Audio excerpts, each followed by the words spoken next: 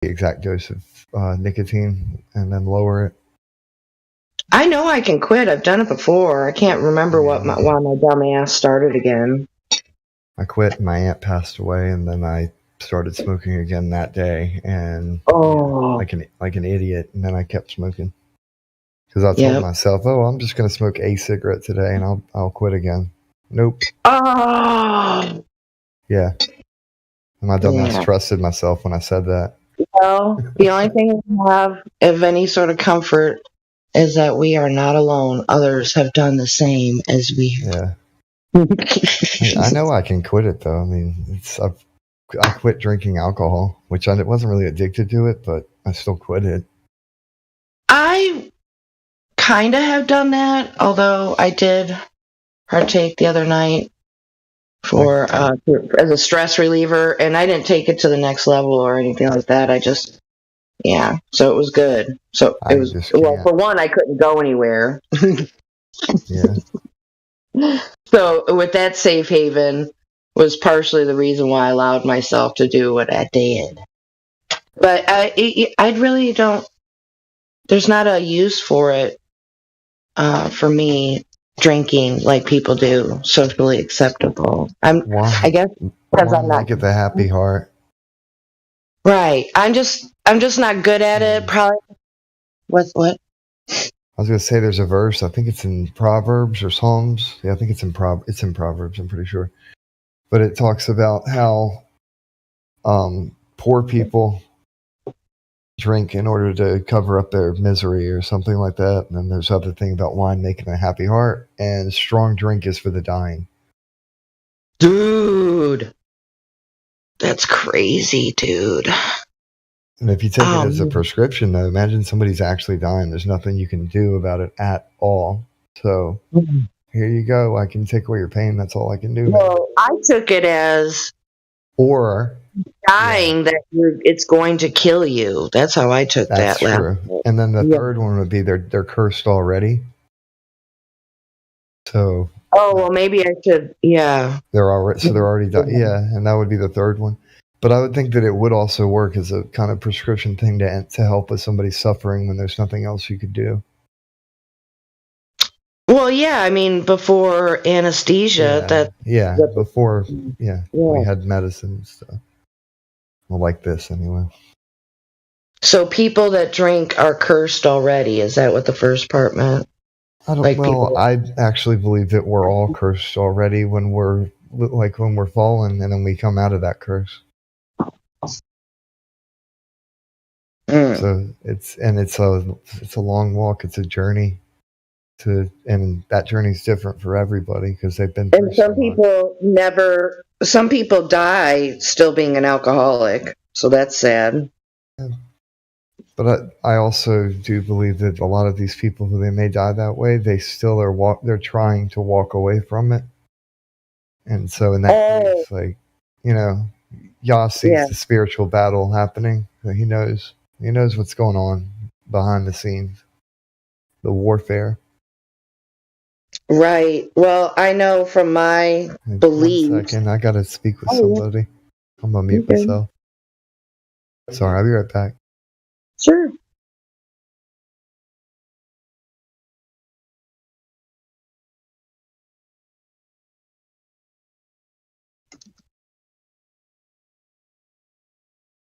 Hey, Systems. Hey, how you doing? Pretty good. Starting my day. What about you? I'm ending my day. 9 p.m. here. I'm just doing some work. Okay. From the continent of Australia. That's the one. The land from down under. Don't you wish you had $1 every time you heard that? Yeah, I'd probably have $20. No. You must not be that old then. Take a guess. Based on my voice. I don't know. 30s. Oh, fuck. So I do sound old.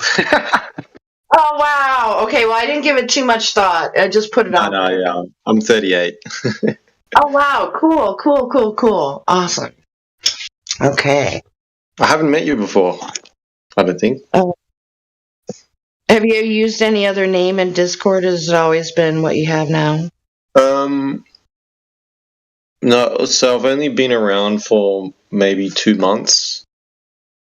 And then Okay. before that 2 months, I was gone. I had been around here in 2020, but I only just recently came back this year. Yeah. So.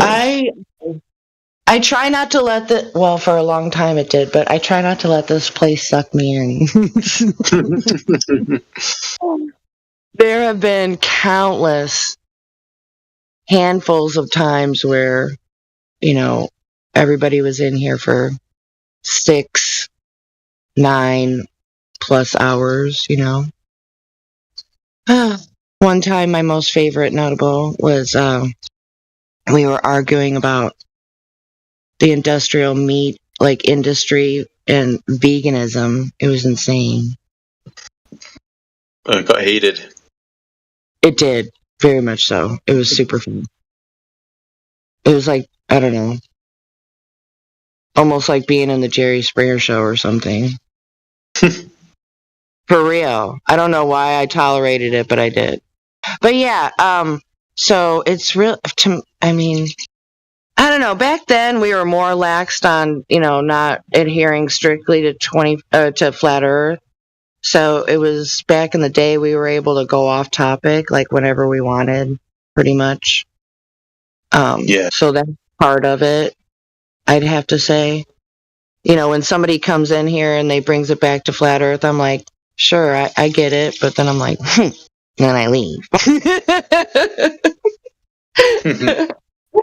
But no, I'm sort of kidding, but sort of not. I mean, you could go on another Discord channel and, stay on there for a really long time.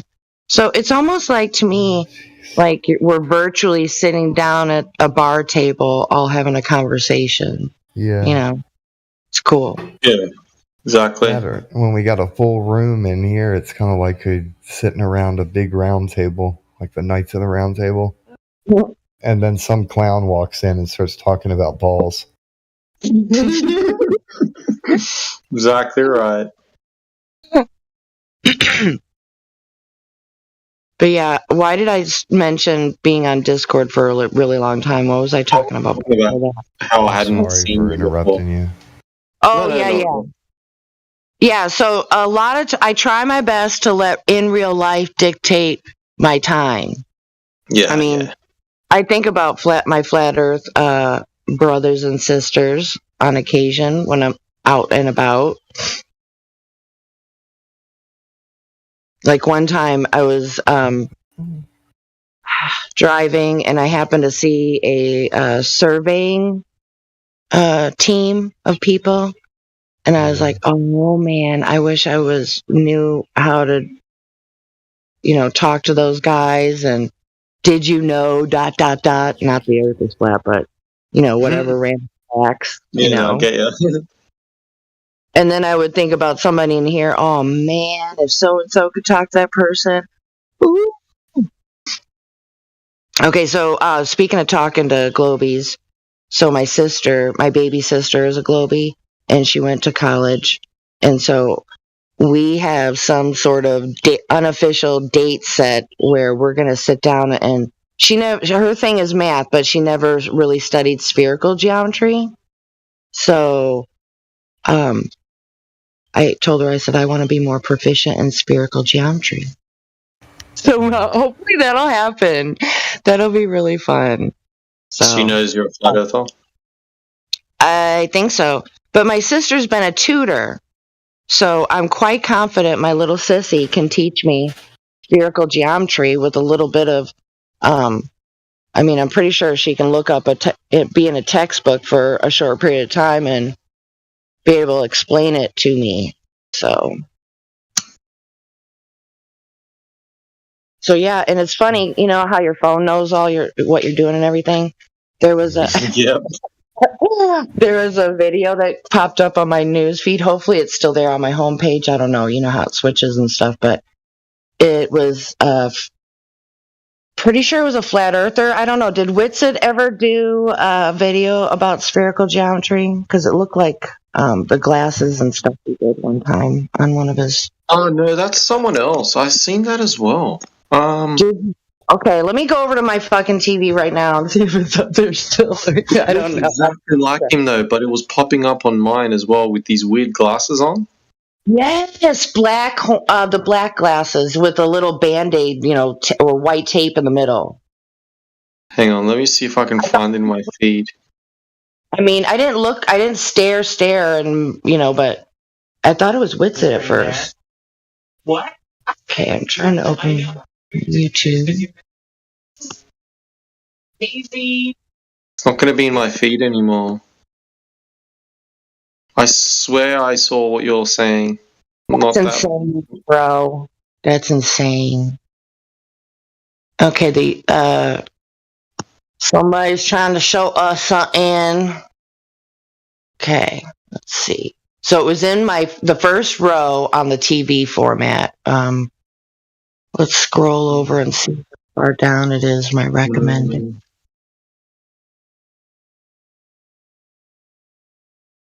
Do you remember I want to know how to show my work with spherical geometry. That's what I want to know how to do. I want to show my work. That would be cool. All right, so far, not seeing it. Maybe we could refresh since my phone has been listening to my request. Exactly right. Have a little fun with this. Why not? If you can't beat them, join them. What are we supposed to do? All right. Maybe it'll show back up, or I can. All right. Let's see. A search.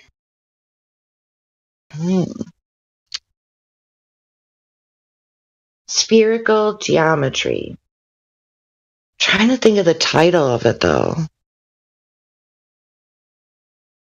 I think it was like spherical geometry for dummies. Okay, I think that's what the title was. Could be. I don't have it anymore. It's Gonski's on my. I can't. Yeah. That's insane. It might not have been the same one, but I'm picturing something. I saw something the other day. I swear it was that. So it seems like within the algorithm that some videos are given a very brief, short period of time to be on a recommended.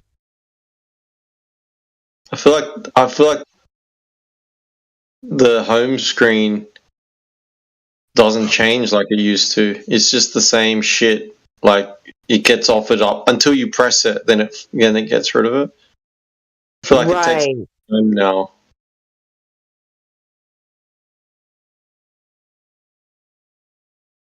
Okay, for dummies, see if we come up with something. Okay, I think I found the dude, but it's not the same video. And the dude sort of looks like Witsit. I'm just gonna say. Post it in the live chat. I'll see if it's the same one. Tom teaches math. Oh, maybe I shouldn't have said out loud. I was probably screwed up. But I think I was searching something flat earth. I can't. Let me look at my search history. Hold on.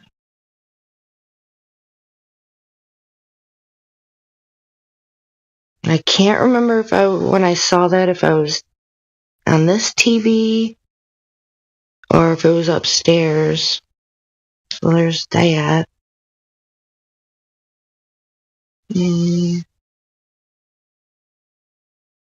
Well,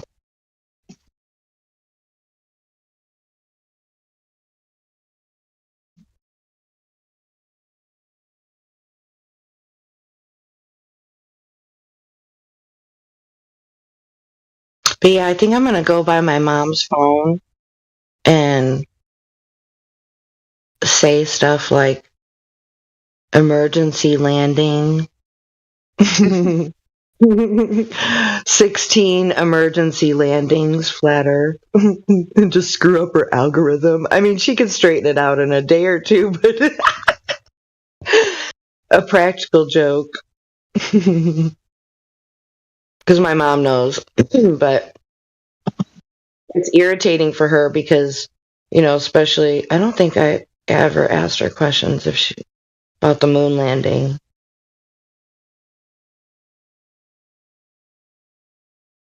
Yep, like you said, it's gone for now.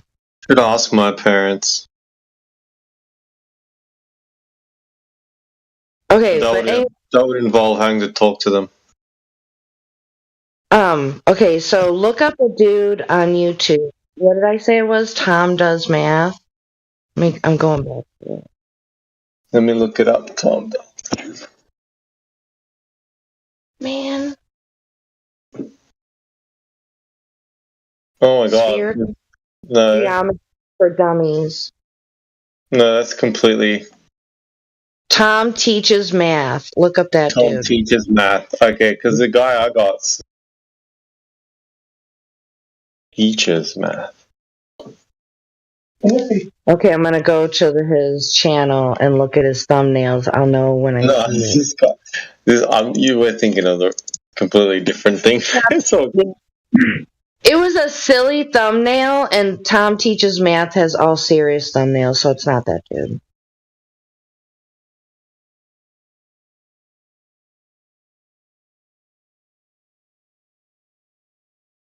I'm gonna have to tell my sister to start studying ahead of time so she's ready when we get for our sit down.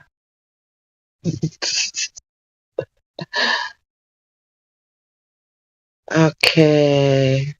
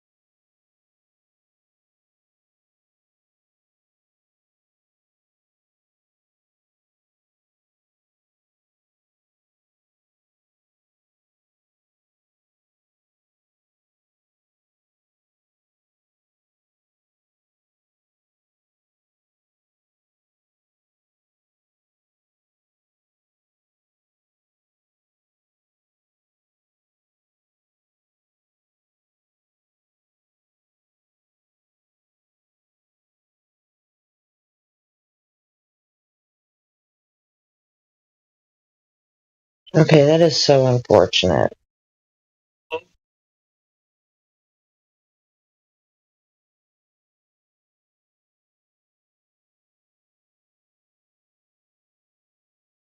I don't know. Who knows? Maybe I won't even like the video if it's like snarky, and I don't know if I could tolerate that. You know what I mean? I can barely tolerate it when some flat earthers get snarky. All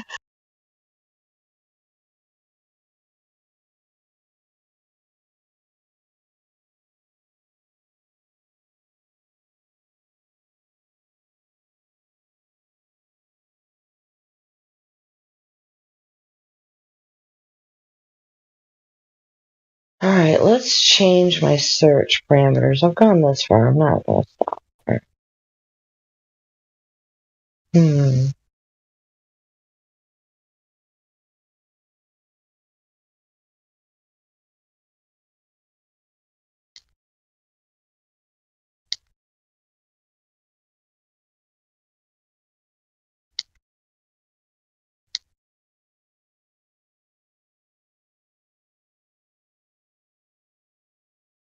Hmm.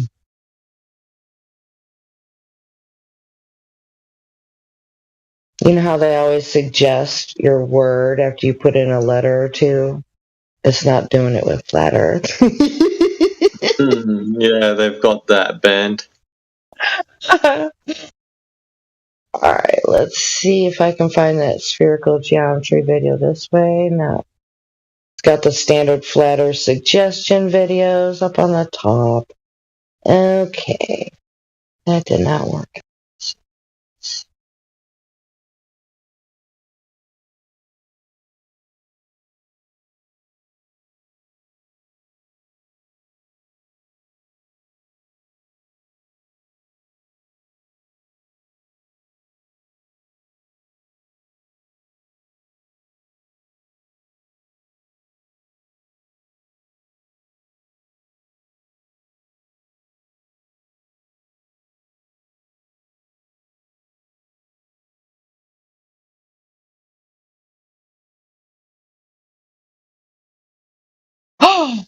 Oh crap, dude. Okay, I was just starting to think I wasted my time.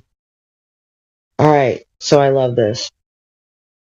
So I put in a crazy search just to kind of erase where I put in Earth, right? So I put spherical geometry, flat circle.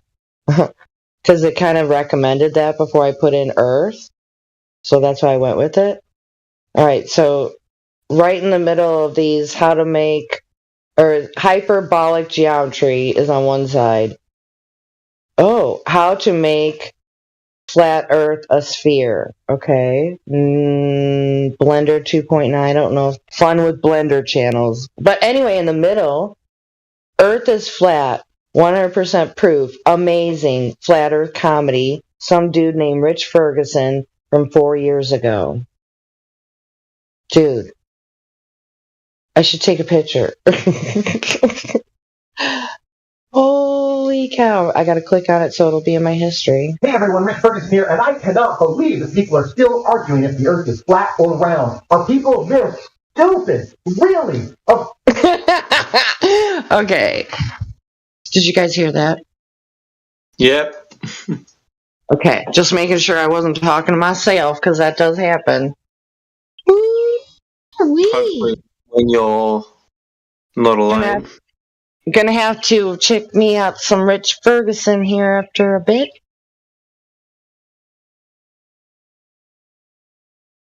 So my efforts were not wasted. I would have never figured out about Rich Ferguson had I not been wanting to go on and on about that.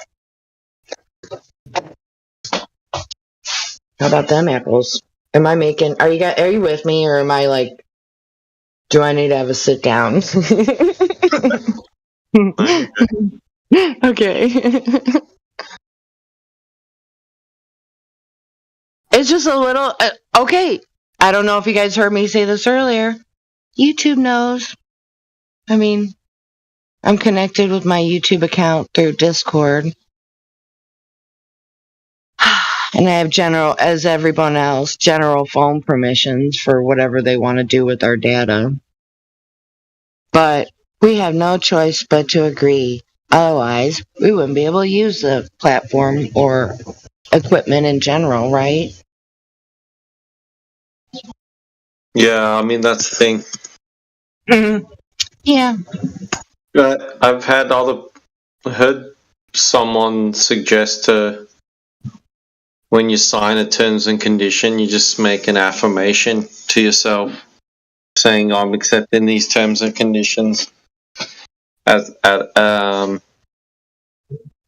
I want access to, say it's Netflix, for example, you're signing in and you sign up for it, your terms and conditions, you click yes. After you click yes or before you say, I'm accepting these terms and conditions so that I can access this platform, but I don't agree with terms and conditions, and I don't know the exact wording you could use. No, I completely understand what you're saying. So when you're gathering your intention before you make your action is what you're doing. Yeah, you just make an affirmation that nullifies their technicality contracty thing, because they could put anything in the contract that you don't necessarily agree with. Plus, that contract's with your straw man anyway, so who cares? But yeah, exactly. Not to get too much into that kind of stuff, but I find no. That's like a huge ball of wax right there. Because then, my first thought that I had a second ago was, who has all of our data and where is it at, the machines that translate all the information that's floating up in the cloud, or however the real terminology is for that. I mean, who are these? Who is they? Yeah, who is they in your opinion? Oh my gosh. Okay. So my mother can't take me seriously when I talk anything conspiracy. In fact, I think I'm just going to have to construct a little tinfoil hat to prank her a little bit. She'll have fun with it. But Okay, sorry, I went too much on a sidebar. Okay, so who do I think? Okay, I told her that I thought it was the Black Pope. And she just started cracking the fuck up. It was so cute. Oh, you were specific. What? You were specific as to Yeah. who they is. Yeah. Well, my recently passed on stepfather, he was Catholic. I mean, he didn't go to church every day, but, he liked to still maintain some tenets of the religion. I think he'd pray on his food and stuff like that. I don't know. But anyway, so my sister went to, I think, some college, elementary school for a while. But should have kept her in there, but it would have been safer for her with how the world is, upside down clown world. But yeah, back to what we were talking about a second ago before I go too far. We were talking about who they are. Who's they? They. So with my mom, it's just an immediate eye roll. I get it. Oh, Jenny, are you serious? That's what I get from her, and that's okay because I know what happens. It's not. I'm fortunate for my some semblance of maturity to know that you can't convince anybody of anything. Yeah, So I agree. every flat earther has to wholeheartedly understand that concept. And then once you do, I don't know, maybe I should apply that philosophy to all things in life and I'd be good. I'm trying. But, people are motherfucking assholes. I was working at a gas station, and so the super small gas station is an older white gentleman and a younger black man. And so the white dude looked well over 40, so I didn't bother him about his ID. Because, once you go over 50, it kind of starts ticking you off. It's like, seriously? But anyway, so I waited on the black gentleman, and I said, I always try to be as courteous as possible for asking for an ID, because I fucking hated it when I had to do it. Whenever I ask or when I, reach out to get it from them, I say, thank you, appreciate that. It's not hard to do. But this little motherfucker said, nah, man, you racist. I'm like, sir, please don't do that. I said, that's not what this is. And then he just started getting real ignorant, and then it got real nasty, and it's like, I was one fraction away from calling the popo. It was crazy. That's terrible. Yeah, it is terrible. Because that's how people are. They think they can throw a little temper tantrum to get their fucking way. Did he get what he wanted at the end, or did he walk out? I can't remember. I got called my boss, the store manager. I forget how it went. I just had to let it go because, Yeah. And then, but that's not even the last of it. The girlfriend came in and act all like a fool, like on Jerry Springer and shit, saying she was going to kick my motherfucking ass. Did she present ID? Oh, geez. Well, I've waited on her before. So yeah, but that doesn't matter. That's silly. In fact, that was a really horrible mistake for her to make. Like, she could have. Yeah, well, so they basically retaliated against me in what the state of Illinois dictates that we do. And so later on, shortly before I terminated my employment, it was past the probationary period, and I wasn't finding favorable conditions for me to continue. So, long story short, my boss was embezzling petty money from the company. He would take money out under office supplies, and then he'd get gas with it. So he did it under my register name and shit. So I think he did it like once or twice before I figured out what he was doing, and then I printed receipts. So I don't know how long Casey's keeps their video footage, but this homie don't play that. So that's like embezzlement. So I will not be working at any gas stations at any time in the future. And I had confirmation of that, oddly enough, because, I was considering working at another gas station. So it was a BP, and I walk in there, and the guy was totally nice and everything, and I asked him what the store manager's name was. He printed out the last receipt, and he pointed to the bottom where it shows the rewards for BP, and it had the store manager's name there as his account was being used for all the receipts. Instead of asking customers what the rewards number is, you put in the phone number of the rewards, and then you generate points. So it's kind of like pilfering Post-it notes or paper clips, sort of, kind of. Yeah.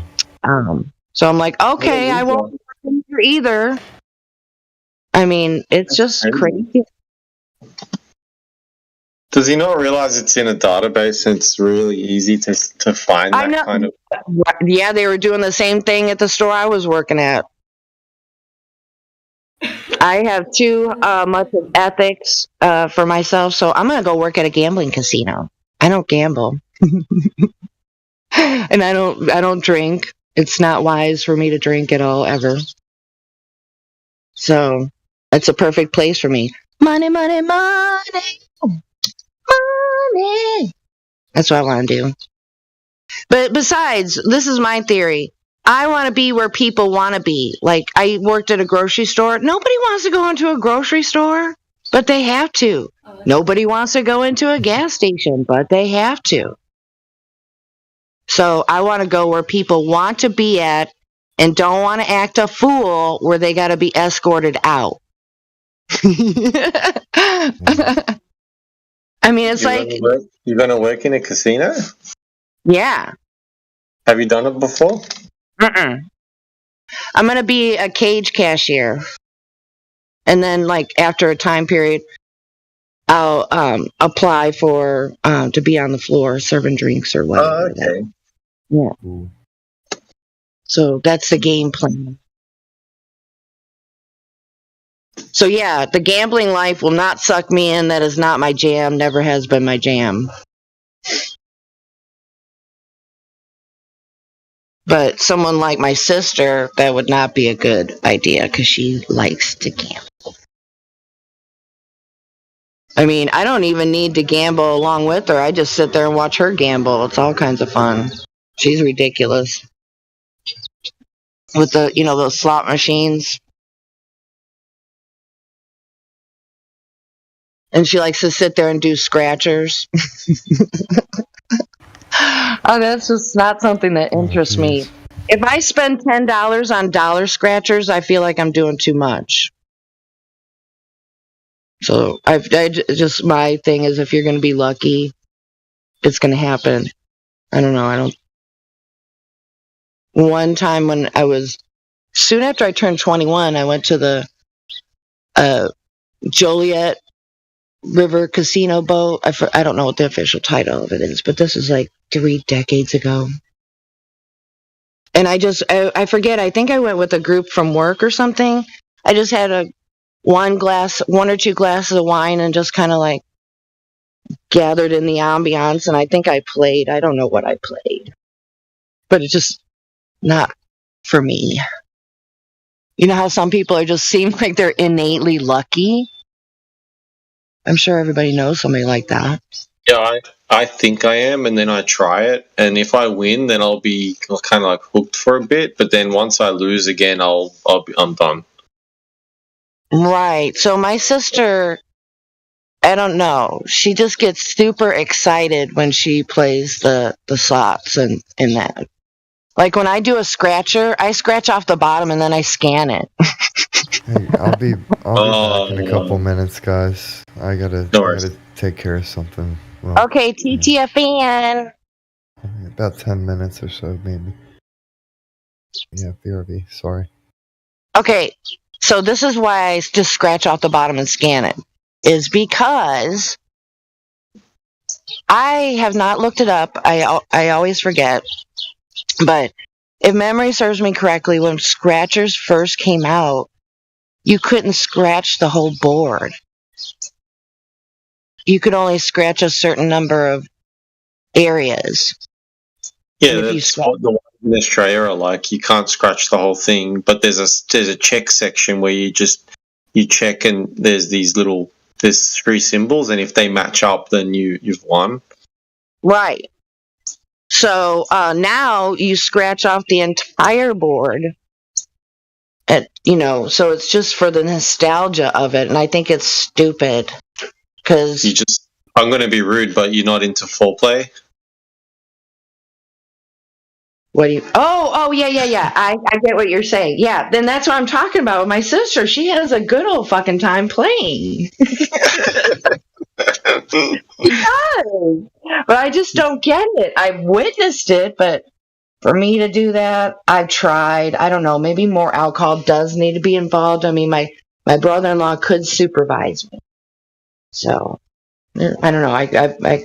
I'm sure at one point in time I'll have the opportunity to give that another try. But like when you lose and you get that point of doubt, that just ruins it all. Yeah, I just hate going backwards. So if I win and then I like, if I lose, the loss is worse than if I had just lost. So say I play once and I win, and then I play again and I lose.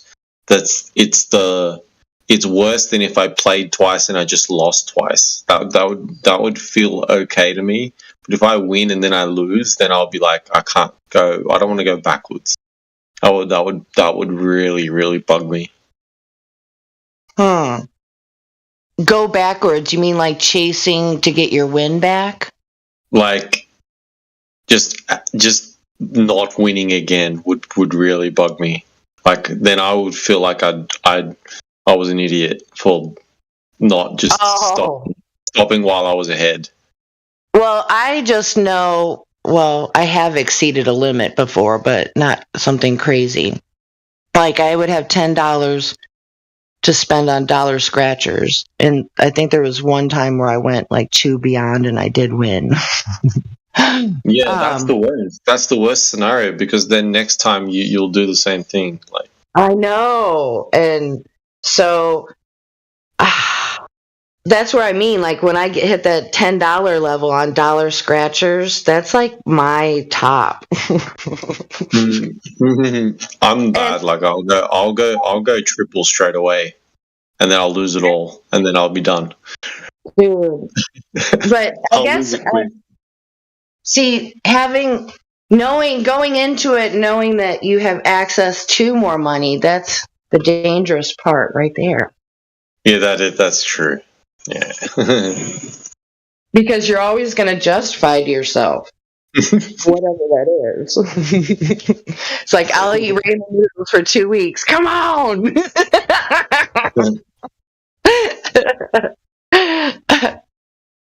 Who knows what people who are like addicted to drugs and stuff, what they say to themselves. Oh, that would be scary. Who knows? Well, I was addicted to playing computer games badly. Like, and I would justify dumb shit just to play more. Like, I used to have naps during the day just so that I could play longer at night, and then I would pop like, do you have Panadol, paracetamol tablets to get rid of my headache, like preemptively? So I knew I was going to play, so I would have the paracetamol before I got the headache. Wow. So like, I was addicted to playing because I loved it. What game? Oh, the last one I played where it was that, like, Call of Duty was probably one of the bigger ones. Okay. And I had to win, so because I'm like, if my friends were better than me and I heard that they got a new monitor, then it'd be like, oh, it must be the monitor, so I'll have to spend like $1,000 on a new monitor or something just to. Are you kidding? Oh wow, you were really. Yeah, it was addiction bad. It was really bad. I can relate. I mean, I got sucked into computer games. What happened for me was it was on MySpace. They started doing like games, and then it got translated over to Facebook, and then I got involved in Farmville. Oh, yeah, I've heard that's addictive. Yeah. Yeah, so my mother got me addicted to the game. Okay. She's like, Jenny, just create a farm so you can go and look at mine. And I'm like, oh, okay. And it was very addicting. Zynga knew exactly what they were doing then. I mean, they copied from other people. That was their jam. But so then all my family members stopped playing the game. So I think that was like the first time I started talking with people on the internet was because of Farmville. So Okay. we would stay up super late to wait for the update. We would hack the game. It was so fun. We would use bots and stuff. It was so great. It's fun until it isn't, right? Like until you realize. Fuck, Zynga got I've really wasted- greedy. Zynga got really super greedy and just, I don't know. They were just trying to create too much content for a money grab, and it, probably because they didn't create the concepts themselves, and there was no heart in it. You know what I'm saying? So Oh, I think everything turns that way after a while. yeah, and Successful Zynga, game. Zynga games were really popular on Facebook quite some time ago. They did Fishville. That was pretty fun. Why I thought it was fun, I'm not really sure at this point, looking back. But yeah, my mom, maybe because my mom used to have a huge saltwater fish tank. So yeah. Yeah. It's So, yeah, sad, I like, to think how much time I wasted. I don't really Oh. regret it. I did enjoy myself, but Right. Yeah, I can relate. So I remember playing Pong, the original video game, and then like Commodore 64, Atari, and of course skipping quickly. My favorite gaming system was the PSP, PlayStation Portable. Oh man, so it's kind of like the Switch. So I'll probably be getting a Switch. But the it's Switch kinda- is good. My kids love it. Yeah. But yeah, so and then the social gaming. I don't think I'll ever be doing virtual reality gaming if that ever is like a wild thing. I don't know. Yeah, you probably. I think you just end up getting headaches from it if you do Yeah. get it because it's not natural and I think it'll hurt your head. One thing I was hoping so bad that when I asked you which game, that you said World of Warcraft, because I made a solid game changer type hard nosed rule. I would not be with anybody that was into that game because you could easily be on that stupid machine for 12 hours easily. No, I did play it, but I wasn't that into it. I didn't like it. My brother-in-law was addicted, like really, really badly. Where not ruined, it just took over his life, like big time. I can confidently say, even though I was addicted to the games I used to play, I used to only do them once my kids were asleep. But then it did, I did get aggro at them when they wouldn't sleep because I knew they were the ones that kind of like stopping me from playing. So it's hard to recognize those things in yourself, but it's all is what it is. Live and learn. It's like the globe. Yeah. Got to move past it. Well, first thing a Glober needs to do is learn their own model. That's, well, quote unquote model. That would be the first order of business. I mean, a lot of people go in defending something they don't know how it all works. I think the first order of business would be to recognize. Burden of proof is on them. No, I would say to recognize that you've been lied to, at the very least. Oh, I totally agree 100%. Yeah, and have an open enough mind to want to just at least question things. You don't necessarily have to. This is what I say to people when I talk to them about that, like in a personal way. It's not that it has to be a globe or it has to be flat. The first step is just knowing that the model that was presented to you as a kid and growing up and everything is bullshit. Like, if you can at least get to that stage, Well, then I think the rest of it falls into play. My brother-in-law can't get past the idea that compartmentalization within the fabric of our society, academia, that's taking place. And, he's like, how can they cover up the lie?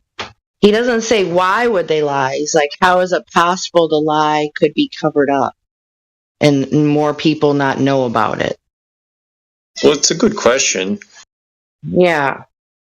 Well, but what I think some people ask that question for is to hide themselves from going through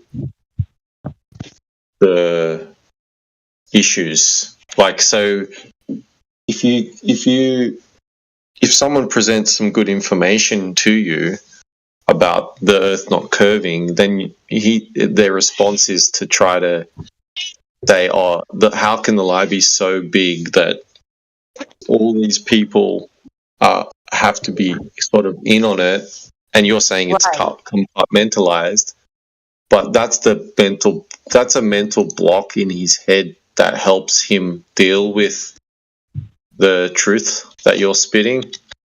In my opinion. All right, say that again so I can lock that in my mind. Say that one more time. No, for real.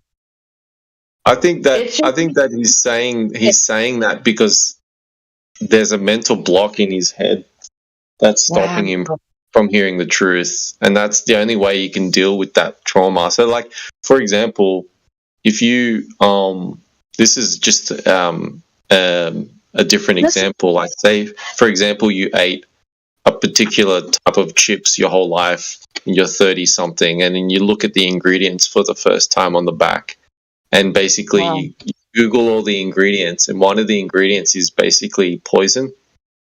Then, like, which is pretty accurate. A lot of mainstream chips would be like that, and then you justify it by saying, "Oh, it's only a little bit." That's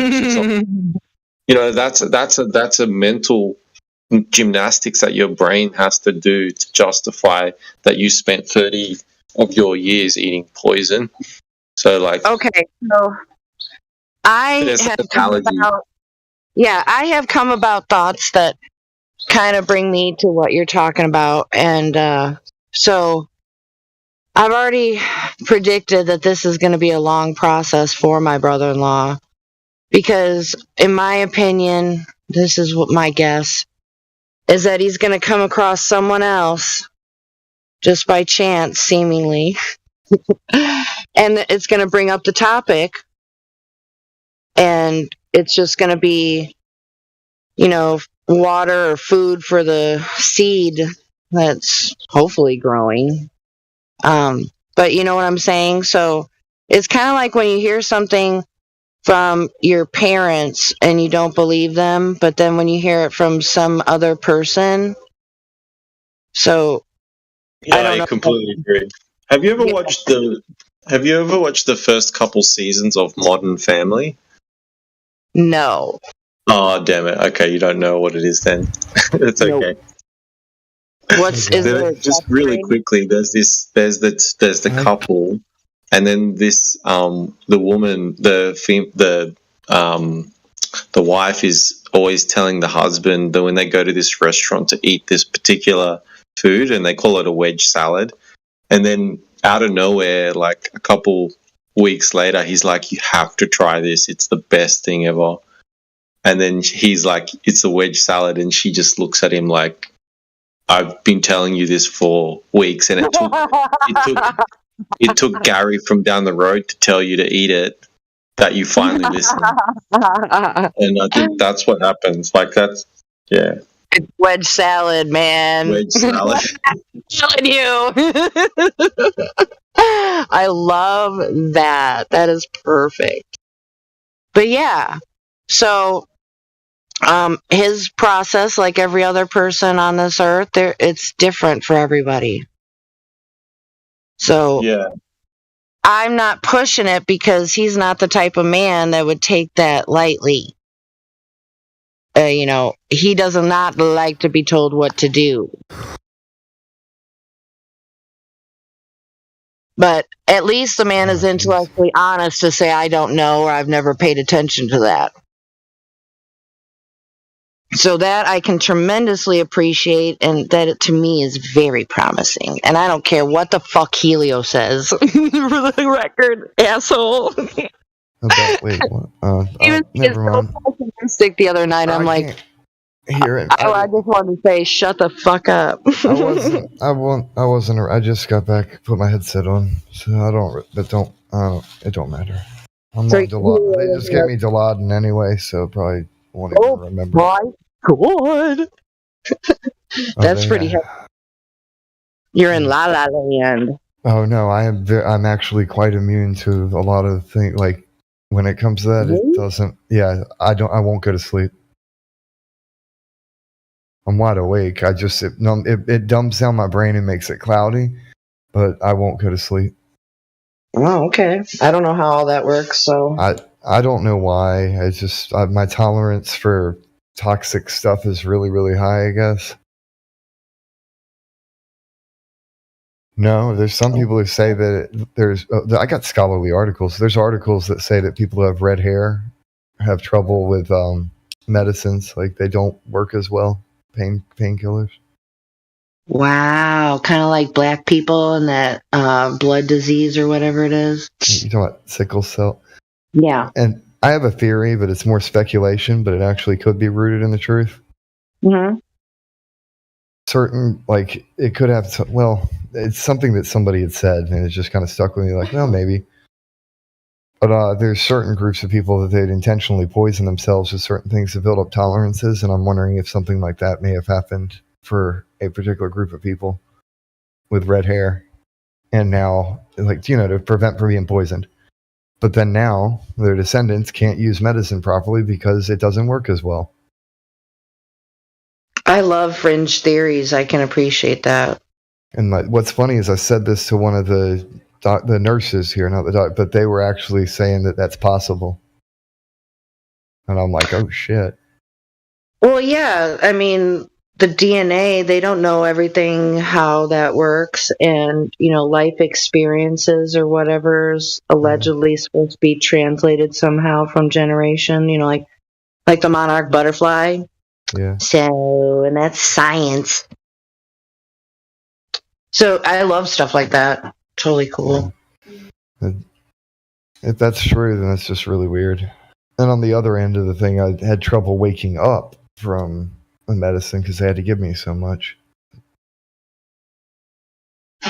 So yeah, they were kind of, that wasn't too good. I had them concerned because they were having trouble getting me to wake up for my procedure.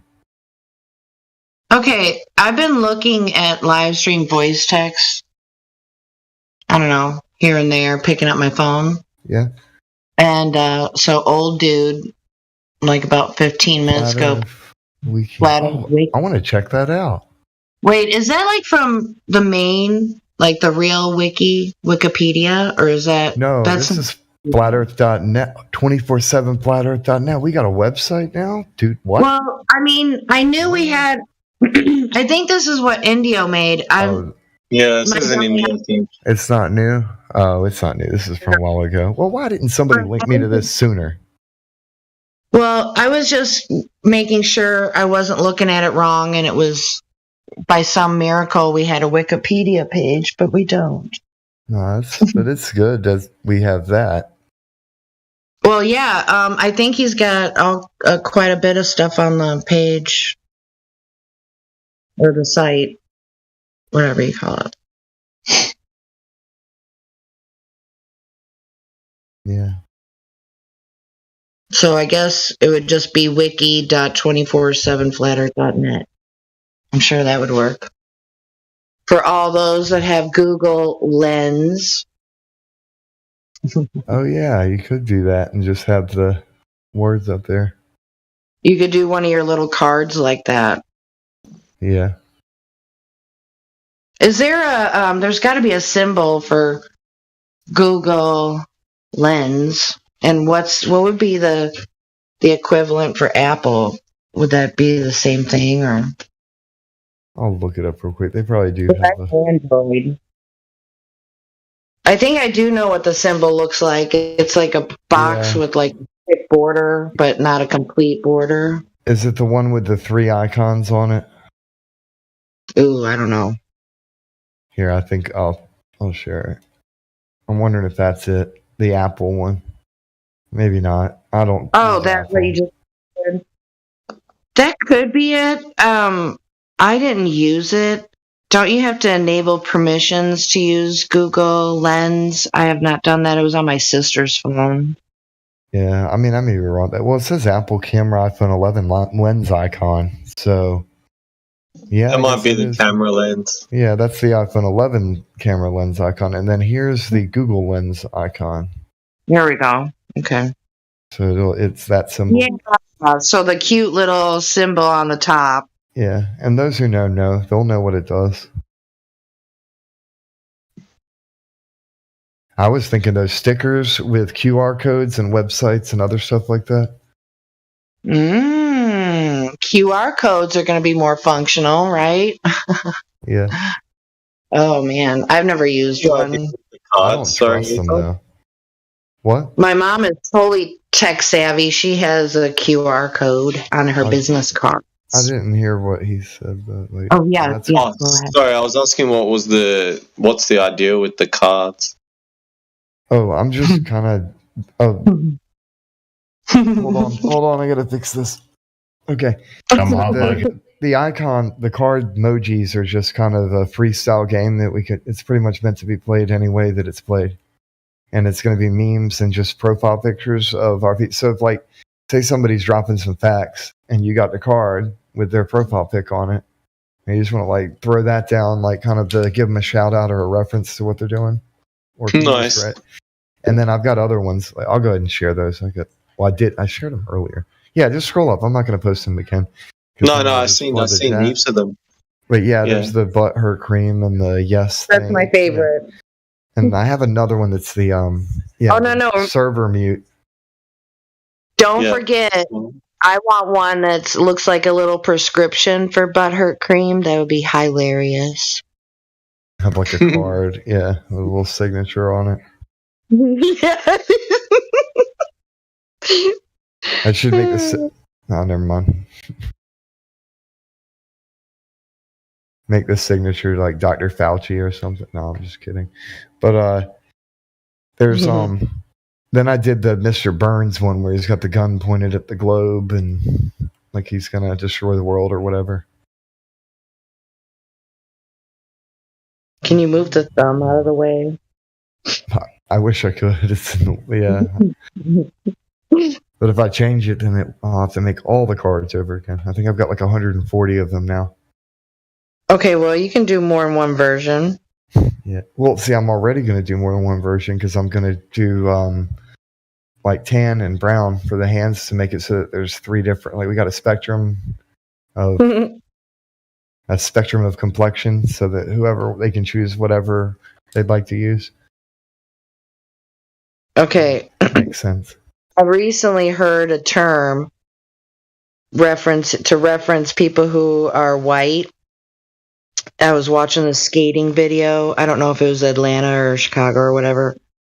But in the comments, they were talking about this one white dude, and this dude is fly. He is super badass on roller skates, right? But anyway, somebody made a funny face about,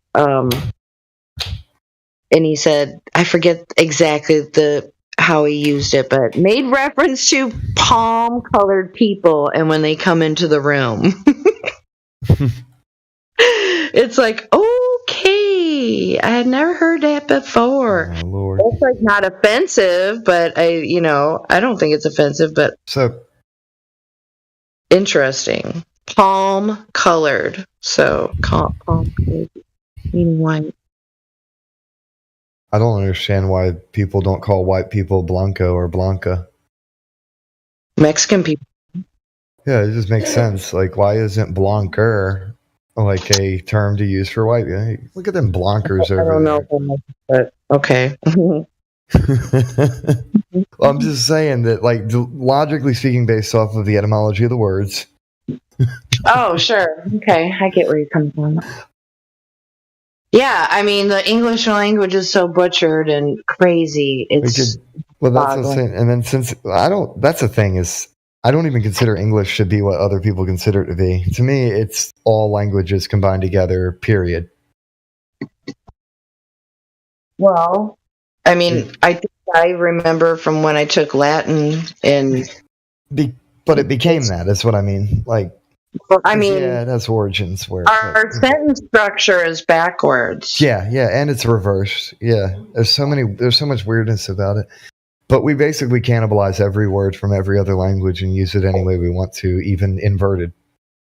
And we do that. We self-cannibalize as well. Don't forget that. Yeah, like they'll just butcher things and create up new Like terms. with the word marriage, what they tried to do with the word marriage, 10 years ago now with Bruce Jenner and shit, all that fiasco. Woo, I got in a heat argument with a family member over that shit. Oh, we got to avoid talking about the talking abouts. Yeah. Yes. I hate walking on eggshells. It pisses me off. No. But we got That's to do what all we got to do. We have to operate in the parameters as such. Yeah. We are not under the protections of free speech on this platform. We are not allowed. It's a internet type. It's like kind of like how in real life stores are public accommodations. They're not private. Yeah. But so the internet would kind of be sort of like that.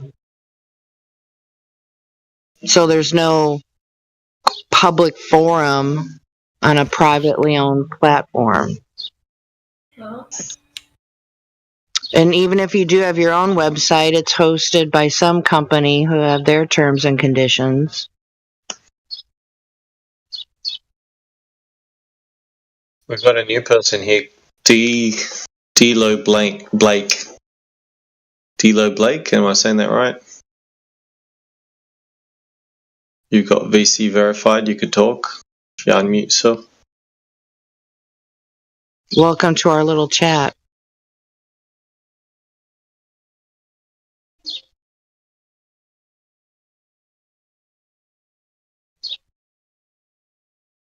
Oh, we're always here if you want to chat anyway. You know what I just thought of in my head, my crazy little head? Remember Patricia Steer? Anyone? Nope. No? Aww. Anyway, Eric Dubay did a parody video on her and made fun of her and said, "If you're just joining us, this is Flat Earth and other hot potatoes." It was pretty hilarious.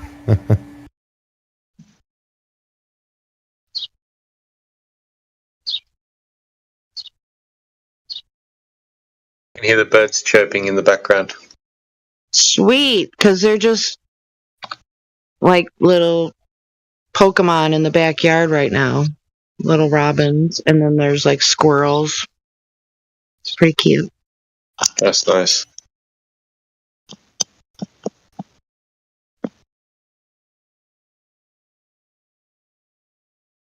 You know what's not nice is the park that is close by here.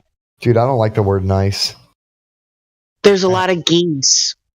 You know what geese do? They travel together, and don't they like poop all together and stuff? I don't know, but they're terrifying. They'll run up on you real fast. No kidding. Wow. And they'll scream at you, and it looks like they got teeth type thing, but they're not really. But it's those things that are in their face. It makes them look horrifying on their tongue. Like the damn tongue looks like it's got fucking freaking teeth on it.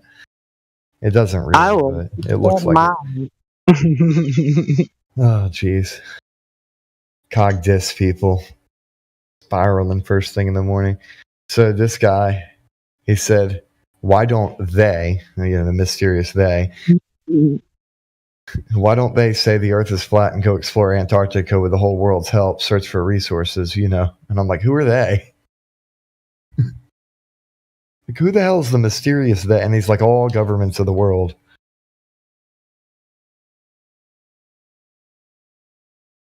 Talking about before, who is they? Yeah, but that's the point, is the they. Like, it's always a mysterious they, and now it's every government in the world. There's micronations that have no clue about anything outside of their own little country, and they don't really care. They like do their thing, and it's pretty isolated. They got the internet and other shit, but they don't really care. They don't have any resources to go to any Antarctica, nor do they hide it.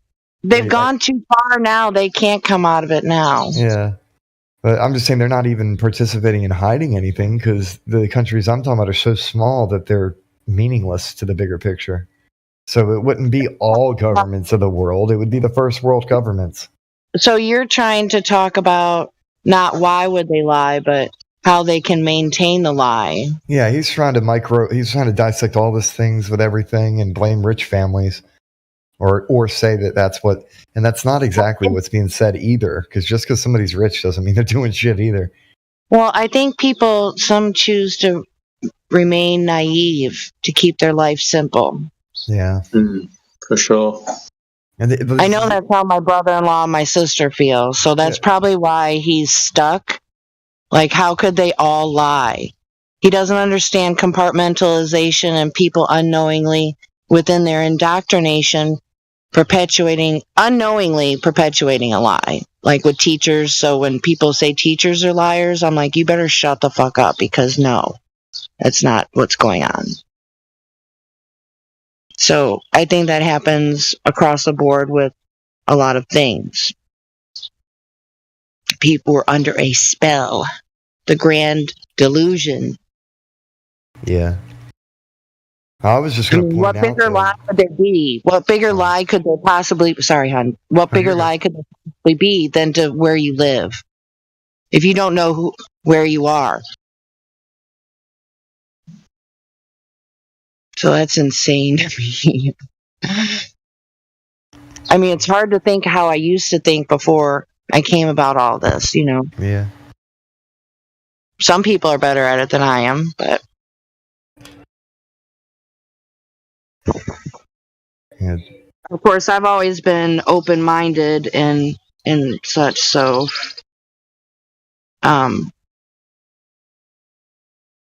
so if somebody's closed-minded, it's nothing you can do.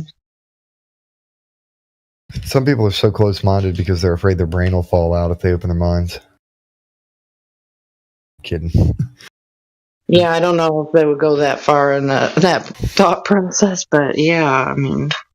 But this one guy, Bram Point, and he was talking about the Earth and whatever and exploring it. I'm like, people can't agree on jack shit. Why would the world work together on that? Like, people fight over the silliest stuff. Why would they work together on that? It just wouldn't happen. Doesn't matter. How can you make an average individual understand, not completely in the grand scheme of things, but how compartmentalization works?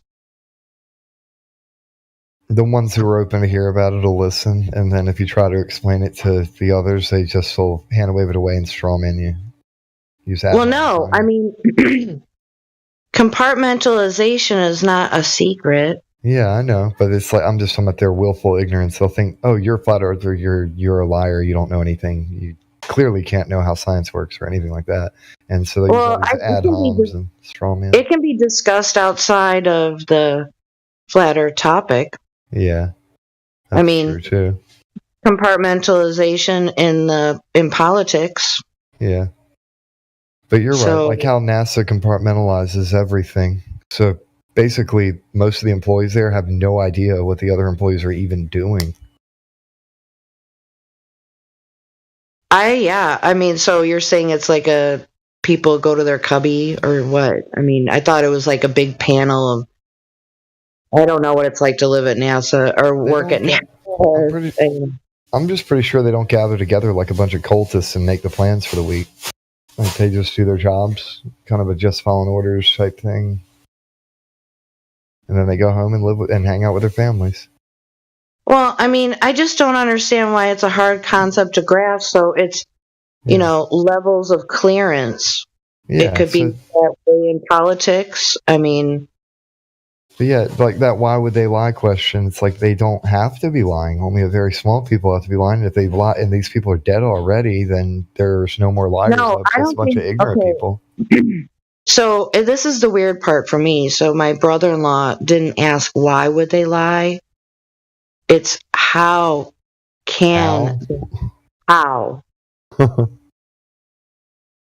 I'm serious. I mean, it's not why would they lie, because it's a good question. That is a good question, because it does take a lot of effort if you're thinking that it's a grand scheme that requires all this cooperation. Yes, exactly. So we talk about the why. I mean, not a lot, but I mean, I've heard. I mean, it's an extensive conversation. I think there's a bullet point list of, you know, a handful of items, you know, or handful or two of items of why. Yeah. But I haven't heard too awful many conversations on the how. I mean, we just say, oh, compartmentalization, and then, you know, I think there's just an understanding there, and then we move on to whatever is being discussed. But, before this topic was brought to me, I didn't understand the idea of compartmentalization. I mean, sure, with the military, you understand that there's a level of clearance, which automatically translates to the amount of knowledge you're able to access. So, yeah.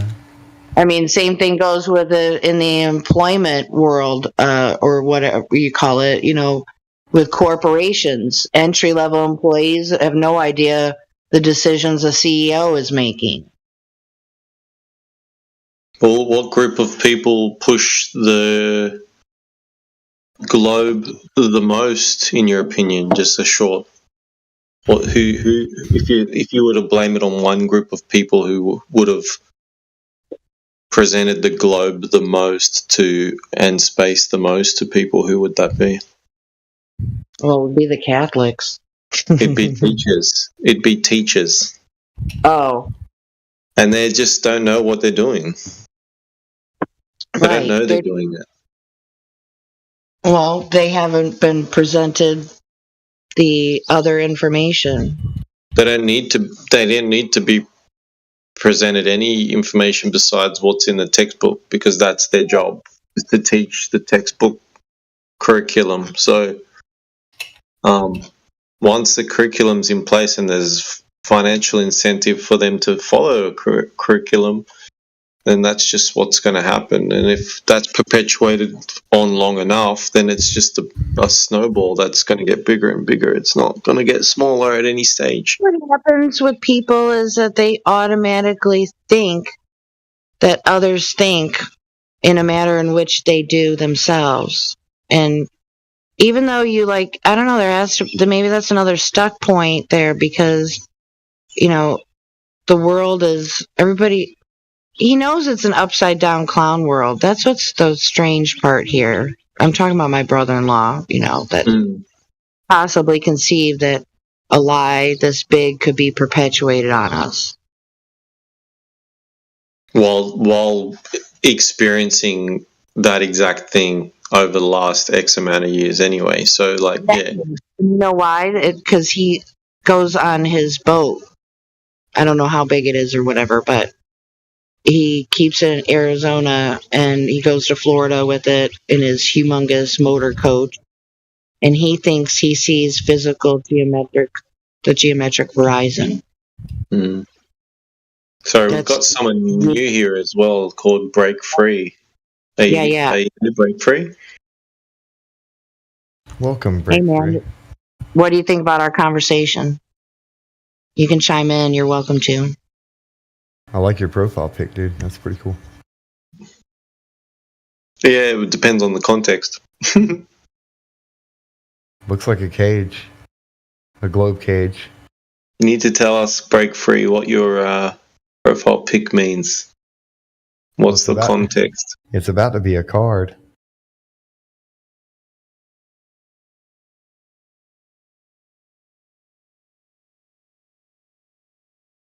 So who checked? Is our person brand new? Oh no, they're not. They're not. They've been here since February, but they've got no roles. Oh, actually, they wouldn't be able to talk, would they? Oh, well, then we can, yeah, we should probably get them VC verified, man. I don't know how to do Is that. anybody online? I can ask all the questions and stuff. I just need somebody to do the verification thing. I don't have access.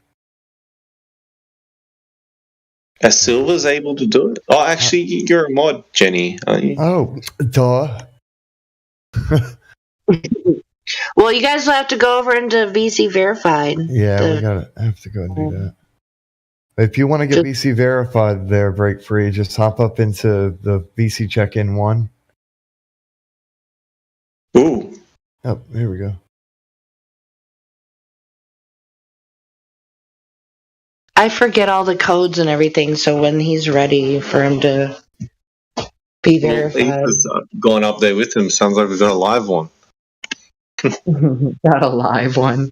Hopefully it's a global. Hopefully it's a global. It sounds sad, but I don't want to talk to another flash. Okay, my time to be on Discord here is slowly running out, so hopefully I'm coming upon business hours here. Got to start working. Yeah, I gotta get on the ball. Get on the ball.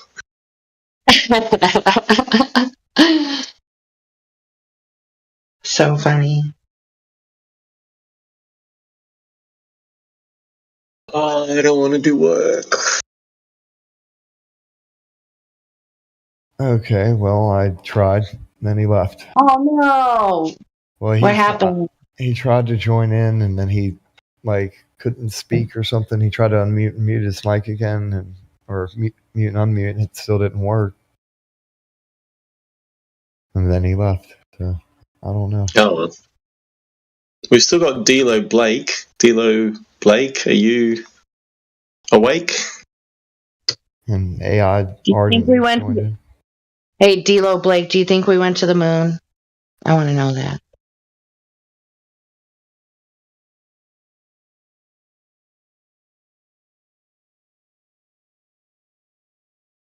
Yeah, nobody wants to play with us.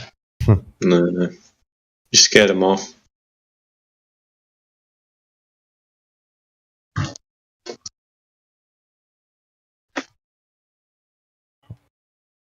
Yeah.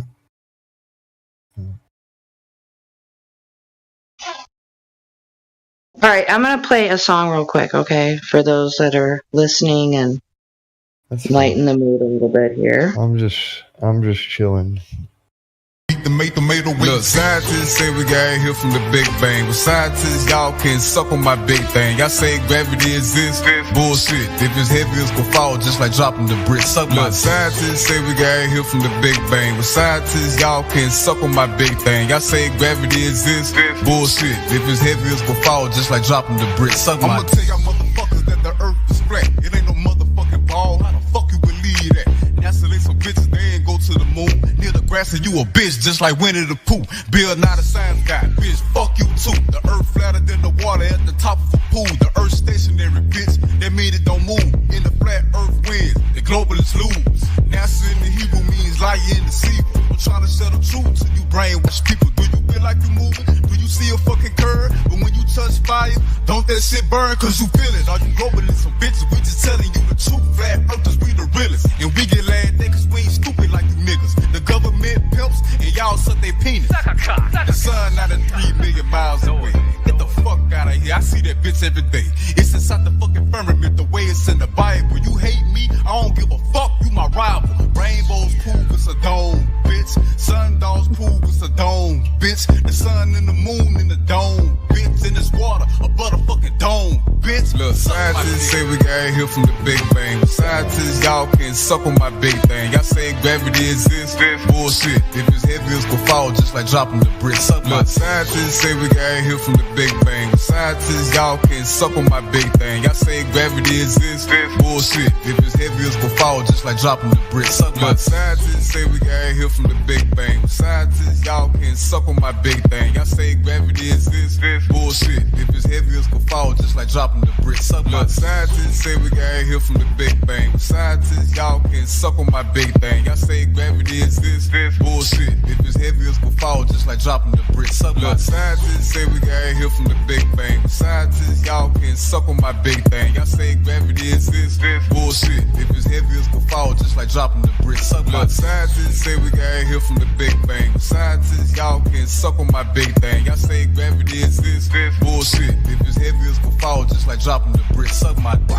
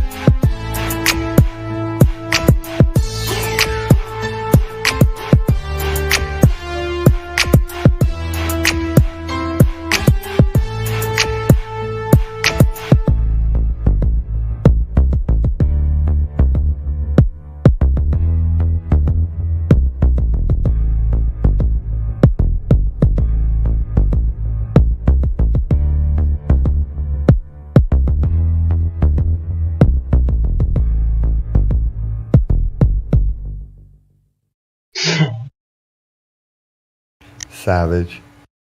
Wow. That was a good one. I never heard it before. I love that dude, man. He crazy. He's saying rainbows prove the dome, bitch. Hey, Jenny. Break Free is somebody else has been here, but he needs to delete that. Yeah. But anyway. Yeah. So Gold Plus, Vortex wants a verification. I'm gonna join the VC check-in.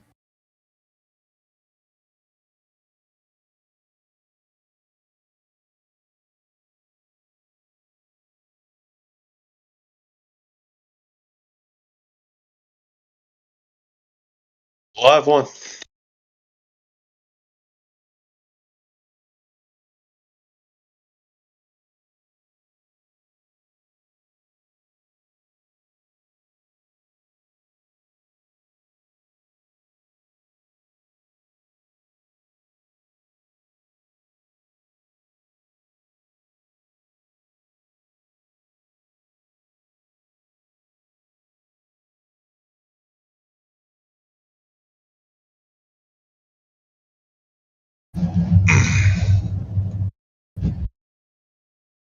What up? Hey.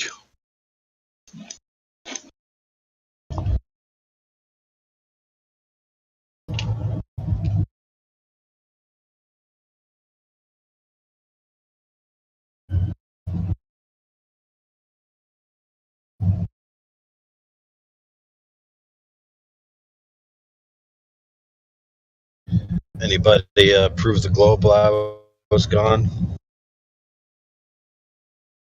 Nah, it's just talking about big balls all time. Uh,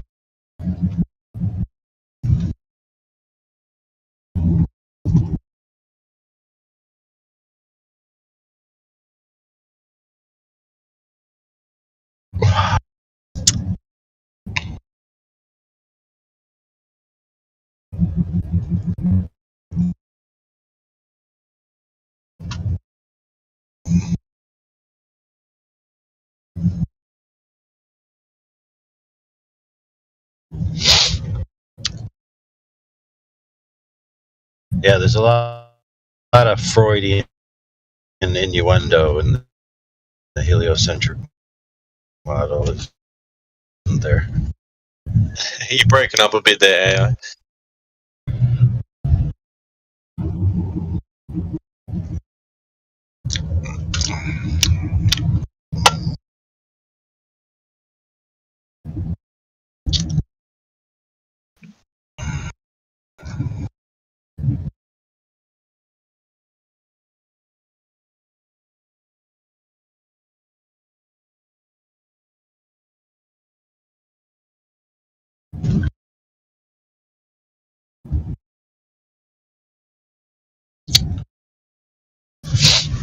I was saying there's a lot of Freudian innuendo.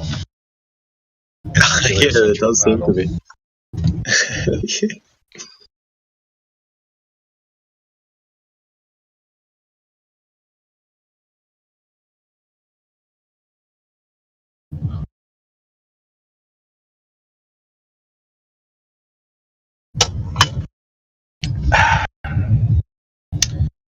Well, in any philosophy about the nature of reality, you have to explain the driving force of creation, right? And I don't mean creation of the universe. I mean creation of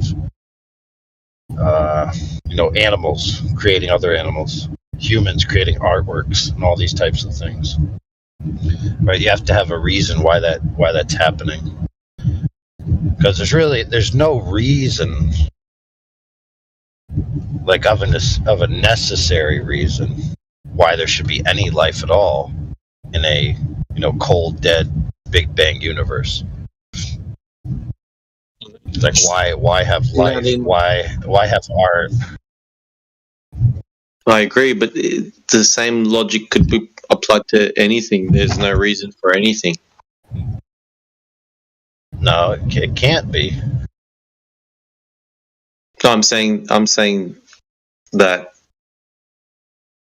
there would be no reason for anything at all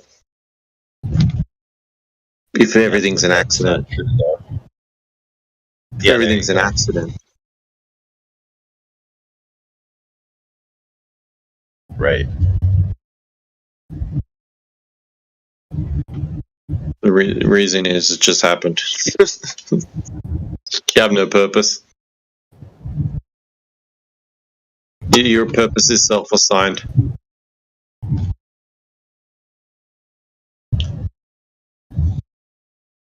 Well, how could you assign purpose? Purpose is metaphysical. Purpose doesn't exist in the natural material world.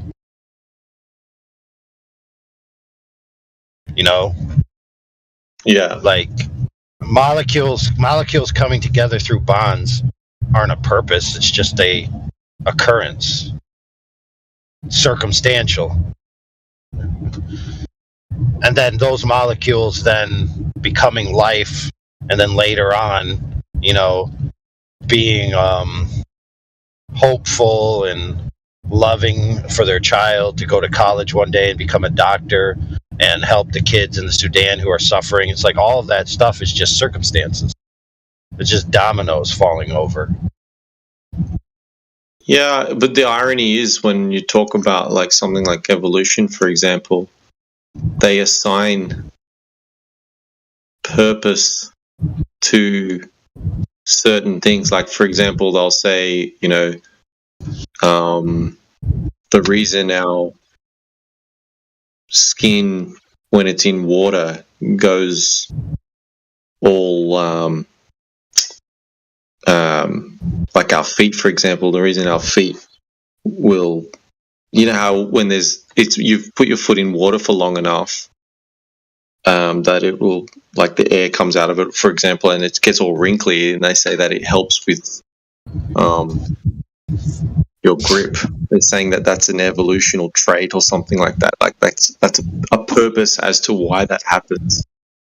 It's the irony is they do assign purpose to small things like that. Yeah, but it's a category error because in their worldview, those things aren't purposed for that reason. There's no predisposition to have an effect.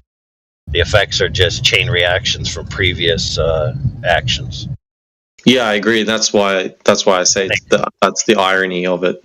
Yeah. Yeah, they use words like purpose, and they use a lot of words that belie their intuition that these things do have purpose. Yet in their worldview, there is no purpose. Yeah, exactly. Like a cat's whiskers, for example. They say the purpose is so it knows whether or not it's fat enough or small enough to fit in a small space. And they'll say it's that's the purpose of it. Yeah, but I get what you're saying. Yeah. It's a miscategorization, like you said. That's pretty accurate. Right, but think about it. The cat, if the cat doesn't know these things and its coding isn't already predisposed for these things with an intention behind it by a designer, right, or some preordinate design that it's based after, then to develop the whiskers being a sensory feedback loop to the cat to know that it shouldn't go through this space, it must have existed at a time when that wasn't present. Right, so that means that all the cats had short whiskers, and then they got stuck in spaces and died, and then they couldn't have babies. Right? Yeah, or they had no whiskers. Yeah. When you start playing out all the logistics necessary to get to that endpoint, you realize real quick that it doesn't add up. Especially when you consider that it seems that the cells, right, on a cellular level, understand three-dimensional space that's external to the cell. Like, how in the world do your cells know to almost act like a 3D printer when they're building the structure of the body, to know the boundaries, right? To know the three-dimensional relationships between each other when they all just have the same coding inside them, right? The DNA. It's like cells don't have necessarily different DNA. They all start from the same small group of cells. And then those cells become different cells at different stages in life. And so they're trying to say that all these different stages where the cell basically starts as a single cell, right, or an egg cell for mammals, right, that all those other stages of ancillary cells that come out of that, right, all had to have their own stages of evolution and all had to be fielded with reproduction success as the mechanism for weeding out what is effective and what isn't. Yeah. No, I agree. Okay, don't be surprised if that dude comes in here and does something. I don't know. I'm not too confident. Is he an oddball? No, I don't know. It's just I'm not in VC check-in enough.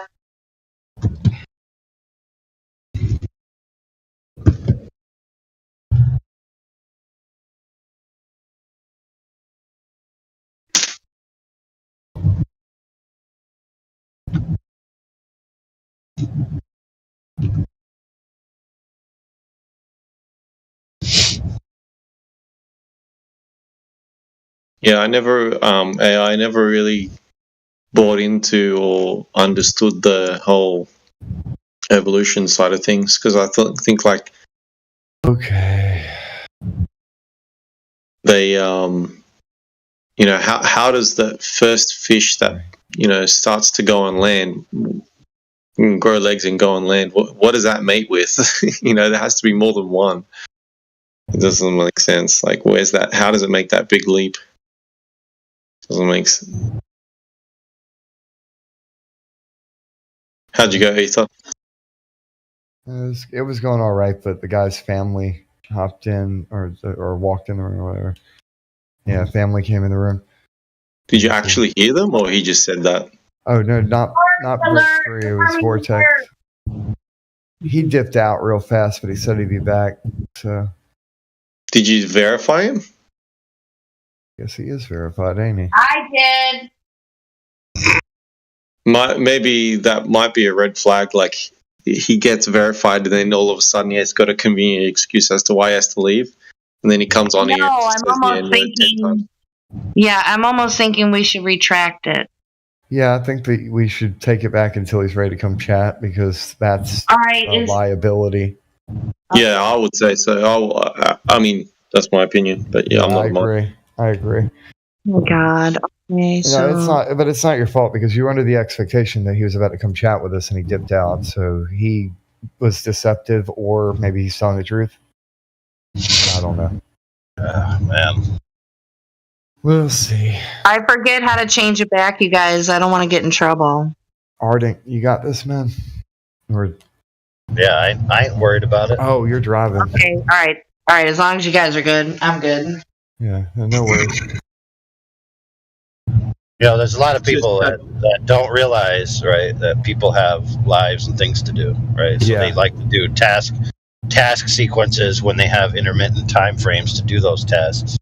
Like, for example, someone might be driving in a car and they are in a group where talking on a VC chat would be inappropriate. And so what they're doing is spending time texting, right? And then people in the server castigate them for using the opportunity that they do have to engage in a manner in which they can at the time and say, oh, that's not good enough. You must be in the VC. And if not, then you're a morally corrupt person. Oof. Right. So that type of behavior, right, coming from us towards people who are coming here Yeah. to learn about the topic, right, should just be avoided and it should be censured among our peers. Fair enough. Well, she's right. Like what she was saying, the possibility of somebody that we're making assumptions. We don't know this guy. Let's give him a chance. Well, I guess you're the one who vetted him, so Yeah, so I'll take the blame with the X. Yep. It's all good. shit happens. But yeah, AI's right. We can't be, because if we act like that, like a bias towards people, always suspicious that then it's going to push people away. Well, what it's primarily going to do is create an environment where exposition of the topic isn't occurring. Yeah. That's the number one goal is to have exposition about the topic, right? Absolutely.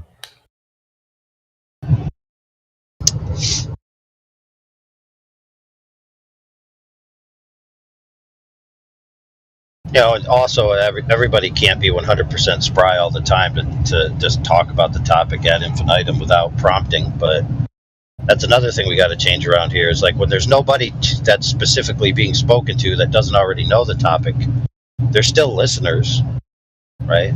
Who could tune in at any time. And so it behooves everyone to be able to have an ability to talk in an expository manner about the topic, where they're just talking to a general audience, not anyone specifically.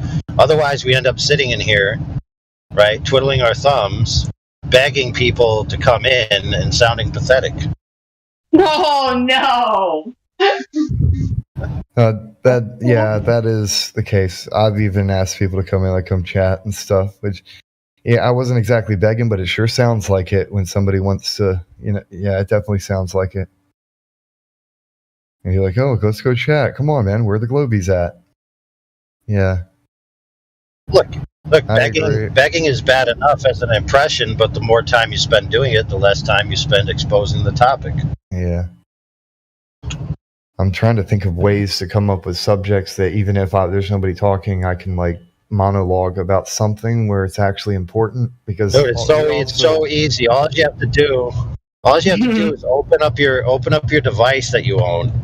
Literally look at the headlines. Not 9 out of 20 of the headlines will be about something retarded in relationship to the globe.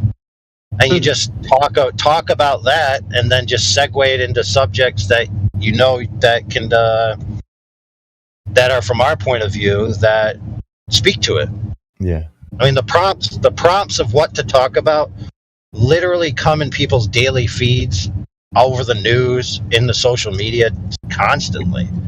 The idea of the globe is pushed every single day. It's a never-ending supply. Yeah. There is a noticeable saturation. I mean, I could go to my home page of my phone, swipe where it comes over from the left for news, and let me do it right now. Yeah, there you go. Now we'll have a subject to talk about real quick. Let's see here. Scrolling down. Aha! NASA's Hubble Space Telescope spots runaway black hole creating, quote, trail of stars, quote. Here, I'll share it. What? I heard about the runaway black hole, but not the trail of stars part. Now they're adding to the story. You know why the black hole is running away? Because space is fake. Never mind. No, because he got the white hole pregnant. Oh, you savage. Woo! Dang. That's crazy, dude. Well, look, I'm just going in the spirit of all the sexual innuendo Oh, that gosh. the heliocentric model likes to push out there. A Alright, black let's see hole if we can- running away. Think about that. That's so. All Like right, it's running away. How's it running away from what? Like if it's running away, then that indicates that it shouldn't, that it's odd or shouldn't be doing that, as if there's some order in the universe where it has to be a certain way, and if you're not obeying that, then you're doing something wrong. How does So you notice how they're putting moral connotations on an inanimate universe. That's true. Couldn't we come up with a "that's amazing" statement for that Yeah. one? I'm sure. How does something that's the gravitational center of a freaking whatever galaxy or whatever, how does that run away? Like, did it jump out of its space that it was at and just leave its stuff behind or something? Like, Okay, so as far as my main feed on my phone, there was only one space thing on there. Oh, it just refreshed. Oh, nice. Yeah. So tomorrow they'll have another article that says black hole detected by Hubble telescope was actually just a piece of fabric that came off an astronaut that was doing a spacewalk last week. Oh, that's crazy.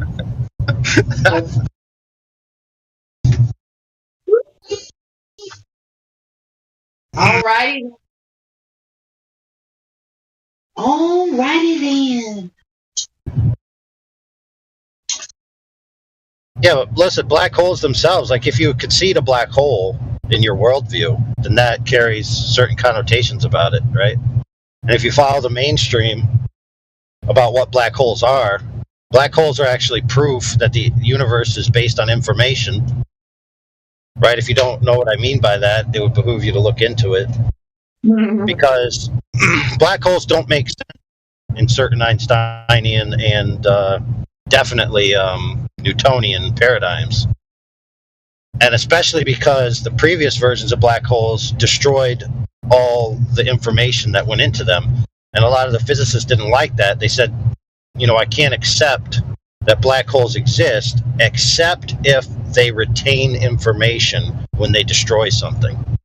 Right? So they had to create this whole new mathematical matrix that the surface of a black hole is like a hologram of two-dimensional information that previously was three-dimensional, right? And then they have to come up with all of this 2D, 3D interlaced interpretation of how information is created or destroyed, right? Because you can't have matter being created or destroyed in their worldview. Right. So I they was thinking transpose that. They transpose that to information, right? So what they concede is that in order for their worldview to be true, information, right, even greater than matter, must be maintained. So what does that concede? It concedes that their universe is an informed universe, right? Because information, in the sense of any kind of code or anything, as far as we know, requires a mind, right? So Right, it's very, it's kind of very like easy to go ahead. Oh, well, yeah, there would have to be. Oh, you go ahead. You go ahead. I'd rather listen to you on this one. Well, I'm just saying, it's like it's natural intuition that minds exist and that they aren't physical objects, right? Which disproves the materialist paradigm in total. So if you believe in a heliocentric Big Bang paradigm where minds didn't exist, and then later in the future they came into being, then you're claiming that mind is a derivative or a emergent property from matter. Now, lo and behold, modern physics is actually going away from that, and they're actually admitting that when you study the smallest amounts of times and the smallest sizes of objects or particles, that the conclusions that you must reach is not that matter and then mind, but that matter is actually a derivative of mind, meaning that mind exists preordinately before matter can exist. So all these people that had these atheist wet dreams about the heliocentric Big Bang model, that you evolve from dead matter and eventually become a mind, is going to be flipped on its head very soon. That's the latest hotness, and a lot of these globers aren't even aware that that's where physics is heading. They're going to admit that mind came first and matter came second. Which, Well, by the way, any let me finish up with this. Any specific theist already knew this. Right. That's what I was going to go into. Genesis. I mean, the word sound created matter. Yeah, but that's a misunderstanding. Okay, well, but coming out of that, I mean, there's something to it, right? No, because sound is vibrations in matter, so then you have a first cause fallacy. So I will submit to you, yes, people do use that as a phrase because it sounds good, but when you actually study the Bible, the word isn't speaking about tokens or phonetic utterances. It's speaking about an agent. It's an idiom. It's an idiomatic sense. It's not a literal sense. Okay. However, the agent that is responsible for creation in the Bible is referred to as a spirit, right? Which is essentially the essence of mind, right? Without any material necessity. So you still end up with the same conclusion, which is mind came first and subordinate matter and all those other things that are in physical reality came second. So everything is a derivative of mind, or a creation of the mind, or a construct of the mind, and the mind being the creator, right? The source. And so modern physics is going to concede this point. They have to, if they want to maintain any integrity, because all the evidence and all the paths that lead to Rome, right? All roads lead to this conclusion. They can't escape it anymore. So they're going to have to concede it and somehow absorb it into their worldview. Why do they have to? I don't quite get that statement. Because it's a necessary conclusion of their scientific endeavor for the past 200 years, that they themselves realize that they can't escape, because they can't explain anything anymore, because now they've reached like the smallest particle, quote unquote, in the smallest fraction of time, and the only way they can express any of it is with consciousness being preordinate. And so it's basically a necessary concession. So would you say that they're going to try to replace religion with mathematics, or I don't know? No, they're gonna look. It's one of the oldest tricks in the book. So instead of having a external creator God mind, they're going to say that the mind is part of the universe, and the mind and the universe are essentially a self-caused loop of creation, right? So in other words, creation is God that created itself, right? Rather than an external God creating. So they're going to adopt that the mind is what creates reality, but they're not going to attribute it to a specific deity that's external to the universe. It's going to be within the universe. The same old thing, like everything is God, God is everything, you are God. All right, and with that, I have to go to work. But you can see how easy these things go, right? Now, you segued into proving that the Earth is flat with demonstrable measurements and rebuttals of globe Earth rhetoric. See, very simple, isn't it? And it all was started by just Jenny looking at some retarded headline that comes into her feed every single day. Bravo. All right, I'm out.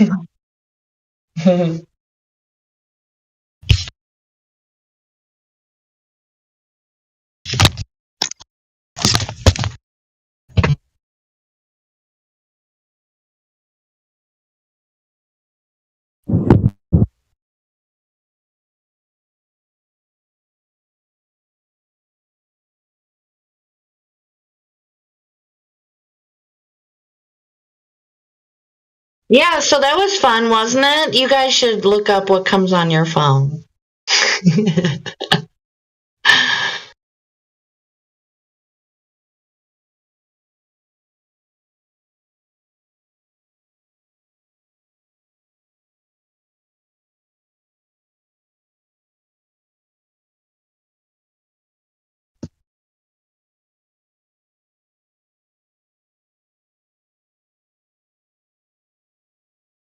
All right, AI killed the chat. It wasn't me.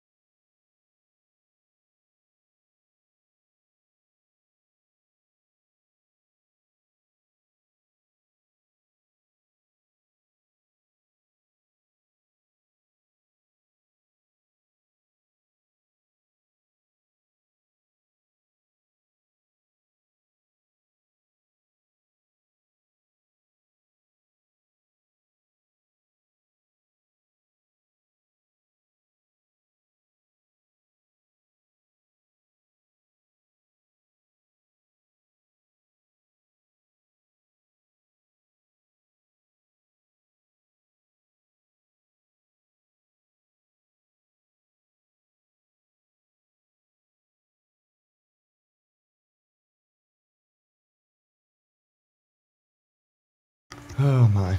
Well, it is quite quiet in here, so I think I'll just put on some music, since I don't really have much to speak about at the moment. And I don't think we should let it just be dead air. So I guess I'll pop the playlist in there and let it play.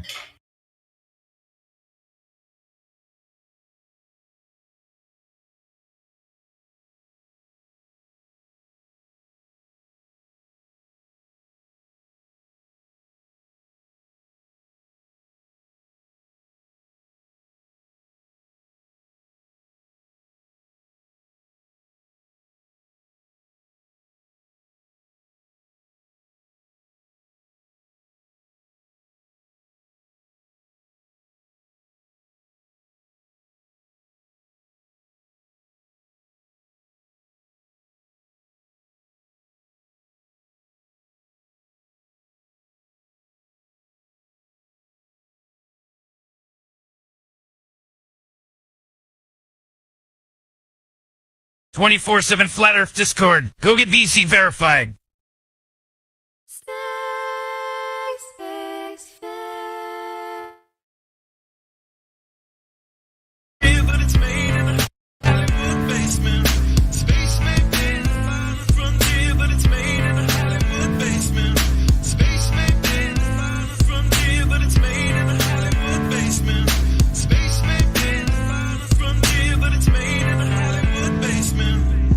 Have you ever dreamed of going up to outer space? Or maybe meeting other beings from another place? Have you ever wondered what it's like on other planets? Then you watch a science show and come to believe you understand it? You feel empowered by the knowledge and you feel enlightened, listening to Bill Nye and Neil deGrasse Tyson. But then you wake up and you start to see the obvious. Life is just a lie and this whole world ain't what we thought it was. NASA's missions to the moon were never completed. They just filmed them in a room and people believe it. I used to wonder what it's like to be an astronaut. Now when I see them acting, I can't help but to laugh a lot. They give us cartoons and they claim that we live on a ball, but it's flat and it's not moving or spinning at all. Why you lying to us, man? That's something that we want to know. After that, you're gonna have to pack up all your stuff and go.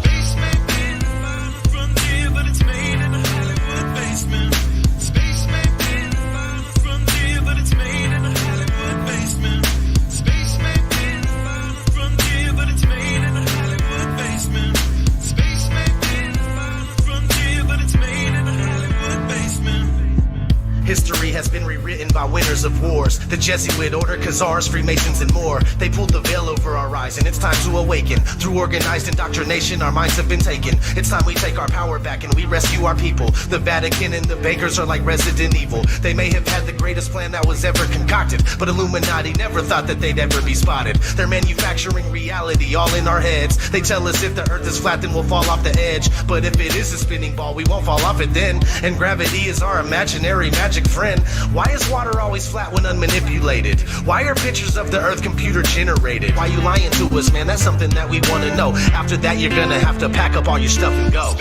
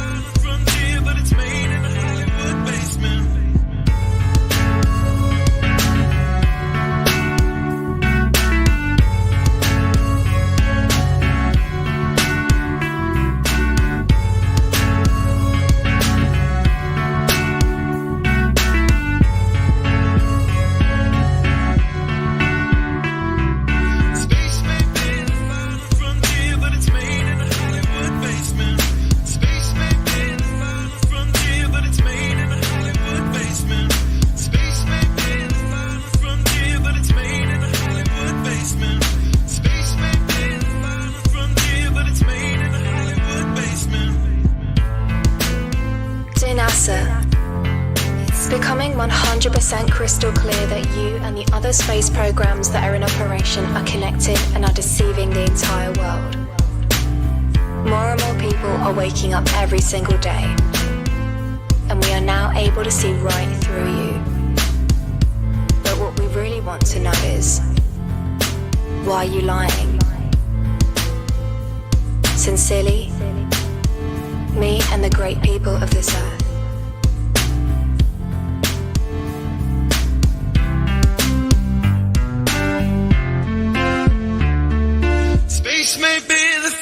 frontier, but it's made in a Hollywood basement.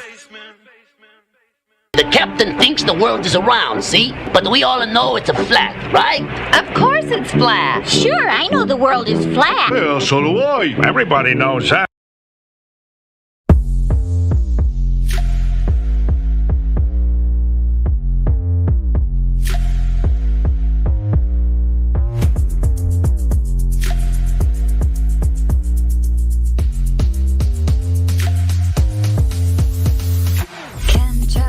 Shells, dollar bills, farmer kills to keep you ill. It's like this.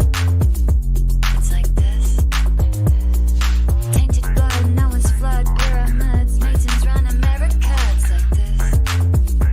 It's like this. God bless you, listen, Triz. I'm worshiping a church, but they never listen. Genesis tell you why you live, and they pay the tithing, but they do not pay attention. God bless you, listen, Triz. I'm worshiping a church, but they never listen. Genesis tell you why you live, and they pay the tithing, but they do not pay attention. The latest religion. They got Christians addicted to paychecks and riches. They bought your submission.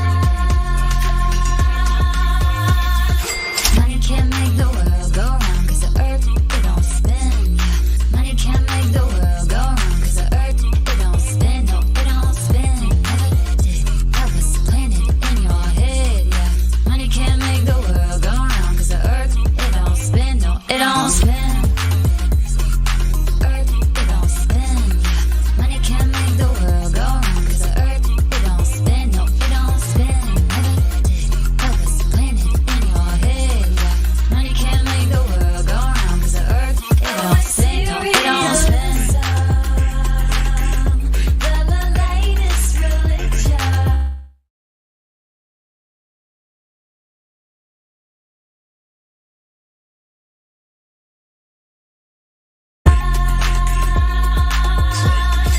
Money can't make the world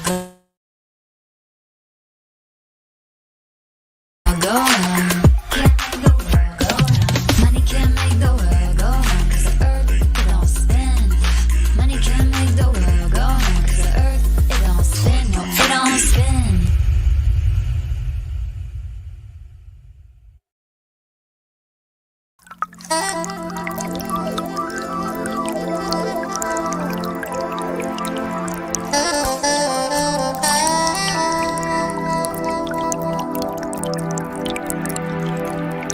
It is part of the natural physics of water and other fluids to always find their level and remain flat. If disturbed in any way, motion ensues until the flat level is resumed. If dammed up, then released, the nature of all liquids is to quickly flood outwards, taking the easiest course towards finding its new level. If the Earth is an extended flat plane, then this fundamental physical property of fluids finding and remaining level is consistent with experience and common sense.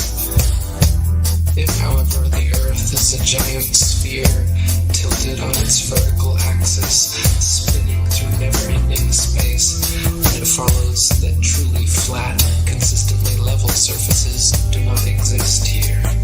There are rivers which flow east, west, north, and south.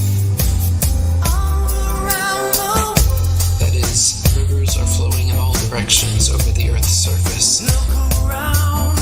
Now, if the Earth were a globe, some of these rivers would be flowing uphill, and others down.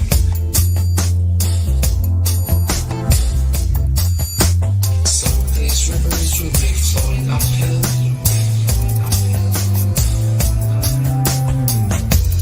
and others down. Rivers do not flow uphill. If the Earth were a globe, rolling and dashing through space at the rate of 100 miles in 5 seconds of time, the waters of seas and oceans could not, by any known law, be kept on its surface. Whenever experiments have been tried on the surface of standing water, the surface has always been found to be level. To drop the theory which supposes a curved surface to standing water is to acknowledge the facts. If the Earth were a globe, the surface of all standing water would be convex. This is an experimental proof that the Earth is not a globe. There are rivers which flow east, west, north, and south. All around the world, look around, look around. Now, if the Earth were a globe, some of these rivers would be flowing uphill, others down.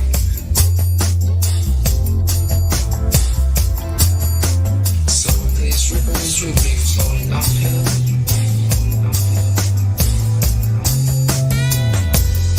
others down.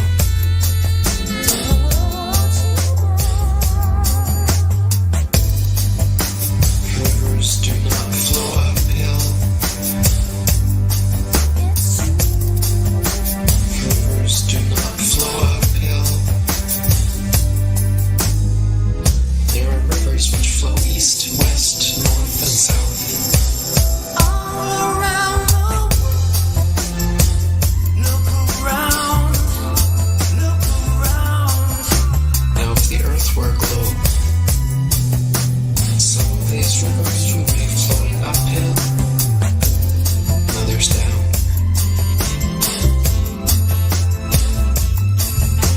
Some of these rivers would be flowing uphill,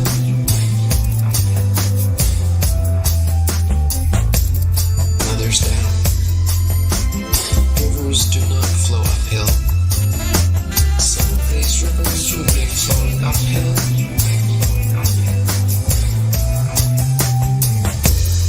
others down. Rivers do not flow uphill. Some of these rivers would be flowing uphill, others down. Rivers do not flow uphill. Some of these rivers would be flowing uphill.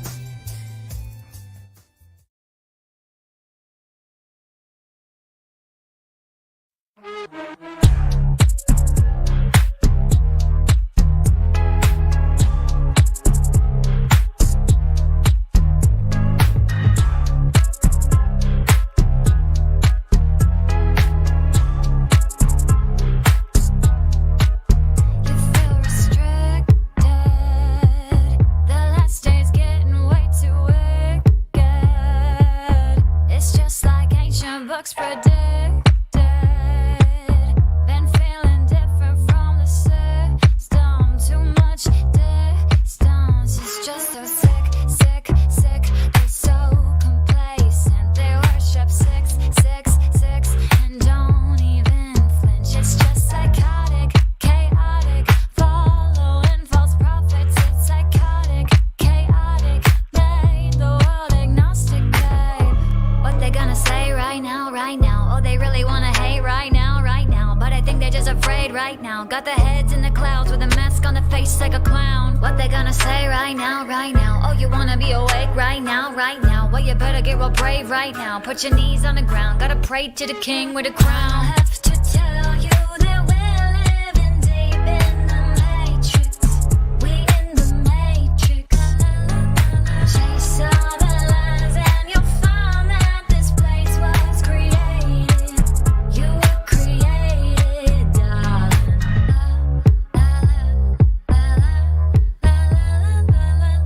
What they gonna say right now? What they gonna say right now?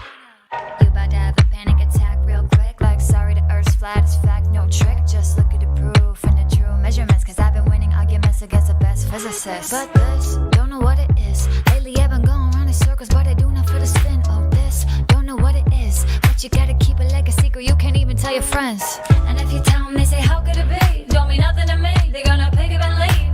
And if you tell them, they say, how could it be? Don't mean nothing to me, they're gonna fall back asleep.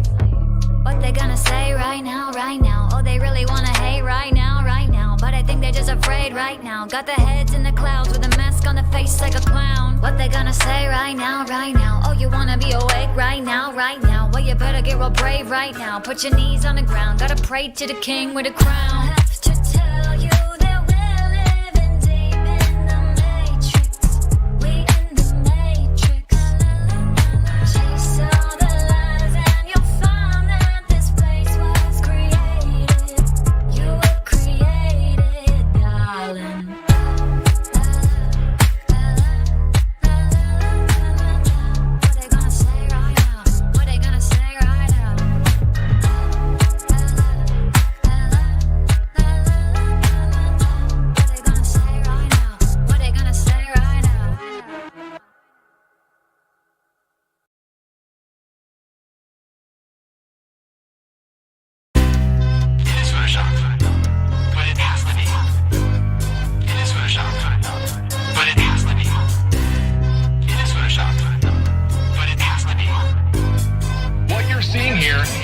is a mirage. A lie is a lie, and it don't matter how many dumb sheeple believe it. And the truth is the truth, hiding right out in plain sight, and still people don't see it. Man, this shit got me heated, and I won't stop till the elite are being defeated. They keep us deceived about everything that we think, and they keep it a secret. What we're taught is not conducive with reality. Big bang, evolution, and there's gravity. I tell the truth, and then these motherfuckers laugh at me, telling me the earth is Photoshop because it has to be. Most people accept the deception happily, but what they're doing to us all is a tragedy. God created the heavens and the earth in a verse, but we're living in a Freemasonic galaxy. They say we're monkeys on a ball flying through outer space, but there's no proof, it seems to have vanished without a trace. NASA and other agencies falling down from grace. You can take that bullshit pseudoscience and get out my face. I'm the antisocial type, you're a government prototype. That's why you make it a point to tell me that I'm crazy every time you're angry, cause you know I'm right. I'm standing outside the house of cards about to watch it fall. No more living on a cartoon ball. Horizon means horizontal. Indoctrination is awful because you're taught the glow model. Ever since y'all could crawl, we follow rapists and murderers, liars, thieves, and sun worshippers, saying we can't see curvature cause we're all too small. And though it's never been proven, they say we're ripping and shooting. The earth is spinning and moving. Oh no, no, not at all. It's a criminal enterprise where deception intensifies. Assholes got us all living life on a cartoon ball. It is Photoshop, but it has to be. What you're seeing here is a mirage. They say that we went to the moon 6 times, but pure BS is the way that smelled. Now they're telling us that we can't even leave the planet because of the Van Allen radiation belt. Yeah, okay, sure. NASA, what you lying for? You lying now, you lied before. I can't take this anymore. The only thing they took to space was your imagination. Fake aliens are coming, now they have you waiting. We need to do something about it, no procrastination. Trying to cause the masses to awaken, that's the path I've taken. But you can see if you check all the percentages, so many people having cognitive dissonance. But that's what happens at the loss of your innocence. Then you get involved with all of this wickedness. They try to do all the humans this way. So are they just idiots? Who is to say? Conditioned by the television, it makes your decisions, opinions, and you just obey. Stuck in the material domain of Satan, where everything in each and every day is pagan. Mandela effect, cause the game is changing. People waking up and now the cage is shaking. The earth is flat, and that is a universal fact. If it isn't that, then tell me where the fuck the curve is at. They tell us that we can't see it because we're all too small, and now we're spinning on a cartoon ball. Horizon means horizontal. Indoctrination is awful because you're taught the glow model. Ever since y'all could crawl, we follow rapists and murderers, liars, thieves, and sun worshippers, saying we can't see curvature cause we're all too small. And though it's never been proven, they say we're ripping and shooting. The earth is spinning and moving. Oh no, no, not at all. It's a criminal enterprise where deception intensifies. Assholes got us all living life on a cartoon ball. It is the world that has been pulled over your eyes to blind you from the truth. Like everyone else, you were born into bondage, born into a prison for your mind. It is Photoshop, but it has to be. It is Photoshop, but it has to be. It is Photoshop, but it has to be. What you're seeing here is a mirage. It is Photoshop, but it has to be. It is Photoshop, but it has to be. It is Photoshop, but it has to be. What you're seeing here is a mirage. We accept the reality of the world with which we're presented. It's as simple as that.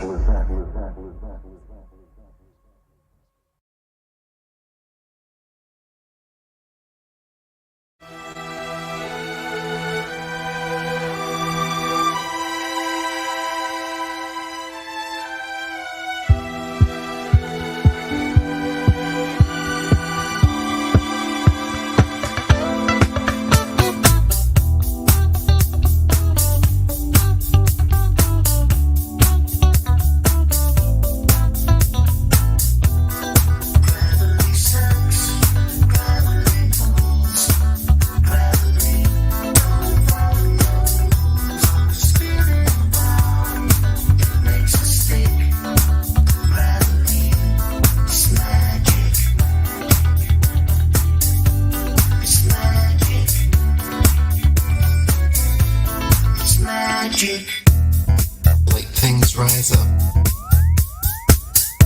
Heavy things fall down. Simply a natural property of weight and density that is very different from gravity. Gravity is a hypothetical magnetic-like force possessed by large masses, which Isaac Newton needed to help explain the heliocentric theory of the universe. Gravity sucks, gravity pulls, gravity don't follow rules on the spinning ball. It makes us stick. Gravity is magic. It's magic. It's magic. Now, even if gravity did exist, why would it cause both planets to orbit the sun and people to stick to the Earth? Gravity should either cause people to float in suspended circular orbits around the Earth, or it should cause the Earth to be pulled and crashed into the sun. What sort of magic is gravity that it can glue people's feet to the ball Earth? Gravity sucks, gravity pulls, gravity don't follow rules on the spinning ball. It makes us stick. Gravity is magic. Gravitation is only a subterfuge employed by Newton in his attempt to prove that the Earth revolves around the sun. And the quicker it is relegated to the tomb of all the Capulets, the better will it be for all classes of society. Gravity sucks, gravity pulls, gravity don't follow rules on the spinning ball. It makes us stick. Gravity, it's a con trick. It's magic. It's magic. It's magic.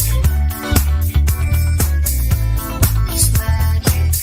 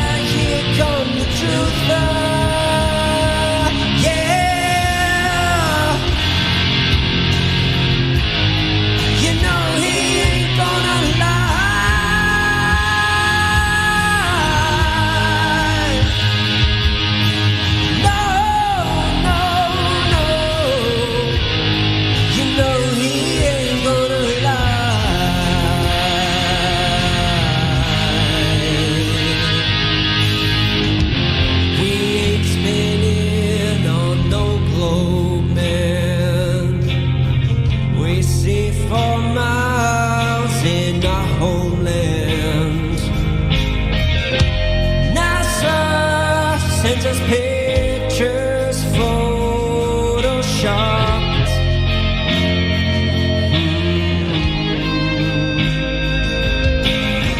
They feed us pills, can't see ourselves. Turn TVs off, seek bookshelves. Oh God, please, won't you help them see the truth?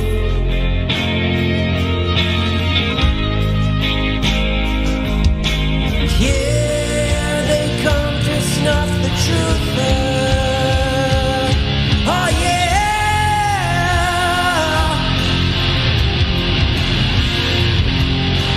yeah, here come the truth out. Yeah, you know he ain't gonna lie.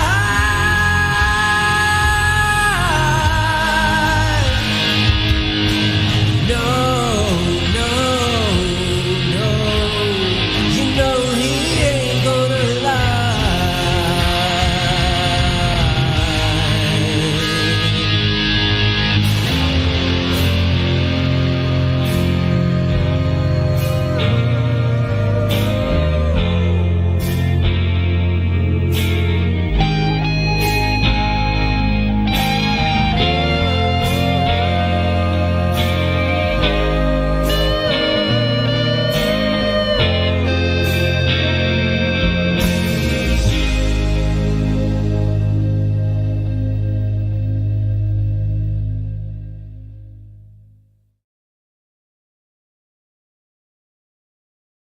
24/7 Flat Earth Discord. Go get VC verified. Welcome to the show where you don't know if it's part of the show. Welcome to the show if you don't know it's part of the show. Then they teach you to reach for the stars while opening up the bars and keeping you chained down with mortgage bills and cars. Vaccines for your arms, kids sounding like supercharged. Caffeinated hate-filled scars and rage-quit repertoires. No answers for yards, caught up in emotion that's not even yours. Imposter truths like impeccable retards, lined up for your serving of gish galloping wars. No remedy can't save the lost, in love with the arm. I'm tired of walking into refracted shards. Poor science displayed by disgusting bards. Soaked in sin with your dupe is the light and a new hand of cards. Been so long, seems like for love I'm just too hard, I'm just too hard, I said. Welcome to the show where you don't know if it's part of the show. Welcome to the show if you don't know.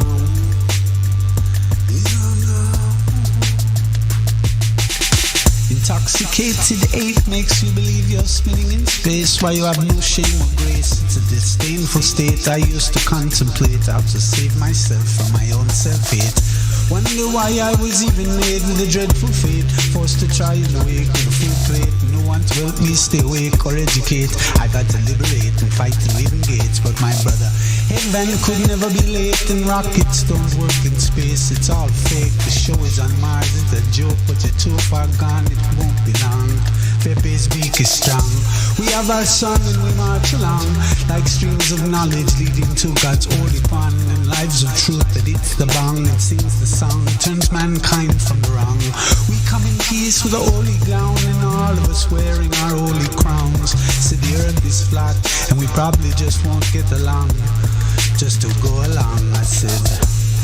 Welcome to the show where you don't know if it's part of the show. Welcome to the show if you don't know. You don't know.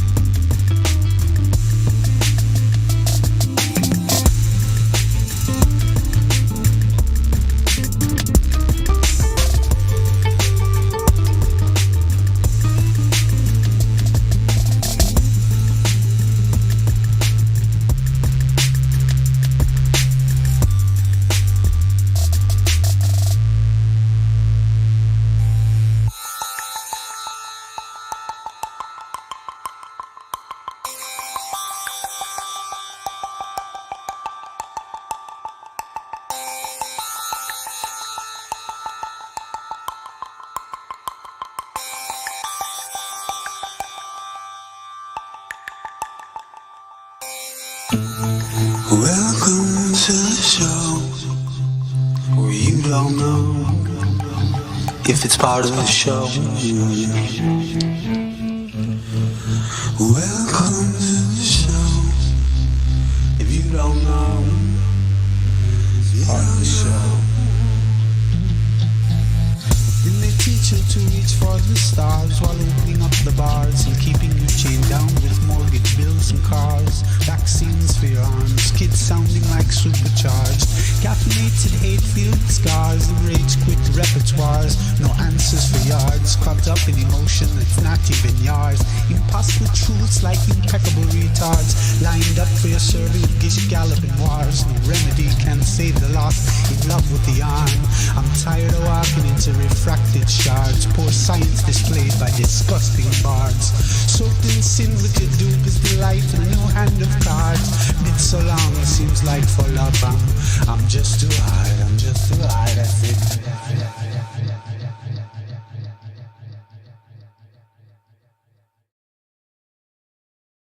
Clearing away stumbling blocks. Yeah, we moving the obstacles. Water seeks to find level when stopping it is impossible. May as well say this is just like where's Waldo? Being born until the last night you fall though. You still think you're living on a ball with your friends. Meanwhile 1,000 miles an hour. Never felt the earth spin. Space wizards claim that they landed on that moon, then destroyed the technology like a congress of baboons. Mankind became tools. Now everyone is oppressed. Took God out of schools. Now these fools need some new vests. Why do you think they lost so many churches? When you make some things common, they start to become worthless. Why would they lie? So you would pay for your sins. So crazy for eternity is what devil's stealing. About their father's business, still destroying, killing, and stealing. Now there's hidden knowledge, and you're living by your feelings. Reaction's just a product of external stimuli, but action's always something that you get to decide. Every action leads to reaction, and you can't even lie. Speaking of lies, did you know that's a means to deceive? Propagating the faith and orchestrating belief. Predictive programming on perpetual repeat. With scrying meter signals as you walk down the street. If the earth is a sphere, then where's the drop over distance? Without a fishing lens, Earth's curve has never been witnessed. Scientific means that this thing must produce knowledge. And models require measurements you won't find in your college. Always begging for a model like you need it to live. Meanwhile, scientific role models don't even exist. You keep watching cartoons and thinking this is what real is. Without measurements that produce knowledge, there is not a scientific model. The word modulus means measure. Scientificus means producing knowledge. The scientificus modulus of Earth does not exist.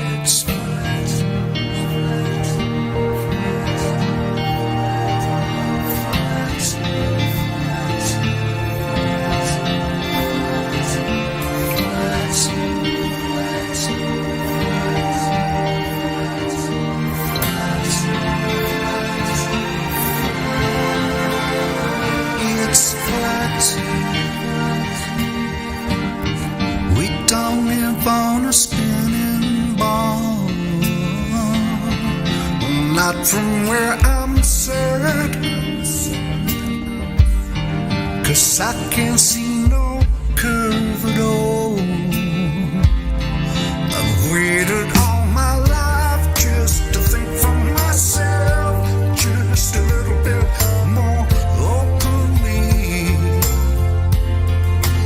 Now I've gone out far to be true, but my senses always knew. I just want to scream, this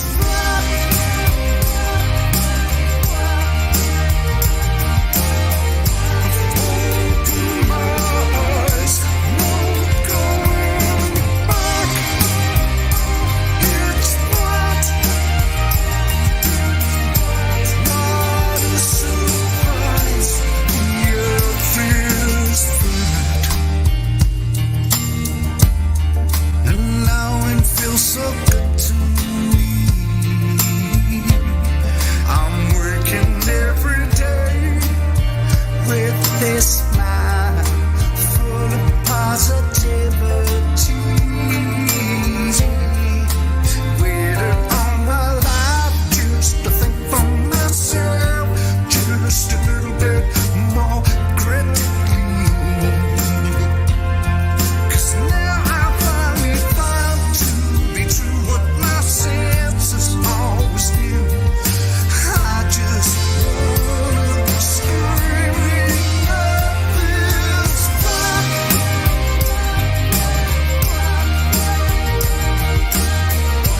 Open my eyes, lost at some fight. It's what school lessons lies. The earth is flat. I found out for yourself. No one's telling the truth. It's all there online. Now it's down to you. You stop with Eric debate. You can trust in what he says. Spends the time with ODD, Max Cruz, D.O.B. And if you take the time, you simply cannot fail to see that it's flat. We don't live on a spinning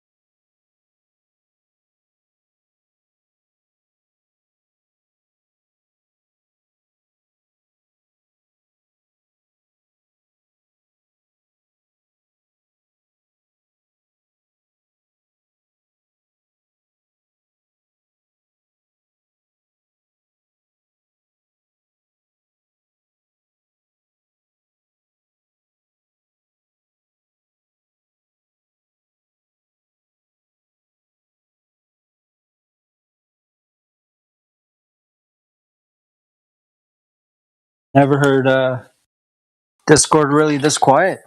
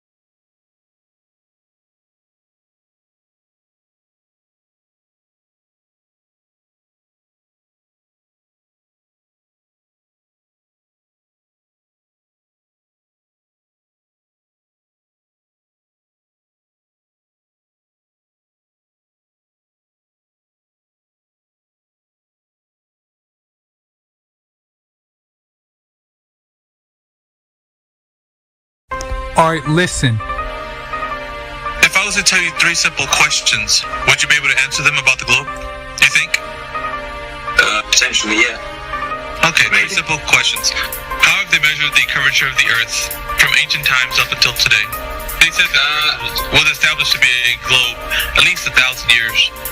For at least 1,000 years.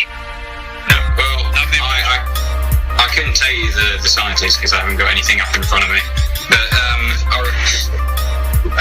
there's some scientists who used a mountain and also a lighthouse. It was somewhere in Egypt or something. And he basically went up. He knew the difference between these 2 points, went through them to sort of figure out the distance between the top points, the bottom points, and then sort of work out the curvature of the Earth.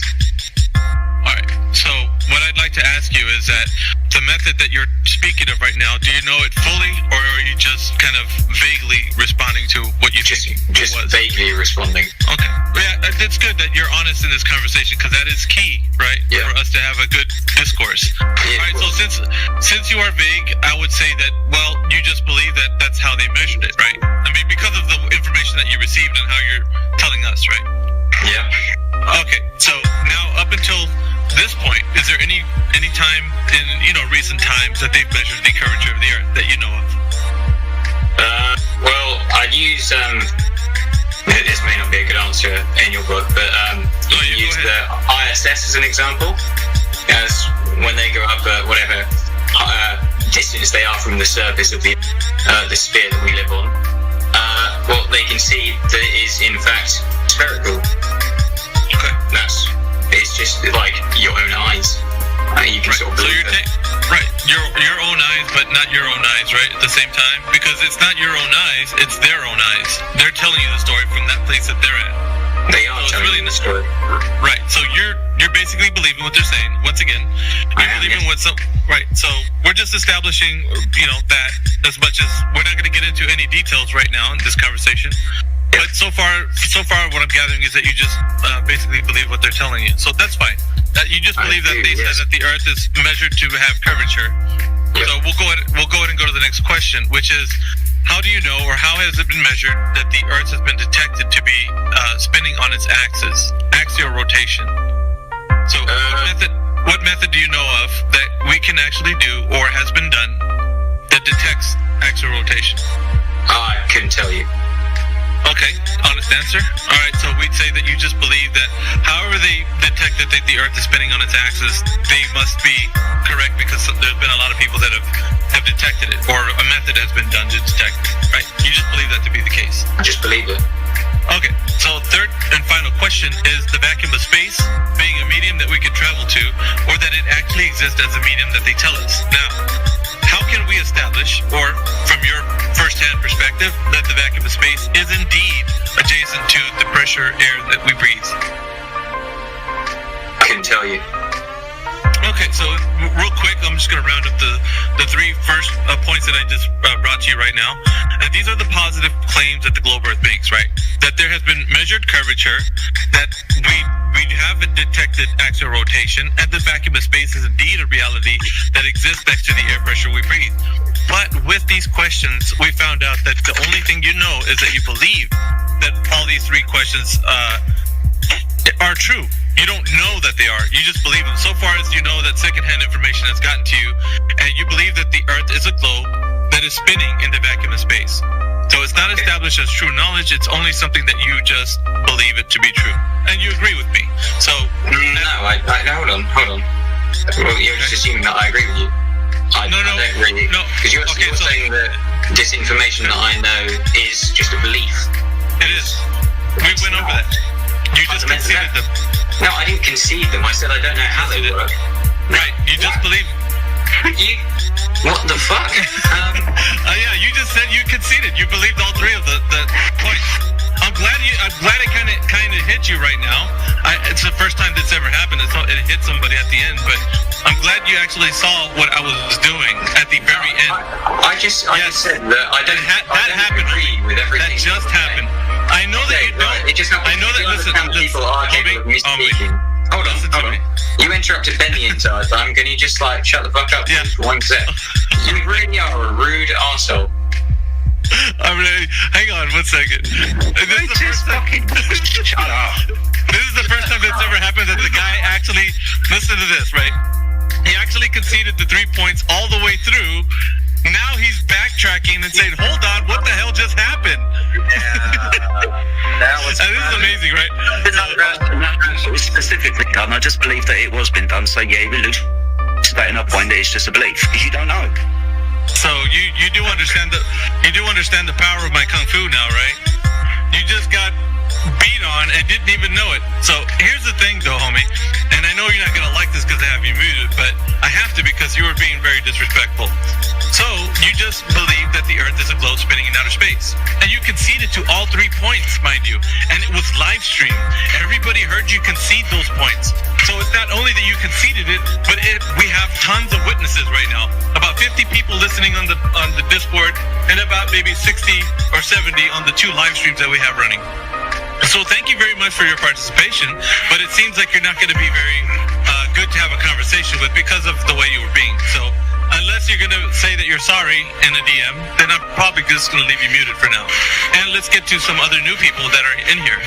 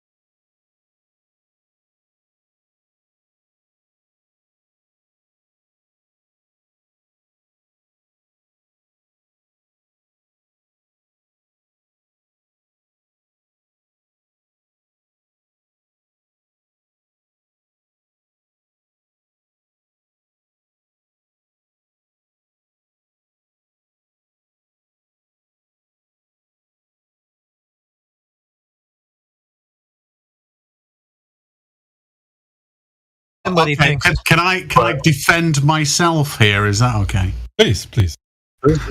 So I don't use prediction a lot. So I don't interact with the world in absolute facts. It's all based off assumption. Those assumptions have a degree of probability as to whether they're correct or not. So I assume I'm on Discord talking to you guys right now. I can't 100% say that's a fact because I might not exist at all. I'm that type of person, but I can pretty much say it's 99.999% sure that I am here talking to you guys. That's what I mean by nothing's a fact, things are a presumption, but they have a degree of probability attached. No, if that makes sense. We get that. You're not 100% sure of anything. Correct. Somebody thinks. Can I defend myself here? Is that okay? Please. So I don't use prediction a lot. So I don't interact with the world in absolute facts. It's all based off assumption. Those assumptions have a degree of probability as to whether they're correct or not. So I assume I'm on Discord talking to you guys right now. I can't 100% say that's a fact because I might not exist at all. I'm that type of person, but I can pretty much say it's 99.999% sure that I am here talking to you guys. That's what I mean by nothing's a fact, things are a presumption, but they have a degree of probability attached. No, if that makes sense. We get that. You're not 100% sure of anything. Correct. Somebody thinks. Can I defend myself here? Is that okay? Please. So I don't use prediction a lot. So I don't interact with the world in absolute facts. It's all based off assumption. Those assumptions have a degree of probability as to whether they're correct or not. So I assume I'm on Discord talking to you guys right now. I can't 100% say that's a fact because I might not exist at all. I'm that type of person, but I can pretty much say it's 99.999% sure that I am here talking to you guys. That's what I mean by nothing's a fact, things are a presumption, but they have a degree of probability attached. No, if that makes sense. We get that. You're not 100% sure of anything. Correct. Makes me so special. He was waiting for you. He said, I can't go in there until you undeafen. And then he's now in here. Oh, God. Here we go. Yeah, we can hear you, Jesse. You're coming through loud and clear. Go on, Indio's undeafen now. I laced up my boots. And by the way, that was a hell of a feast. Yes, sir. I'm here.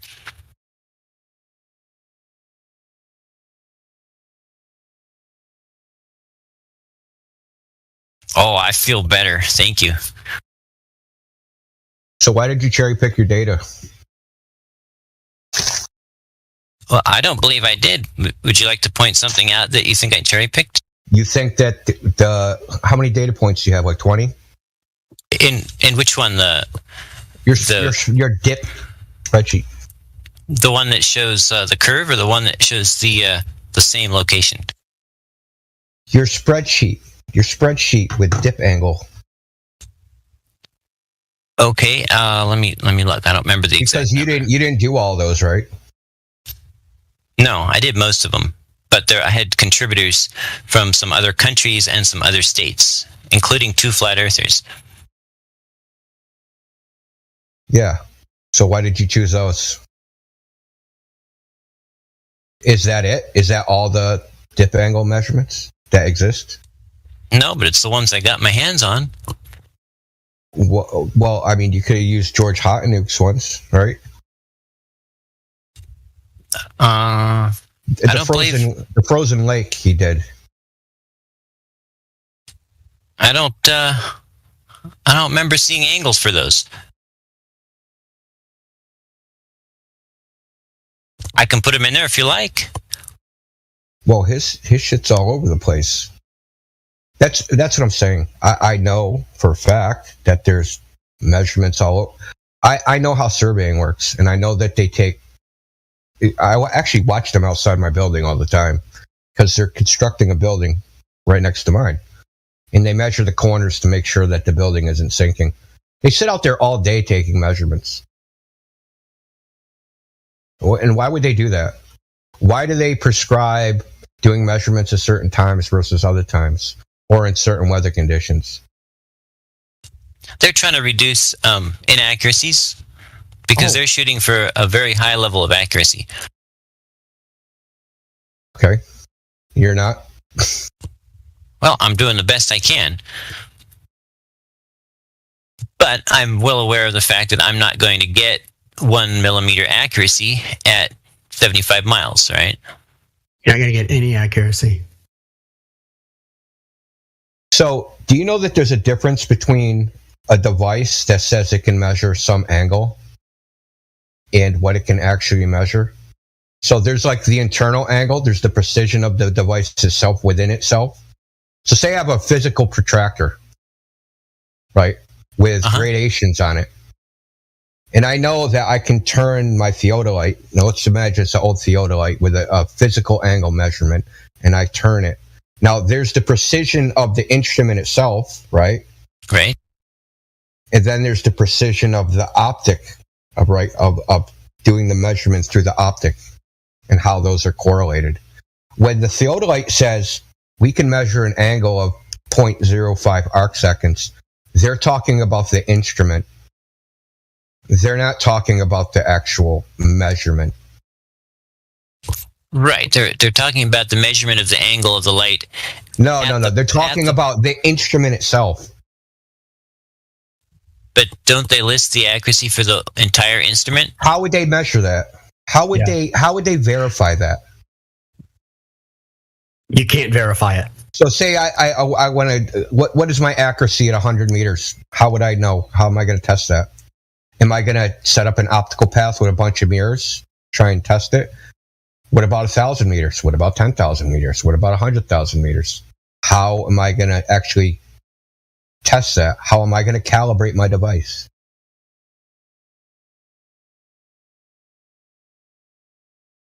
Yeah, so when they're talking about precision, they're talking about the physical instrument. Yeah. Like a ruler has a precision, right? A micrometer, a calipers, they have a precision. But this is, at some level, it's optical, where you're outside of the instrument, right? So something's happening outside of the instrument. Okay, so that's what I'm talking about. So you have things, and I brought this up to you. Deflection of the vertical. And you sent me a page, right? That page had like 9 different models for deflection of the vertical, and they didn't match each other. Deflection of the vertical is something they came up with because the so-called celestial sphere doesn't align, the astrogeodetic surveying, let's put it that way, doesn't align with the geodetic surveying. So they have to have something. They've known this since the 1400s. They have to have something to fix this discrepancy.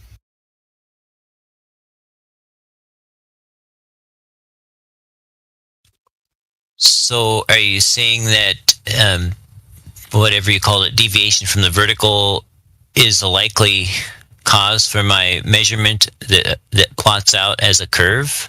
No, the truth is you didn't have a measurement. Not really.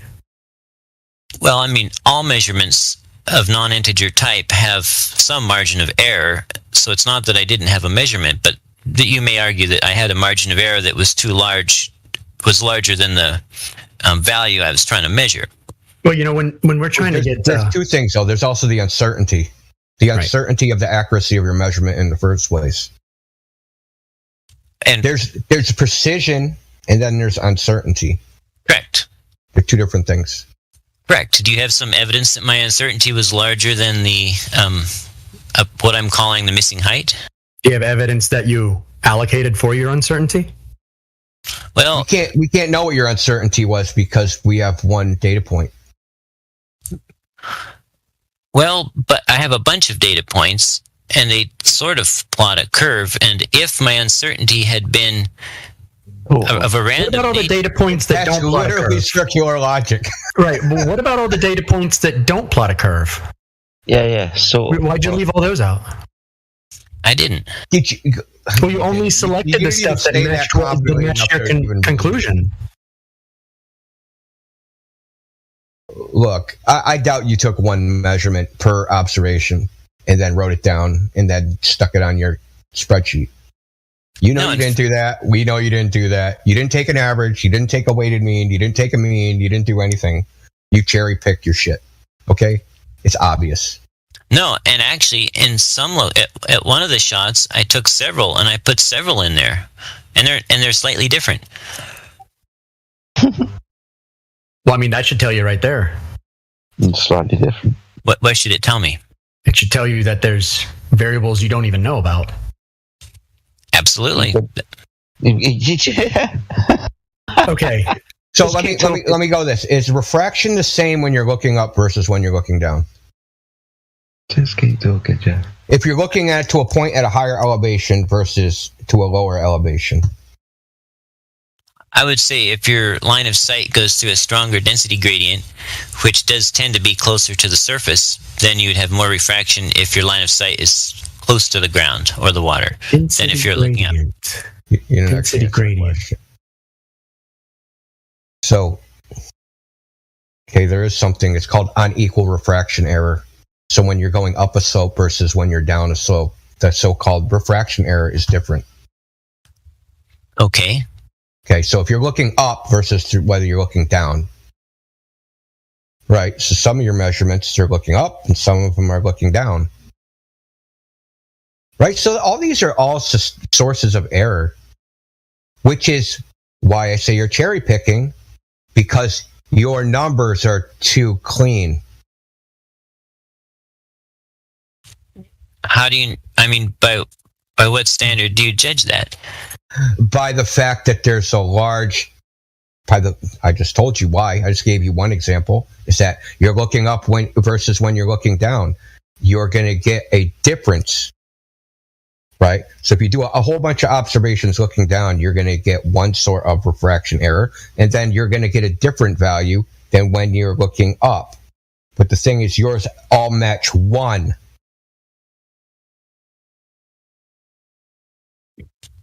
But they're not all looking up or all looking down. I know. That's the point. Maybe you don't get it.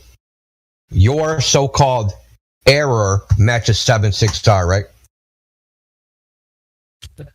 Pretty close, yeah. Yeah, pretty close. But it's not a universal error. It depends on which way you're looking. The 7/6 R is for horizontal measurements. Hey, hold on just a second. A customer is calling me.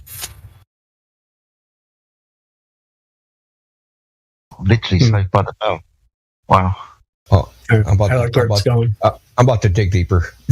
Okay. Yeah. Don't want to give much of a commentary whilst he's still here.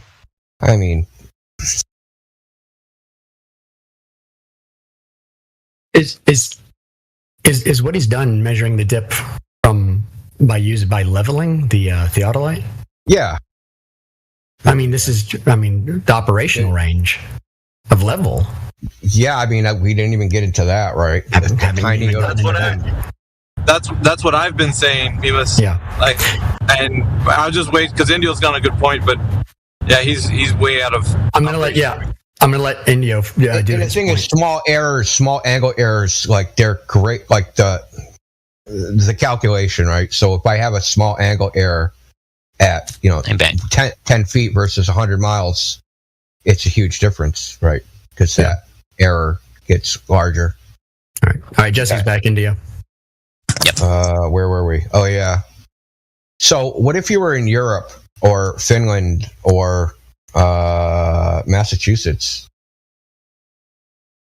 You know that they don't use 7/6 R in Europe. They use 0.13, and in Massachusetts they use 0.17. And then you could just go like the Department of Transportation, right? Every state has a Department of Transportation, and every state has a surveying manual. and every state uses a different so-called refraction correction. Did you know any of this? No, I'm not even sure I know what that means. 76R is a refraction correction of 0.16.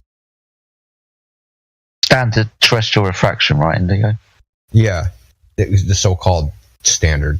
So, yeah, that's in Europe they use 0.13, and they've been using that. But if you go to like Finland, they use something like what the hell was it? Let me think for a second. It's some huge number or something. It's like 0.19 or something. And then if you go to like here's the funny thing is, it's like kind of correlated to so-called latitude. So the closer to the so-called equator you get, the less of a refraction error that they use in their calculations for surveying. And you're in Canada, right? No, I'm across the Straits of Juan de Fuca from Canada, but I'm in Washington. Well, I mean, so what's the refraction error they use in that state? I don't know. I just looked it up on Wikipedia, and it said it was basically 1 degree for every 932 miles.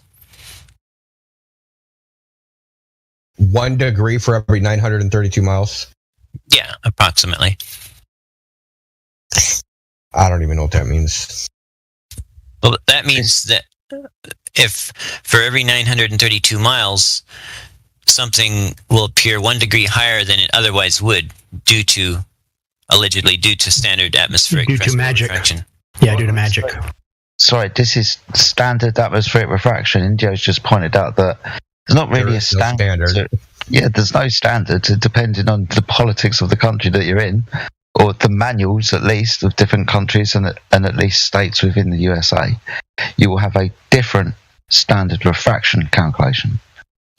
It seems to. It is. I mean, is that new knowledge to you? Have you just come across that knowledge? Right? Is this the first time you've heard about that? I mean, I've seen different representations of the same thing. Some people write it as 7 over 6R. Others write it as like this K factor of some fractional decimal number or something. Yeah. There's different ways to mathematically express the same curve of light. I need to ask you, is that an optical or mathematical function? Well, I mean, the mathematical part is mathematical, but it's alleged to describe an optical phenomena, right? Oh, alleged. Okay. Is it optical or is it mathematical? It can't be optical. I think it's an attempt to mathematically model. Explain why you see too far. An optical phenomena. So, math is a language. It's explaining why you see too far. It's not bending light, is it? No matter what the terrestrial refraction is, it's making the geometric shape mathematically bigger. Yeah. Right? Yeah, but yes, that is what it's doing. Hey, Jesse, look in live stream voice text. I want to show you something. This is what you think you're doing. This is what you think is happening. That you're on a ball and you're looking and making measurements on a curved path of light. Basically, except you're showing refraction a rate that far exceeds what is said to be standard refraction. Oh, no. 76R means the radius, that if the ray of light was a circle, it would have a radius greater than the radius of the Earth. Which means you could zoom in on your own ass. Theoretically. So 76R, 76 the radius.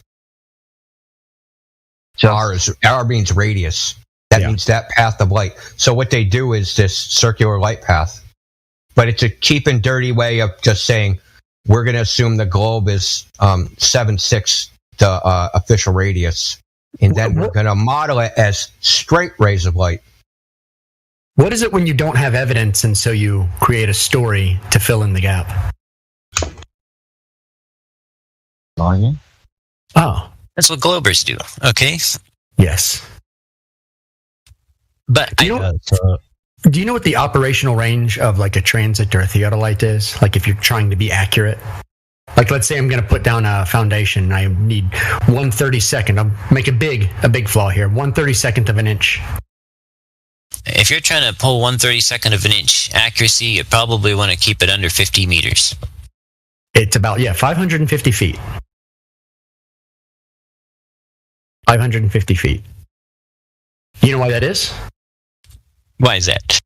Well, what's the frame of reference for level on a theodolite? Bubble levels and or the built-in electro-optical compensator level. Well, the problem with those is it's the same problem. Is they're only a 4 or 5 inches wide, right? What are they leveling? They're leveling the machine itself. What's 4 or 5 inches wide? The theodolite. Oh, where the level is rigidly attached is what you're going to be measuring as being level. So why do they make levels of different sizes? Why do they have like a torpedo level and like a 4-foot level and like a 10-foot level? And that if you use those to level something, you get different results. Yes. So in a theodolite's little bubble level, it has a diameter of like, I don't even know what, a thumbnail. So what I'm saying is the level, right? So you did an observation that was 120 miles, right? Or somebody did. It's in your spreadsheet. No, 105. Okay, so someone did 120. It's the last one. What? The Mount Shasta to, I can't remember what the other one was. Mount Scott. And no, it's 105 and I did it. Oh, 105. Okay. So you think your theodolite, set it up, put the bubble level, that if you drew a line, a straight line, a level line, not a curved globe line, a level line, that you could extend that out 105 miles and it would be level all the way there. Well, level within plus or minus 4 arc seconds. That's what you think. That's what the machine's rated at. That's what the machine... How far was that? Like, you go ahead, Meme. All right.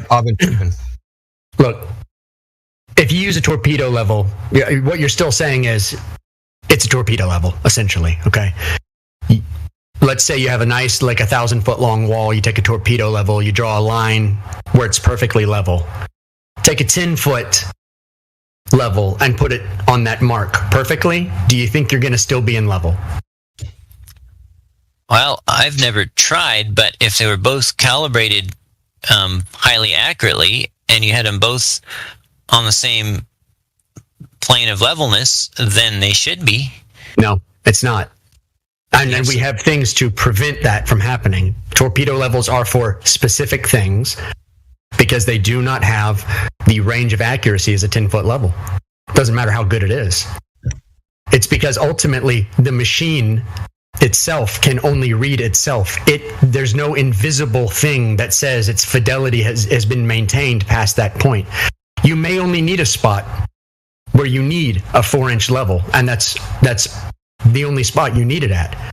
But the actual equipment itself doesn't have the capabilities of testing whether that line has maintained its fidelity 100 feet away. Whereas a 10-foot level, you've created a much larger margin of error, or a much smaller margin of error, and so you're going to have more fidelity of your line at either end.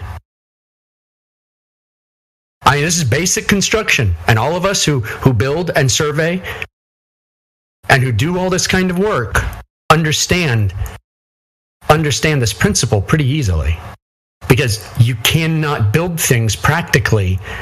Like, I could not put down, if you gave me a 4-inch level, no foundation would go down. But let's say we had a perfectly smooth, flat, level plane, and... What are we measuring it with? How do we know it's level? Let's just say that it's floating on water, and so it's level. And we put a bullet level, or a torpedo level on there, and a 8-foot level on there. They should both read level if they're both calibrated correctly, right? So you're talking about putting them both on something that is already known to be perfectly level? Yes. Yeah, so almost like them back at the factory being put on the calibration machines that test them both the same exact way. Because you know the 4-inch level is still tested the same way as the 10-foot level. Yeah, I've seen the videos. Right. So, but ultimately, you still can't use it when you're free floating, when you're elevating, when you're holding it, when you're putting it up against things, when you're putting it into use for practical purpose. It just doesn't work because there is no. Ultimately, you're relying on the ability of the piece of equipment to internally operate with the assumption that everything is perfect going out from it.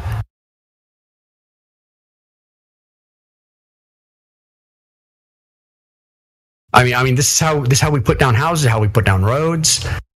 I mean, we put up 1 million square foot warehouses for the military, and they had stations everywhere and GTR units or GRT units everywhere. The reflectors set up everywhere, all over the place, because they're just not as accurate as you think. And these are, $130,000 stands that we have, that we use. Yeah. So the question I got to ask is, when you use a physical level, the mechanism in the level that you use to level is liquid and an air pocket. But the secondary mechanism, which is the effectiveness of the decision of whether it's level or not, is what? Your interpretation of what you're seeing. So you decide when the bubble is between the black lines. Right? And everybody knows who's been on a construction site that no two men and no two positions relative to the level give you the same reading. So even with the precisely engineered machine, let's say Stabila from Germany, right? One of the most expensive levels you can buy, the man and the situation is going to have error. So even though the device itself is precise, and the forces acting on it allegedly are precise, the interpretation of whether it's level or not is never going to be consistent. So when you go out into the field and you want to level something, anytime it requires a man to make the decision when it's level or not, or when you're targeting the target at level or not, there's going to be error. And everybody knows who's ever shot a gun that a small error at the sight picture results in a large error downrange. So anybody who tells me that they did this or that with an optical device, the only standard that first must be known is how did you maintain level and maintain your sight picture to validate the claims that you're making. And if you don't have a methodological practice that can result in perfection and negate the error, and you can't explain it, then anything you say after that is a waste of my time. Well, the instrument is designed that if you follow the procedures, the instructions for operating it, that you will be within the stated accuracy. And besides, the Nikon unit actually has a built-in liquid level where actually they take and bounce a little laser beam off the inside surface of a clear liquid in a quartz vial, and then that beam hits a little CCD imager, and then based on where in the CCD area that laser beam hits, then the computer is the one that actually objectively, reliably, consistently reads the level. So there's actually no human input in even reading the level on that one. Right, and that's fine because like we all have those, and the self-leveling levels, the self-leveling transits. How far out have they been tested? I don't know. I do not know of a test facility, like a controlled test facility. I've actually tried to find this out, but there's nothing. You can't. I already know there is nothing. You can't. The only test they did ever was with mirrors, and then they said there was because of the inaccuracy of the mirrors, they can never remove a margin of error of even testing. So the issue is there's no way to test how accurate that is. That may indeed be really super accurate, but you're still, like even with the top of the line equipment, your diameter is now what, 900 feet? I don't understand. Your the radius of accuracy. The radius of accuracy is about 900 feet on the most expensive, best transit systems there are. What do you mean the radius? The distance you can shoot is 900 feet? No, not shoot. Accurately measure as level. Oh, meaning that what I think is a straight level projection through the telescope could vary vertically by plus or minus 900 feet? No. That means that if I send the guy out with the stick, the maximum he can go out is about 900 feet from the transit while I measure. Because after that, error creeps in.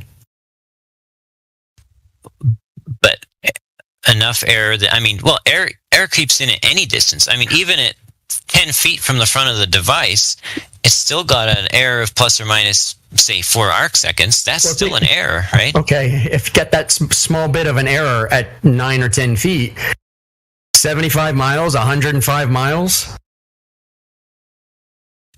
And that's if you even know the amount of error you might have. Like I said, they've been trying this with the theodolite, and when they do it, they still can't decide if the horizon is optical or physical. It's optical when it works for them. It's physical when it works for them. You know, they only cherry pick the data, as you have, that supports the initial claim. So let's say I did get up on Mount Scott, 8,934 feet, and I shoot I shoot an angle to Mount Shasta, 105 miles away at 14,179 feet, and I measure an angle. What's my problem there? Where did I go wrong? Okay. Hold on, I'll answer that question real fast. You go ahead. Sorry. I'm just laughing because I'm thinking about the GIF I posted with the curved lines. Like, you don't even have straight lines to measure an angle. You have two freaking curved lines. Exactly. Right. Check this out. When you orient your device to the image of the mountain, you are not shooting an angle to the mountain. You're shooting an angle, quote unquote, or orienting the device, quote unquote, to the angle of the incoming light. Agreed. So to first say I'm shooting an angle to the mountain, you're already self-defeating. And without the accuracy known, right, and the geometry known and all the factors known, you can't make any conclusive statements. Well, you're assuming that the angle to the mountain and the angle of the light arriving are different from each other. If you're on a globe, there is no angle to the mountain. Yes. Listen, on a globe, it would necessarily not be the correct angle. That's their excuse for why. Listen, hold on, friend. That's their excuse why at 900 miles there's a 1 degree off. Now, the reason why they needed this excuse is because of the Selenelian eclipse defeated their model, and they needed to come up with a reasonable excuse of why these objects where they claim are in a specific point in the sky aren't where they're supposed to be.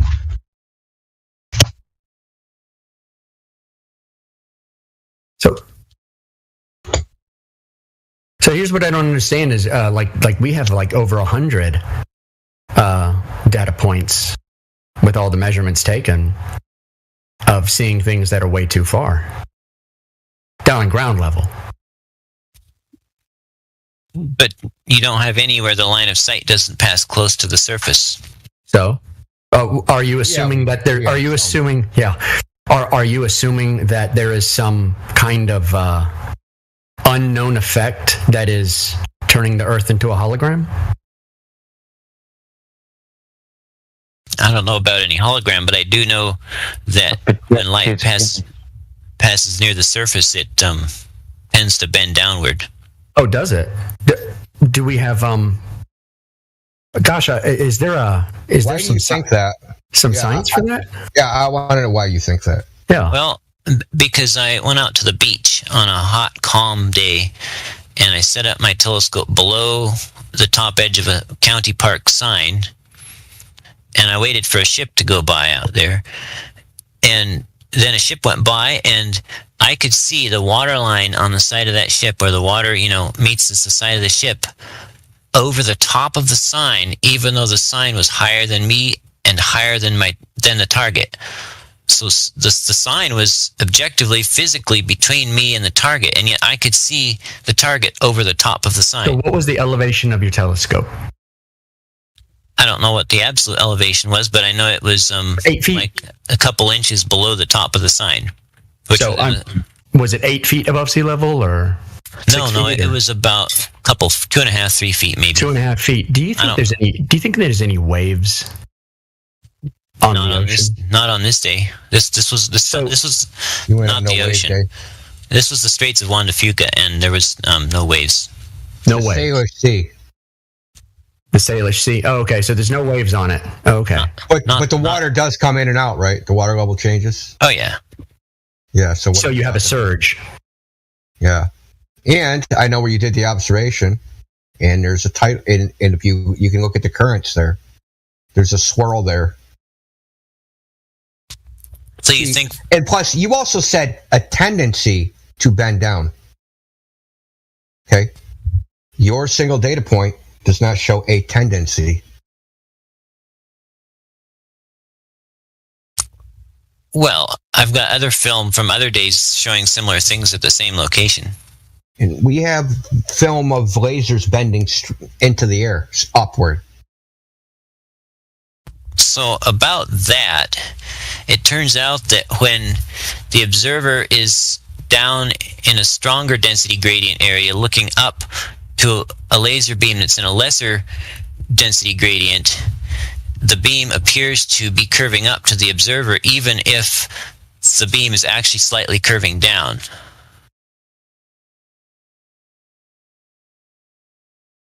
How was any of that falsifiable? Yeah, listen, first of all, that's not the observation. That was done. Like the upward bending lasers, they were done. You can see it going straight and then doing basically a right hook, a J hook straight up into the air. There's a bunch of them. It's not like there's one. There's a few of them. And here's the other thing: is your claim that you can, because light bends down to the density gradient, the lower you are, the more refraction there is.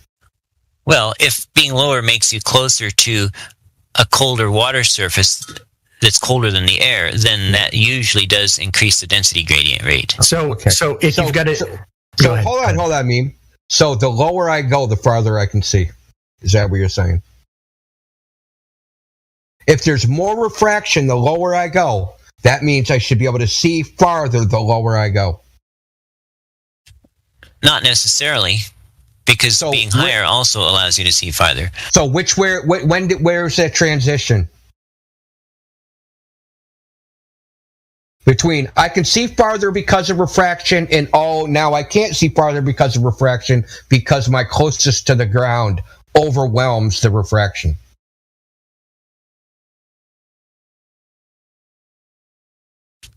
Yeah, it's quite the conundrum, isn't it? No, but it's simple, and I don't understand why you don't understand it. But understand what? Listen, I constantly have heard this claim that there's more refraction closer to the ground, that you shouldn't do observations over water. That means that I can see farther the closer I get to the ground.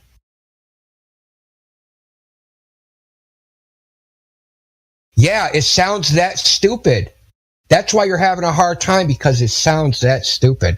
And my oven's going off again, so someone please take over. Where's the paper? Who has the paper on the refraction? Because all of it's done with straight line measurements anyway.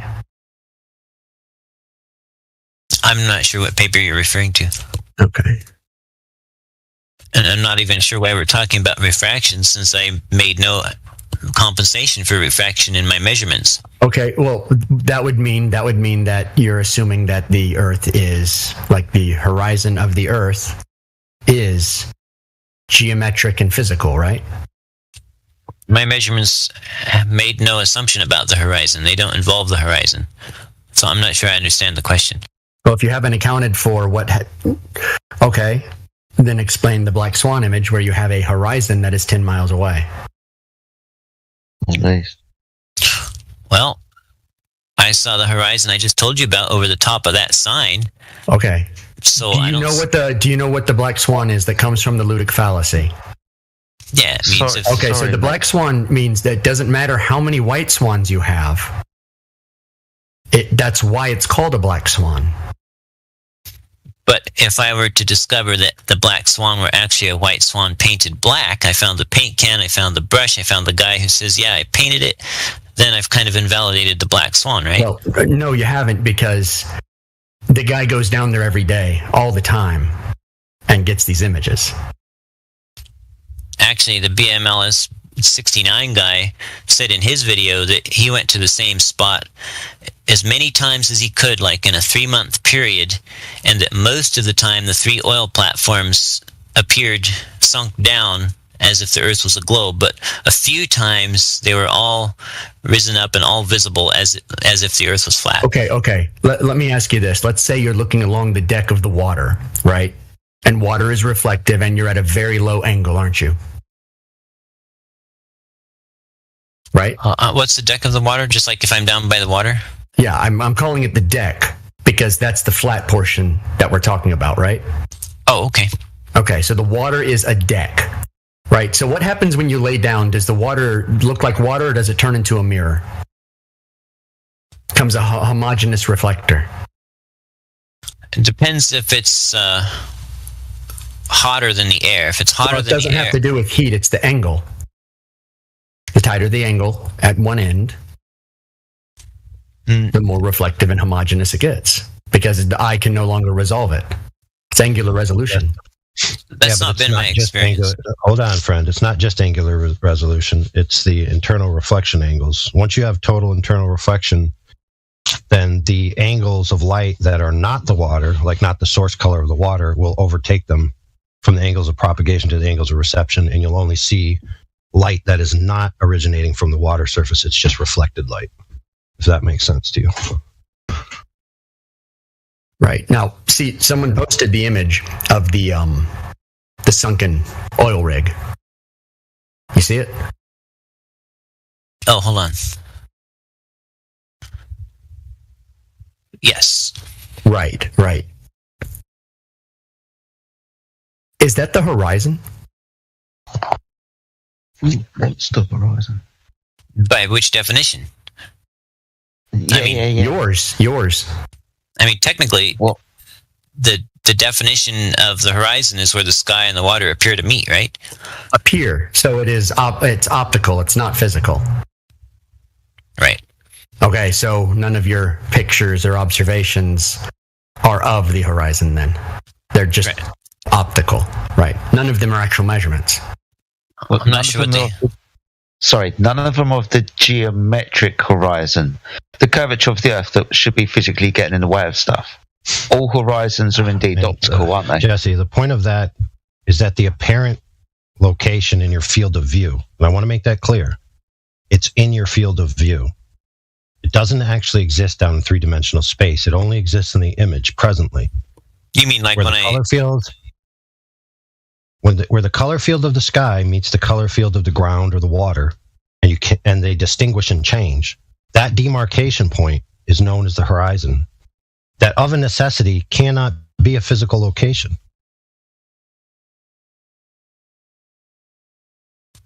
So in other words, when you point something at the horizon, you're pointing it at an image. You're not pointing it at a physical location. Absolutely. But I don't see what that's got to do with my measurements of Mount Shasta at 105 miles, because I didn't utilize the horizon. Because you don't have a measurement and you don't have the fidelity of a level line at 105 miles, and you couldn't be shooting along a straight line. If you're on a globe, you're shooting at a curve. Curved light coming in. Well, let's just say for the sake of discussion that I'm not on a globe and I'm on a flat Earth, and I'm still on the same mountain, shooting to a line to the same mountain, the same Mount Shasta. Is this your picture down here? Let me look. That's my picture, but that's not Mount Shasta. Okay. I have a picture of the Mount Shasta one if you like, though. Well, what's this one right here? The one that Jace Isle, Jace AI. Posted? Yeah. That is one of the ones from the data, the chart that shows the curve. Yeah, that shows the curve. Where at? Is it behind the hill? It's what behind the hill? The mountain is the curve. No, is the curve behind the hill? Because I see a hill and I see a mountain obstructed by a hill. I just measured the zenith angle to the top of that mountain. I'm not sure I understand what you're asking. You don't have an angle. It's curved. It's curved observation. Well, I measured the angle of the light entering the telescope, right? Right. It doesn't matter. You're saying, okay, let's just say you're saying you're level to that mountain. You're shooting level to it? No, okay, you're shooting the angle from down to up. Okay. Holy okay. Crap, so what? So you think that hill is Earth curve? The tree-lined hill? Like if a truck drove in front of you, would that be Earth curve? Because that's a hill obstructing your view. No, never mind. The hill has nothing to do with anything. Okay, so where's the Earth curve at? Well, this is just a single data point. Hold on, Jesse. Hold on. We got to correct the error on the table. So he asked you something about the angle, and you said, I'm measuring the angle of the light entering the telescope. Now, if you concede that you don't know the path of light from the target object all the way to the telescope, then the angle that the light enters the telescope is irrelevant. And making any assertion based on that is also irrelevant. Can't be applied to anything. I wonder, is this supposed to show obstruction of the bottom of a mountain? No. This was just he asked for my source data, and when I go out shooting angles, I line up the telescope to the target, and I take a picture through the telescope, then I take a picture of the LCD readout, then I flip the telescope around. You know how you do 2 readings with a theodolite, at least 2. And take another picture through the telescope, and then another picture of the LCD. It's just my way of recording what I was shooting and what the angles were, because that way I don't have to ask myself later if I maybe transpose some numbers. Hold on. Let's reiterate this, because this is what the crux of the issue is about. The angles of what? The light as it enters the telescope. Right. And unless you know the path to the target object, those angles are pointless to know. You cannot discern anything about the target object's angles of propagation from the angles of reception. Because according to the globe model, all the light is taking curvilinear omnidirectional paths. Yeah. And so you have no idea which light you've received. So you can't make any definitive claims about the physical location of an object compared to you angularly based on angles of intercepted light. It doesn't work. Can't be done. Which makes the model unfalsifiable, which means we can dismiss it out of hand. Correct, which, by the way, the U.S. military validated when they attempted to shoot a tri-band laser to determine the refractive conditions over 120 kilometers for the purpose of perfecting their laser targeting systems, and they found that the results were not congruent with the globe model of refraction. In other words, it was a chaos. It was chaos. The general consensus, right? Not that they use this word, this is my word, but they use turbulent and unknowable. The general consensus is that the path of light is chaos. And the final point that you're getting, right, based on what they said in relation to the globe model, is not precise, and it's not congruent with any standard model of refraction. I'd like to point out also, Jesse, that Drace very politely has posted the source and the citation. The combat experiment does not observe dispersion, even though they should have. They say they should have. They use 3 frequencies. It's irrelevant what the purpose of the experiment. There we go.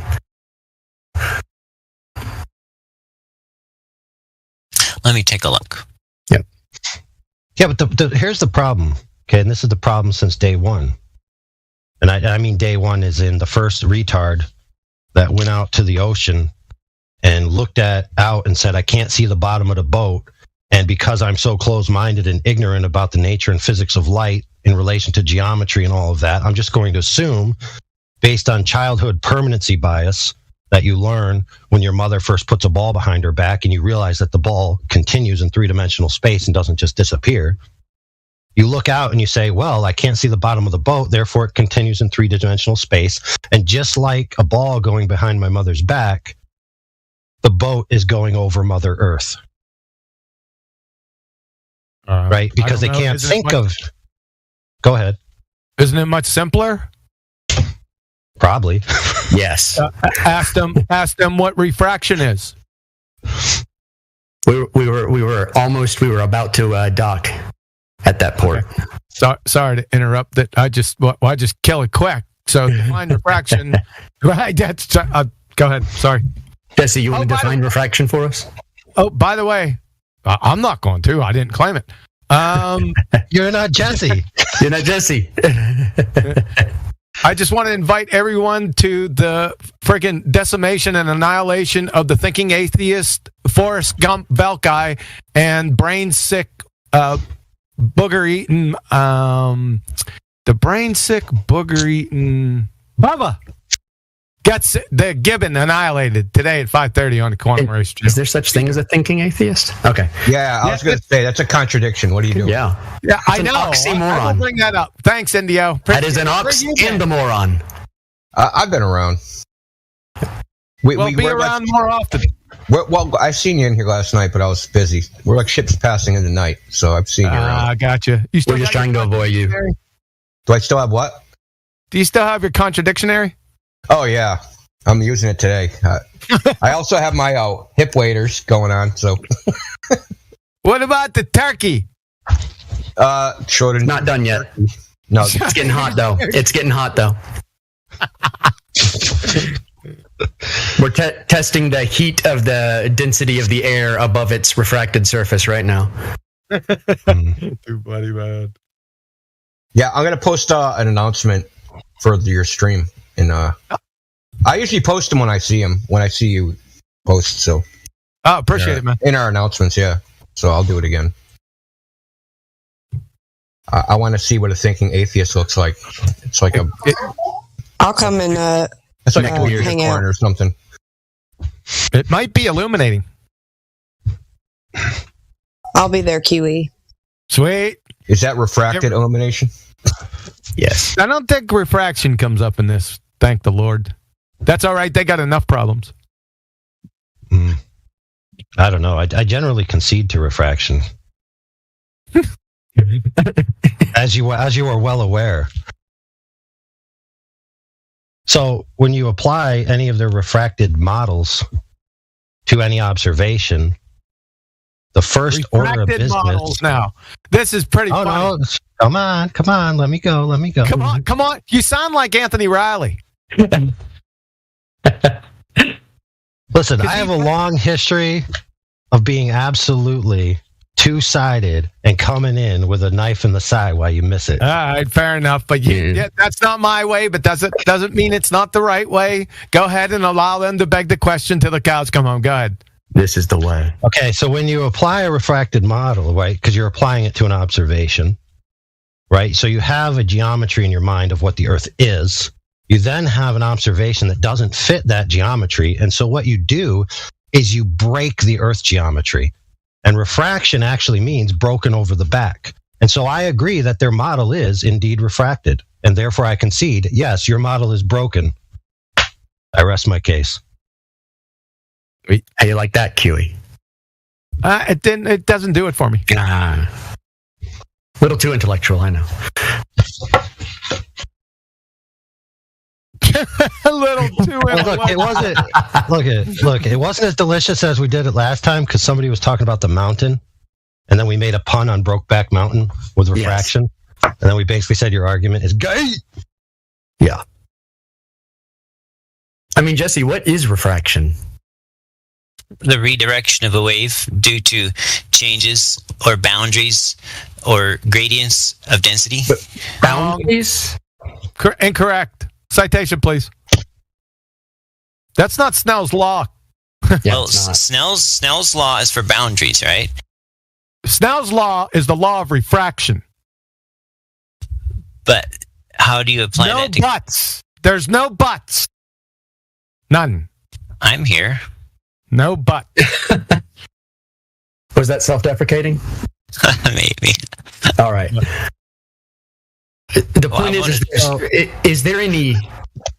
What is the assertion of terrestrial refraction? What do you assert that it is? Standard terrestrial refraction? Yeah. Not to calculate it, what it is. Say that again?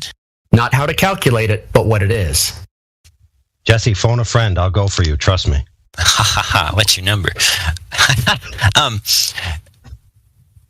Well, I didn't come up with it. I'm not sure. The mainstream model claims that it's the bending of light. That's not a model. Well, what would you like to call it? That's not a model. The mainstream, where is that? Citation, please. The claim? Yeah. Look, they're asking me about something I didn't come up with, okay? I'm not sure what you want me to say. I thought you're a proponent of refraction. You don't know what it is. Define refraction. Citation. Not you. I want a citation that defines refraction. You mean like Andrew Thomas Young or something? It's up to you. Whatever you want. That'll work for me. Hold on. In fact, yeah, that'd be fine. It's my favorite one. You'll find an interesting part in his paper where he said things that will never reappear that are already physically obstructed.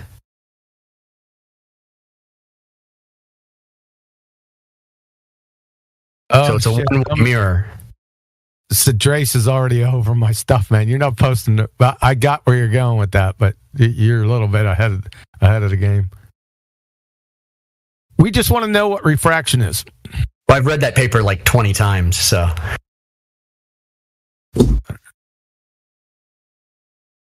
All right. Yes.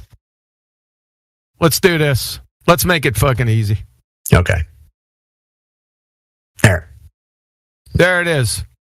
From Britannica.com, Snell's law in optics, a relationship between the path taken by a ray of light. Oh, by the way, rays of light don't exist. In crossing the boundary or surface. Do gases have surfaces? No. But they would have a boundary with water. Of separation between two contacting substances. Where's the two contacting substances in the fairy tale atmosphere? There isn't any. It's a category error. From the physics classroom, refraction is the bending of the path of light wave. Light's not a wave. As it passes from one material to another material. Can you show me two different materials in the fairy tale atmosphere? You can't. The refraction occurs at the boundary.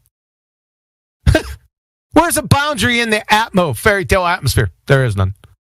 You're fucking category error. Let's go to Wiki. Snell's law, also known as Snell-Descartes law, and the law of refraction, see the context, is the formula used to describe the relationship between the angles of incidence and refraction. When referring to light or other waves, light's not a wave, passing through a boundary between two different isotropic media, as such as water, glass, or air. Has a picture right down here on the bottom. You see that? Snell's law?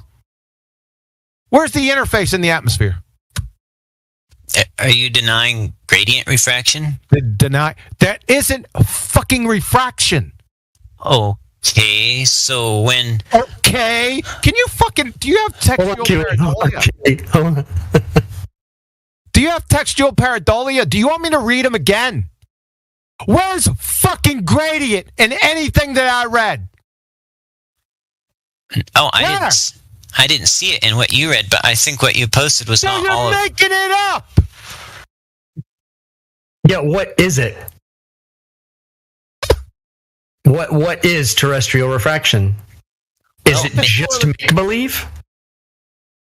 I mean, obviously the phenomena is real because it's not obviously real because I look out and I just see things. I don't have to come up with a reason for why I see them. If you're having to come up for a reason why you would see things, that's not scientific, is it? Okay, so yes, but hold on, Jesse, before you go, because you said this twice and you haven't been corrected yet. So, a phenomenon, to be genuine, the premises of the differentiation in the happening must be known in the first instance. So, in other words, if you see something where it shouldn't be on a quote-unquote globe, in order for that proposition to be true, the globe must be proven in the first instance. You can't infer it and say, oh, that isn't where it's supposed to be on a globe, therefore it's a phenomenon. So, again, where's the globe being proven in the first instance so you could apply this claim of a phenomena? I don't even know what you're asking or what that has to do with the fact that we've all seen the pictures of the laser beam curving upward. It's not a phenomena, dude. It's not a phenomena. It's our math is wrong. Let's come up with an explanation. In this case, it's a mathematical explanation called terrestrial refraction. Have you seen that? Thank you, Meme. Hold on, Jesse. We got to caveat that. So, indeed, things being not where they appear to be at all times, like differentiation between days, definitely happens. So, like when I go to a small lake, I see things disappear, right? And rest assured, they disappear some days from the bottom up, some days from the top down, some days from the top and bottom simultaneously. Now, to be clear, this lake is small enough to where any alleged Earth curvature would be irrelevant. But that's not the point. The point is that, yes, we all see variations in what we see. The difference in this context of this argument is that it's claimed that the reasons we see things is called terrestrial refraction, which has an assumption of a radius, which makes it a phenomenon only in the sense if the Earth is a globe. So in one instance, we all see displacements optically, whatever they be. In the other instance, it's assumed that it's a phenomena in relationship to where it should be seen on a globe. But the globe has to be proven in the first instance for that to be a phenomenon. So that being said, what the heck is terrestrial refraction? Maybe it's whatever causes that laser beam to look like it's curving up. Well, if that's the case, that's a huge problem, isn't it? Shouldn't we see boats like way up in the sky? Well, sometimes they do, actually. No, we see them hovering in the horizon is where we see them. It's called Fata Morgana.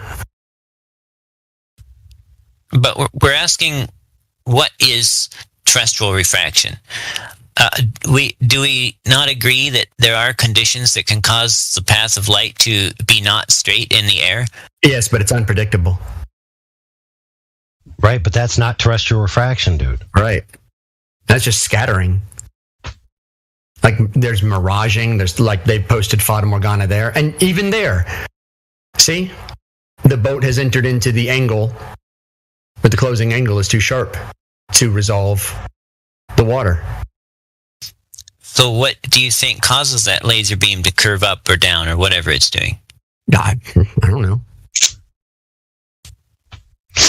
Smarter people than me know that answer, but I know this. If you got light shooting in every single direction, which is what happens, your net result is essentially just straight line. You can have warping in every direction.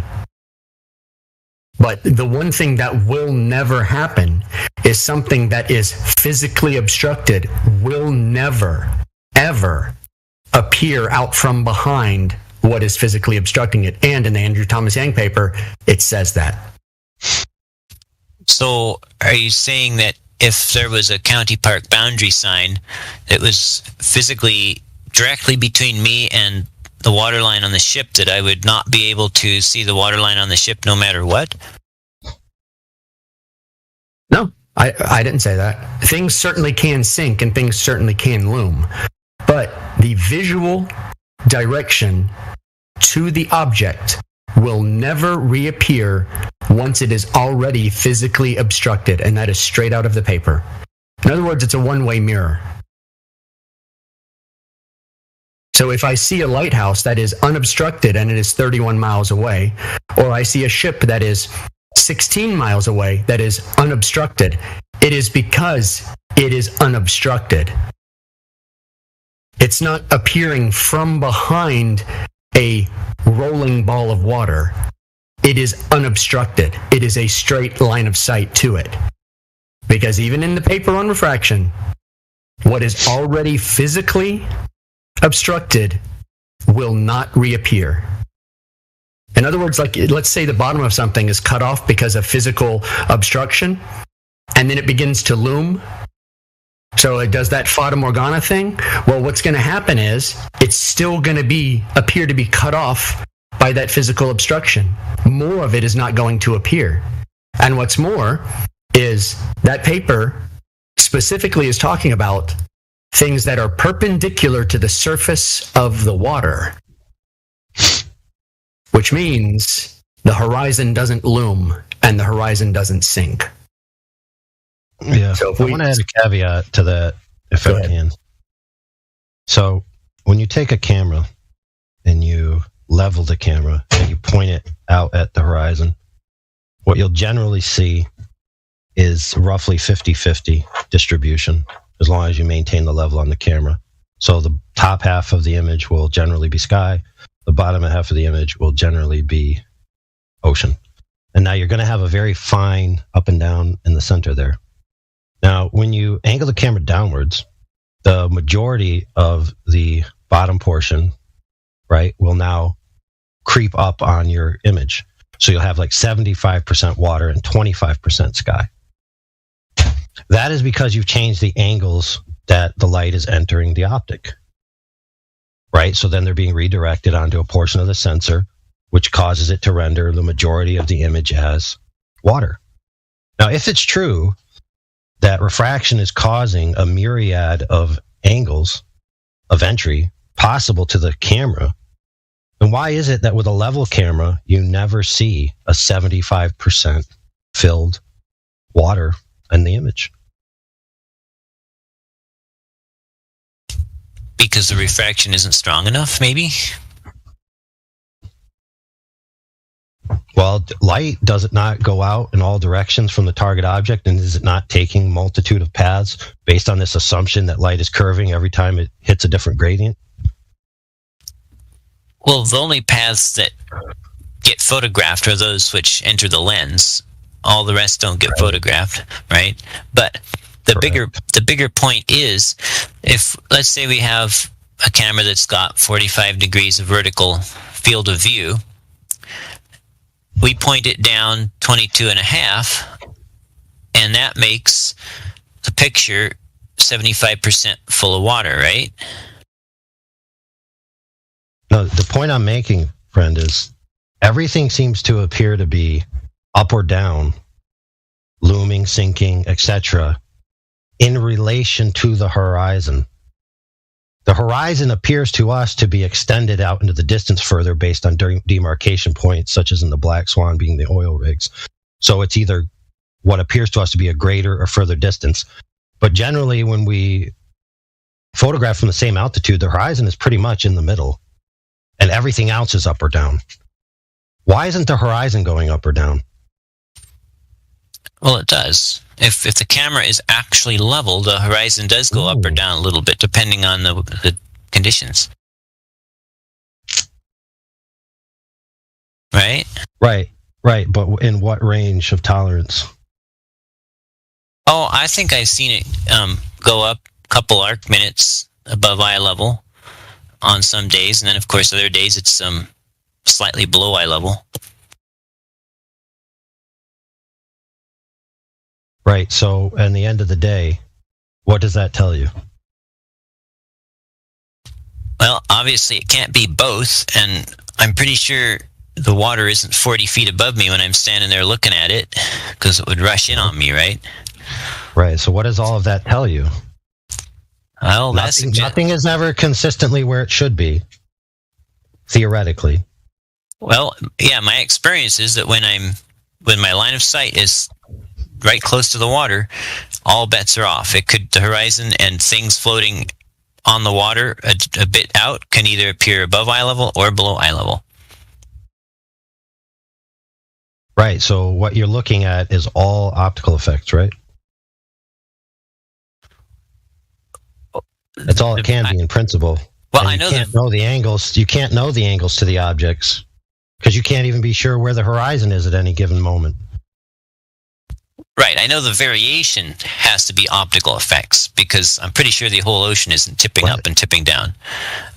But that doesn't tell me what the actual physical angle would be if I didn't have the variations of the optical effect. No, the point is that you can never know the exact physical angle to an object at distance based on optical equipment.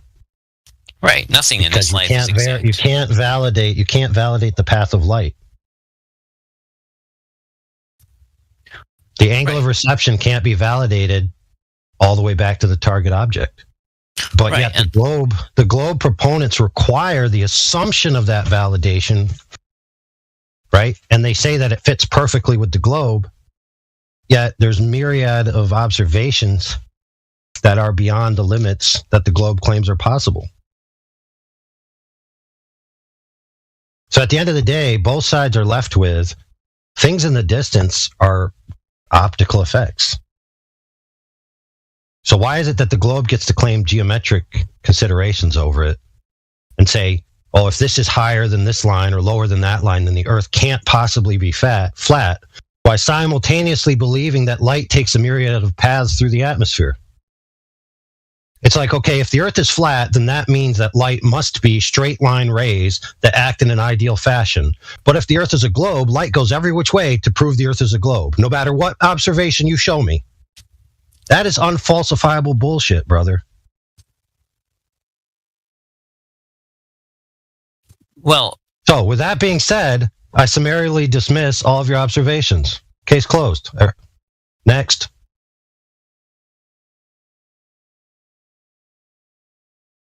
You could continue with anybody else if you want, but I rested my case quite thoroughly and unequivocally. Oh, okay. Thank you. On your 105-mile observation, did you compensate for the tilt? For which tilt? Tilted the mountain away from you.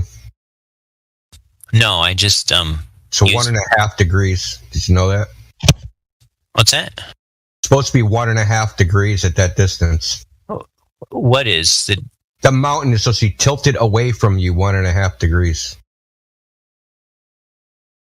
Oh, Mount Shasta, the target mountain. Yeah.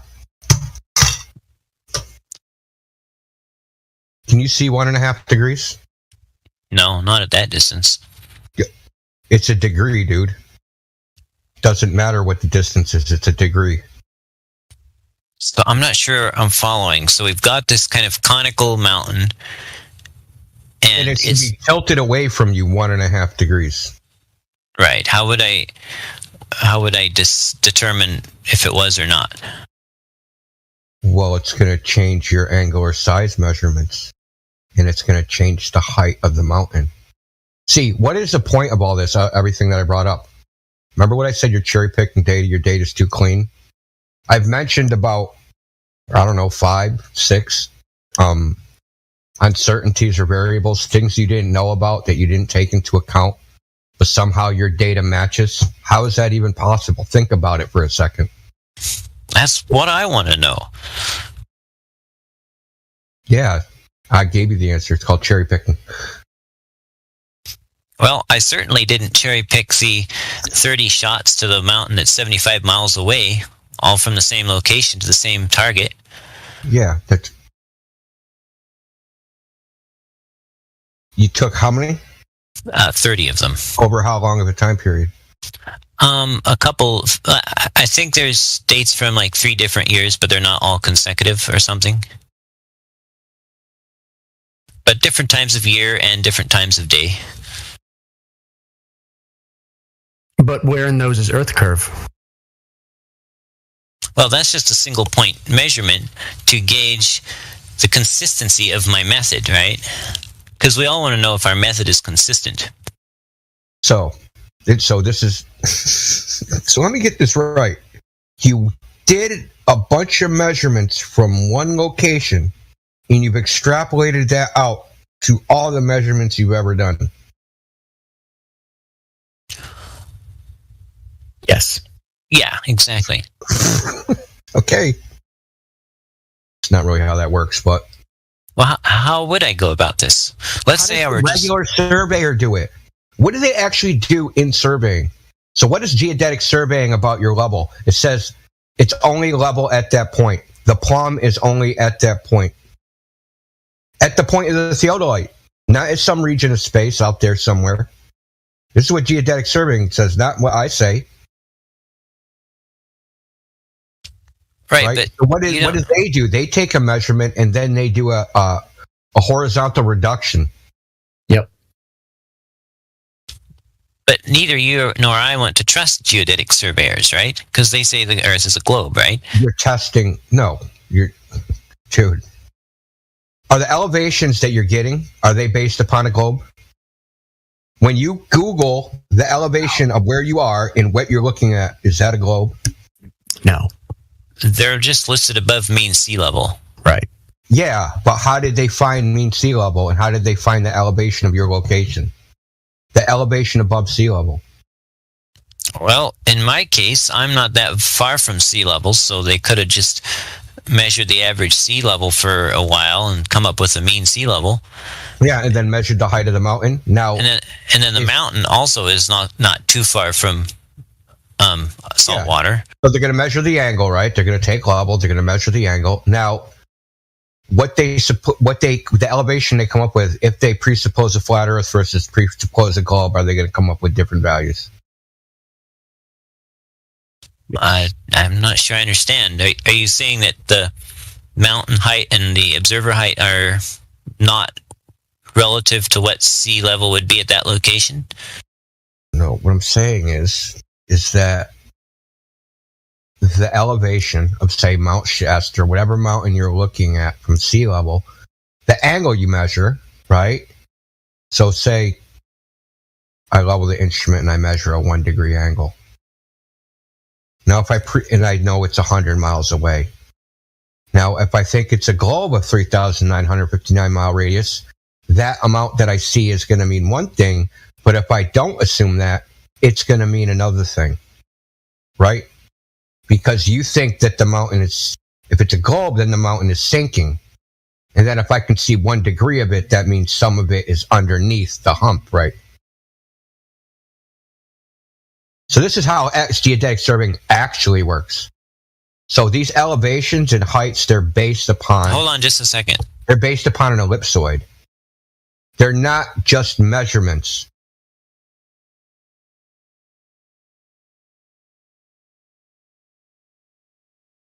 They're measurements that have been mathematically treated. I want to agree with. I want to deal with that too. What Joyce just posted too.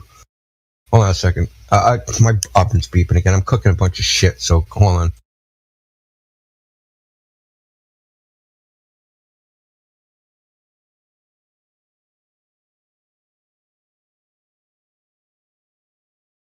Yeah, what Indio's trying to say there is, okay, from Helmert, Mathematical Theories and Principles of Higher Geodesy.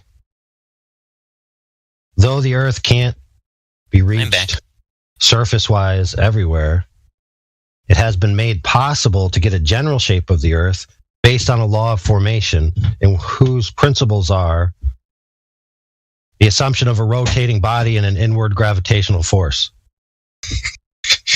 Oh, so is it the case that they're just measuring the Earth and applying a metrics of hard measurements against each other? No, they're applying them through a law of formation in which the globe Earth, having a radius, being a rotating body around an axis, and having an inward gravitational force are assumed and applied in the first instance before they give the final result.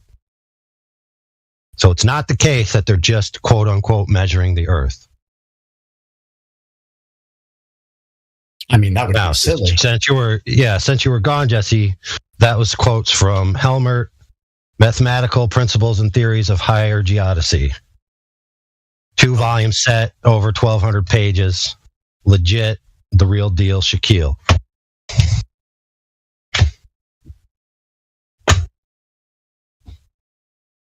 So when you ask how do they do geodesy, they just go measure the Earth is not the answer. The answer is how they do quote unquote geodesy in total is they assume the Earth's a globe in the first instance. And they shove their measurements up an ass of a matrix of transformation to fit their data to a globe. Yeah, and then you're taking a derivative of that and saying my derivative, their values that they generated match a globe. Yeah, well, no shit.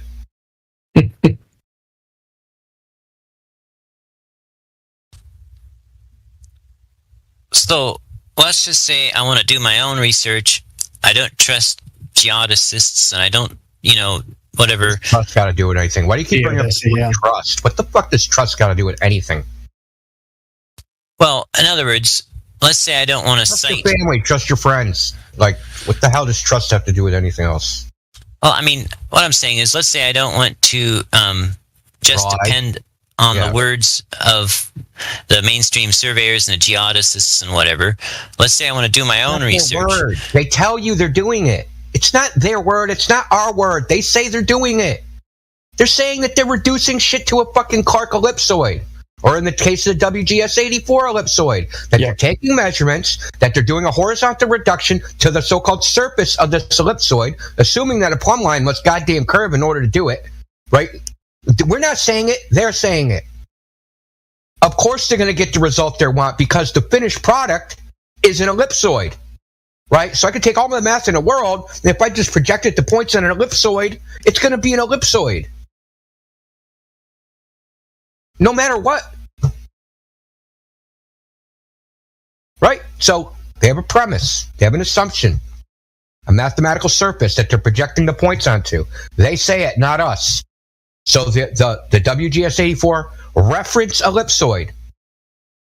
Now, reference ellipsoid. It's a reference. And then the geode is the imaginary sea level. As if the sea was going under the mountain you're on. So when you do a site reduction, you're reducing it to, like, the ellipsoid. And then you get the tilt and all that shit from the fucking geode. But the point is that you could just go, like, to the edge of the sea, right? And you could measure the top of the mountain. Right? Right. And then you could take an altimeter and go to the top of the mountain and do the altimeter reading. Right? Yeah. And don't do any calibration. Don't fucking say, oh, this altimeter says it's 3,000 miles. Just get the pressure. Then you find a second mountain. Then you do the same methodology, assuming a flat Earth, get its height. Then you take your altimeter and go up there and look at the pressure. And see if the pressure difference is different based upon your different measured elevations. Right? And then you create a calibration using that scale, right? Then you take a third mountain. And you don't even measure that. You go up with the altimeter, say, well, according to my calculations, it says this should be a 3,000-foot mountain. Then you go back down and you measure the height of that mountain, see if it matches. It's pretty simple. And obviously it's time consuming. It's not simple in actually like doing it. Obviously it's time consuming, takes effort. I'm not in work. I'm not going to just like dismiss that. It's like it's like brushing your teeth. It's not that simple. But I mean, this stuff can be done, and you're not assuming anything. And you know what you're going to get? You're going to get the Earth's flat because you had a starting assumption, and it's going to be verified with an altimeter. But do you understand what I'm saying? Wouldn't the same results be had on a globe, though? You could literally fucking choose any arbitrary surface. Pineapple, pretzel, pizza, fucking you name it. You have a starting assumption.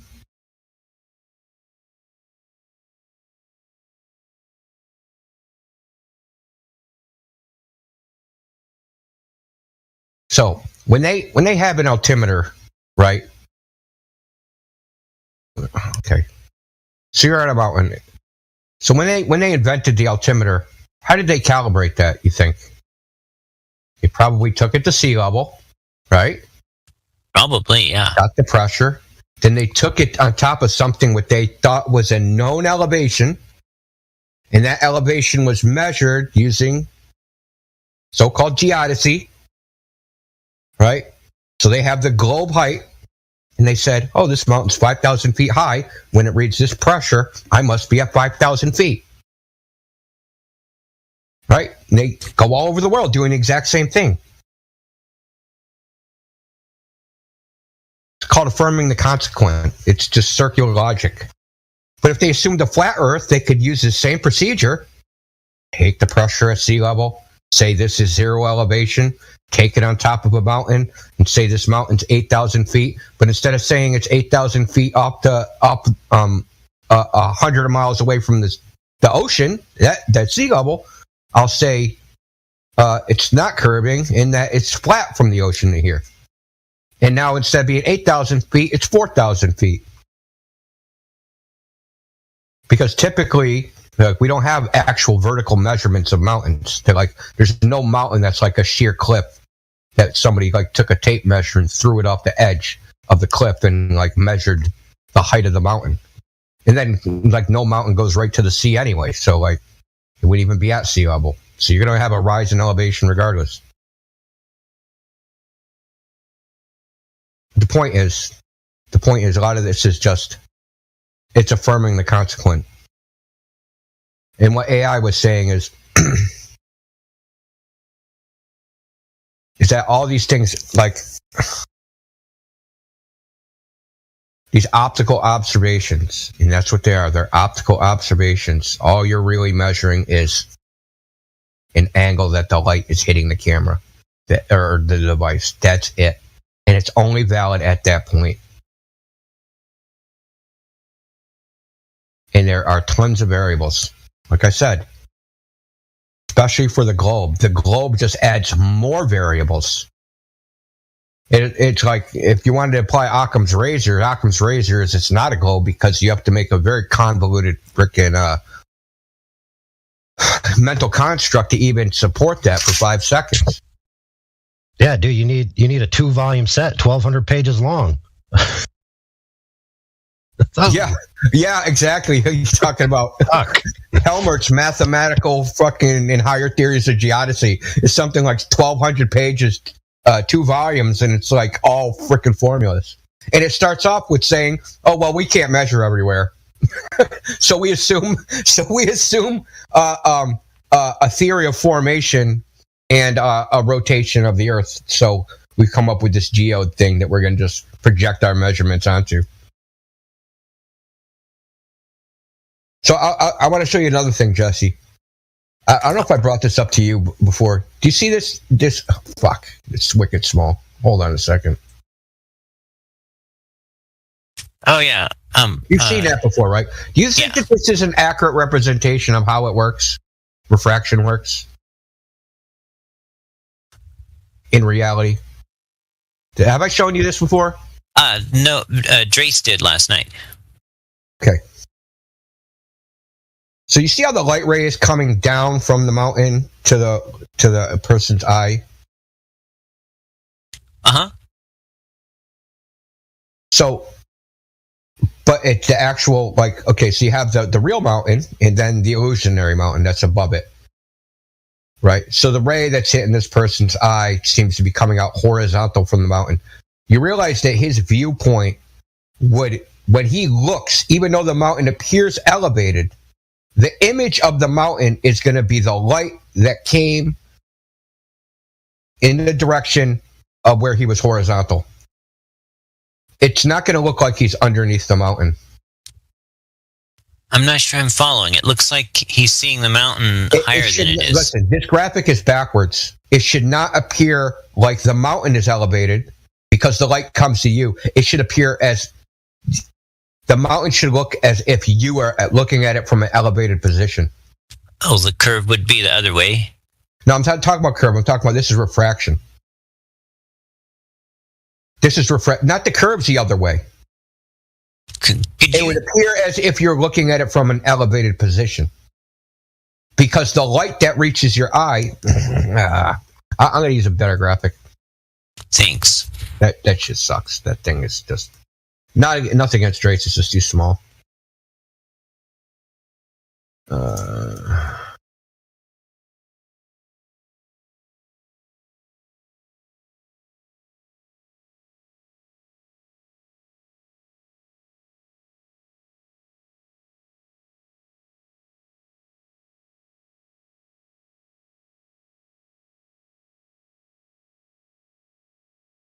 Here, I'm going to show you. Fuck, it's even smaller.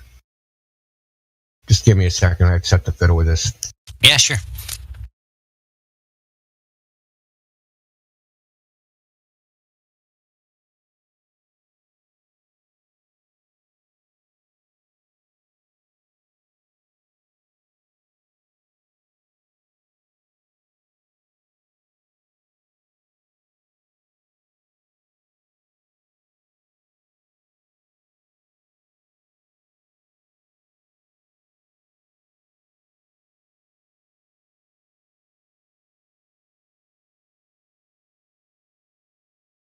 Okay. Here, can you see that? Let me look. Yes. So, you see how it shows a ray that's curving, right? It goes from the top of sail, top of the mast. It's curving down to this person in this little motorboat. Uh-huh. Well, that ray, the normal path of that ray would be up here into the sky. You would have to be, it would look like you were elevated at that position. Do you mean to an observer at the top of the mast? The illusion would appear as if you are a higher position than where you are. Because the light ray that's hitting your eye is a ray that comes from an angle that's going towards a higher position. Now, say there was no refraction, right? So the red arrow, the red line and the red arrow, that would be the non-refracted path.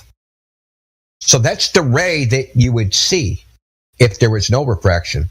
And then this is the other one, the curved one that goes down to the guy in the motorboat. That's the refracted ray.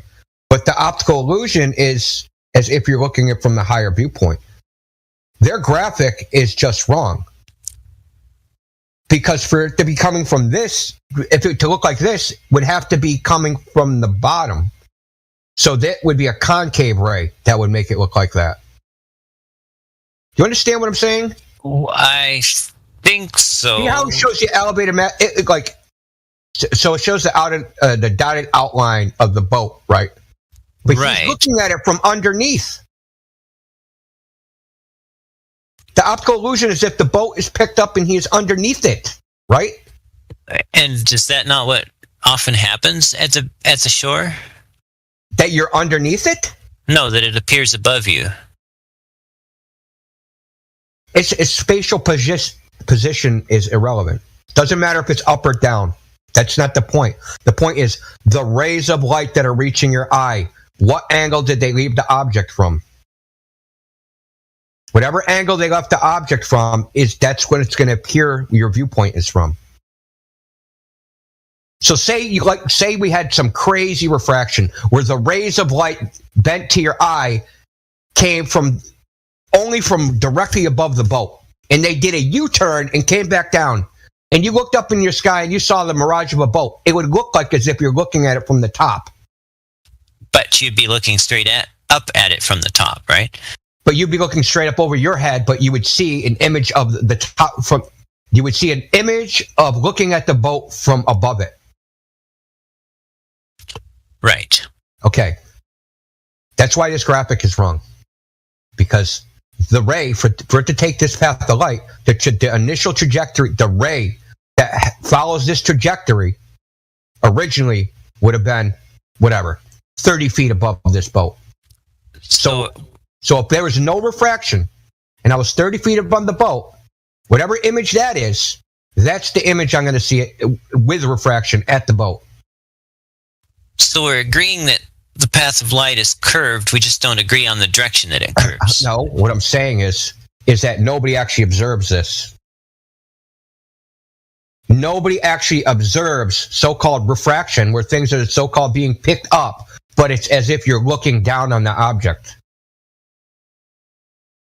Right, when you did your observation, right, of your sign, right, and the sea appeared picked up. It did not appear like you got picked up, and now that you're looking at the sign to the waves lashing against the boat from a higher position, did it? Well, there wasn't a lot of waves at all, really. But I mean, what I'm saying is, it didn't seem. The image doesn't seem like you picked the camera up. Like if I took like the refracted image and I waited for some crazy day without refraction, and then I'm like, okay, I'm going to take a picture at the elevation that matches this. If I put the camera up 30 feet, it isn't going to be that. It isn't going to look like that. I don't know. It might. Listen, there is no I don't know. Because light, a source of light, reflected or a primary source, right? Where the source that generates the light itself. Light is sent off in all directions, right? Every direction, spherically in every direction. Right. So a particular ray, let's call it a ray for the purpose of this, even though they're not actually rays. Let's just call them rays. A particular ray will reach the eye. And that ray had an initial direction when it left the object. Right. And if it curves, right, curves down, right? So say it's ejected from the object at a 45-degree angle up, but it curves down into some dude sitting in a motorboat. Well, if it continued on that 45-degree path, it would reach some point that's looking down at the object at a 45-degree angle. That's the ray you're going to see. The ray that left the object at a 45-degree angle above it. That's what it's going to look like. These graphics are I wouldn't call them deceptive. Maybe they just don't know. I'll give them the benefit of the doubt. Because if you look at, have you ever seen? I'll find another one with a fish. They always show the fish one. Hold on a second. Fraction fish, where the fish appears displaced in the water, right? Right. Here's one.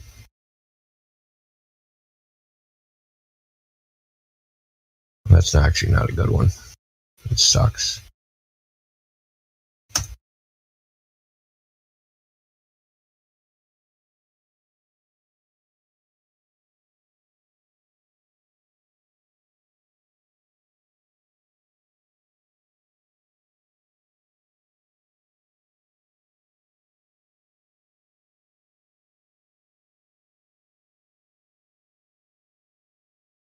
Look at this. See how the light ray is coming from the top of the fish? It's going up to the water. And it's bending.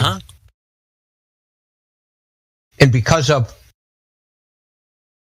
the way we see and the way our distance cues are, so we see the fish, the light is hitting our eye from a certain direction.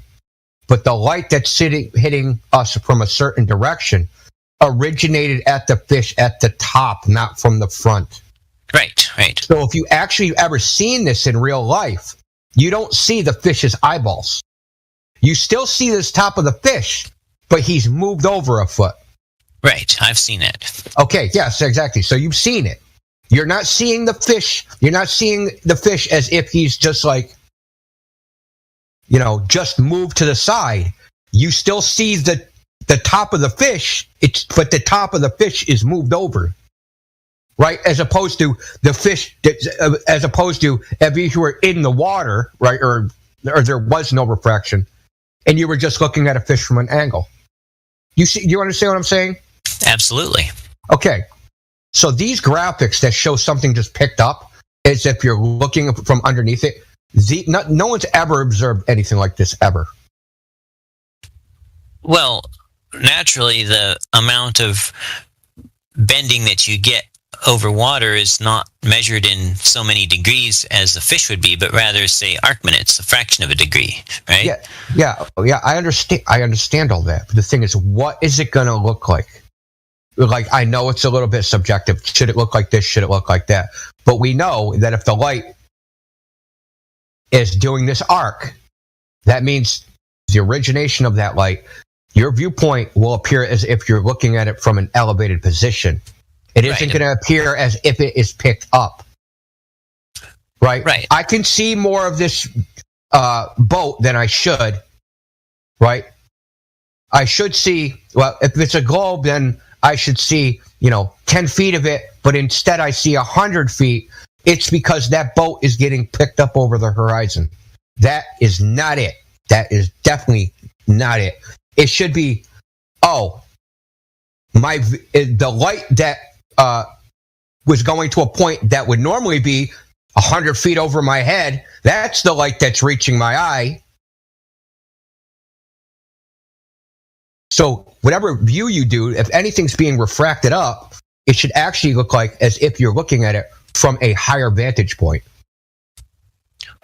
But if the refraction only gives you a vantage point of, say, 100 feet at several miles, that's still an extremely shallow angle. Well, let me ask you this. Can you tell the difference between, I've done this test myself, 15 feet above sea level versus 100 feet above sea level? You mean how much of the top of a ship you can see? Just looking at the ocean. Just looking at the ocean, shit's out in the sea. Can you tell the difference between looking at it from 15 feet above sea level, what everything looks like out in the ocean in front of you, versus 100 feet above sea level and looking at the ocean? It's very easy to see the difference in the angles of everything out there. It's easy to detect.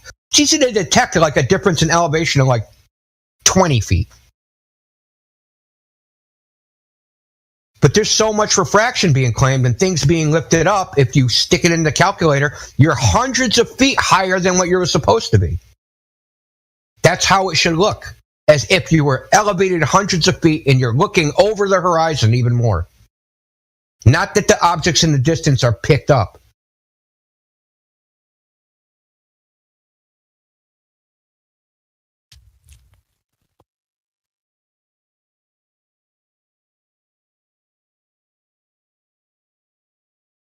So if I were, let's say... Yeah, you just posted this, right? You just posted this thing. Yeah. Okay. But that's 40 feet. Why can't I see the top of the building? Why can't I see the top of the building surface?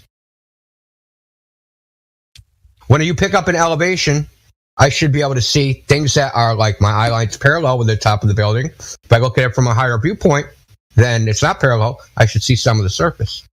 See, this is exactly what I'm talking about. Things are not appearing in the bottom image. There's there's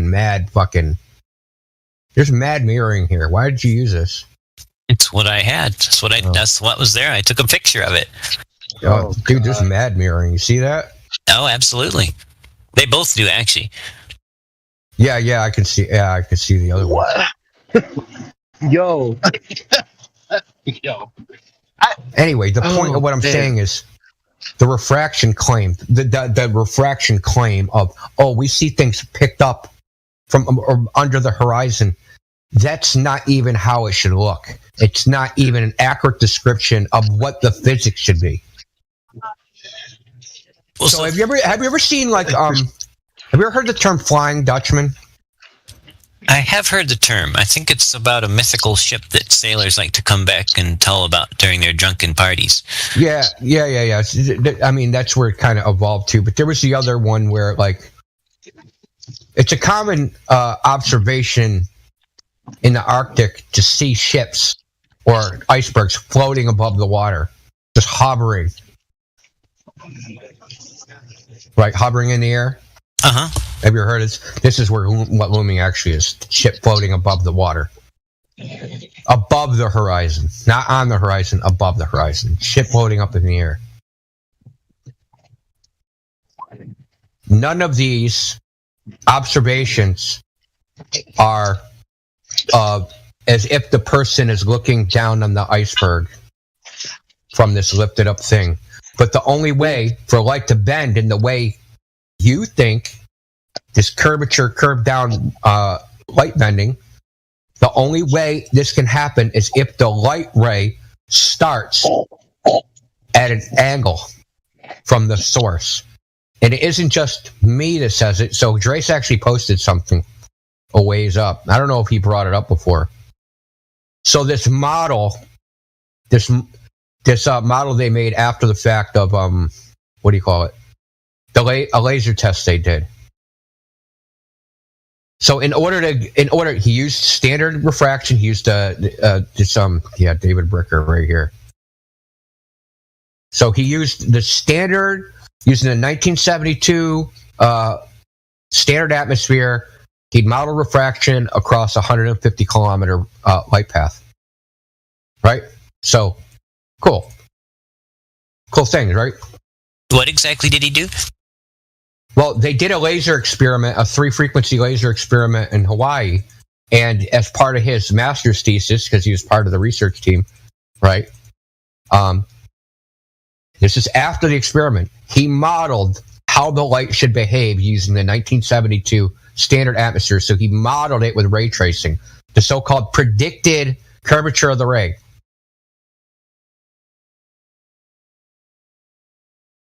And it turns out that it didn't match reality. But he didn't make the prediction first. Why did they start acting with? So I just took a graphic I want to show you. You know, I think you gave me something like about that a while back, and I read it, and it didn't seem to me that he was saying what I thought you were saying he said, but now I've forgotten what the details were. Could I reread that, and then we could discuss it? Well, no, I just want to show you this particular graphic. Okay. It's not even, or I can just read you the part. Hold on.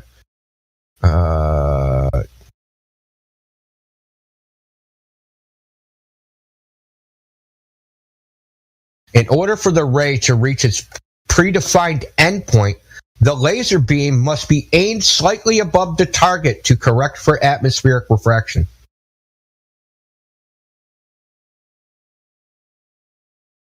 Right?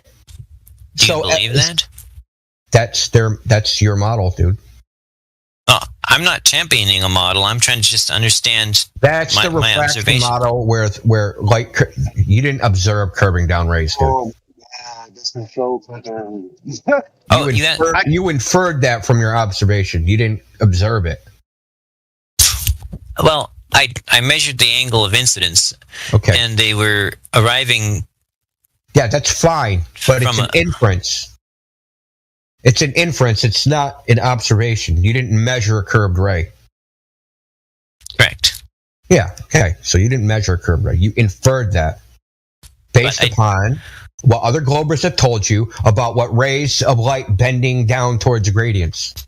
Well, I measured its angle of arrival, its angle of incidence, and it was coming from a direction where I know the target is not. So logically, it couldn't have followed a straight path and arrived from a direction where the target is not, right? Yeah, but you have no idea where it deviated from the straight path. Oh, okay.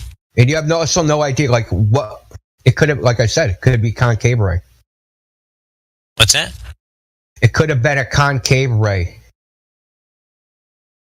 It could have been. We're getting up the point. Wouldn't that have caused the ship? So in the point, I just don't want to get away from what I was talking about before we go way down that rabbit hole. Okay, so I'm going to just take a screenshot of this. Hold on, I want to show you. This is not my mod. This is the claim, dude. This is the claim of atmospheric refraction bending light rays down. This shit has to be true. It's not optional. What I'm saying about like what it should look like, it's not optional. It has to be true. So this is a graph of the ray of the path. It has to reach 60 meters above where the laser starts and above where the endpoint is. Because it has to arc. Because it's always bending down. So if it's always bending down, you have to aim up. Otherwise, it'll just bend right down into the ground, right? Right. It'll never reach the target, right? Think about it like this, right? I'm shooting a bullet. I can't aim right. If it's 1,000 meters, I can't aim right at the target. The bullet has drop, right? So I have to aim up a little bit so that the bullet takes a parabolic arc and drops into the target. Well, this light ray is doing the same thing. If it has this constant gradient drop, then you have to aim up for it to drop into the target. Right? So that means the only light rays that are ever going to hit a target, your theodolite, camera, my eyes, are going to be the rays that are aimed up. And the rays that are aimed up is going to make the view look like as if I'm looking at it from an elevated position, as if I am above it. This is a necessity. It isn't like an optional thing. And this is an Achilles heel for all this lifted up over the horizon shit. Because nothing ever looks like you're looking at it from above it. Especially like the Black Swan. So take the Black Swan, for instance. Does it look like you're looking at those oil rigs from up above them? Or as if you're still below them? But they're supposed to all be being lifted up. Fucking, the ocean too. So the ocean, because we're talking about the horizon, so the ocean has to be lifted up as if you're looking from above it. Actually, it's not being lifted up. You're being lifted up. Your viewpoint. Because the rays that would reach that viewpoint are the ones that you're seeing. The rays that would reach the 100-meter viewpoint are being bent down to the 15-meter viewpoint, and that's what I see, as if I'm viewing from 100 meters high. Do you understand what I'm saying? Yeah. Okay, then. Then there is no argument. There's really nothing nobody can say about it. That's just the way it is. This is the model. You can't, it's just the way it is. And it's not me, being a dick. This is what the model says has to happen in order for this to be a legitimate hypothesis for why you can see things that are too far. It has to happen this way. It can't happen another way. I mean, it can, but then it isn't going to be like it bends down, curving all the time. It would have to be something else. So let's put some numbers on this. The building I showed you in that picture that showed it from two different heights was 21.2 miles away. According to the standard refraction claim, the change in angle would be 0.023 degrees. So that would be the equivalent of being raised up enough to be looking at the building from less than 0.03 degrees. Do you really think a building 20 miles away would look any different from a 0.03 degree angle difference? Could you really see much of the top being only 0.023 degrees up?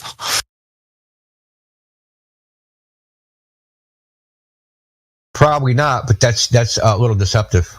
How so? Okay. So how much of the building is missing? It depends on the observer height. Really? Well, in my location, yeah, because it's kind of a cold area here, so we don't get as many hot days. So this is taken 40 feet above sea level, and this is taken 100 feet above sea level. Right. You can see more of the building is visible on the out from the higher observer location.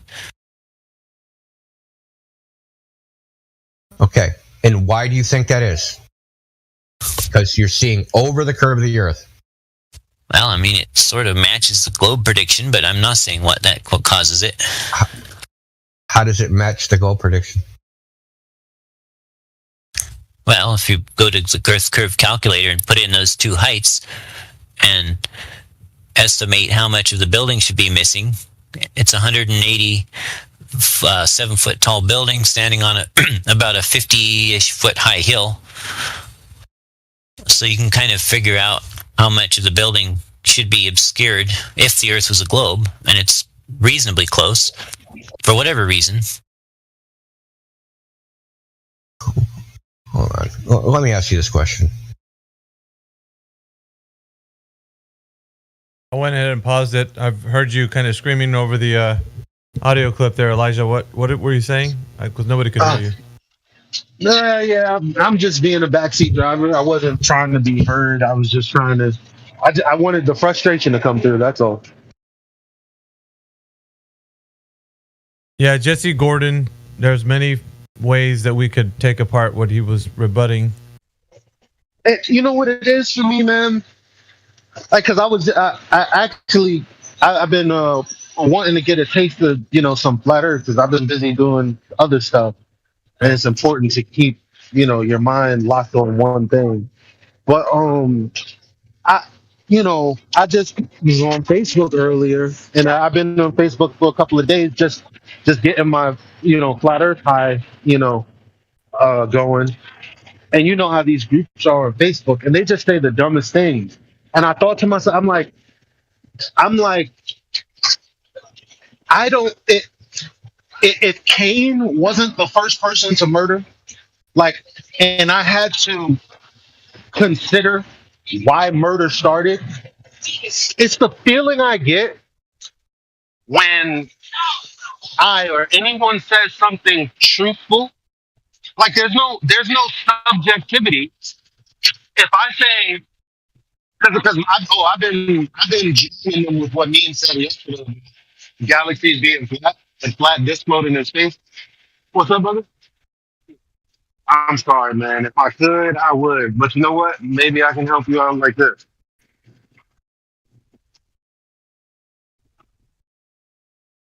All right. So, I told them, I was like, it's crazy. The phrase that you guys love, where's your spinning space pizza? Where's your disc floating in space? I want to see a picture of it.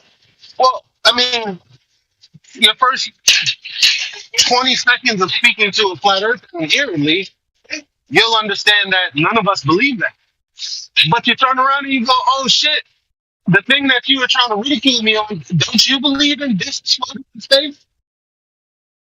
And so they would just argue me down, and they'll go, oh, the galaxy is not flat. And then I post them saying why the galaxy is flat. And then they'll say, oh, it's not a disk. And I'm like, okay, a flat spiral then. Like, what are we arguing about now? Like, my whole point was that we don't actually believe in disk floating in space. But the irony is that even though you're trying to struggle and me with that, you believe in disks floating in space. And instead of going, you know what, that's fair, I'm going to just shut the fuck up because this isn't a winning battle. They just, come at me with 1,000 things that have nothing to do with the point that I made. And at that point, when I'm saying something that I know is clear, and then they say, oh, you just don't understand what fallacies are, when I put your own words into the formulation of the fallacy that I also took the time to screenshot an example and the definition of and post to you and show you how you and what you said are completely analogous to what this fallacy is and how it's done. It's like, and they just go dirt, and at that moment, I want to kill them. And my whole point is, like, every time I hear somebody like that at Jesse, who you're like, okay, he had to understand that, and his mind, I don't know what it is, it's like a barge. And every time, truth tries to get stuck to it, it's just like, I don't know. But the thing about it is it irks me so much, very much, too much probably. Yeah, so so Elijah, I'm going to say, man, the expression of that outwardly would be the tar and feathering that I do in here with that. Like, Jesse Gordon doesn't understand. He thinks he's speaking logically when he's talking to Indio in that instance in the clip. So he thinks he has a coherent way of representing the globe, and he didn't have a point. Indio was destroying him on every front, but they do have the derp that they have as a rebuttal. And there isn't anything they offer in the way of empirical evidence. So it's tar and feather time, baby. Like, it's not time for us to logically, consistently take them to the points, because they will just obfuscate. They will continue to throw out red herrings. They will continue to redirect. There's no escaping the fact that they're not going to concede on the specific point, right? Because they haven't produced any information. So we're arguing, let's say, from a derivative stance. And so the need for, because it's like, so they're trying to rival truth with their fallacious reasoning, obviously. But You can try to reason with somebody like that in a conversation, but it will get to the point where they're just gonna skirt around what you're saying and keep spinning the wheel.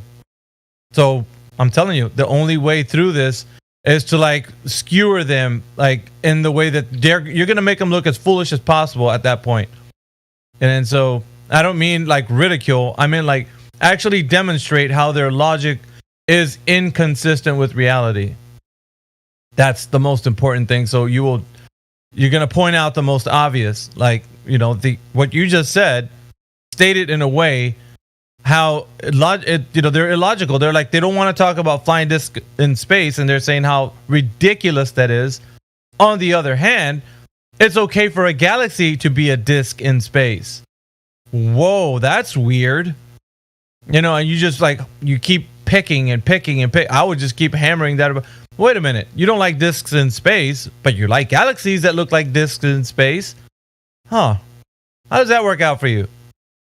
And you just keep making that a point because they turn it around and make it sound like it's the most ridiculous thing that they've ever heard. And they even have in their little thumbnails, like their thumbnails that they have up, like these characters like all on the internet, like, look at what flat earthers think, and it's a disc in space. Oh, how crazy that is.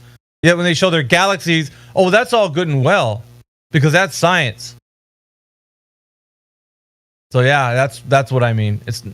It's just talking about the ridiculousness of their claims and just like putting it forward in the forefront and not letting it go and just keep talking about it. And because what people and these guys, they obfuscate to the point where it's like baffling people with bullshit, and they'll keep doing it to the point where it's like, what are you saying, dude? And you just keep going back to the point that it's really what their claim is. Like, there's no way this can actually be in space. And I've looked this up too, Elijah. I don't know if you've seen this, but when they claim how a planet forms, it actually starts off spinning like a disc. I don't know if you knew this, like matter and it gets clumped together. Let's see how do they get people to accept the exact opposite of what would happen? You see what I'm saying? Like something spinning, if they're individual parts, it's going to spread out, not come together. But also something I read or something somebody just tried to rebut me with told me that planets are actually formed and all of this stuff was the universe and stuff was actually formed by everything in rotation. Yep. But how the fuck are we getting flatter if we got fatter in the same process? How? How is the same process that got us fat make us slim? Please tell me. Anybody got an answer? Anybody in YouTube world? I mean, it's not my words. It's the double speak of these priests that we're trying to free you from. And you spit on our name. And you spit on the Creator's grave. And it's disrespectful, but we love you enough to try every day anyway. It's crazy. I'm doing too much outreach to people who don't give a damn. Honestly, I think that's what my problem is. But God said you got to do it. I don't have a choice. Tough love, baby. That's what you got to give out. Tough love. You're doing good work. I see the good in it. But these guys are just gonna trample all over the pearls, man. It's what's gonna happen. Just exactly what scriptural reference to that would mean. It's just because you labor over the point, right? Because you don't want to lose that soul, because there's a possible chance that person's gonna like get to the point where logic and reason are gonna be the thing that's a foundation for them too. So you want that, you labor over that, and then towards the end they're just like, nah, and then you're just like, you know what? The hell with you, man. You know how long I've done, so it's I get the feeling it sucks. I used to speak to flat earthers for months, like privately, like in inboxes, and we've all been there, I think, because we didn't, and something that might be lost on the newcomers, some of the vets might be a little spicy. We didn't come here with the same kind of vindictiveness that you guys see towards flat earth. Okay? Like we kind of actually allowed that to consume us, which I don't really it's not a good thing. Because the thing is, we came to people in fear but with love. Do you think that when someone finds out, if it's true, just consider it and open your mind, if it's true that the earth is not what you've been told your entire life, you're going to try to go tell someone in fear that they're going to reject you and ridicule you, but because you love them and think that they deserve to know. And so we've been, ridiculed, bashed, shamed, and some of us are kind of battle hardened and we don't have time. Because the more time we spend, it's not that we want to be assholes. Really, it's because our heart breaks. Every time I speak to Kosho, it actually breaks my heart. You think I don't give a damn because I think he's a retard? No. It breaks my heart because I don't understand why he's doing what he's doing if we all have logic and reasoning. We can all pretend that it's different. Your values are different from my values. No, we all got the same set of rules here, bro. But anyway, go ahead. Let me display, or exactly put on display what you and I are talking about right now, Elijah. Let's take a look at this character here. His name is Dave McKeegan. He's the new kid on the block, let's say. Check this out. That video that he posted of Nathan Oakley, or his rebuttal to it, and his expression on that thumbnail speaks volumes for the arrogance in this person, the ego that he's carrying. And that's more the reason why I think me and India were talking about like how we're going to take apart his videos with my stream and challenge him if he dares. Because he hides behind his stream. That's fine. He's got his viewers, and the majority of people believe the earth is a globe just based on a belief. They don't have any empirical evidence. But that being the case, he posted a thumbnail, okay, with all arrogance saying it did not go well. And him putting his face like, like I have to deal with such things as this. And then on the bottom right, I've just highlighted 334,000 views 2 months ago of a vocal flat earther. He didn't even put his name on there. This is the disgrace of like he wants to drag him to the mud. Just highlight this. A vocal flat earther attempted to pull apart my video about the moon observations in his usual manner. ... It doesn't go well for him. Saith Dave McKeegan. And I'm telling you, these are the guys that Elijah would try to reach out and say, you know what, let's have a discussion. Let's see if we can't come to terms anyway. But they love to mock this subject. And if they do have a conversation, you bet your bottom dollar, it's not so that you can reason with them. It's so that they can utterly destroy you with the information that they think is the truth, and then come in with their scientism and then say that they're right just on the basis of the merit of saying things. There's no evidence behind what they're saying. So the Creator has designed and created people like me, Elijah, for times such as these. Now, there's going to come a point where these guys are going to actually have to stand before truth and answer the question. But on their forums, they can't do that because they hide behind moderators and they hide behind their goons, and they're safely behind their keyboard every time typing out messages to the public because they know the mass of indoctrinated people are on their side. No matter, we don't care. Every single time these iterations of these characters come up, we're going to destroy them every time. So I'm saying this out to everybody who's listening. If you want to, go report back to Dave McKeegan and tell him Mayhem is waiting for you.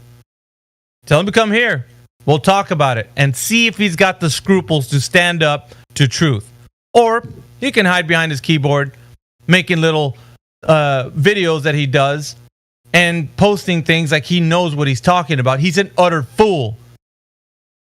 And we will expose him as such. So hopefully somebody goes and tells him. If not, we'll just keep exposing him.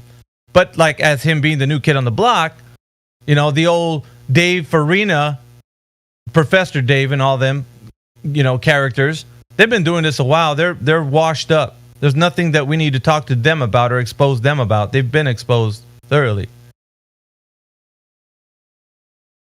But yeah, this guy, oh, he's the one to actually, he's got 62,000 subscribers right now.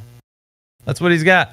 Because the army of indoctrinated people who don't know any better think that he's speaking truth. They have no knowledge of who this guy is.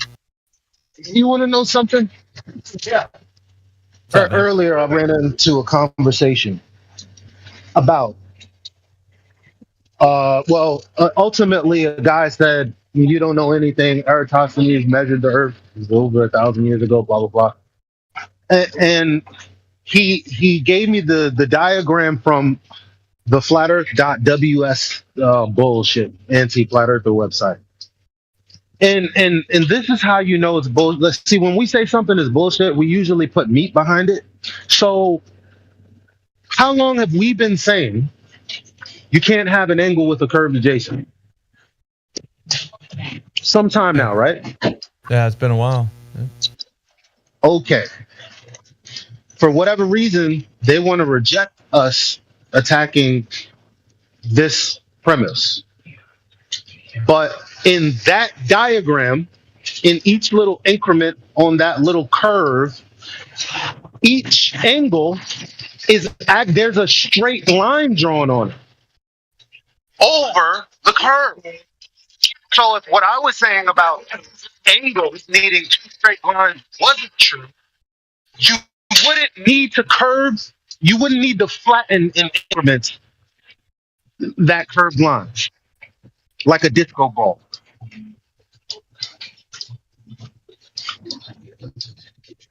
So if what I was saying was bullshit about angles, that wouldn't be necessary, would it? That's a very small detail to note, considering that's the premise we're trying to elucidate to people. What's wrong with you? Don't you want to be free? I do.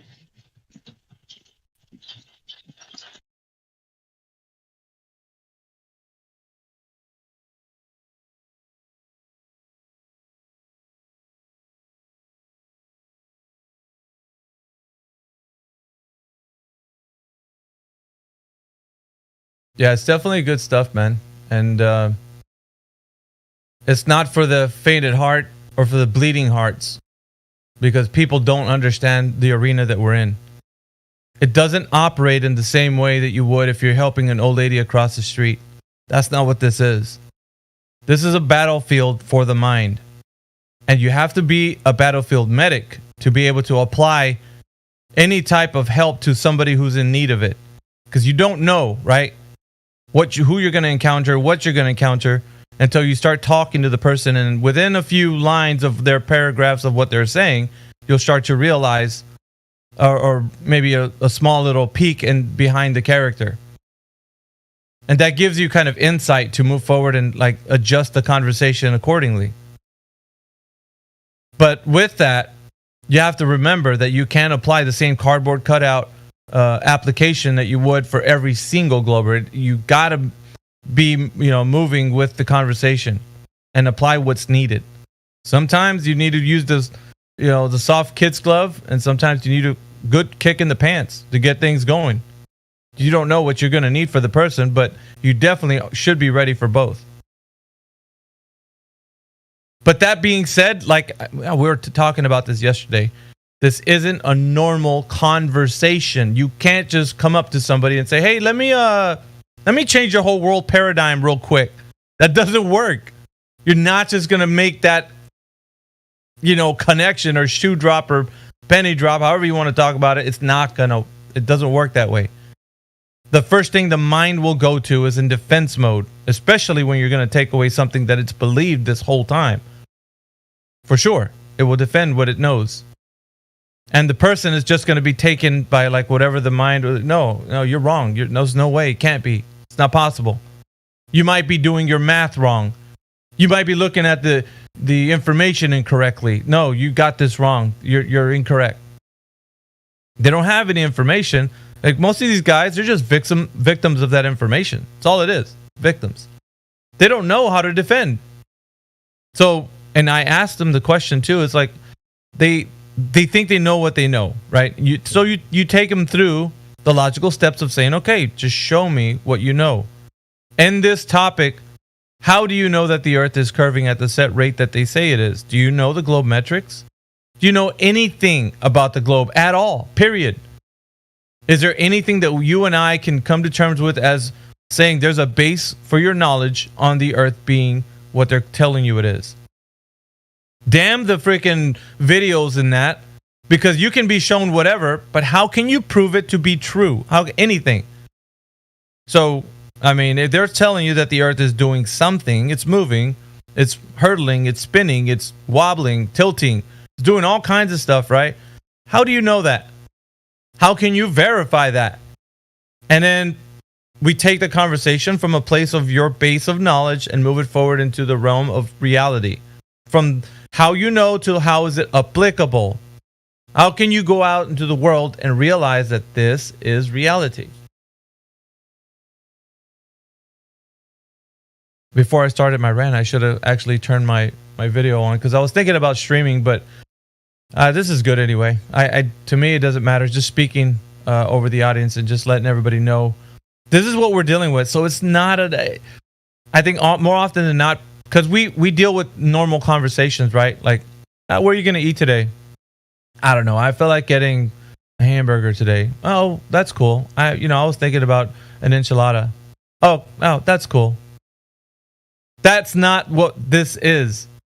This is life-changing, world paradigm shifting conversations where previously the cosmology that the person thought about is not going to be there at the end of what you're going to talk about. So yeah, it is definitely a battlefield for the mind. So, and we're just discussing the whole psychology aspect of it because that's what the mind goes into defense mode immediately. So you have to be able to be someone that navigates that and understands what is needed to be applicable within that context of the conversation. Without any, because these guys and what the mind does, right, is very brilliant sometimes. When it goes into defense mode, it actually starts shooting out buzzwords. It starts to reach for branches to swing off of metaphorically. And so what they'll do when they're in here is keep it monotone, keep it a nice guy facade or nice woman facade, and get the people's kind of attention onto like their character. I'm just a nice guy, I'm just really here trying to have a conversation. You're the one that's getting upset and uptight about this. Like, what's going on there? And so, that sociopathic style that they got will then start to get more people on their side and making your job more difficult. So the mind is already, it has like that safety mechanism to where it starts to do things and prepare itself for, if they're going to face the truth, they're going to actually have human shields to protect them from the onslaught of the truth. So this is what it does. And when they do that, people are like, let him speak. Just let him speak. Let him talk. And they don't want to be held accountable. And the people see that when someone's writhing, they want to come to the rescue at the wrong time. That is not the time for that. You need to let that person feel like there is no out. There is a brick wall there. You need to confront that and reveal what's underneath the mask. And then realize that once there is no place to go, what are you going to do then? Because those guys who gave you the information, they're not here to rescue you and tell you, oh, let me whisper in your ear what the correct answer to this question is. They're not going to tell you that because they would have already given you that and you would have already been prepared. But you're not. Yet you think you know what's going on and you know the truth.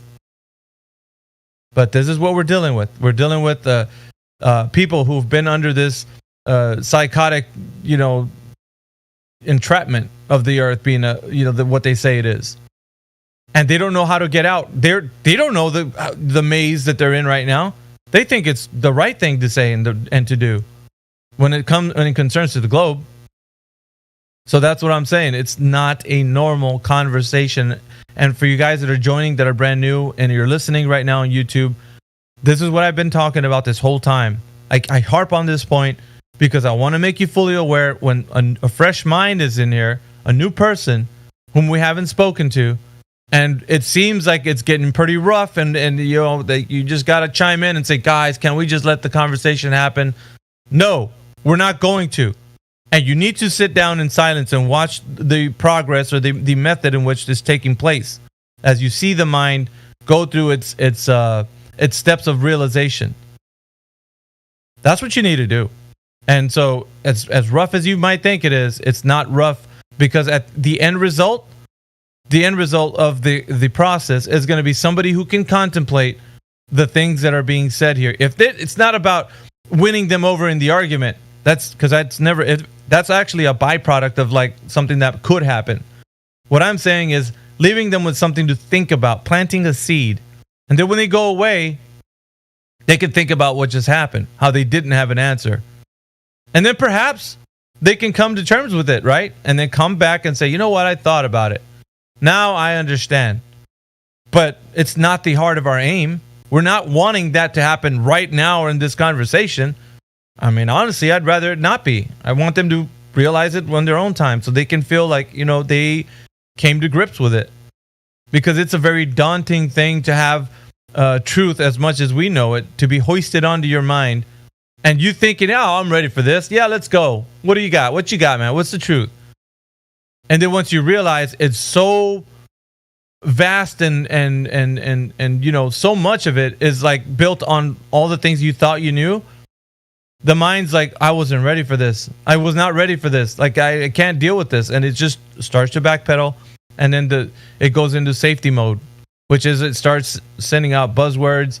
And it starts sending signals to people that they're just innocent, playing the victim. And then they create, like I said, it becomes like the white knights come aplenty, and you guys, it's crazy. But us who have been through this, we know that there is a process that needs to happen for those who have not yet been freed from this information. So what you think is a harsh treatment, it's actually the right method and the thing that needs to happen.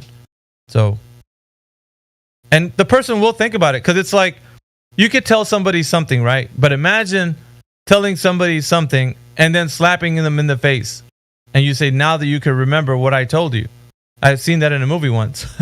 But it also, what it does is that impression they felt of the shock and awe that took place, is it leaves like a time stamp in their mind. And that time stamp of the shock and awe becomes something they remember. They don't remember the lovely conversation that you had with them. That's not something anyone remembers. They remember the moment they were shocked into realizing something. That's what they realize. And they remember. So that bit of harsh treatment, you feel like, why do we gotta be so rough on this guy? Then you don't realize what arena we're in. You're totally oblivious to that. Anyway, I mean, like, I go on these points and many more, because I do challenge the audience to, when we are speaking to somebody new, to remember that it's a process. And it needs to, whatever method that we're employing at the moment, these guys in here, they know exactly what they're doing. For the newcomer, I think it's mostly just like zeal and passion for truth. And I think it's like a bonfire. You know, they're just shooting their guns everywhere. And I could see why somebody might see that as misconstrued as like, let somebody else talk. I can see that. But with the guys who've been doing this for a while, you can't say that anymore. You can't. Like with Elijah, if he's on a point and he's taking somebody through something and somebody's going to jump in and try to rescue them, that's extremely wrong. You can't do that, because you're going to mess up something that's happening, some method that's taking place. And if I can real fast, like Mirror Image said something about wasting time on the anti-flat earthers, where it's like, if we're talking to them just one-on-one, that is most likely a waste of time. But if there is an audience on their side, That is actually kind of useful because, like, what they do is, advocate their beliefs for their whole, where the rest of them don't really want to do that because they're uncomfortable because they don't know if it's provable or not.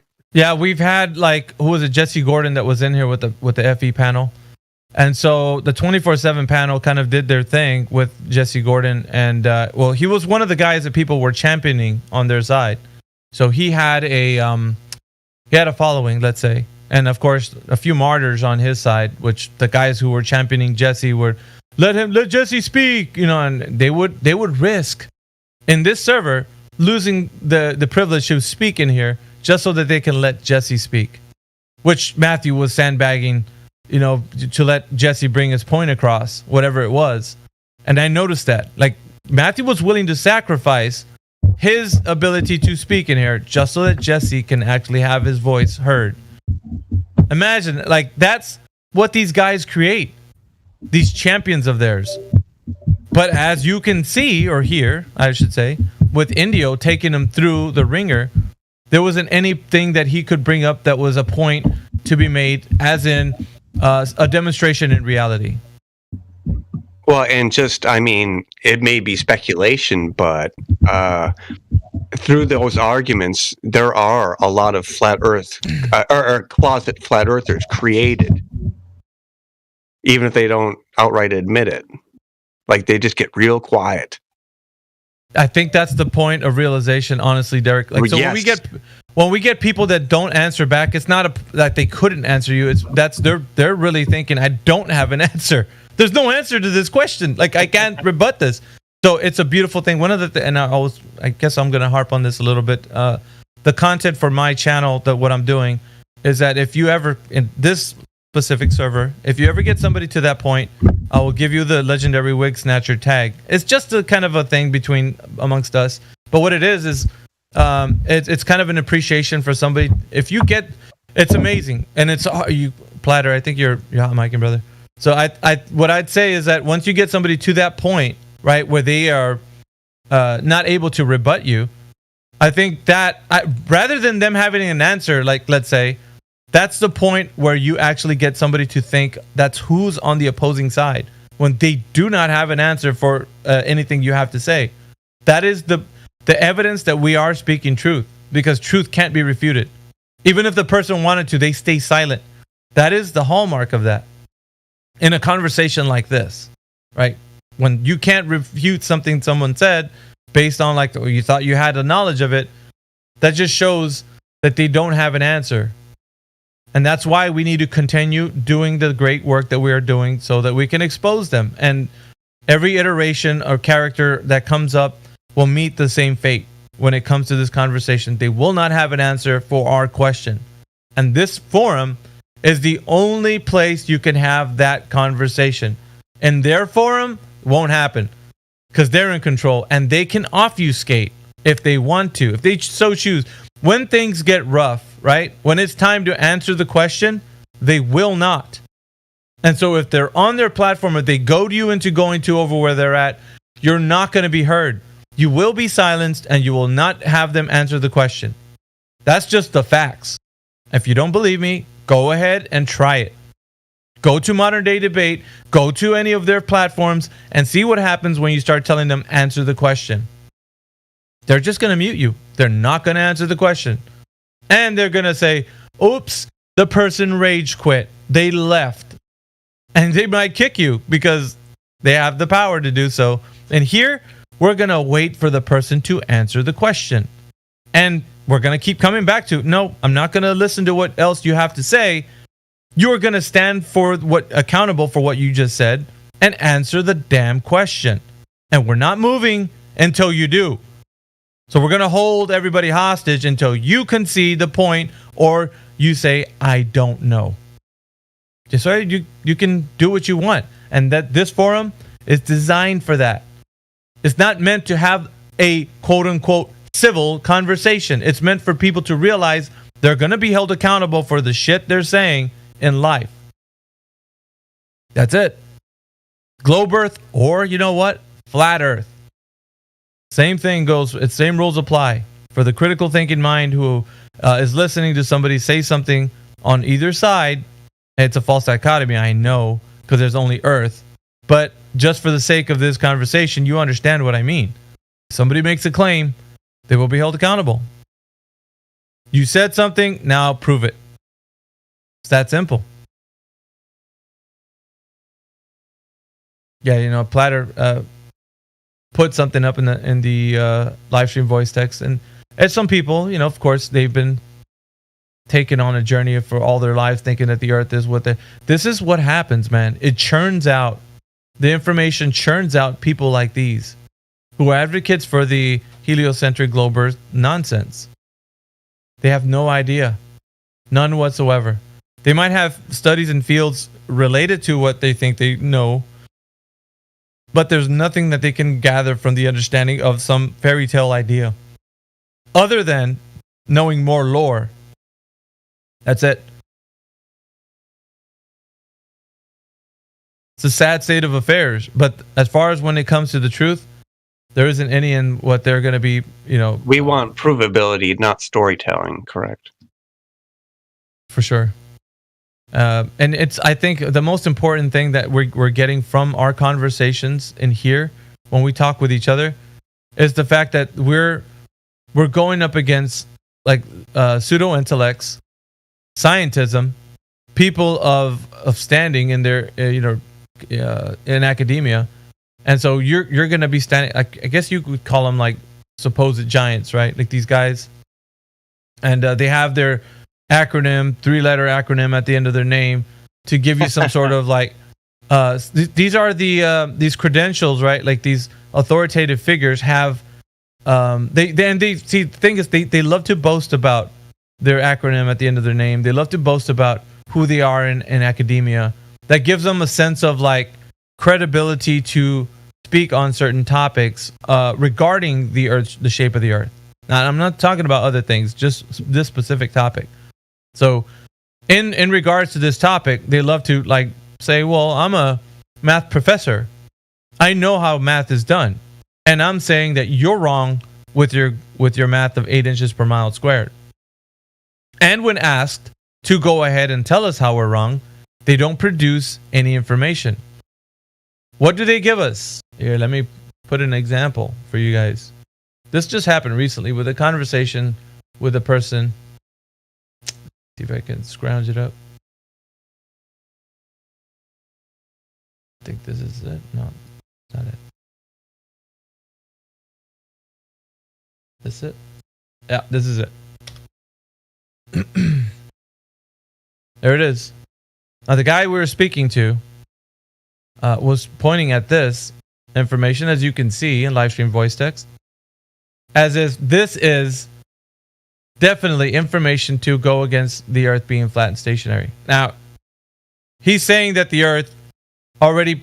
We didn't get into begging the question fallacy that he committed immediately when he posted this. We didn't even talk about that. But based on this, he said the math is wrong you guys are using for the, like, let's say, the Black Swan and so on. Like how we know that the distance should be at where it is according to the globe. You guys are doing bad math. And he's like, let me show you why. And so he gave us this image of he created this little drawing, right? But what he failed to do was tell us how he knew the distance to the horizon was. Didn't have that information, or could he produce it? He didn't do any of that.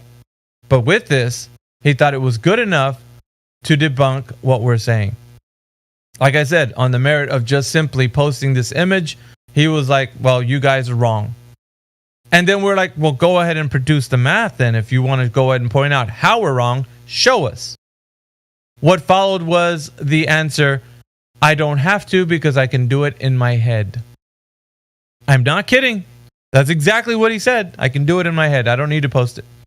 And then feign exasperation was, do I have to post it? Hell yeah, you got to post it. What you mean? You're just going to get away with saying that it's wrong, it's bad math, but you're not going to show us how it's wrong? And this is what they like to do. They like to shoot They like to fire across the bow and try to take everybody out as much as they can with just saying, you're wrong. And then we're like, okay, show us. You're saying we're wrong. Now you're going to show us. Tell us how we're wrong. Prove it. And so what he couldn't do was produce the distance to the horizon. Admittedly, he said it on the live stream. I don't know. There's no way I can get that information. Okay, then. How is it bad math if you don't know the freaking math? That's weird, right? You want to say it's bad math, but then you don't know the distance to the horizon to actually say you know how you figured out what the distance would be to the horizon. So how can you say it's bad math when you don't know the freaking math? And yeah, it got a little rough in here for the guy. And it was more of him trying to answer the question. So like I said, I didn't get to the begging the question or him posting this image, or we didn't even go that far. Because you can go straight onto that one point and expose him on his knowledge that he doesn't have.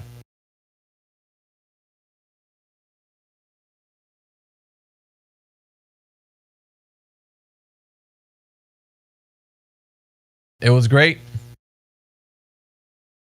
But he didn't know the distance to the horizon, so he didn't know the math. He's saying things like, I worked it all in my head. Oh, and get this. This particular character supposedly had an avatar that said Yeshua saves. So when we first started our conversation, it was more inclined to like, well, what do you think about religion? And, he's got into a little bit of what he said. And then he started to talk about his cosmology aspect, right? And then people were trying to pin down like what he actually thinks and, well, what are you? What do you think the Earth, like globe Earth, flat Earth? He's like, I think that Earth is not moving, definitely. And he started to name a few things.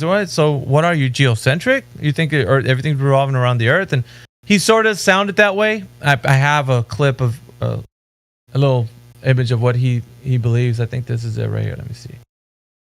Yeah, this is it.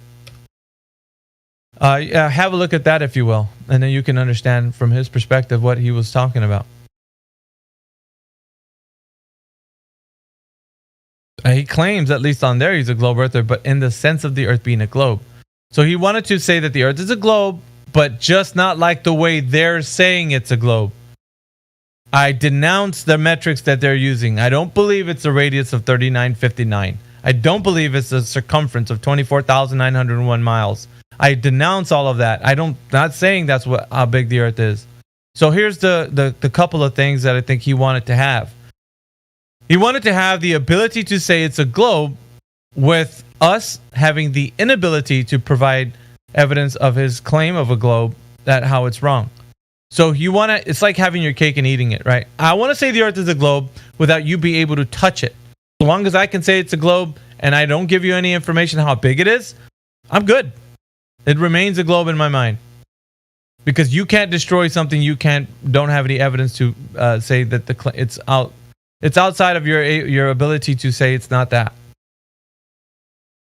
So it's crazy, but this is what he was saying. He just, because we asked him many times, what's the radius? I did especially. What's the radius, diameter, circumference of your supposed globe, like lumpy Earth? Because that's what he referred to it as. What's the what is it?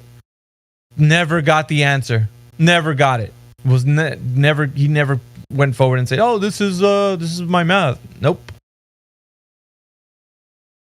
And Indio was here, so me and him were going back and forth with him. But it seemed like the thing that he was trying to get everybody on was just saying a bunch of bullshit and then baffling you with it. Look, I believe a few things that you guys do. I believe the Earth's a globe, so it's an amalgamation of like all these kind of ideas put together, and it's like a idiotic cosmology sandwich. Like without me being able to verify any information, any of the maths, I can just say it's whatever I want and live in this happy dream world of mine. And so I even people asked him, what is the basis of the knowledge for the Earth being a globe in the biblical context? Nothing. Zero. Didn't have not one.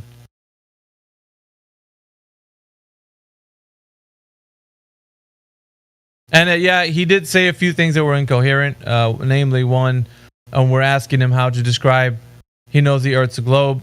He started going off of how the light rays are bending on the clouds. That's how he knows the Earth's a globe. And it was like, huh? What do you mean light rays are bending on the clouds? You mean corpuscular rays? No, that's not what I mean. All right, then. What do you mean? What do you mean by light rays are bending on the clouds?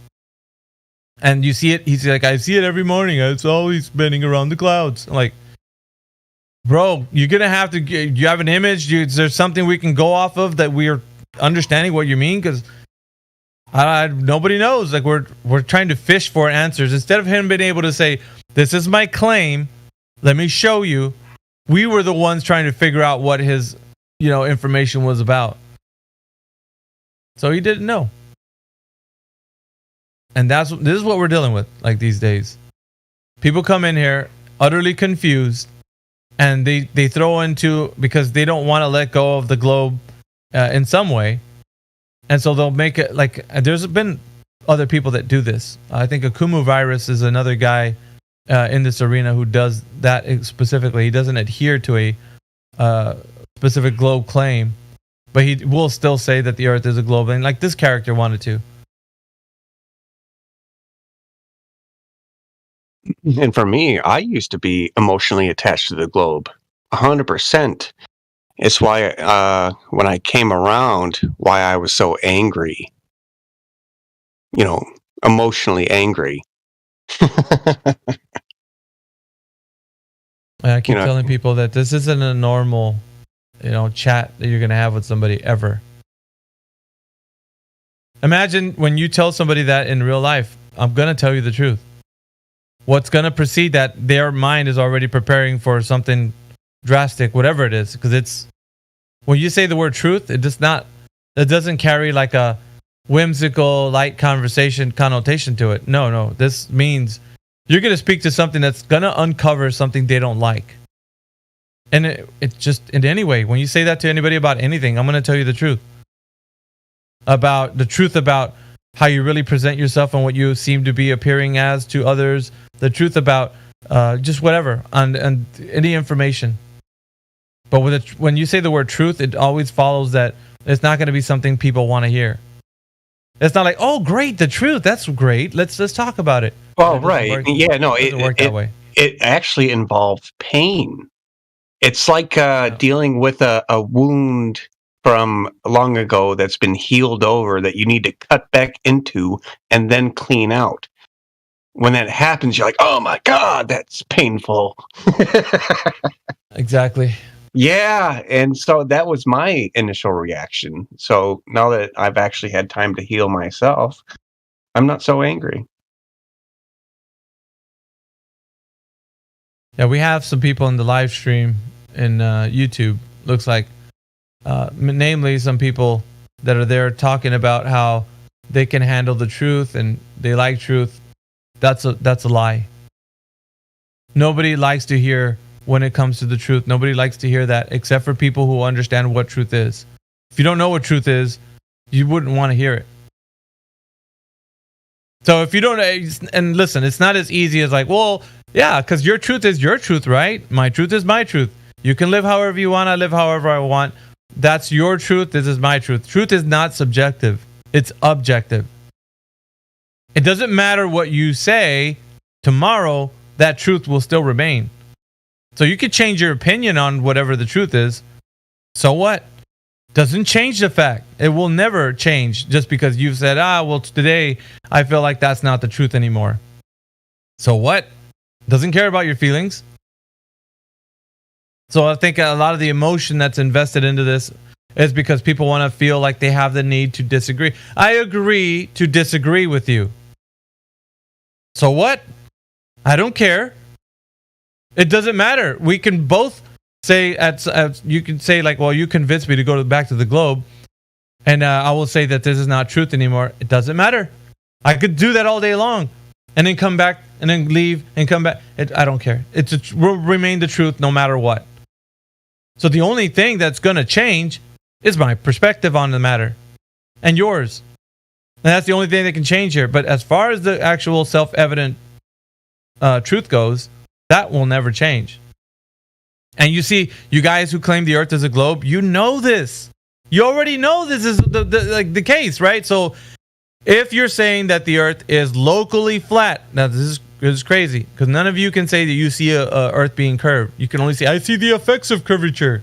Like, you don't even know what that means either. But if you're saying it's locally flat, you're saying what we're saying too. Well, we don't see any curvature. To us, it seems flat and stationary. It appears that way. So you're saying the same thing we are. That's just the way it is. It doesn't just appear that way, it behaves that way. Yeah, you know, the basic axiom always starting with, let's do an observation, let's see what we can see, and then we can like go from there. But you start with that. And so even the Glober will say that too.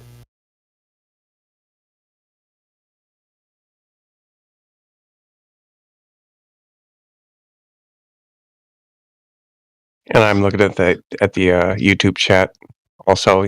Couch Ninja, yeah. He's saying, it is a globe, I can handle the truth. No, can't. I mean, they likely have a desire to want to handle the truth, but I mean, when they're still saying it is a globe, when it's belief-based, no, sorry. You don't directly observe Earth curvature. You don't tangibly measure it. You don't repeatedly experiment with it.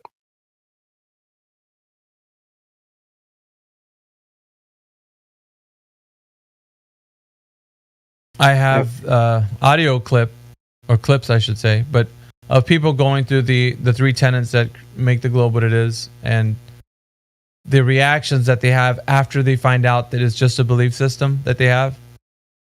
You can't ever come back from that. There's no coming back from that. So it's like truth is like going to reveal something to you. It's a revelation. Whether you like it or not, once you're down that path, you can't undo it. You can't unhear it. You can't unsee it.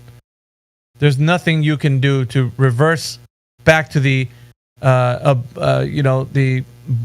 ignorance being bliss portion of it. You are now exposed to the truth, and there's no coming back from that. There just isn't.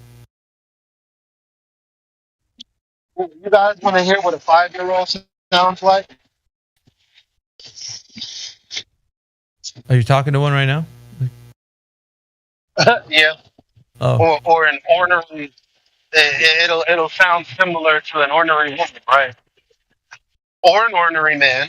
So let me not be like that, right? So check this out. Remember, I said I've been hitting people over the head with this you believe in a spinning space pizza disc. It's called the universe. It's flat. It's floating in nothingness. That's expanding for some reason. And on a smaller scale that we also can see galaxies as well. It's not like we can see our own Milky Way galaxy. I mean, we can see the Milky Way, but we can't see our entire galaxy. It's just like when they say, "Oh, you can't see curvature because we're locally flat." Well, you can't see the flatness of the galaxy because we're inside the galaxy. However, it's exactly as we say it is. I mean, it's the same story, just on a grander and grander and grander and grander scale. So, I'm just hitting people over the head with that. I said, my post said. My post says, interesting that the galaxy is supposedly a disk floating in space. So this guy says, that's a massive oversimplification, but sure. Right? That's what he responded with. I was like, okay, that's a reasonable response. Fine. So I said, it's an oversimplification or information in general that I'm not even challenging at this point. I think it's ironic when people tell me I believe in a spinning space pizza when I don't claim to know Earth's shape, nor do I claim that it moves. But I'm ridiculing meaning with galaxies spiraling, floating in space, and being flat because of how fast it's expanding from its genesis. Spinning space pizza is a phrase more befitting of heliocentrism in the current universe. The same guy that said that's a massive oversimplification, but sure, on my post, responded to that statement with, "Thanks for that unsolicited rant. I notice it doesn't relate to me at all, so I'm going to go ahead and ignore it. If you want to have an adult conversation, I'm more than happy to oblige." If that's not a flat earth cocksucker, why did you respond on my post? How is it unsolicited?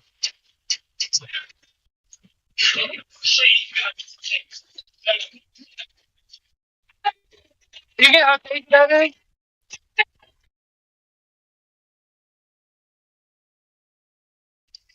That's like a girl starting an argument, and you're like, "What are you talking about?"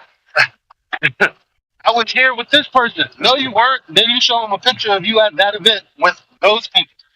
And they're like, fuck you, I didn't ask you anyway. Why are you arguing with me? You fucking arguing with me. Like, I don't, it's weird.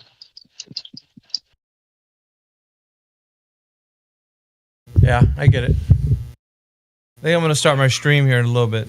I'm going to collect myself and go live. Let's go live. I'll be in the house, so all of this wind won't be a problem.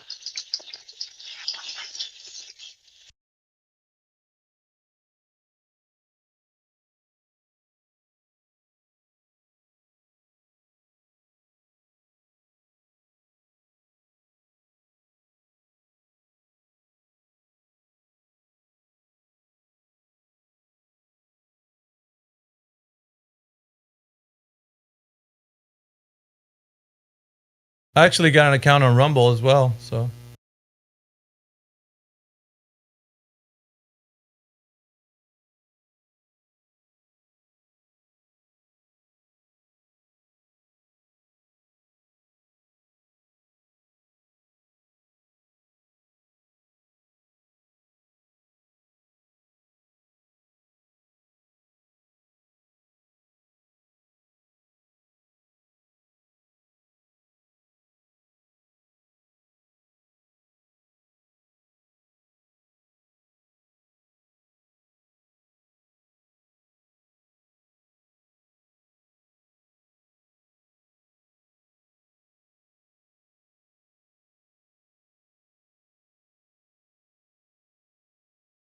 Oh, and Mickey, is my microphone coming in better? Yeah, it is now. Oh, thank God! Finally. Oh, that only took a year to figure out. Kind of.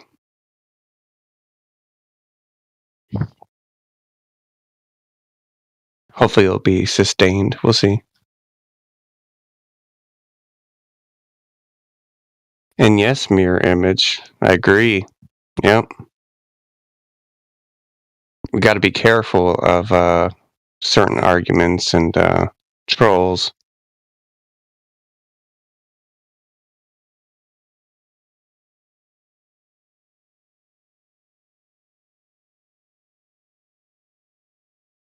I mean, because like the whole purpose of this server is to really bring out the better in people, whether we see it or not. I mean, that I think there's a consensus here. That's what we're all driving towards.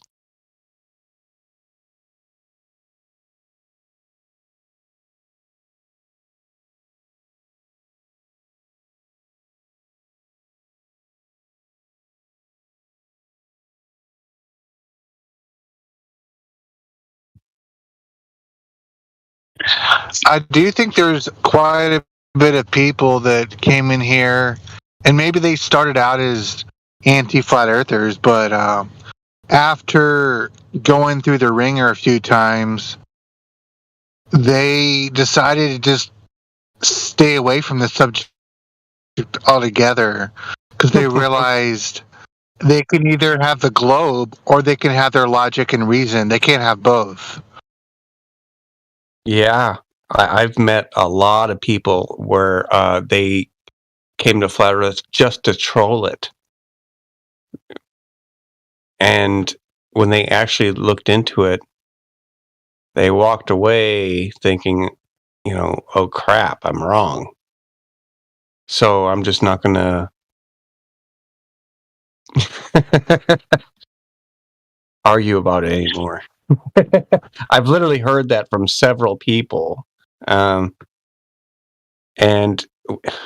those are the ones who even voice it, and they're a minority. The majority of people wouldn't even say anything. Yeah, they're the ones that are like, yeah, I'm going to go find proof of Earth curve. I'll be right back. Yeah. And they never come back. Correct. Yep, you got it. I mean, have you guys, even Justin Trudeau heard of the flat Earth, back during its boom on YouTube. He didn't engage in it at all, but, he heard of it. And if he heard of it, I mean, like all the celebrities and politicians heard of it, whether they engaged or not. Most likely not, but it was something they couldn't argue with, not directly. And so, like, people like Trudeau, they prey on people's beliefs. They'll say, oh, we know Earth is a globe because of these images from space that they can't prove. Like, they either divert one way or they go quiet.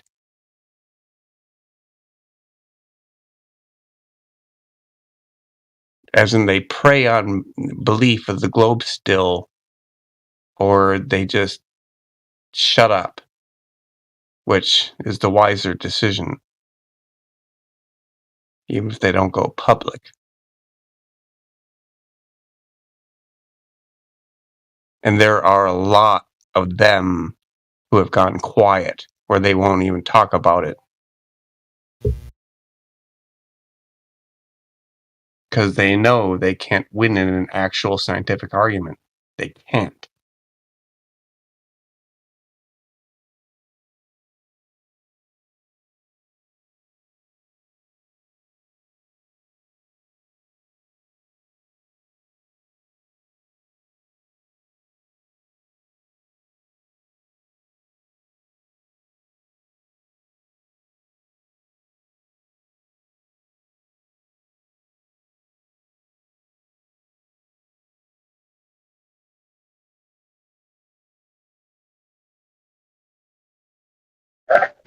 One thing I would like is that, if Miggy did like a call-in show, kind of like the Atheist Experience, but it was, 24/7, he would get a lot of phone calls.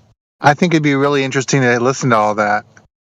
But, I was just thinking about that. That would be interesting.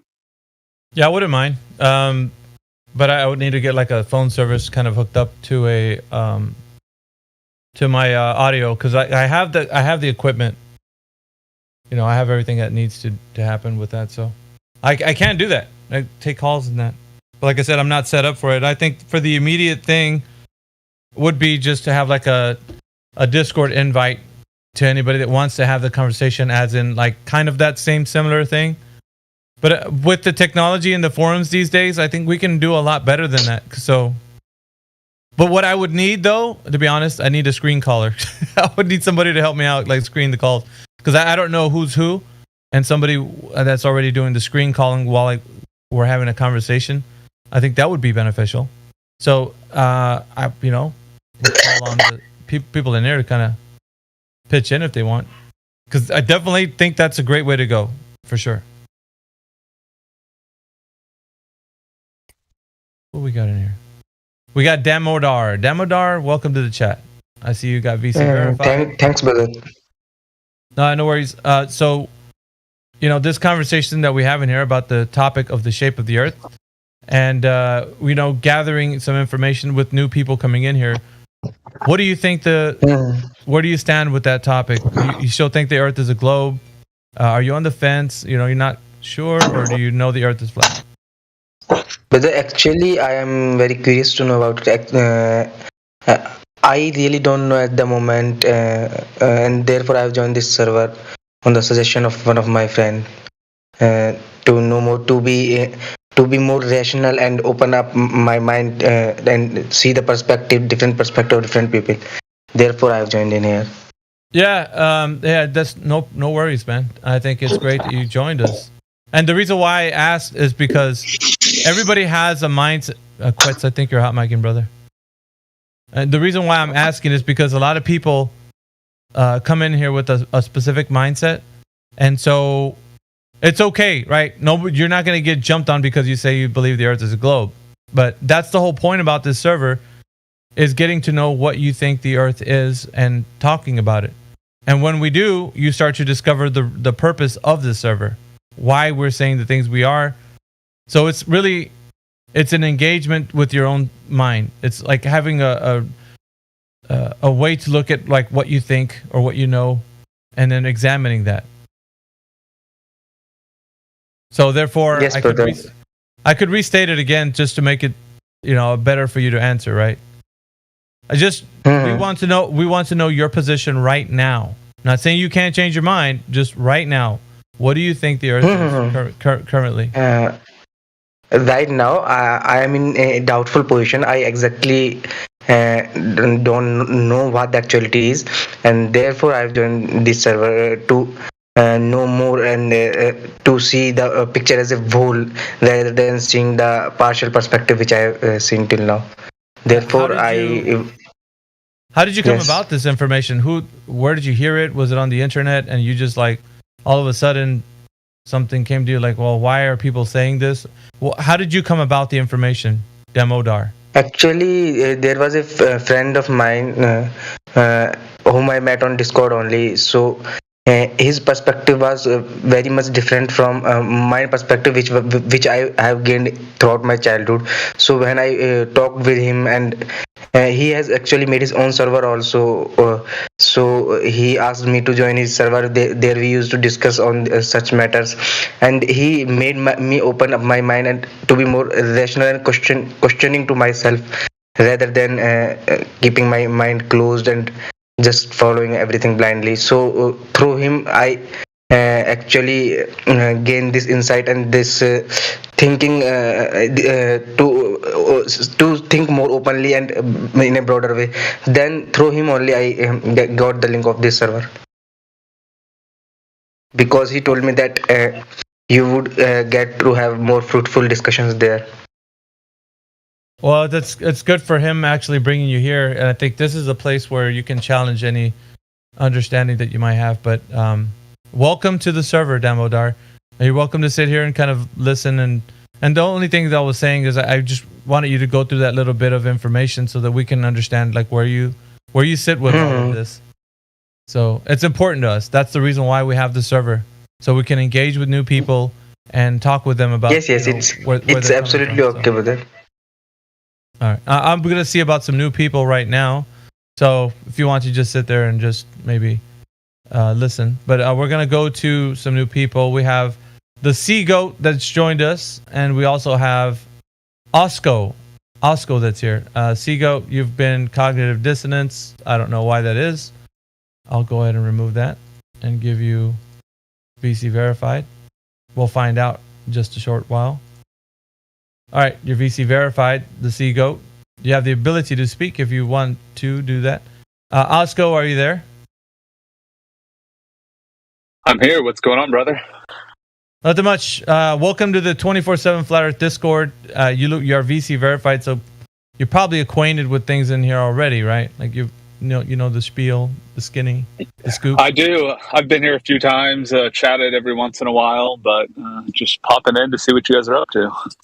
We are always 24/7 having a conversation about the topic of the shape of the Earth. Now, you knowing that, are you still with a particular mindset that you have with the Earth, whatever you think it is, or have you changed your mind, or you think it's a globe? Well, let us know just a little bit of information on that, Osco.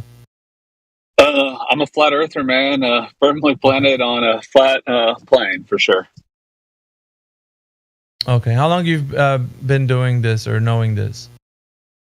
I became a flat earther in 2018, so I've been here more or less since then. I'm not like intense researcher like a lot of you guys. I just sort of accepted it, and now I just casually listen in. So I'm probably not the most interesting person because I'm nothing to fight with. That's good. Maybe we can shape you into a strong warrior. Yeah, that's our hope anyway. To get you in here to stand in the battlefield of the mind, which is what this is, and the truth will prevail, right? So, okay, now let's get to Seagoat. Seagoat, you've been cognitive dissonant, so obviously I would just assume, unless you don't chime in, that you think the Earth is a globe. Is this true? The Seagoat?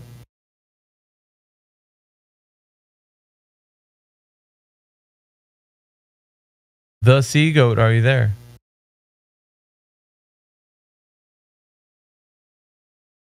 Come in, Seagoat. Seagoat, are you there? Do I need to do it more dramatically? Wake up! I guess we're not getting nothing from Seagoat. It's all right. I think he's in hibernation. Yeah, but we've been talking this morning about why people think that the Earth is a globe and the psychology behind it. And the way that this works is that people have been indoctrinated ever since their youth. So you carry this belief of the Earth being a globe because it's been told to you at a young age. It's not taught to you. You don't know. You just heard that it's a ball flying around in the vacuum of space. And other balls are out there like a big old huge billiards table, scattering around the galactic billiards table or something. That's weird. Okay, Seagoat, try your mic now. You guys are too much, dude. Well, I'm talking to him in the lobby. No, I'm looking at Acid Rain and the live stream voice text. That's what I'm responding to.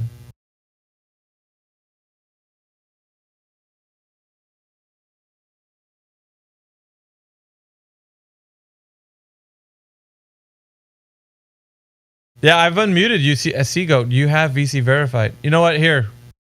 Try to come back in again. I'll disconnect you. It could be an issue with Discord. But you had cognitive dissonance. So let's see if they don't go away with a quick disconnect. But pop back in here, all right? See if that'll work. I'm going to disconnect you. I'm letting you know. So, all right.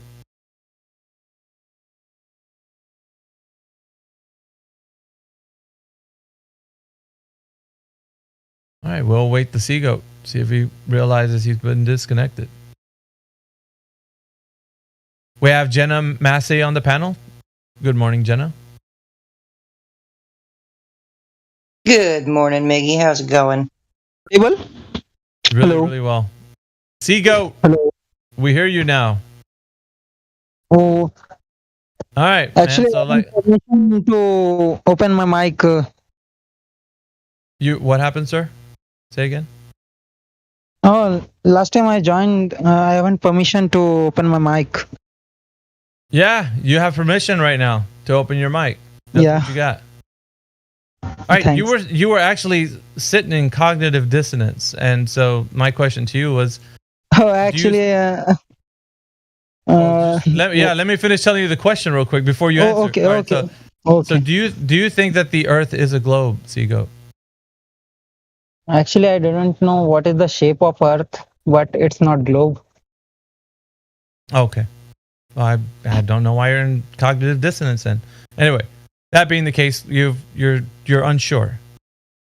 So you being not sure, what gave you the position of not being sure about what you think the Earth is? Yeah. Yeah, why do you feel that way? Just because of a friend named Wise Warrior. He told me such facts about the shape of Earth. In his server, he wrote some theories about the shape of Earth. Okay. And as one of the other team members in this chat are telling you, go ahead and post anything that you want to in the live stream voice text. So he tagged you in the live stream voice text to go ahead and put anything you want there. So when we discuss things and you have any information, you can put any information there. Live stream voice text. That's the text channel right above the voice channel that we're in right now. Actually, my English was not so good. I could hear that. It sounds like you have a bit of an accent. So, nevertheless, it's good to hear people from your country. It seems like I want to say. Are you from India? Yeah, Damodar is my friend. All right. Yes, I am also from India. I can help Seagoat with the language issue. Well, I appreciate you. Thank you very much, Damodar. But yeah, welcome you guys from India. We have a lot of friends over there from the Flat Earth community in India. It's not as outspoken. People there have to be a bit more conservative in speaking of Flat Earth over there, because it's not as well accepted as it is, let's say, in a Western nation such as U.S. So it's a bit more difficult for you guys to have that conversation over there. You know, I would say. Actually, I would say that it's rather the accent issue rather than the language issue, because the accent is different from the Western accent is very much different from the Indian accent, so it makes it more difficult to comprehend when someone speaks with the Western accent. You have some very intelligent people over there in India. That's what I do know with agriculture and how you guys do things, and the knowledge that you have is great, right?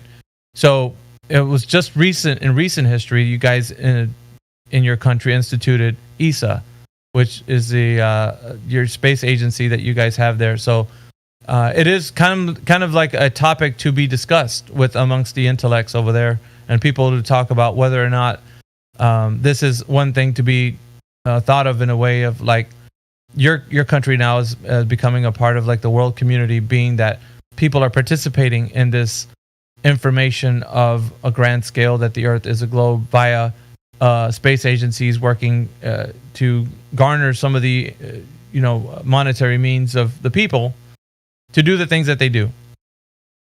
And so yeah, I think it's really good that you guys can actually come into a server like this and then maybe start asking some questions or dive into a topic.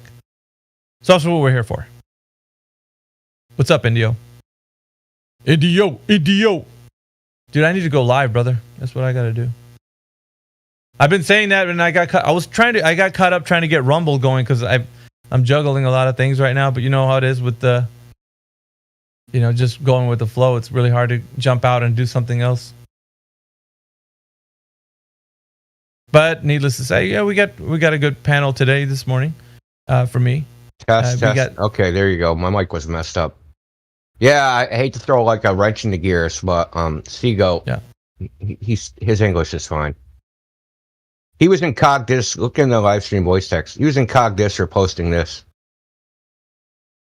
Just so you know. So yeah. Well, that explains why the cognitive dissonance measure was taken. Yeah. So we had nothing to do with like his opinion. You know how they like to say, "You banned me for my opinion." Yeah. No. Well, the truth will be spoken here, and so there is room for redemption, isn't there? So long as we can come back from that, Seagoat, and take a cold shower. Yeah, you already know that this is not what this server's about. Then, if you start taking this seriously, then we can have a great discussion.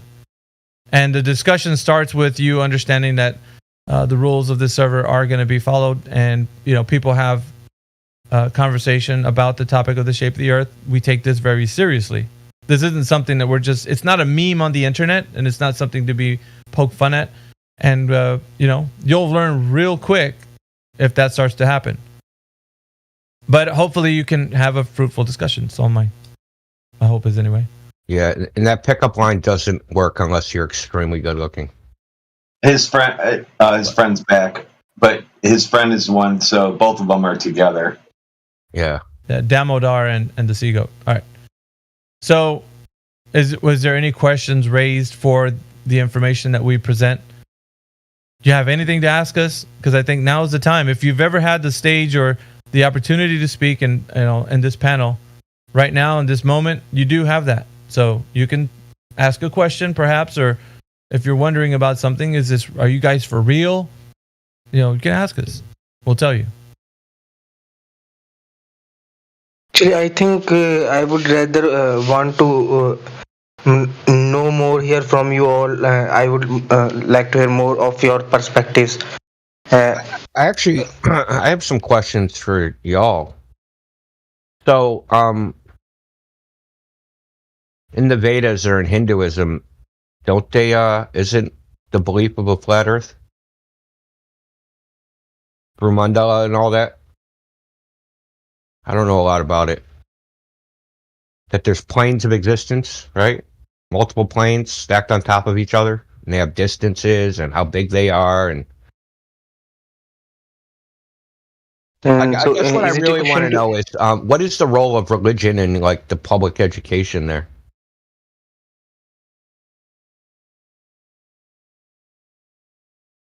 Do you understand what I'm saying? Is it a question to me? Are you speaking to Damodar? Yeah, I'm talking to you. Like in India, what's the role of educate? What's the role of religion in education? Could you please repeat what you asked? Actually, I thought you asked to someone else. Yeah, what is the role of religion in public education there? Actually, it's completely the public education is more of a different institution at all. Since then, after the 200 years before, there was a law by the Britishers, and since that the education system has been completely a different institution from the religious institutions which were way back there at the time of 1800s and all. So it's a two different institutions, completely different institutions. The religious knowledge, for religious knowledge there are different institutions known as gurukuls and all, and for the other education, the modern education, they call they have different institutions for that. Oh, okay. Yeah, it's the same. It's the same here. Like they can't teach.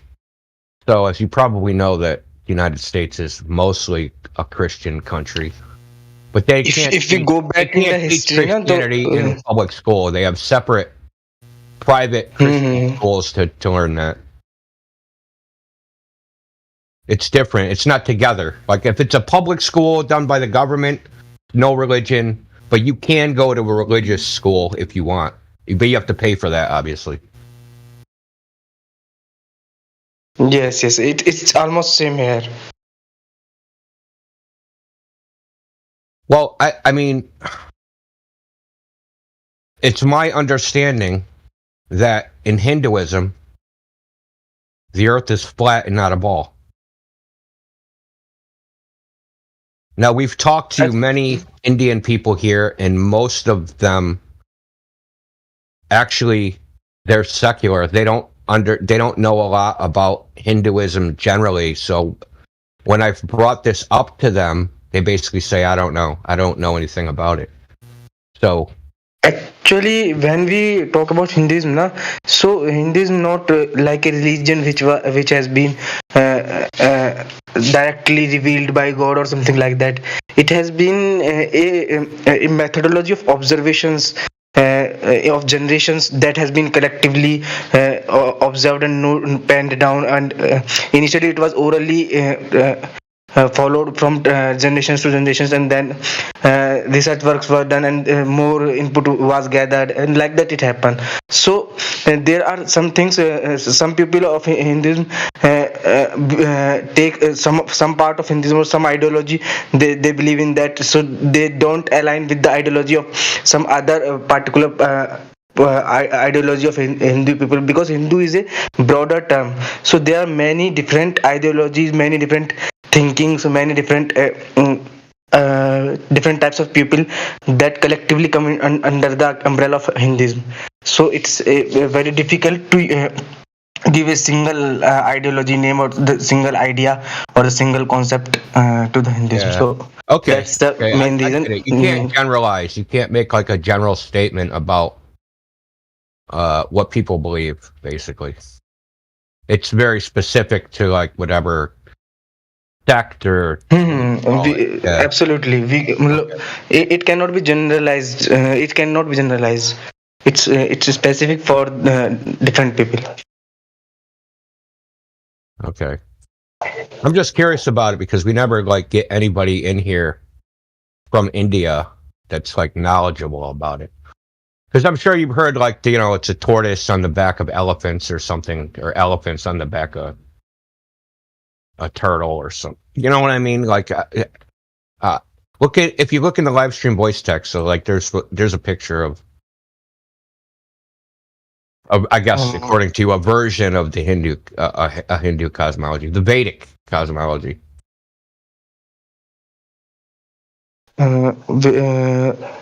Just a minute, I'm seeing it.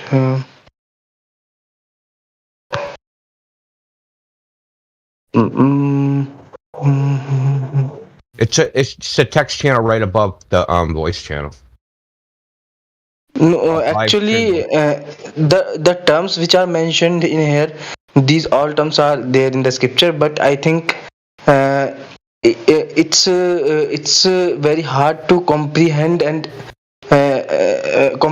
analyze in a proper manner that what is written in there in the scripture, because the way it is written, it is very hard to comprehend it. So it is not a common consensus among the people. Different people take what is written in those scriptures differently, and depending on that they have a different model or different setup they come up with. So yes, it's one of that, but there are many other possibilities also which can be comprehended from the same text, because the texts are so deep, so it can diverge into multiple meanings. So that's the main reason. And also the script which was used in the ancient scriptures was Brahmi script, and it is no more used in Brahmi script is no more used by anyone on earth at the moment. So yeah, there's the same problem here. So like, well, for instance, the Quran, right? There's multiple interpretations of, like, some say the earth is like an egg, some say it's like something flat, right? And in Christianity, even though it doesn't say sphere, it says circle, the circle of the earth, right? But there's also like clay pressed by a seal, which is flat, obviously. So it depends on, like, you can cherry pick, some line or verse to support whatever viewpoint you have. That's typically why we don't argue it from a religious viewpoint. I was just curious as to, like, because I know in India, a lot of, like, the astronomical observations, such as, like, I'll give you, for instance, the pattern of the moon, right? The pattern of the moon, compared to the day-night cycle, was fleshed out in India before anywhere else, right? So it's something like, for every 15 million days, right, the moon will rise and fall like 15,000 times, something like that. I'm just making up a number. I'm just saying that was fleshed out by Indian mathematicians before Babylonians, before the Greeks, before Copernicus, before any of that stuff. And I was just wondering, and someday I'll find somebody that knows, like, more about that particular thing, because obviously they came up with those mathematics within some framework, and maybe they just did it arithmetically, maybe they did it geometrically. I don't know. I'm just curious about it. And someday I'll find somebody that knows more about it, but today is not that day. Actually, there are certain videos that I would like to share with you on this topic. So as you seem so curious about that, so particularly the astronomy part of that, the ancient astronomy and all. So I would like to share a few of the videos that I have been through. I would like to share them with you in future. So I'm familiar with, like, the history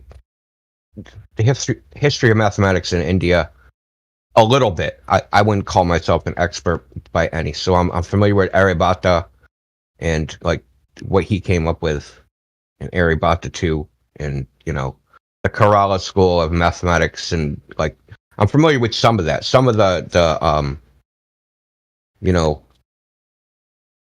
I would guess you say the prominent mathematicians from ancient India and how they made discoveries before anybody else did, but like how they derived these discoveries, right? How they came up with it.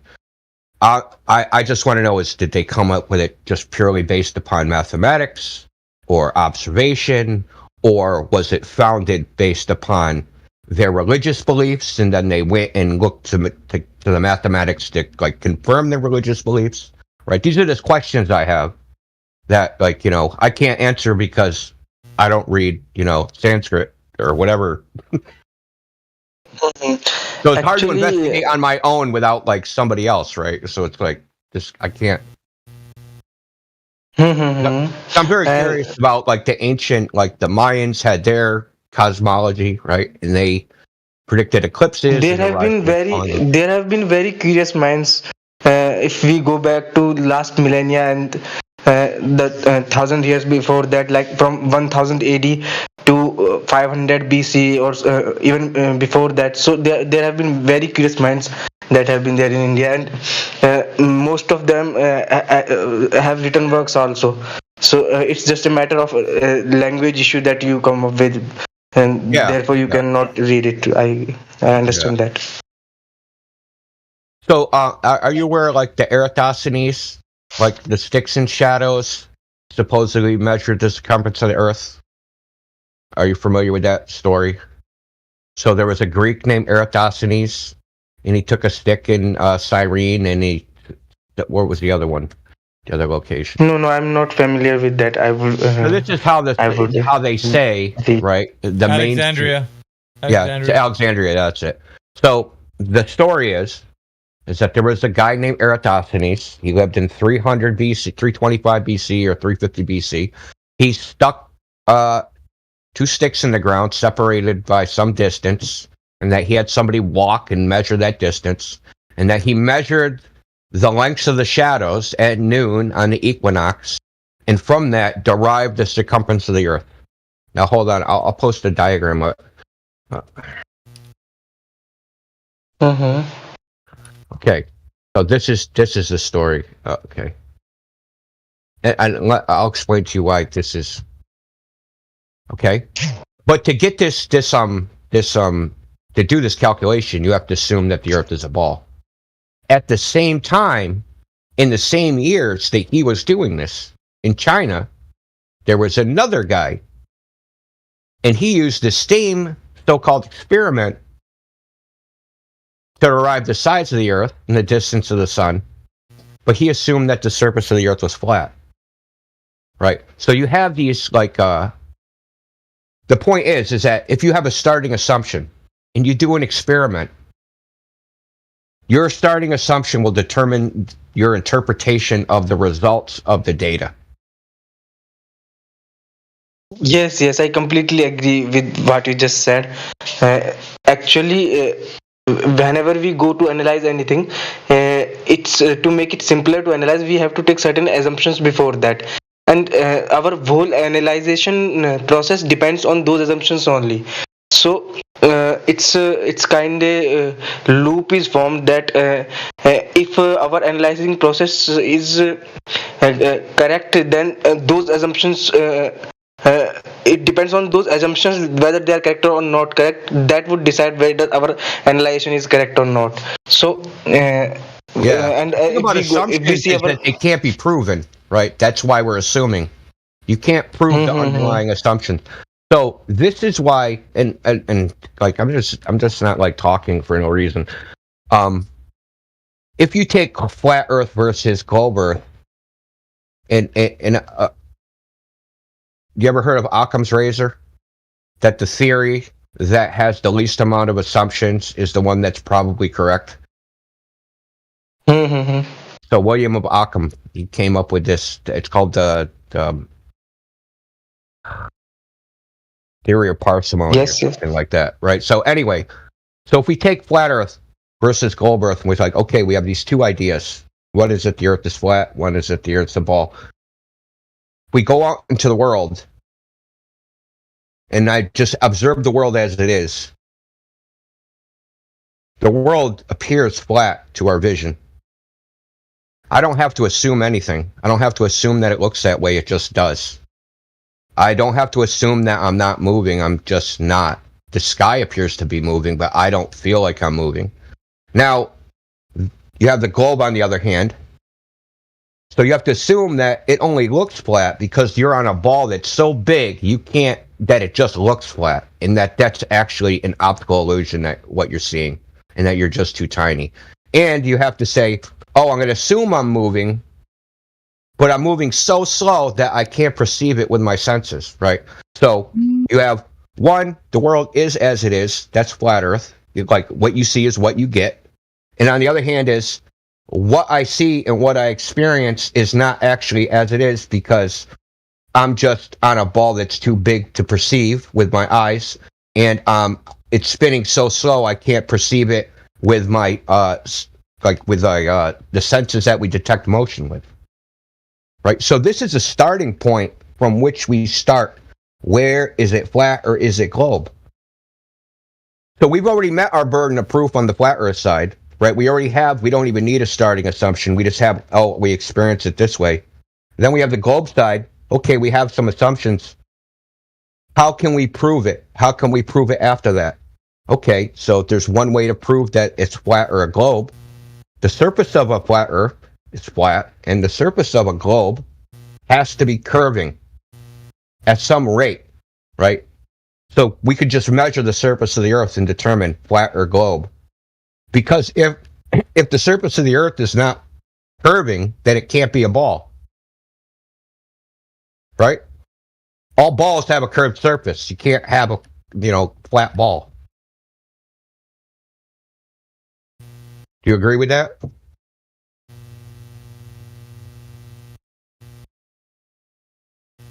Well, it doesn't really matter if you agree with it or not.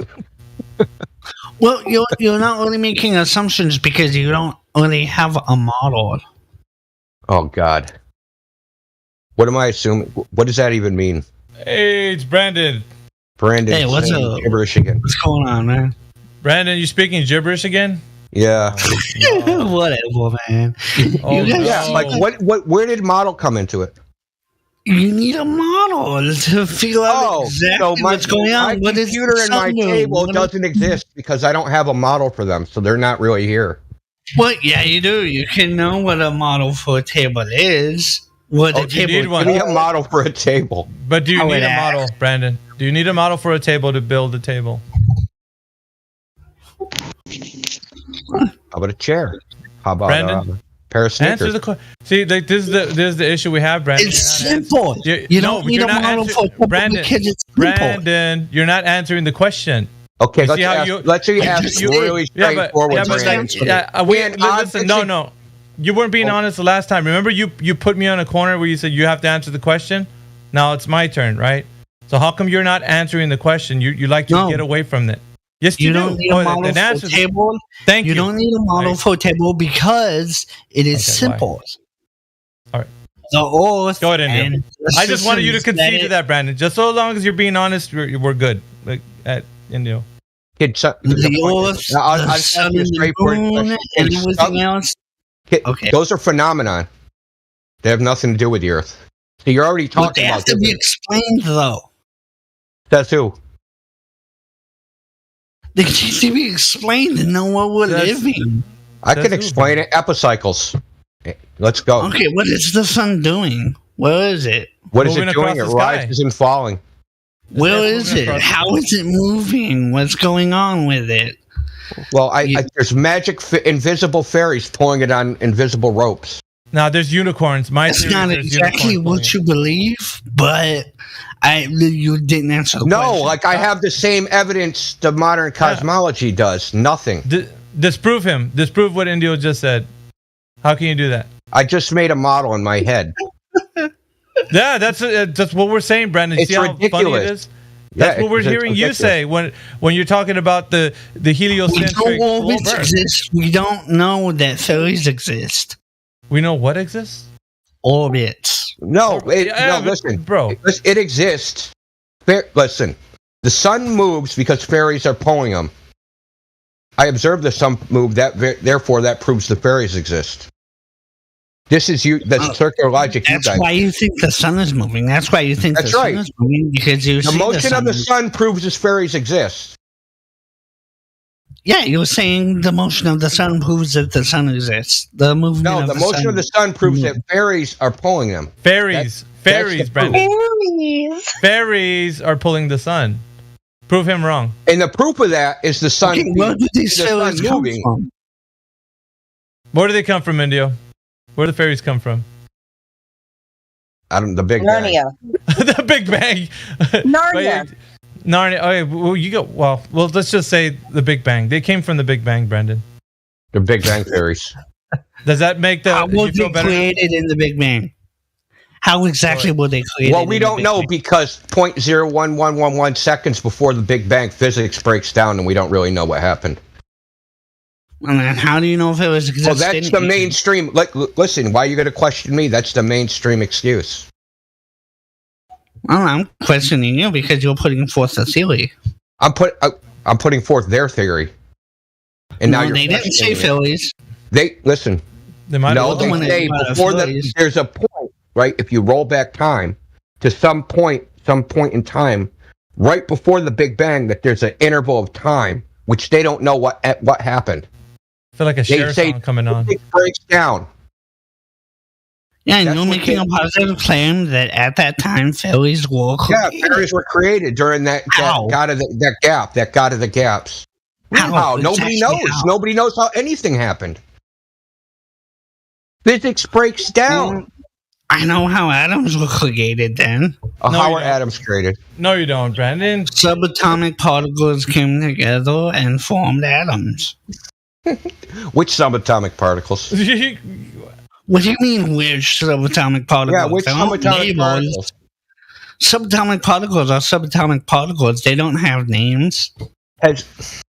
Okay, yeah, they do have names. There's neutrons, protons, and electrons, and then there's quarks, and there's a whole bunch of flavors of those. Up, down, strange, right? Oh, wow. That's what composes a proton. You just answered my question. Thank you. You just answered the question. Thanks. What question? Quarks, everything you just list. That's the answer. Well, I mean, we have one model which is quantum dynamics, but then there's quantum chromodynamics, and then there's quantum field theory, and then there's quantum electrodynamics, and they each have different ideas, right? And they all make the same predictions. So so now you have a model. You have 4 models. Which one is physically correct? It's possible that they are. They're not the same thing. They're not compatible with each other. That's why they're unique models. They don't play well together. Oh, we may never know. And this is why we don't care about models. Because you can have a model that makes accurate predictions that is disconnected from reality, that has no reality there. Okay, that's why I brought up epicycles. Because epicycles, Brandon, this is easy to prove. It's easy and trivial. That's why I brought up... Hold on, Miggy. That's why I brought up epicycles in the beginning, because I know this is where we were going beforehand. Brought up epicycles. Epicycles predict them more accurately than Newton's so-called universal theory of gravitation. Epicycles, which pre-exists gravity, predicts the motions of the planets. It's what they use in planetariums to project planets onto the big dome that's over their head. What they use, they don't use Newton's freaking equations and calculate where the planet's supposed to be. They use epicycles, and it's more accurate. All right, now you have 2 models. You have Newton's model, and you have epicycles. How do we pick which one is accurate? We can't. It is an arbitrary philosophical choice. Which one do I prefer? There's no fundamental reality there. That's why models don't matter. Not all models are equal. Stop. I need to come in here because I was going to interrupt just to say one thing because it got glossed over that you said we may never know. You admittedly said that. I could replay that clip until the cows come home. Oh, I missed it. Get it. Yeah, that's why I wanted to stop the convo because he said we may never know. He said that for the Big Bang. Yes. No, for every 99.999% sure we'll never. Yeah, know. you said we may never know. You It was automatically about the Big Bang. Brandon, if that's the case, then if you may never know, that's the thing that they're claiming is reality. And the thing that hinges, yes, at the but okay, there you go. You said it again. Right now, you said it again, Brandon. No, it doesn't matter. It does not matter because the beginning of all things started from the Big Bang. That's where it started.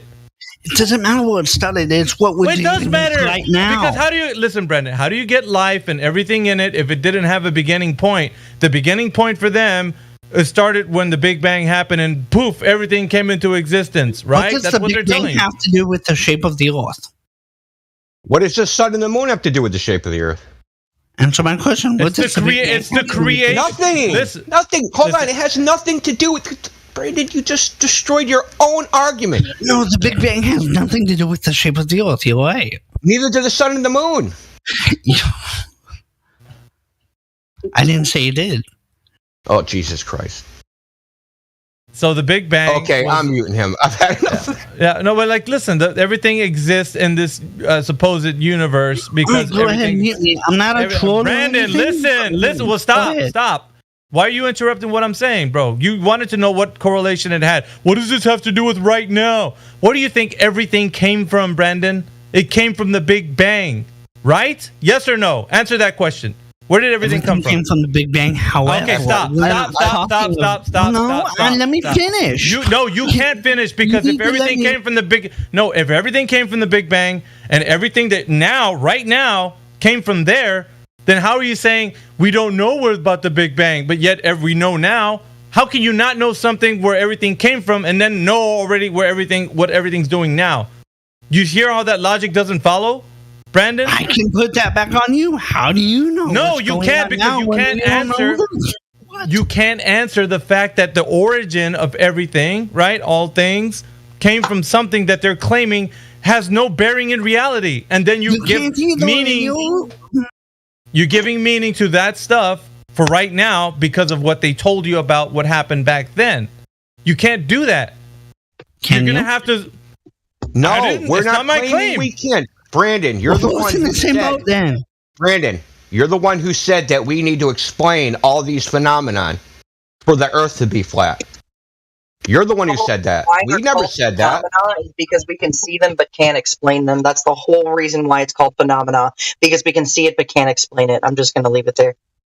Yeah. So the point that you bring up doesn't have there's no baseline for you. There isn't anything that you're going to have a foundation for your cosmology, your worldview. So planets orbiting in a galaxy and all that came from the Big Bang. All of that originated from there. And if you have no idea how everything came to be, or we may never know, like you so put it, then you may never know anything else preceding that.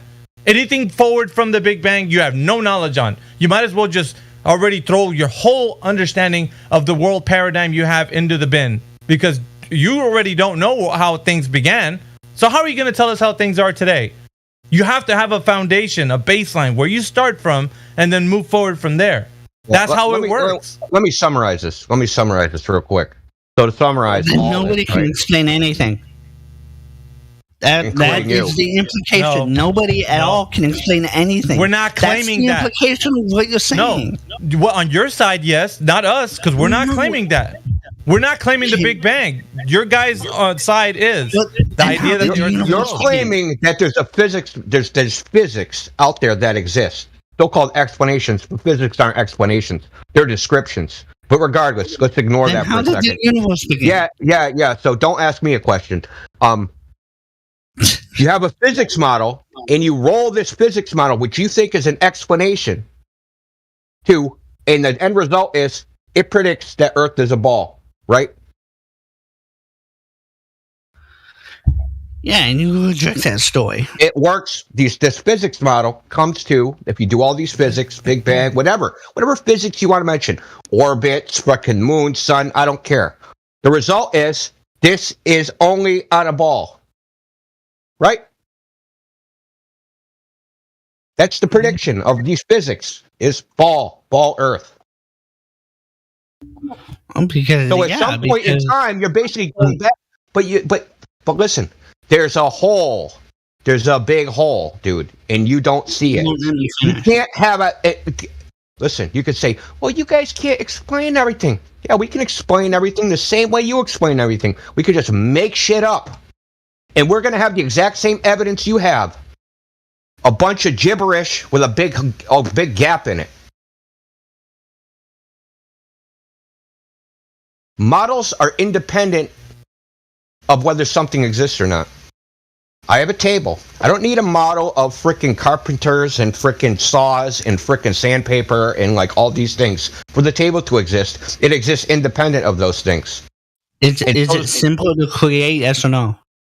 Is what simple to create? A table. Depends on how you want it to go. Anything can be a table. I guess if you read I mean, it could be simple to create, but you can go to any level of complexity you want. You just asked if things can be created as a table. That was your question. When you chuckled, that made it sound like you were already thinking that he understood that you meant that everything can be a table. That wasn't stated in how you framed the question, Brandon. Don't be a weasel and laugh. Yeah, don't be a weasel. Don't be a weasel.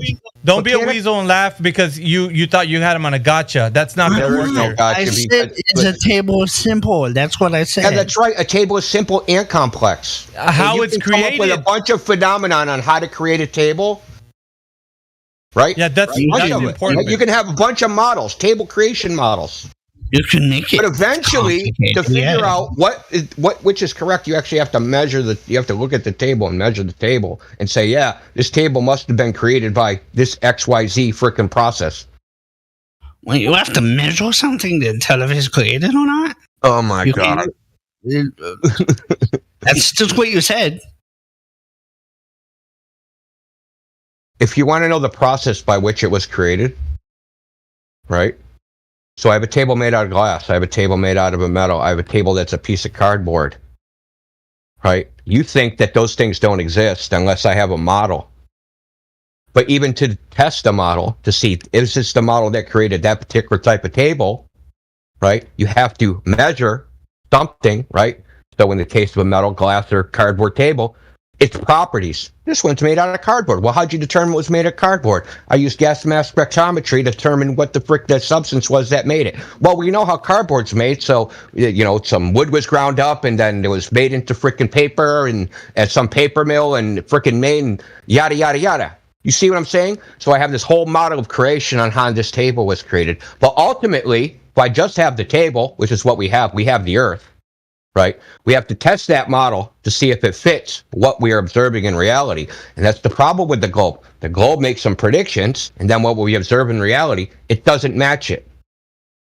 And you can't cope with this, and no glober can cope with this because they think that what they learned in 9th grade and those claims are what is observed in reality, and they're not. Brandon, are eclipses predicted using the globe model, or the heliocentric model? Yes or no? What predicted?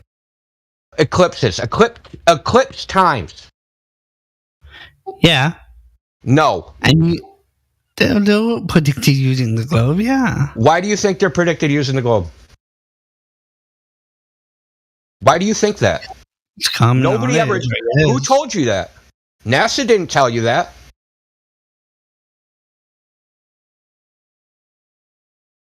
Eclipses have been predicted. The first eclipse was predicted. The first known accurate eclipse prediction was in 53 BC. How did they do that before the heliocentric model existed? Because eclipses are predicted using something called the Saros cycle. They happen at regular intervals. You don't even need a model of any geometric model. All you need is a watch and a calendar. So things happen regularly, that's flat Earth? Yes, they happen regularly. It's called the Saros cycle, and there's cycles within the cycle. So there's the exogenous cycle and the metronic cycle. And yes, all these cycles have been charted. They were charted by the Mayans. They were charted by the Chinese. They were charted by the Indians. Right?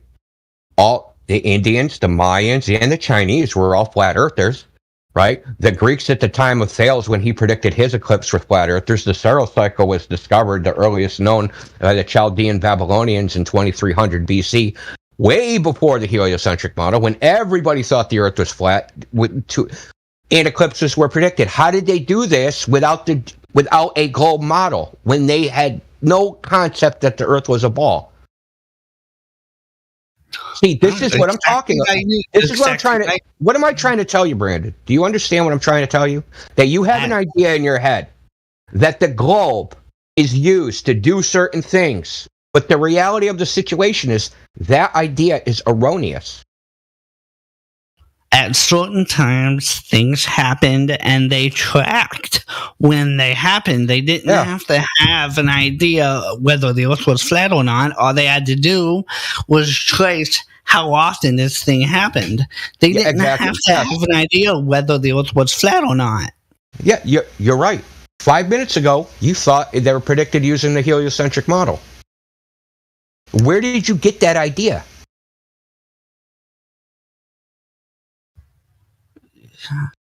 Magic? Osmosis? The scientific story, which you reject without explaining anything. What's the scientific story? There is no scientific story. What are you talking about? What are you rejecting? Well, hey, look, seeing is that I have a little bit of since I haven't been. Yeah, man, I'm handing the baton to you, man. No, don't hand it. No, because I'm already high rent right now. But I do have a little bit of patience to say, man, maybe looking at it at a different angle. Listen, Indio, he did just, ask you why you believe it, right? So he's asking you where you got this information. Now, typically, if someone was to talk about an experiment and someone was to ask, well, where's this information come from? We just link them to the experiment, the paper, journal, whatever it is. So when we ask you, where did you get that information? You say it's the scientific story. Great. Who sourced it? And how do we validate it? These are questions that go deeper than just the surface level belief of something that we've seen over and over on TV or maybe read in our favorite magazines, or like we already know that the world is not out there to be our friend. Okay? We already know that we don't really know information unless we are responsible for getting the information ourselves. Everybody knows that. So if that's the case, you can't just say it's the scientific story. If you really care, you're going to have to dig deeper. Okay, where does this scientific story come from? What is a scientific story? What is the string of logic and where did it come from, so that the people that I'm explaining it to can see the same thing that I saw, so that we can truly get to the bottom of whether I'm crazy as the flat earther trying to talk to you, or you're less informed than you thought coming in. You get what I'm trying to say? Yeah, I get it. Yeah. That's good. All right. That's all. So yeah, just be a little more forthcoming. So you think it's the scientific story. We get what you mean, because we all grew up believing the same thing, and if we were pushed or pressed about it, we would say, well, that's just what the scientists say, right? Sort of like when Catholics back in the day said, oh, well, that's what the priest said, because he said that's what God said, right? We don't do that, right? Right? I've heard people want a little more validation than somebody saying it, right? You gotta. I've heard people claim bits and pieces of the biblical story before, like the full moment. That's a religious idea. Yeah, a lot of that's the thing that people don't. Go ahead, Indio. I was just saying, do you know Kung Fu? That was not a very clever deflection, dude. He wasn't. Listen, it was an analogy about you wouldn't accept a priest telling you this is what God said and you being expected to follow it. He was using that as an analogy to you just someone saying, well, there's a scientific explanation for eclipses. Well, I don't accept the biblical story, but there are millions of people that do. Why do you accept the so-called scientific story? Good point. That's what Elijah was trying to. Well, no, I don't know. I don't make that analogy. I don't believe it because a lot of people believe it necessarily. I believe it because it makes sense to me. It doesn't make sense to you, but that's okay. No. Listen, it makes sense. It's simple. It's simple. So simple they teach it to 5-year-olds. That's how simple it is. Yeah, it makes just as much sense as your favorite movie. So we gotta consider the words that we use when we're trying to convince others, as well as trying to validate within ourselves what we're saying. So when you say it makes sense, that's true, but doesn't the plot in The Matrix also make sense? At least for the first movie, right? It makes sense. Does that mean the first movie. Real movie? You know? Yeah, after that it doesn't make any sense. I'm just trying to keep it real.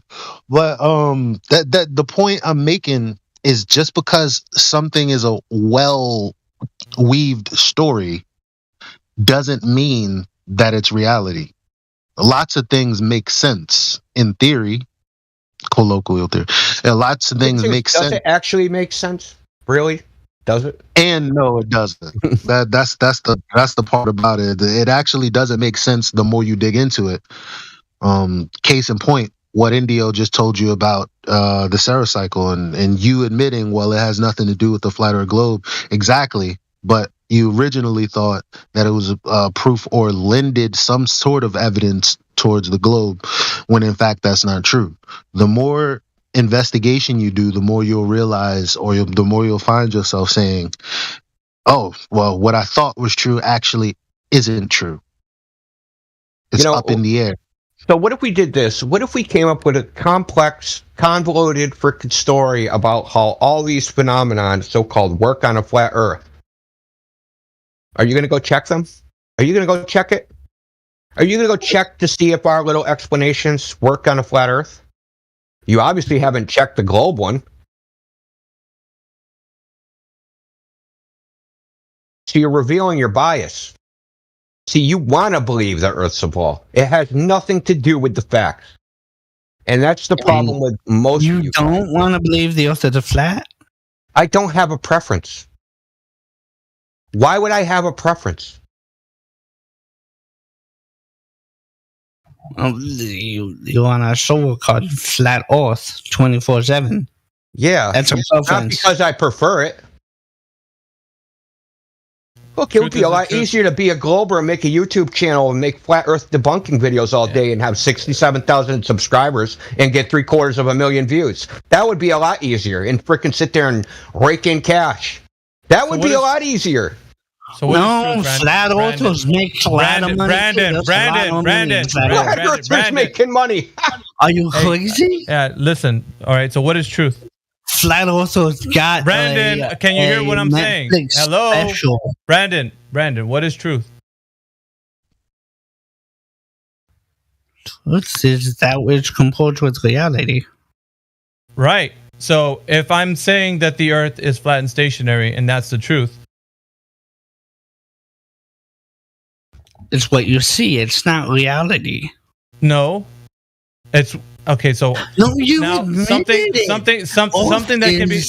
Listen, dude.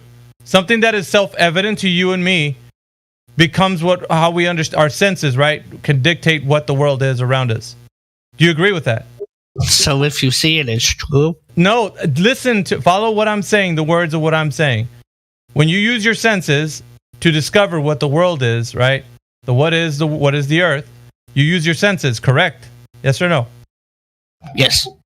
Okay. When we're out there, we make observations. That's where we start. We look at the Earth. We're looking right now. You and I both see a flat and stationary Earth. We don't feel any motion. We don't see any curvature. Right? That's where we start. Yes. So you're saying that's where we start. So we're not going to. We're not off into the next step. But that's where we are at right now. You and I. Right? Okay. Okay, the next step. How can we test to see if the Earth has any drop over distance? Well, like the grand claim that the Earth is a globe. That's the next step. Because we don't see a globe, how can we test to see if the Earth is a globe? We're talking about truth. This is truth. Self-evident. So we're not just talking about observation, we're moving to the next step, which is now we're going to test to see if their claim for the obstruction at a particular distance with the globe math is going to be there. Because it has to be there if it's a geometric shape that you and I are standing on. Would you agree? Yeah, and how you would do that is you would go ahead, tell me.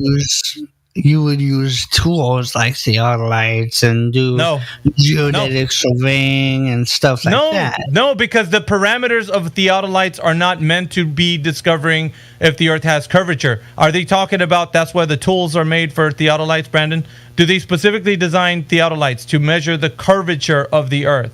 To find out where the horizon...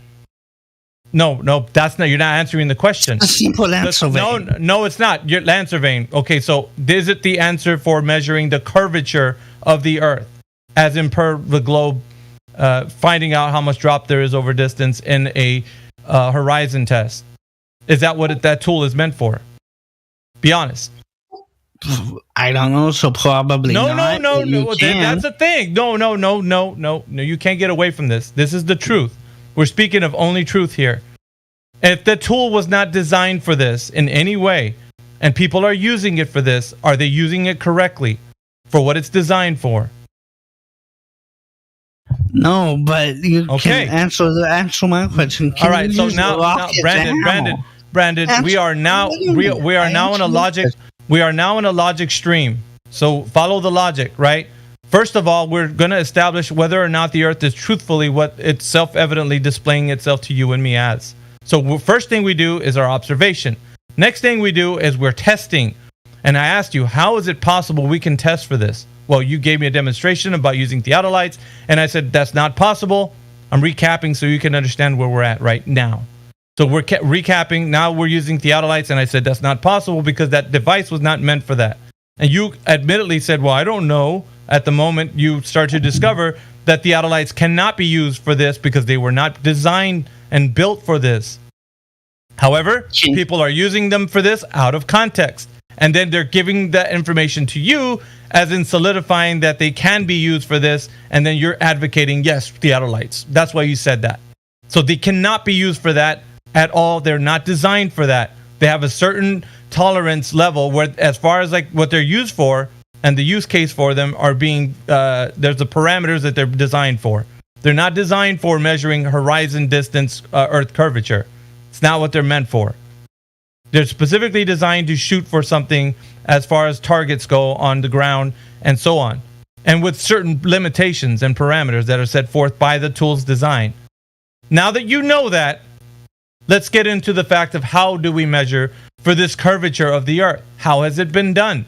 Because somebody must have done this somewhere, and we need to find out how it's been done. Because there's metrics, right? The globe, Earth, radius, the diameter, and the circumference.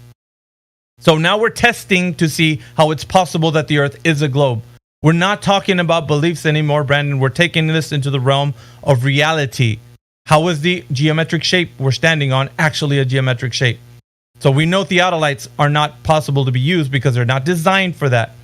So the next thing, what else can we do? Is there something else we can do, Brandon? I'm giving you the opportunity to think about it. So I can't ask a question about that previous point. Because moving along. No, we're establishing a logic stream here as to how you know the Earth truthfully is a globe. So it's going to be a globe truthfully or not at the end of what we're going to get to. So you're going to be honest and answer the question. So now we're looking for how is it possible that you know that the Earth is a globe by way of you're not letting me dialogue back and forth. You're not, because this isn't a dialogue, sir. This is either you understand and you know how it's been measured. It's more of a lecture. It's for you to tell us how you absolutely know for sure, with truthfully, that the Earth is a globe. That's everybody's listening to you right now. It's your moment, Brandon. Questions. the questions are going to have to wait until you explain to us how you know, by way of demonstration, right? You have to demonstrate to us that the Earth is indeed a globe. So I'm taking you to, like, now, what can you use to measure drop over distance? Brandon. So you're taking away my tools. No, you're going to tell us what tools you used, and we're going to find out if it's applicable to measuring the curvature. What else can we use? Because theodolites, you already understand, they're not designed for measuring the Earth's curvature at sight distance over the to the horizon. I have a question about that, though. What's your question? Can tools be repurposed? Yes or no? For what? What are you going to repurpose them for? Anything else? Anything else you want to do? Like you can't just say. Okay, let's think about it like this. If you repurpose the theodolite to stick is a screwdriver. Listen, dude. I'll answer that, Miggy, just to slow things back down. Look. Here's why you have to talk less and attempt to answer the questions, because you asked the question that I find silly. No offense, I ask silly questions all the time. Okay, so that's not a problem. Here's the thing. You asked him a generally sweeping question. Can things be repurposed for other things? Yes. But can my refrigerator be repurposed for, I don't know, growing plants in the dark? No. Yes. It can. Yes, it can. No, take out the light bulb and put planters in it. Listen. The refrigerator is not a light bulb, right? It is a light bulb in the refrigerator. The refrigeration process itself is not going to grow a plant. And this is what I mean. It's very silly that we're going to get into this argument about Okay. Do you think that everything all the time can be repurposed for anything at all times? Because I can't get my AT&T to be repurposed with my Verizon phone because it's locked. So clearly there are rule stipulations and parameters in certain instances. You can unlock it though. All right. Yeah. So go ahead. Go ahead. Yeah. So thank you very much. It was Brandon. It's a direct obfuscation to the point. The direct obfuscation is, can I use this thing to change the thing that it was originally designed for to be made into something I can use? You can turn a rock into whatever you want to, right? Drill a hole in it, whatever. It's not the point. The point is this tool was not designed for the thing that you think that it can be used for, and that's what we're talking about right now. No, you cannot, because it was not designed for it. You admittedly said that. You can't backtrack and then now say that it can be. You're locked in now. You already admittedly said that it's not used for that. We are agreeing that you cannot use the theodolite specifically designed for measuring the Earth's curvature due to the fact that you're going to look over the horizon. No! Is that what the tool is designed for? Back again, Brandon. You're going to answer the question. Is that what the tool's designed for? Designed for. What? Thank you. Stop. No. There's no buts. Yes. No, there's no buts. Oh, thank you for your admission. Thank you for your admission. A rock isn't designed for being a hammer, but you can use it for being a hammer. No, you cannot use that tool outside of what it was designed for. You can. If you use it for outside what it's designed for, then you're not using it for its specific purpose it was made for.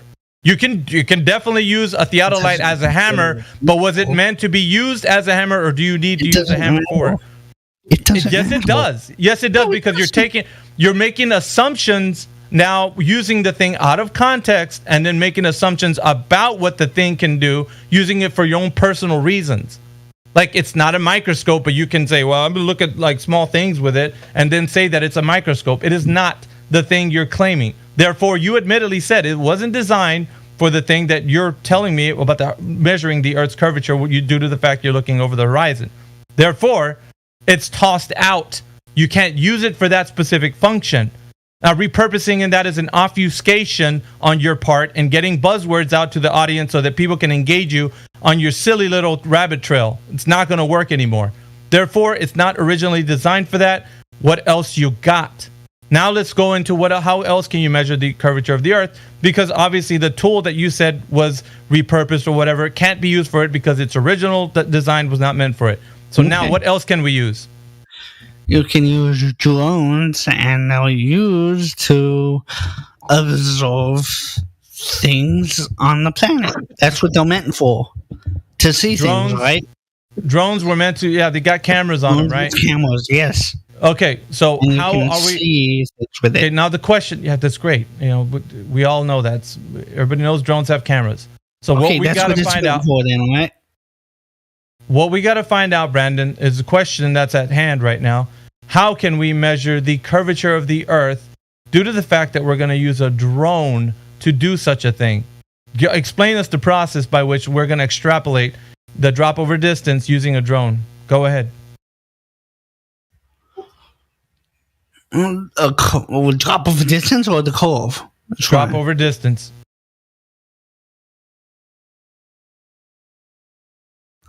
I guess that's a little harder with a drone, but you can. Oh no! If you don't have the answer now, Brandon, if you don't have the answer now, I'm just gonna go ahead and say I'm gonna go ahead and say I gave you the opportunity. You could have just easily told me how. You didn't do that, however, and so you not having the answer for that, I'm just gonna say that's not able to be used for that because you thought it was, but now it doesn't matter. We're not measuring drop over distance, are we, Brandon? And that was the original question. So let's move to something else that can measure drop over distance, shall we, Brandon? Let's go to something else. You got anything else? In certain places, you can observe it with your eyes. Okay. How can we use our eyes to measure drop over distance? Go ahead and tell me how the process is done. Show me a method. When you're very far away from a large mountain, you can only see the top, but as you get closer, you see more and more. Okay. Remember, the question is, how can we use our sight looking at a mountain to measure drop over distance? How are we doing that? You're just telling me things that you see things, and now things are different when you get closer. How is the Earth the drop over distance? How is it measured using that method by which you're telling me? The mountain can seem small or below the horizon when you're far away. You said that. Can I? Okay, well, I'm just gonna leave because you're not letting me explain anything. You are explaining. You are explaining. Before he leaves, Miggy, before he leaves, look, check it out. Don't leave, bro. Check it out. So, what you just said out of your mouth is sometimes the mountain may look smaller because it's under the horizon, and that is a begging the question fallacy. Because you're looking at something and you're already assuming that the reason you're seeing what you're seeing is because you're on the Earth with curvature, and that is why you don't. I don't have to assume that was curvature. No, but you're saying that you're insinuating that, saying that it's below the horizon. If something is below the horizon, then that means the elevation drop. The elevation drop is the thing Miggy is asking evidence of. You can't just see something and assume that that's the case, because then your premise is assumed, which would make it a begging the question fallacy if you're going to assume your outcome. You're saying the horizon is evidence of drop over distance? That's pretty much what you're saying. What I'm saying is, if you listen to one of our arguments, because right now you're trying to provide an argument, the horizon is evidence that there is no drop over distance. Now you can question us and challenge that, and we can just show you, and then we can end the conversation that way, or you can try to Google, come up with another way that they've directly measured Earth curvature. Because, I mean, it would be quite ridiculous if you couldn't find that in 2023, right? And we're finding out right now, in this conversation, we're finding out that, Brandon, you in fact don't have an understanding of how the drop over distance was measured. So you're coming up with ideas that you think that these anti-flat earthers have given you is sufficient enough to withstand the scrutiny of somebody telling you, how do you know the Earth is curving at the set rate that it's supposed to be as far as a geometric shape goes?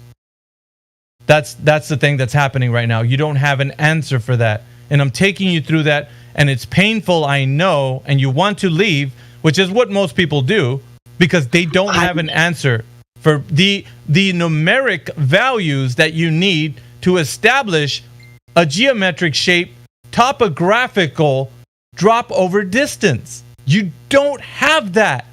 And I'm elucidating that to the entire audience. So 38 people are listening to you right now, fumble your way through, trying to explain how this heliocentric globe Earth nonsense does not have any proof or evidence whatsoever. So now you're met with, I think I'm just going to leave now. Of course, because that's what all globe Earthers do. They run. They scatter. When it comes time to be held accountable, well, I better go now. Yeah, I know that. So do you and everybody else. No, because you don't have an answer. Is rejecting everything. I'm trying to explain stuff, and you say it's not that way. It's not that way. It's not that way. It's not.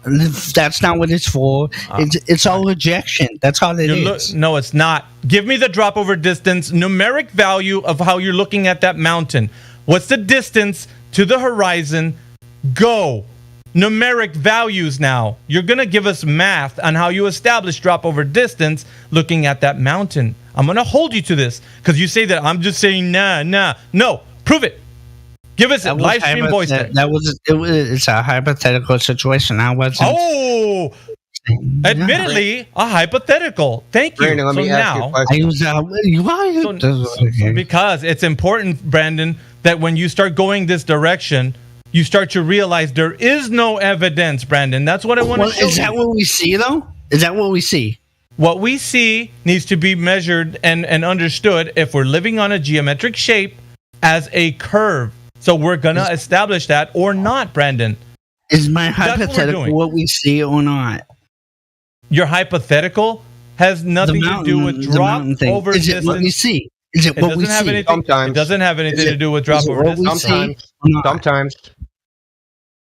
So what we see and what we can establish what we see and what we can establish as truth are the things that are at stake here. So you're saying, well, I see something, therefore it is. And we're like, you could see Bigfoot or whatever in your vision. That's what you're saying. We see the... You said we observe what I said, the flat Earth, so it's flat. That's what you said. Dude, if you listen, I'm taking you from observation to test. You follow the logic stream here? You're not, because you only hear one thing. I'm taking You're not allowing me to test. No, because you ramble, dude. You haven't given me a way. I said, even for the flat earther and the globe earther standing side by side, we're going to examine what we see. That's where we start. We see the earth is flat. Okay, we start there. Next thing, we're going to examine whether there's any curvature using drop over distance line of sight measurement test, Brandon. Do you see the second step, or are you completely oblivious to what I just said? Line of sight, which is what we see. Okay. So if we're establishing if the earth is curved or not, I'm not just saying we're only seeing look, I'm seeing the earth, it's flat. Okay, so the earth is flat. No. How do we establish that it is indeed flat? How do we do that? And what am I telling you here? Line of sight test. If we're doing that, and you said, well, I'm using a hypothetical, I see a mountain there. You're the one doing that, not me. You're saying I'm seeing a mountain and it looks like it's lower or whatever. I'm seeing half of the mountain, therefore the Earth's a globe. You're projecting because that's what you're doing. I'm not. I'm telling you, okay, if it's a globe, like you say, with your mountain example, give me some numbers. What are we looking at? What's the horizon distance? And then you came up tits. You're like, well, it's just my hypothetical. Oh, that's interesting. When I'm now asking for what new numbers we can use to add so we can know the exact drop over distance between you and that mountain, you come up with nothing. And this is what I'm challenging you, because if you did have that answer, you'd be able to tell me readily. But you don't have that, Brandon. And I'm exposing you to the world, and so everybody can know you don't have the information you thought you did. Neither does any globe earther, Brandon. Not one. So here's the issue, right? We're going to ask you, and you don't have the answer. It's not us. You're projecting that we're saying, I see the earth is flat, therefore it's flat. You're like, that's what you say. No. We're taking it from observation to the next step, which is line of sight test. If the earth is indeed curving, it will demonstrate itself to us by way of measurement. That's the truth, Brandon. If it doesn't measure... what are you using to measure? A line. Oh, you're not listening to me. If I see line something of sight. Yes. So if I see something in the, so it's that way. If I see it, I'm gonna apply the globe math. The Earth needs to be of a certain size of set dimensions, right?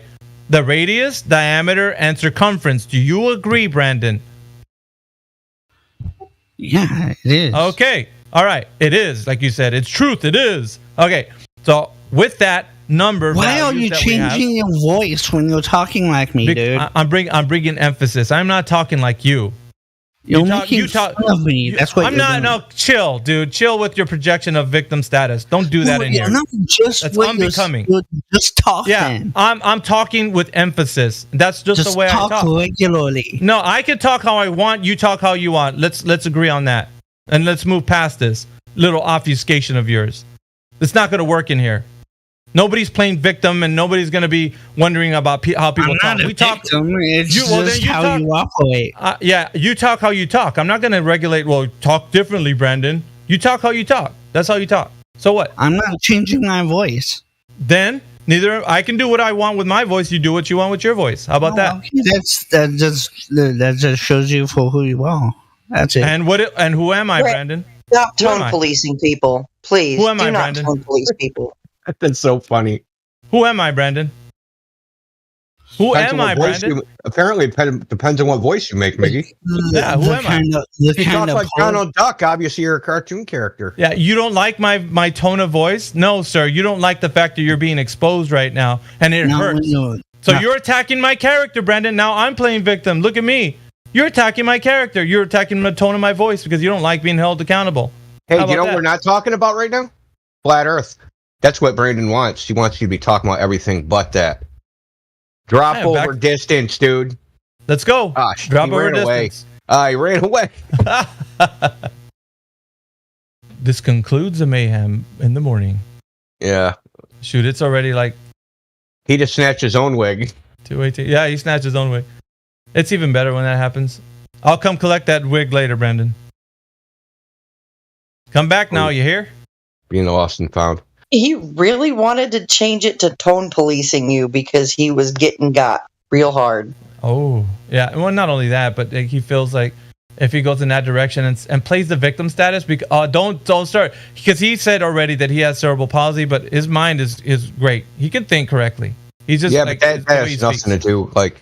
Yeah, cerebral palsy doesn't have anything to really do with your brain necessarily. Right. So he's trying to...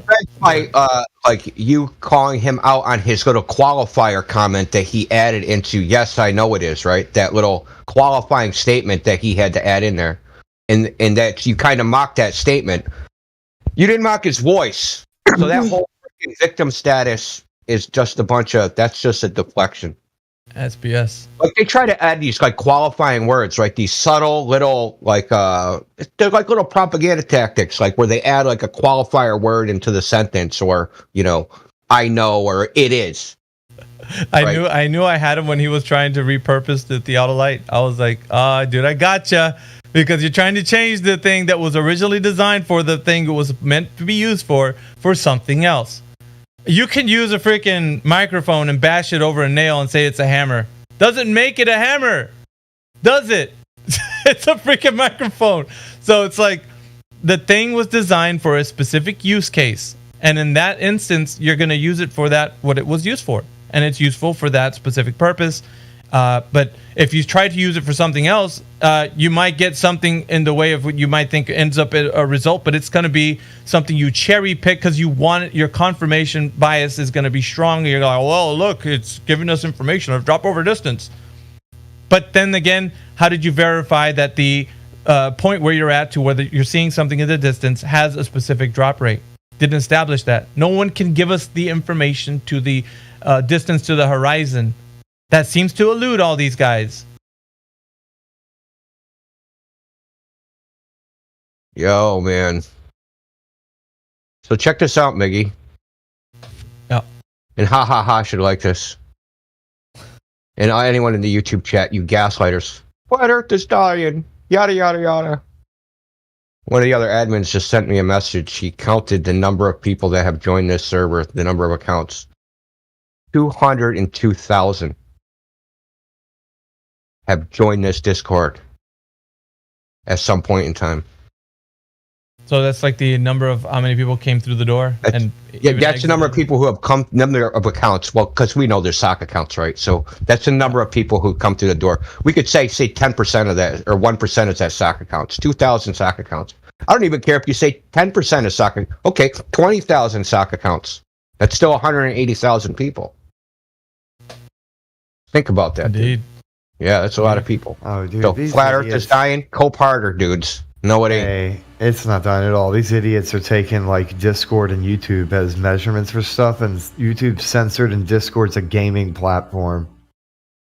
These kids aren't out in the real world talking to people. They have no idea what they're talking about. Yeah, well, I mean, I'm just talking about the YouTube chat is full of gaslighters. That's yeah, what that's what they I'm saying. do. Those YouTube kids are idiots. They have no idea what they're talking about. That's why they're talking shit. Well, no, they're saying that they're trying. It's a demoralization technique, right? It You say ain't what gonna you're work, doing is though. useless.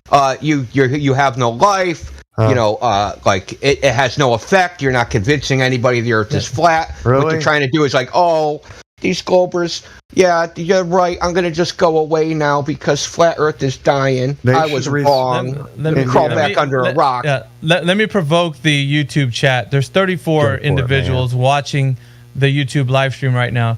You guys saw what happened to an attempt at sophistry in here.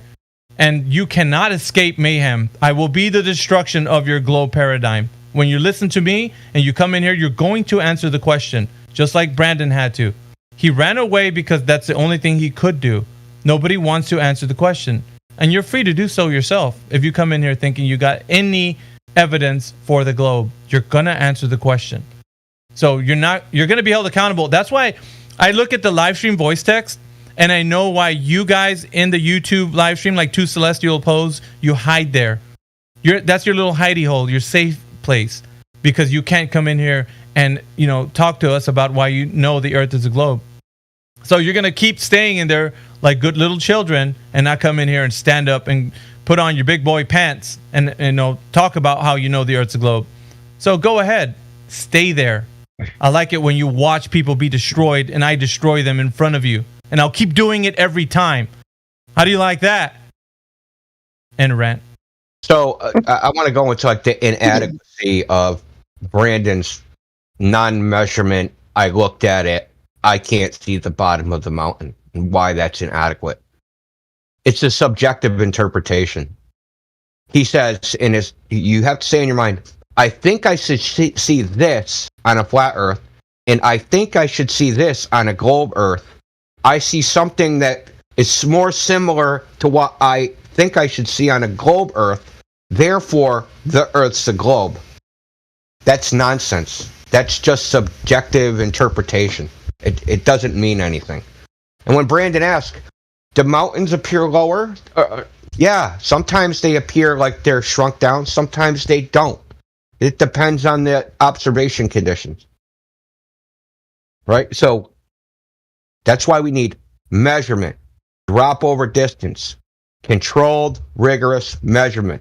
Not it looks like, it feels like. You can't, that's not, you could, let's put it this way. If I went out into the world and I took a picture of some mountain that's some distance away and it looks like some of the mountain is missing, I couldn't take that photograph, send it into nature and say, more evidence that the Earth's a globe, this picture. They'd be like, get the fuck out of here. Right? The picture alone wouldn't be good enough.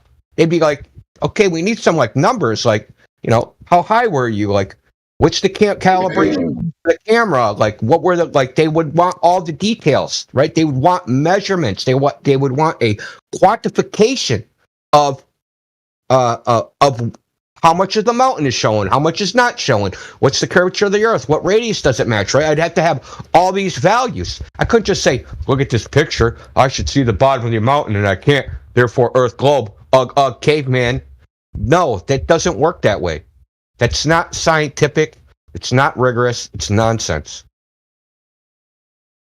I was adjusting my my Streamlabs so that I was kind of putting some items on there so I can go live, but there's a bit more work that I need to do to actually get, because I put the live stream voice text chat box in there, and I also put the YouTube live stream chat box. It's going to also be in the video. So I had to kind of readjust things, and I'm playing around with like, I put the Discord link on the top of the stream, like just a bunch of things that I'm doing. So I'm still need, it's a little bit more before I really, really want to go live, but the right way where I'm actually posting things and you can interact with the chat and stuff. So, but notice that the temperance and the energy that I bring, I can take it to the level 10 and come right back down to 1 without skipping a beat. This isn't something that triggers me. I have temperance, which I can exert as much energy as I want to at the moment, and then dial it back down as much as I want. So I'm in full control and knowing exactly where I want to go with this conversation. That's exactly why people in that other arena don't know how to handle it.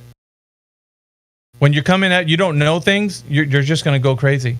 It'll drive you mad, not having the answer. But we do have Teal that just joined us. I think it's funny, man. I just think it's funny. Brandon started with, Earth can't be flat because you don't have a model. So if we go out and we measure drop over distance and there isn't any, somehow that just magically goes away because there's no model of how that happened. Exactly. That is so ignorant and asinine. It beggars belief, man. It really does.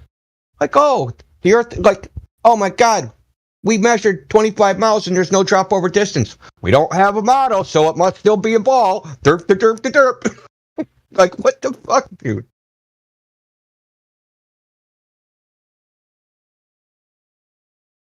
I like it. But, you know, it goes down to, this is the last thing to say. It goes down to, like I said to Brandon, he wants it to be a ball.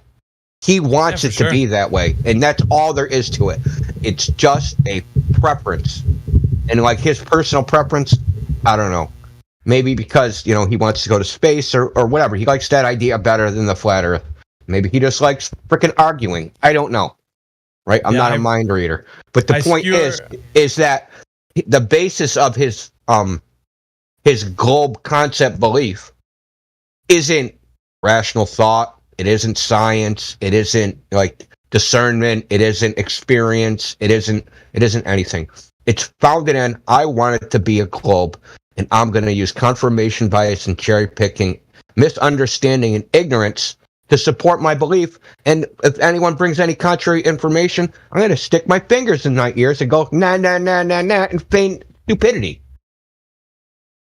Because I don't think Brandon's stupid. I think he plays stupid. Yeah, and he plays the victim card whenever it's suitable for him.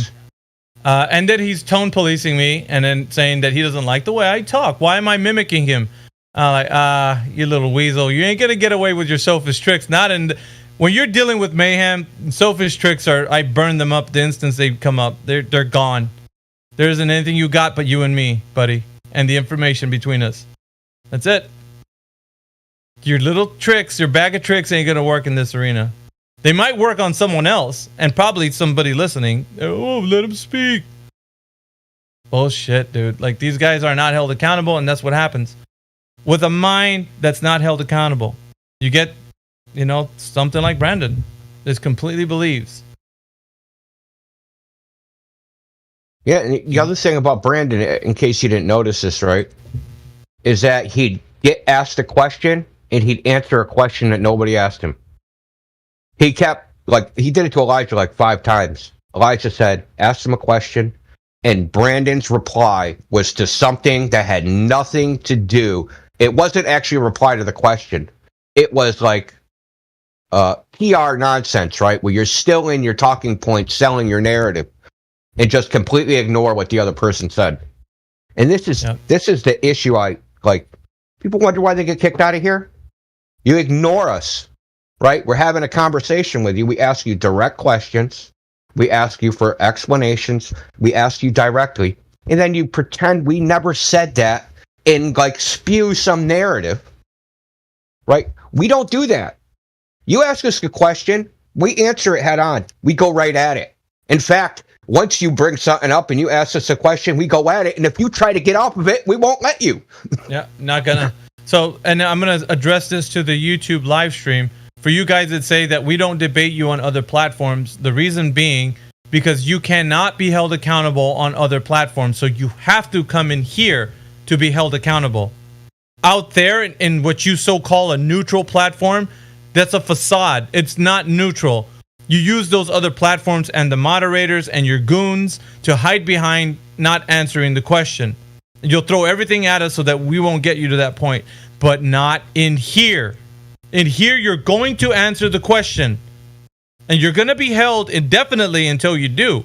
That's why we're never going to go into any of those other platforms that you consider neutral, because to you they're neutral because you want to obfuscate from the point, and you want to use your little sophist tricks, and they don't work in here.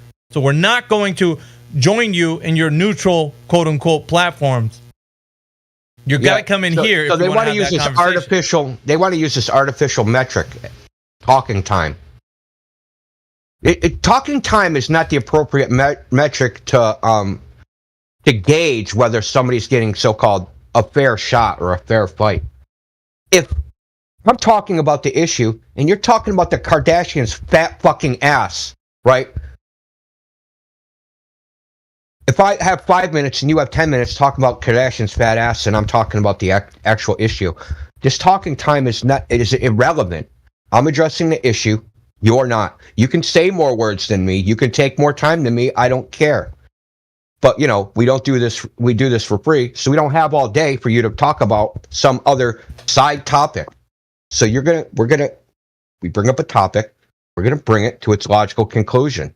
And you're not going to get off of it. You're not going to say, well, just let me speak. Yeah, we'll just let you speak. We'll let you say exactly everything that you want to say, and we'll give you the time to say it, as long as it addresses the issue.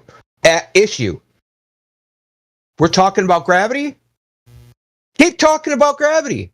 Don't talk about flat earthers. Don't talk about Eric Dubay. Don't talk about Neil deGrasse Tyson. Don't talk about the Coriolis effect. Don't talk about, the tone of your voice, like what you had for dinner, whether you're actually sitting in a chair, or whether you can know everything, address the issue to its logical conclusion. That is an actual, that's how debates should actually go. Instead of these fake collegiate style debates, right? Where one person has their narrative, one person has the other's narrative, and they never actually address each other's points.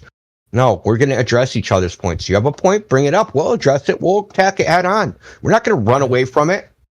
Oh, no. We're not going to start talking about some side issue. We're not going to sit there and say, you called me names. Stop sending your globe minions. Send in your champion. Send his ass in here and see if he doesn't get smoked. I'm going to leave nothing but his shoes and a pile of smoke on top of them. It's exactly what's going to be left. Send him in here so I can destroy him in front of your eyes so you can see how he doesn't have any answers to the question. Well, the point of what I just brought up is these so-called neutral platforms, right? They use this arbitrary metric of, he talked for 5 minutes. He talked for 5 minutes. Yeah, his 5 minutes was 5 minutes of logical fallacies. And my 5 minutes was 5 minutes of addressing the issue. You can pretend that those are the same things, but they're not. There's one person wasting everyone's time, and there's one person addressing the issues. You're not going to waste our time. We're going to address the issues. And if you can't address the issues when you come in here, you can get out. But the fact is, your avoidance of the issues shows us everything. That reveals everything we need to know. That you can't address the issues, that you don't have the evidence you say you do. It's that simple. And we demonstrate this day after day after day after day. That you can come in here and it's like that freaking, nunchucks look cool, right? You swing them around, you're doing all this fancy dancing around, but they're shit weapons. Okay? You're going to get one swing in with nunchucks, but you're going to look good doing it. But then it's going to be over. And that's what Globers look like when they come in here. They come in here, they're swinging nunchucks, but they're like pretend fighting. They're trying to baffle them with bullshit. Do we have any of the Globe Earth proponents that want to come in here after what shellacking Brandon just got? I dare say. I know we have Teal in here. Teal's in here. I've unmuted you. You have the ability to speak. You can do so at your will. Thank you. No worries. And I'll just address anybody else that's new, but Teal, just to get a heads up, like what do you think the shape of the Earth conversation is leading to you to think where you're at right now? You believe you're living on a spinning globe Earth, or what is it that you have in your mind? This is all really new to me, but like about like a month new. I kind of think it's flat now, honestly. Oh, that's cool. Are you listening to our conversations, debates? I just came in. I was in another Discord, and I think it got taken down. Okay. Well, welcome to the server. I gave you VC verified because you got on the mic and spoke. So now you can be in here. And if you want to ask any questions, go ahead and do so. We'll be more than happy to kind of answer them. And also, there's a culture here, so be aware of that. So don't be like too much in shock. Like, oh my gosh, this is crazy. But we get that way because there's a lot of passion and zeal for. Oh yeah, no, I've seen other voice chats before. Just be advised, right? So all right. So that being said, have a good time just in here, whatever. We do have Froggy.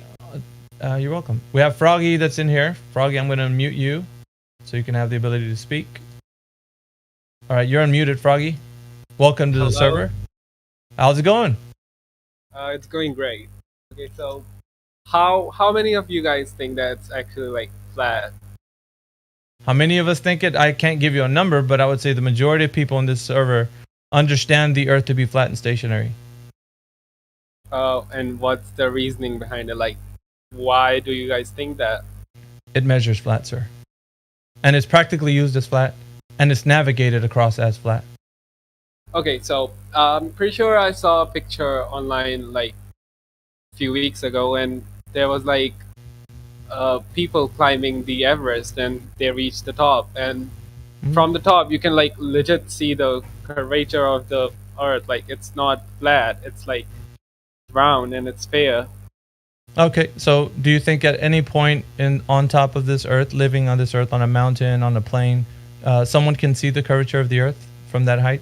I'm pretty sure if you reach the certain amount of height, you can see the curvature, yes.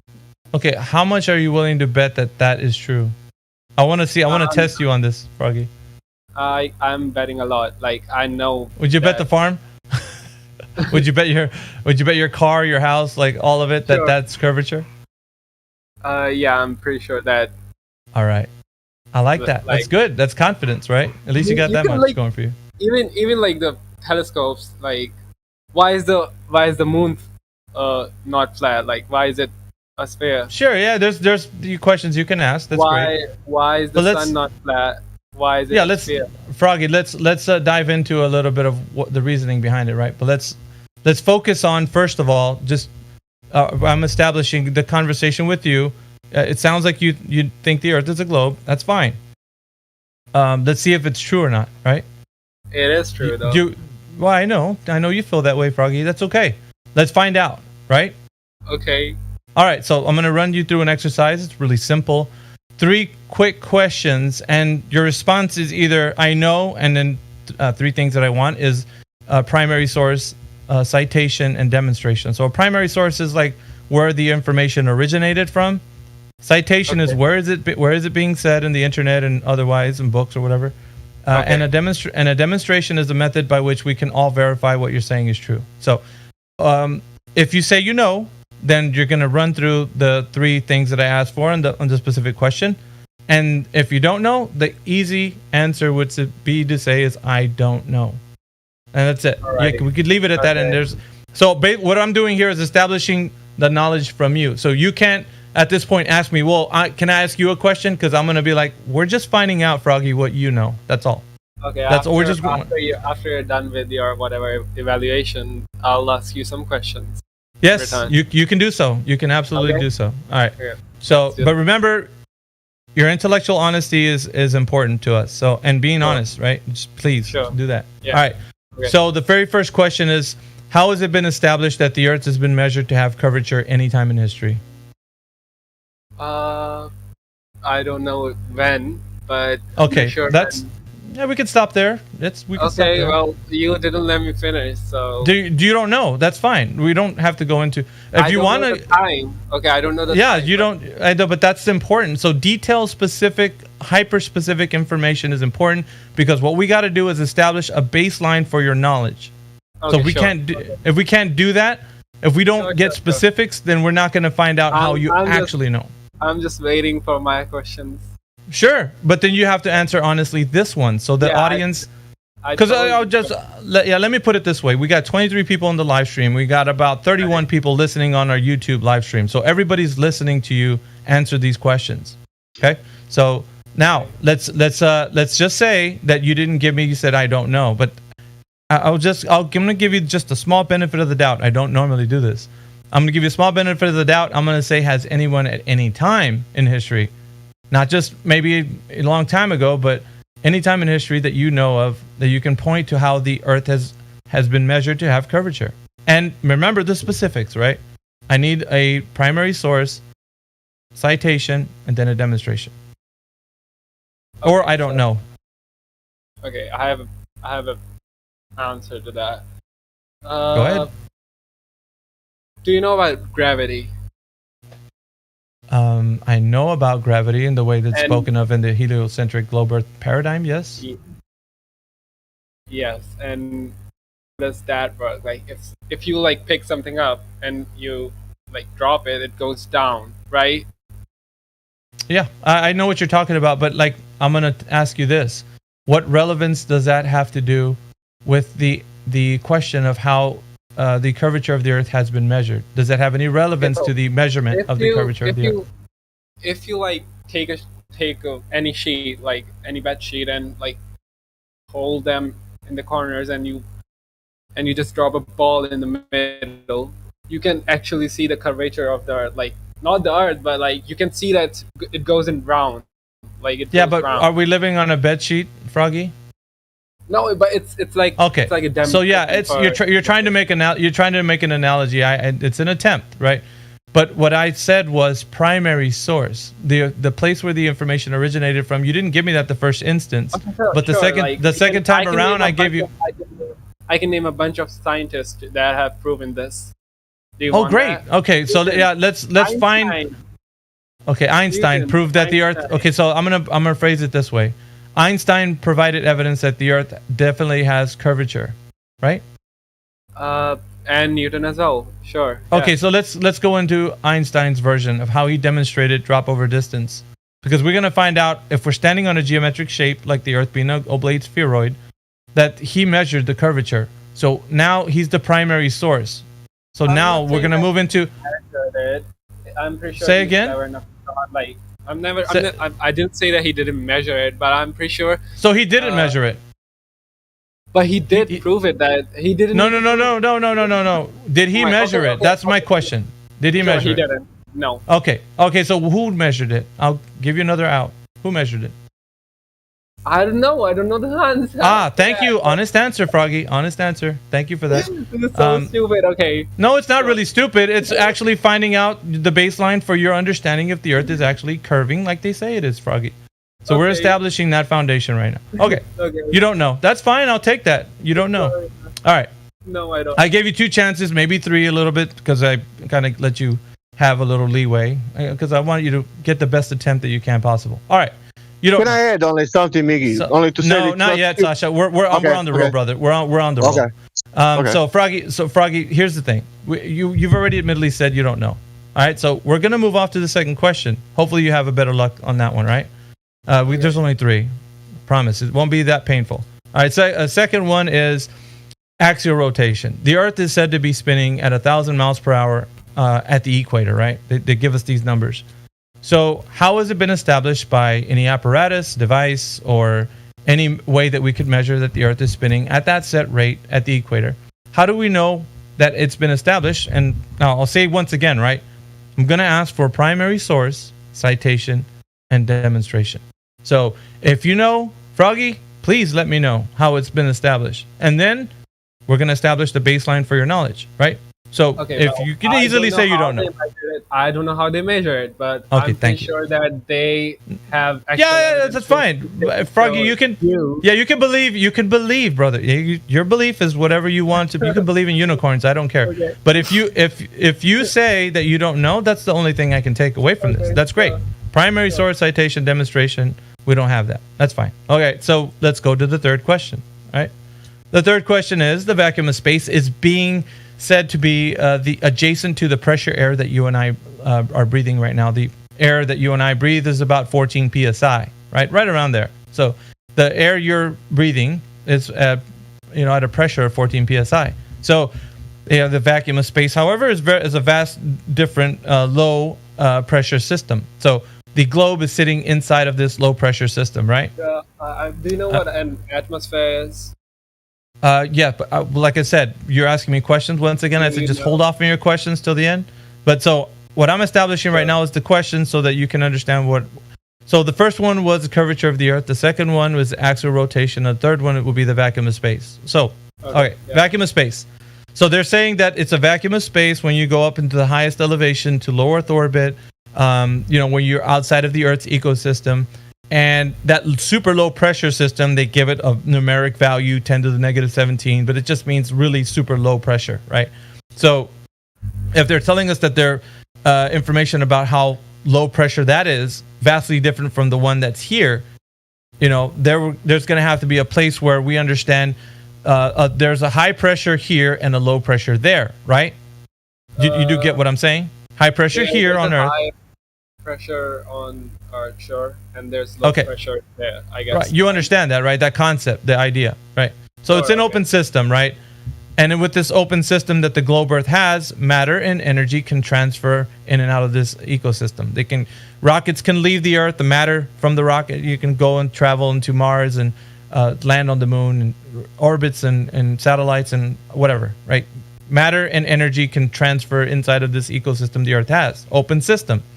Okay, so the idea is if you and I are breathing this gas, this air, right? The question is going to be, how is it possible that we can have gas pressure without a container?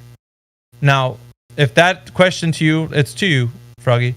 You go ahead and answer that. Now, remember, primary source, citation, demonstration. How is it possible that we can have gas? Yes, sure. How is it possible that we can have gas pressure without a container? I just said that we have like different atmospheres, like stratosphere and whatever not.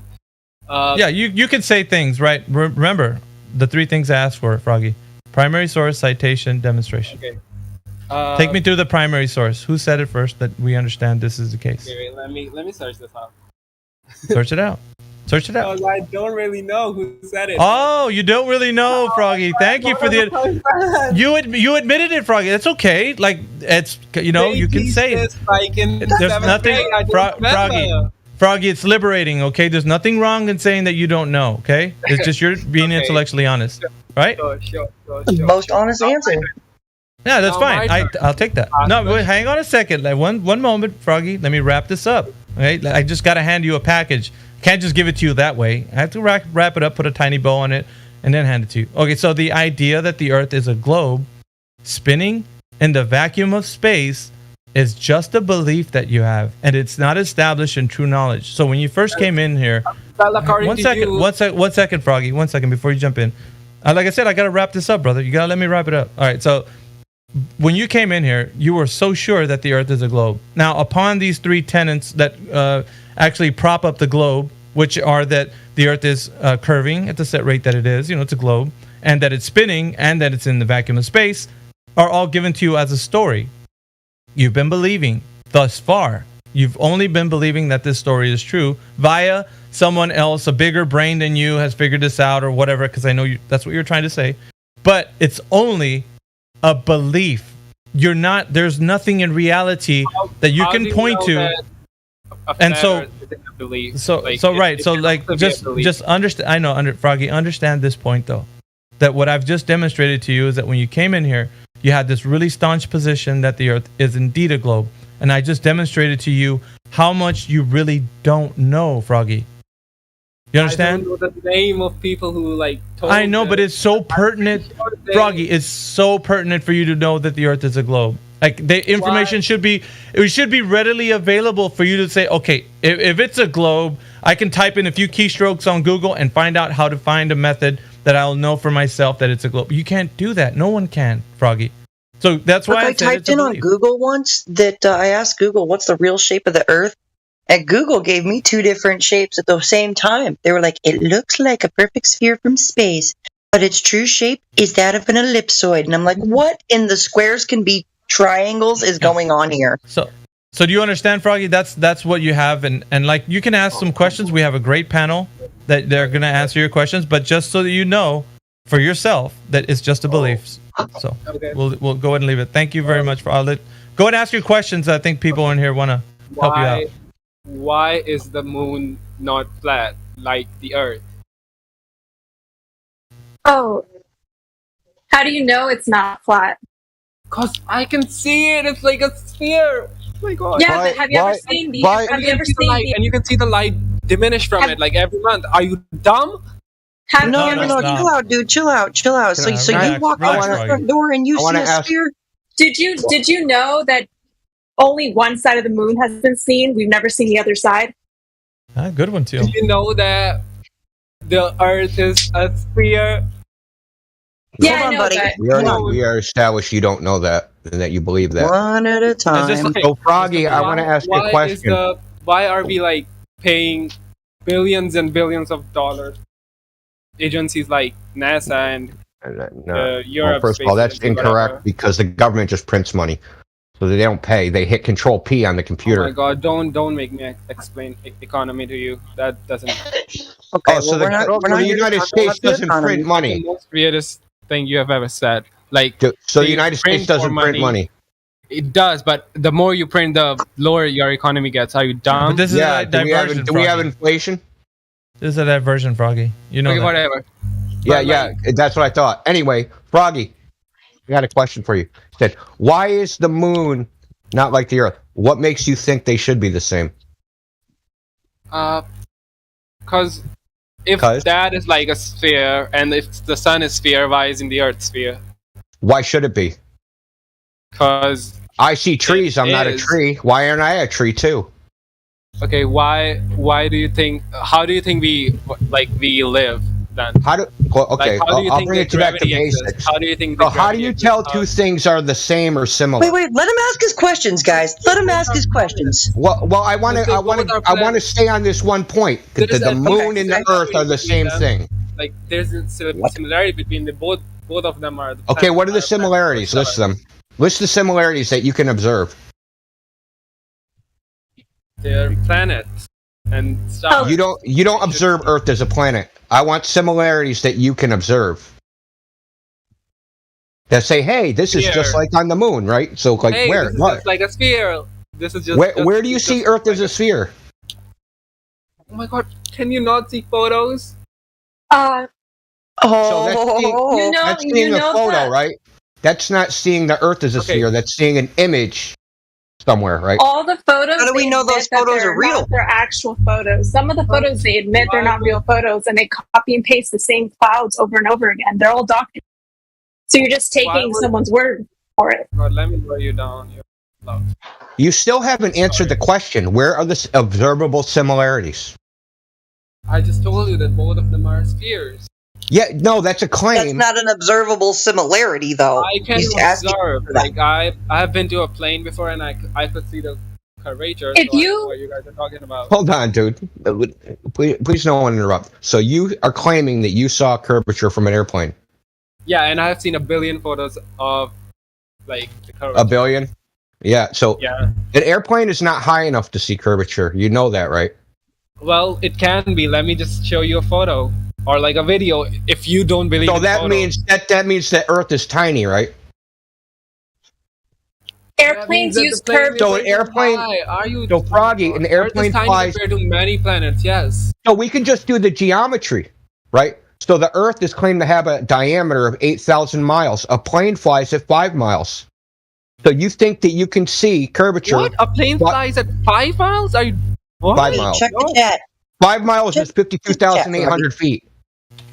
Or no, that's 24,000 feet. You ain't gonna see no damn curvature. Plane windows are Regardless, rounded. So if you because went you see the curvature on the plane, it's probably because of the rounded windows. They use rounded windows on the plane. Correct. Yeah. So seeing a curvature from the plane doesn't mean anything. So Froggy, one way you can put it is, if I look out the left side of the plane, right, and I see an arc in the window, right, a curved horizon, and I go to the other side of the plane and I look out the other side of the plane's window and I see a curved horizon, how does that make a circle? Very well. Have you been to the tallest building? Why can't you just answer the question? Okay, what was the question? Do you see, this is the problem. You guys just won't answer basic questions. I'm trying to lead you somewhere, and you're just resisting. The interesting thing about the moon, though, is if you get a good camera and you take a picture of the moon, or if you just look it up online, the moon will always show the same face. You'll never see the other side of it, no matter what part of the world you're on. So if it is a circle, how come it's not rotating and we can't see the other side? We can't see it. All the pictures of the other side, NASA says we've never seen it from here. Do you see like the crescents and stuff? Like it diminishes. Yeah. Like that means that we don't. That means that it's a sphere. Like that. You're proves still that it's a sphere. You're thinking you don't know what you don't know what the theory is. You're thinking that it's like a physical thing that a lot of people here believe. I don't know if everybody does, but a lot of people believe it's a light, and the light changes. The light emits from it. Yeah, light It's emits. self-illuminating. It's illuminating because people don't believe. Most people, I think, here don't believe it's like a physical thing. Like it's a shadow on it. Yeah, can you hear me though? I don't want to have this. Yeah, you're breaking up, Elijah. You're breaking roboting. Yeah, you're roboting, bro. Yeah, Fair your enough. mic is like doo-doo. So you still haven't told us the similarities, man. You can't see curvature from an airplane. Mainstream science admits this. The geometry says the so Earth you're is believing too science large for to see that, curvature. and you're not believing science for the Earth actually being a. What science is that? You're believing you believe What that. science is that? What science am I not believing? Froggy, what science am I not believing? Sphere. Dude, listen. Look. Someone showing me a picture on TV claiming that there's people taking photographs of the Earth is not science. That's somebody's story. Science is experiments. That's what science is. According to your logic, your guys' logic, that means that you can't believe anything. Is that No, what you're saying? you're wrong. This isn't about no. People claim they've seen Bigfoot. The thing is, fantastic, extraordinary claims require extraordinary evidence. Someone's saying they went to a vacuum hundreds of miles above the Earth and went to a place where you drop something and it doesn't fall. That is a fantastic claim. Nobody's ever experienced that. It's the same thing as somebody claiming, I saw aliens, I was on a spaceship, I saw Bigfoot or a unicorn. It's a fantastic claim. And pictures aren't good enough. If I went to some scientific journal and said, look, I have a picture of Bigfoot. Please publish me. I discovered Bigfoot. They would say, get the fuck out of here. We need more than a picture. That's what they would say. Same thing. If I went to a scientific journal and said, look, I have a picture of the Earth. And they would go, oh, get the hell out of here. They would want more than that. A photograph is not enough. Hey, Froggy, since you brought that up, Indio, Froggy, Yeah. take a look at the text chat real quick. Okay. Take a look at the text chat because you said there's pictures of it, right? There have been pictures of the Earth over the years. Stop posting in the text chat for just a second. I know you guys are really excited and you guys are like bombing this chat right now, but I really want him to look at this. I'm not a child. I'm like actually an adult. Thanks for assuming, though. Okay. Look at all these pictures. Do you see what I posted? Sure. Like, what do you want me to see? It's all of the different pictures of the globe throughout the years: 1975, 2007, 2015, 1997, 2007, 2013. Just take a look at all of these different pictures of the globe and just what do you think about this, dude? All of these pictures of the globe. Let's focus down on this. Why are they all so different? Continent size, continent size, shifted, different. What is it? Let me speak, okay? I see that the camera or telescopes have been like better. Okay, a telescope. You're not going to see the entire Earth with a telescope if you're on Earth, okay? But this is the crap. Listen, this is what NASA has given us over the years. This is what NASA has given us over the years. And each time it's a different Earth. Why is it a different Earth?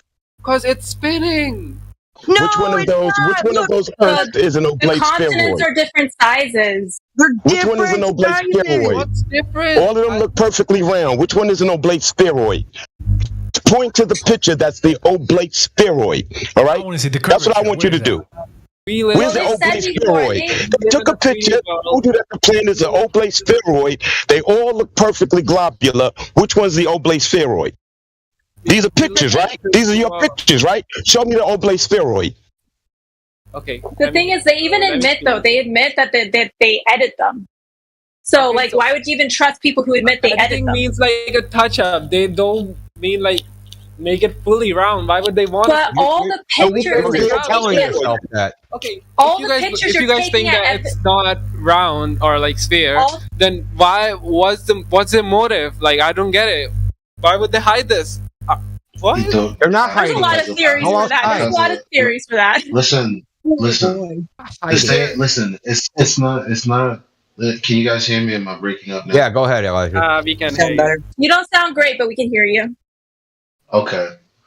The humans keep missing why other deceptive humans are motivated to be deceptive. Okay?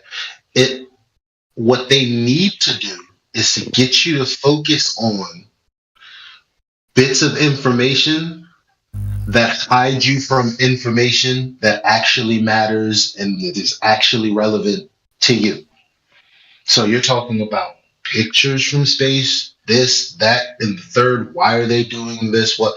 Well, you're in a Discord, a flat Earth Discord, arguing for who knows why, with lack of information, and you're asking, why would they be doing this? I don't know. Look at your reaction to people who are just trying to expose information. I'm not making information up. So the horizon is supposed to be geometrically or measured to be at a distance of 1.2 times the square root of the observer's height in feet. They call that the horizon. That is a measured distance to the horizon.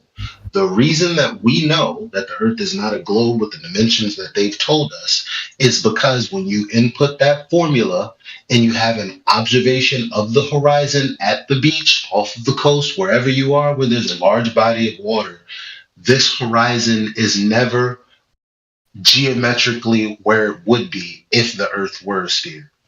We don't really give a shit about anything else. Why doesn't that ship fall off the flat Earth then? We don't really give a shit about that either. I've never been to the edge. I don't have any plans. I don't have. Look. Here's the thing. It doesn't have to be an all day back and forth. The bottom line is, I live in Brooklyn. Lunar eclipse. I live in Brooklyn, and I don't give a shit about that. I've seen lunar eclipses. I know that the Earth is not curving because there's no geometric horizon. I don't really care about the eclipse at this point. Froggy. You gotta let it breathe. We want to slow the conversation down, not hype it up. I do agree that they do hide stuff, sure, but I'm pretty certain that. Well, I didn't even. My main point wasn't. I mean, the overall point is we know that the information we needed to find, we found it. There's a claim that is the linchpin to the rest of the religion, is that the horizon is geometric. There's a blockage of your view, and the rest of the Earth is curved away from you at this distance because of this geometry of the globe we live on. All we did was go out and try to validate whether or not that was true. Guess what? All of us in here, other than you, know that we couldn't validate it. Therefore, the claim is at best invalid. So we don't really care about anything else really. So the question is, why are you here? Because I already told you I don't care about eclipses. I don't care about what you think about the edge. I don't care about the other 6 questions that you want to ask me. I already told you what I wanted to tell you. So the question is, knowing what I've stated to you, what do you want from me? What do you hope to get out of this conversation?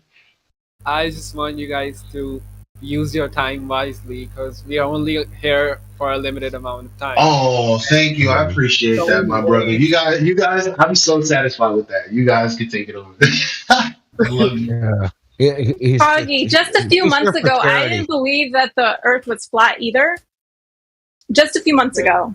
And I actually spoke to my dad about it, the only person in my family that wouldn't think I was crazy for bringing it up. And now he believes it too. And he's super, super smart. And he's done more research than me. And he believes it. So if you just did a little research... You guys can believe what you want, but like... Well, it's not just about believing... It's not about just believing what I want. I don't want to believe this. I didn't want to. I really didn't. I stumbled upon it by accident. I didn't want to believe it. I just had a question that could not be answered. And then I realized why it couldn't be answered, because the Earth isn't a globe. So it's not a belief. All right? It's not a belief. Yeah, so here's the ironic thing. Miggy walked you through 3 points where you had to concede that the globe is a belief. And now you're projecting your problem onto us. Flat Earth isn't a belief, and nobody is hiding anything. How do you hide the world? Flat Earth is outside. Why can't I send pictures here? Remember, Froggy, you said it was a belief because you didn't have any evidence when I took you through the 3 points that prop up the globe? You didn't have an answer, sir. It's just a belief that you have. And you're projecting to us that we have a belief. That's the problem that we're having here. That's why the miscommunication's happening, because you think we have a belief too. We don't. You already made stuff up about seeing a curve from a plane. You guys like 100% believe it's flat. It's not a belief. What does Frog know about the globe? What are you confused about? What does he know about his own religion? Nothing. That's what I thought. He doesn't know anything. I still have questions like that. I don't know if they 100%. You don't have? I'm pretty sure it's flat. Why should I believe like a bunch of random? You don't have to. No, we're not asking you to believe us. We never asked you to believe us. We don't care if you believe us. We never asked you to. You're nobody. Who are you? Who are you?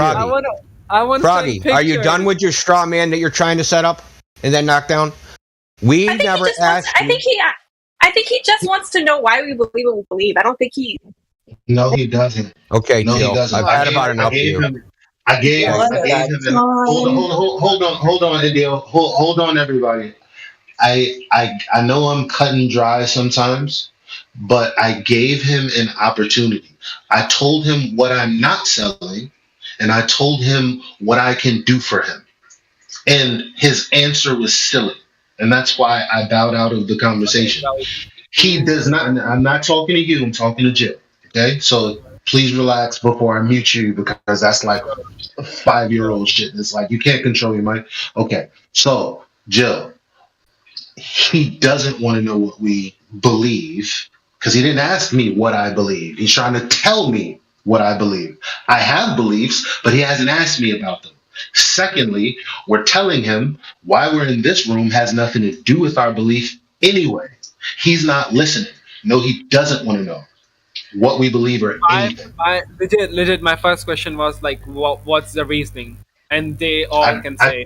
I just told you. Because the main claim is that the horizon is a specific distance based on the size of the Earth that we live on. Except when you go to validate that claim, it's not true. Nonsense. No, it's not. Nuh-uh, it's not a refutation, dude. Rogi, you can check us. I can literally. I mean, I've done it at least 100 times where I've went to a hostile witness on YouTube, a little 5th grade video, edit kind of thing where the guy explains, he's a nice teacher like kind of person in authority, the kind of people you like.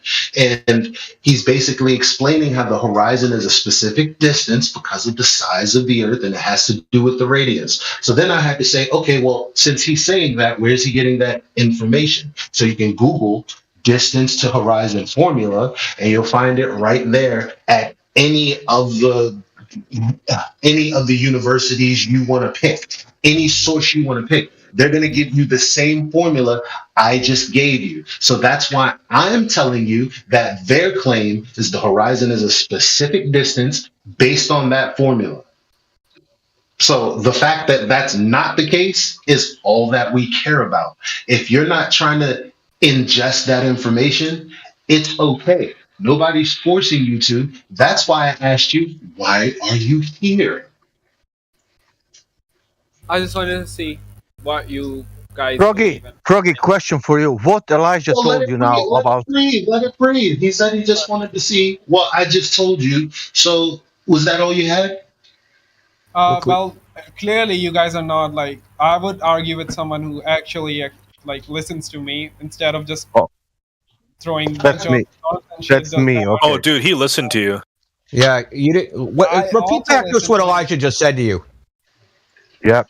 You said something. Repeat back what just something. He said something. Repeat back what Elijah just said to you. I don't know. That's right. You're not paying any fucking attention. Why is this guy crying? He said he's crying. Hold on. Everybody quiet for a second. You've already decided in your head this is ridiculous, and you're not hearing any word that's being said to you. Well, let me break it down for you real simple. Okay, the claim that the Earth is a ball is a geometric claim. It's saying this geometric figure, that's the Earth, right? Using that, they say it has a radius of 3,959 miles. We can take that geometric claim, we can go out into the world and test it. If those tests don't match the claim cannot be true. Doesn't matter about eclipses, doesn't matter about the sun, doesn't matter about space pictures, doesn't matter about any of that shit. You go out and measure the Earth, which you can do yourself, which we're not trying to convince you to believe us. We're trying to tell you, go out into the world.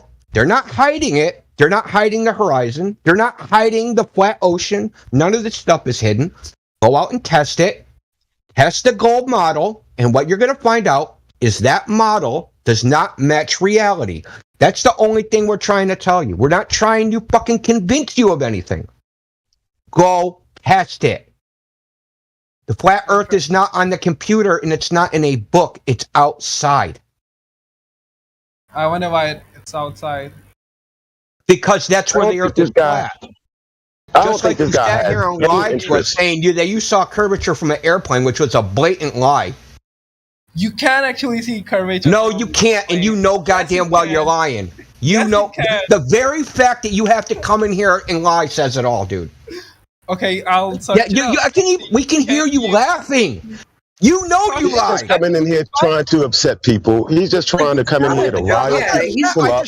He doesn't care what anybody's saying. He's going to continue to repeat his stupid points. He wants to cry about somebody picking on him and nobody's listening to him. You're not listening to anyone. It's been explained to you. You haven't had any questions about what's been explained to you. You go off on some weird ass tangent about something totally else. Now, either you can get on board or you can get to stepping, bro. Funny. I find this funny. Yeah, keep coping. How you guys are attacking me. Keep coping. You're just coping, dude.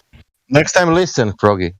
Next time, give me. See, we're not the ones ignoring you. See, when you talked, we addressed your issues. When we talk, you pretend we didn't say it. Froggy, can you repeat? No, we're not letting you meme in the chat, dude. Sorry, it's not happening. Froggy, can you repeat what? If you want to send a photo as evidence, make a claim, say this backs up my claim, DM me the photo, and I'll DM me whatever it is, and I'll post it. Okay, I'll DM you. Yeah. What's the claim? What are we looking at?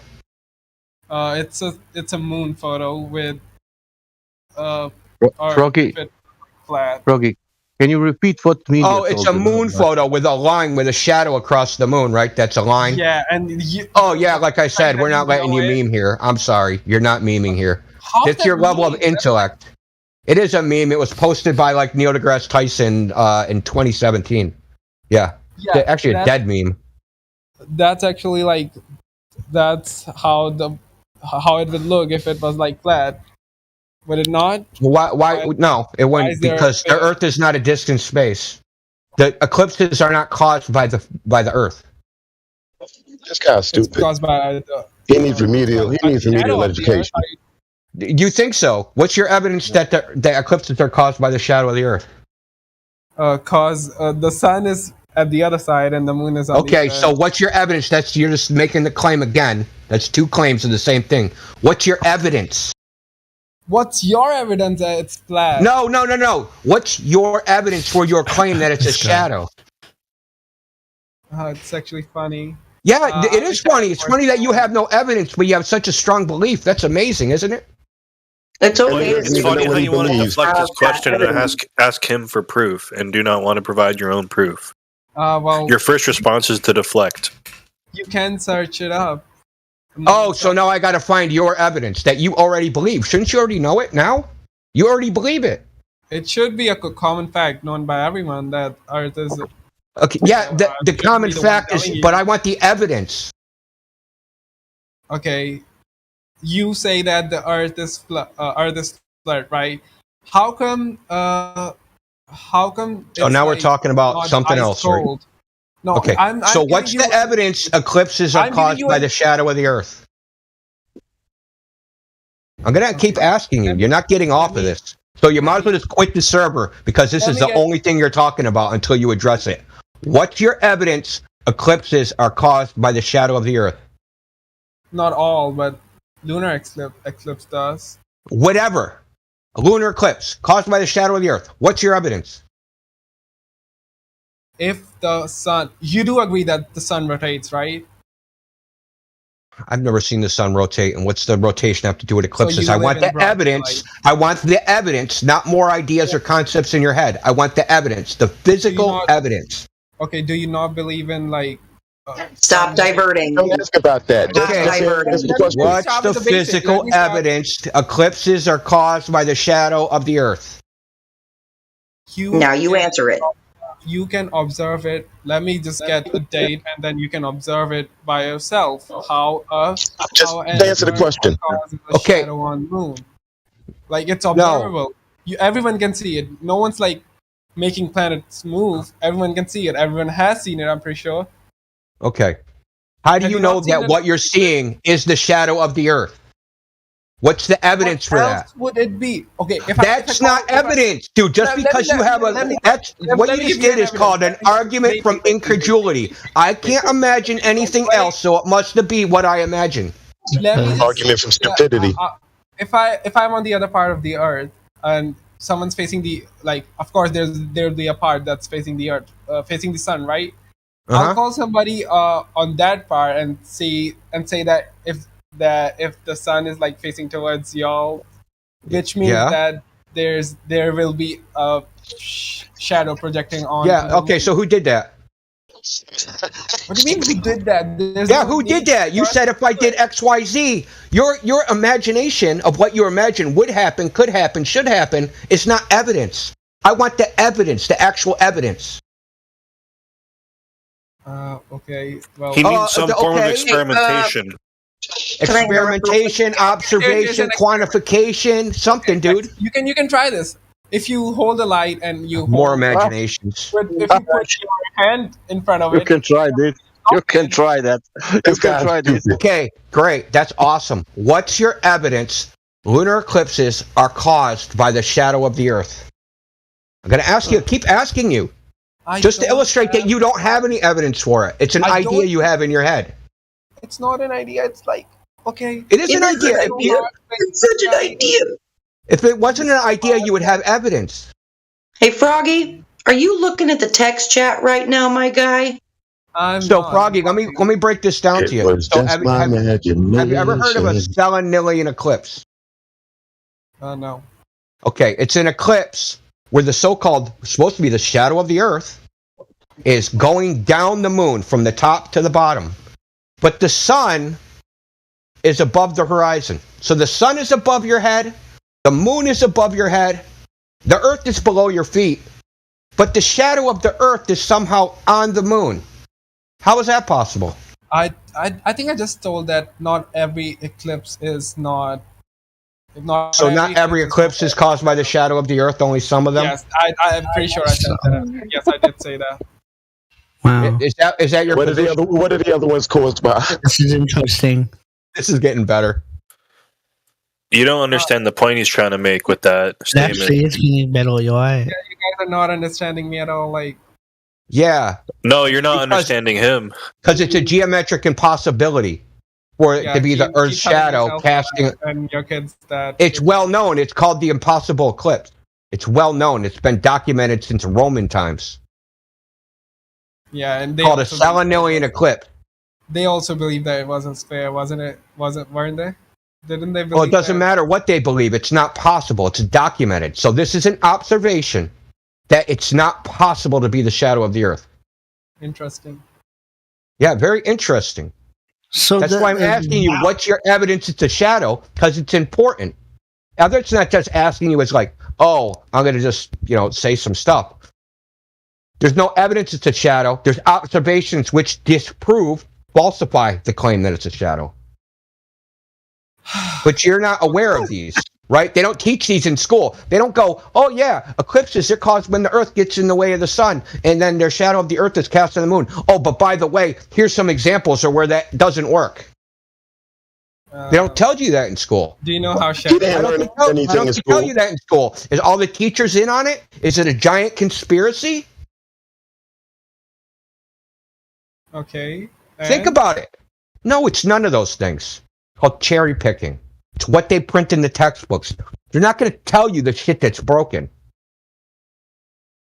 They have a model to sell, like a used Globe salesman. They have a model to sell, and they're not going to tell you, just like when you buy a used car, they're not going to tell you the things that are wrong with it. They're only going to tell you what they think works. It has a great engine, man, and the stereos are great. They don't tell you that the brakes are gone, the clutch is fried. They don't tell you all the bad stuff. So you have this idea that the gold model, like most Globers, that the gold model is some perfect thing that works in all situations and there's no problems with it. There's problems all over the place, and Elijah brought one up. The distance to the horizon. It has to be a certain distance. You can go out to the ocean, the beach, and there's a website called marinetraffic.com. You can look up the distance to boats. You can say, hey, is this boat on one side of the horizon or the other? If you're 6 feet tall, the horizon is supposed to be 3 miles away. If you see a boat in front of the horizon and the boat's 6 miles away, then that means that the horizon has to be farther than the boat. So that means the globe model doesn't work. It's really simple. You don't have to believe us. You can go test it yourself. It's not going to test it. I'll look into it, but I'm open to. You could turn your TV back on and watch Star Wars and pretend this never happened, and take the blue pill and go back to sleep. Plug you back into the Matrix. I don't care. Star Wars movie. Froggy, can I ask a question, Froggy? If it's not idiotic, sure. It's not idiotic. What will happen when you go to the beach and find out that there is no such thing called curvature? I'm pretty sure you need height for that to see a curvature. Yeah, what will happen if you do that with the height and everything, and you find out there is no curvature there? I'm pretty sure if you get high enough, you can see the curvature. But I was high enough, and it was not curvature there. How high were you? I was 3 inches above the sea level. That's high enough? No. I was 3 inches above the sea level. Inches like what? I was swimming in the water, and my eyes was 3 inches above the sea level.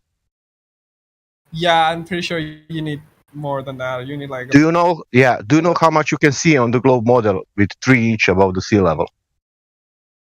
You can't? Do you know how much you can see on the globe model with 3 inches above the sea level?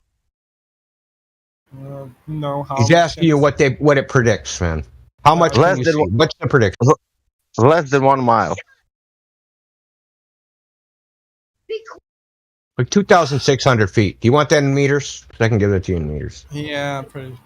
He doesn't understand seeing the curve from seeing the globe. There's a distinction. He doesn't even get the distinction. He's trying to say that you can't see the globe versus seeing a curve. You know, and until he gets that distinction, it's not even worth discussing it. And I don't think he knows anything about what he believes. He's just in here pranking us.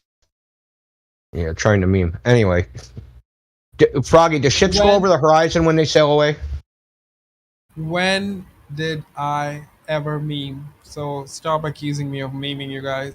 No, you wanted to meme. You asked to post an image, and then you described the image, and the image was a meme. How? That's not a meme. That's like you guys, if you believe the Earth is flat. That's like No, we covered that. We don't think that the shadow of the Earth causes eclipses. You think that. Froggy, I'm going to post this. Listen up. I'm going to post this one more time, Froggy, and I want you to be looking at this text chat. Can you do that for me? Please. Please, because this is ridiculous. I've been listening to this circle jerk for the past 30 minutes with you. And you still want to argue about the shadow on the flippin' moon, man? Please look at the text chat real quick. Look at the text chat. Nothing there. Hold on. I'm sending it. There we go. There it is. Boom. They told you the moon is a solid object, but it disappears every month. That's because the sun moves away. No! Do you not see? Stop posting in the chat for just a second. Do you see how the other side of the moon is not visible? Even through infrared, even through the thermal? Oh. You don't see that? You don't see how the other side... Hold up. You don't see how the other side of the moon is missing, even through the thermal vision, dude? Girl, that's edited because, like, there's a road.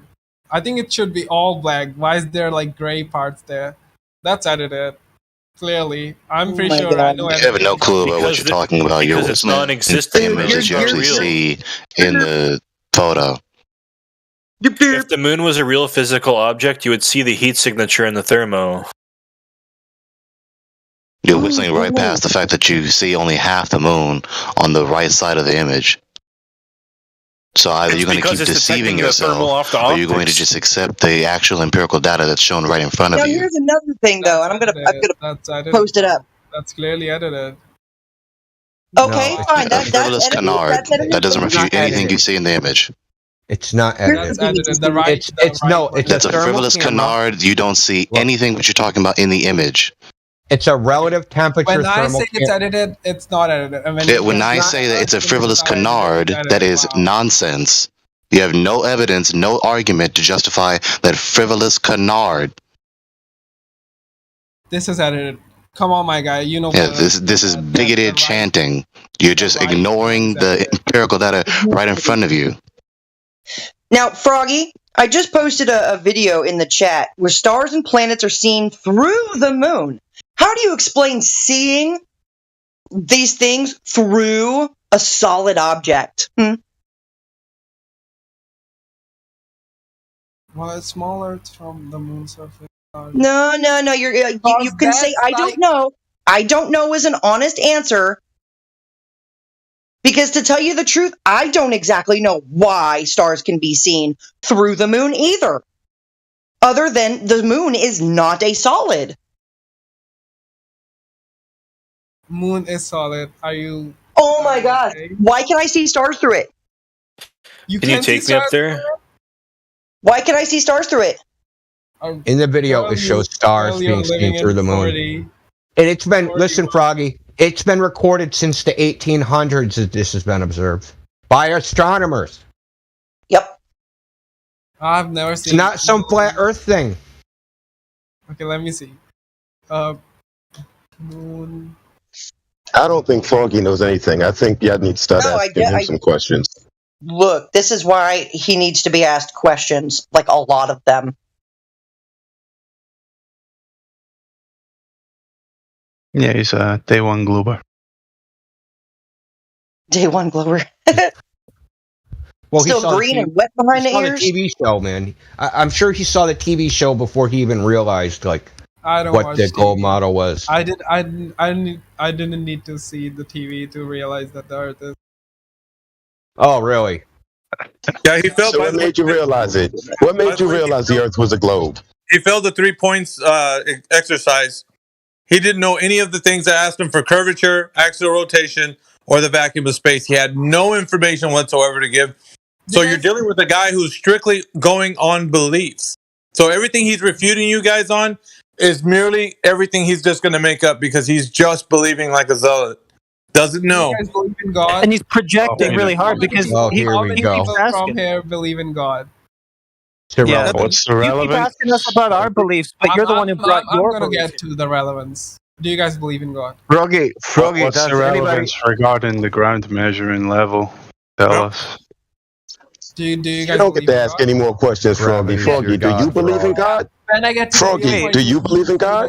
Hold on. This guy keeps obfuscating. He keeps asking us about our beliefs when he's the one who came here with the belief himself. You keep asking us, why should I guys also believe have a that belief. oceans are what This they is present also a themselves belief, as? Why should you believe? Why should you believe that the Earth is a globe? That's the question. Tell us. You are deflecting my question right now. Like Yeah, your question is a deflection from the conversation in this room. No, Why should you believe it's a globe? Yeah, it is. Your question is the deflection. Why should you believe it's a globe? Why do you believe in God? Your question is Yes the or no? deflection. Why should you believe that it's a globe? What Do you reason is there believe to believe that? in a higher? Froggy. Yeah, that's a Froggy. deflection. Purpose of this room is to talk Why about do you the globe believe it's a globe, electron. Froggy's in ultimate cope None mode of right you now. answered. None of you. What evidence do you have for that globe? Alternate cope mode. Because it's irrelevant. It's no different than you asked us if we like I'll get to the chocolate relevance. or I'll get to the marshmallow or what our favorite color is. It's irrelevant.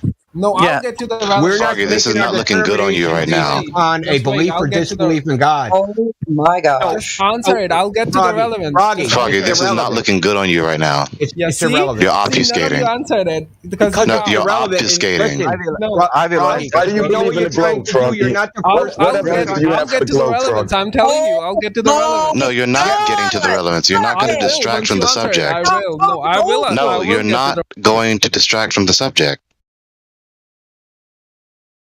Okay, so I'm going to say this real quick to Froggy. Real simple, Froggy. It's irrelevant whether we believe in God. We have made no arguments about flat Earth from the position of God. Whether I believe in God or not is completely irrelevant. And the only reason you're bringing it up is because you're desperately trying to cope and you need some way out. They believe in God. They're religious fundamentalists, and that's why they're flat earthers. So I'm going to hand wave dismiss everything they said. You're not the first person to try this latch ditch effort tactic. It isn't never worked before. It's not going to work in the future. Not going to work now. Froggy, you've already been busted being a liar. Said you saw curvature from an airplane.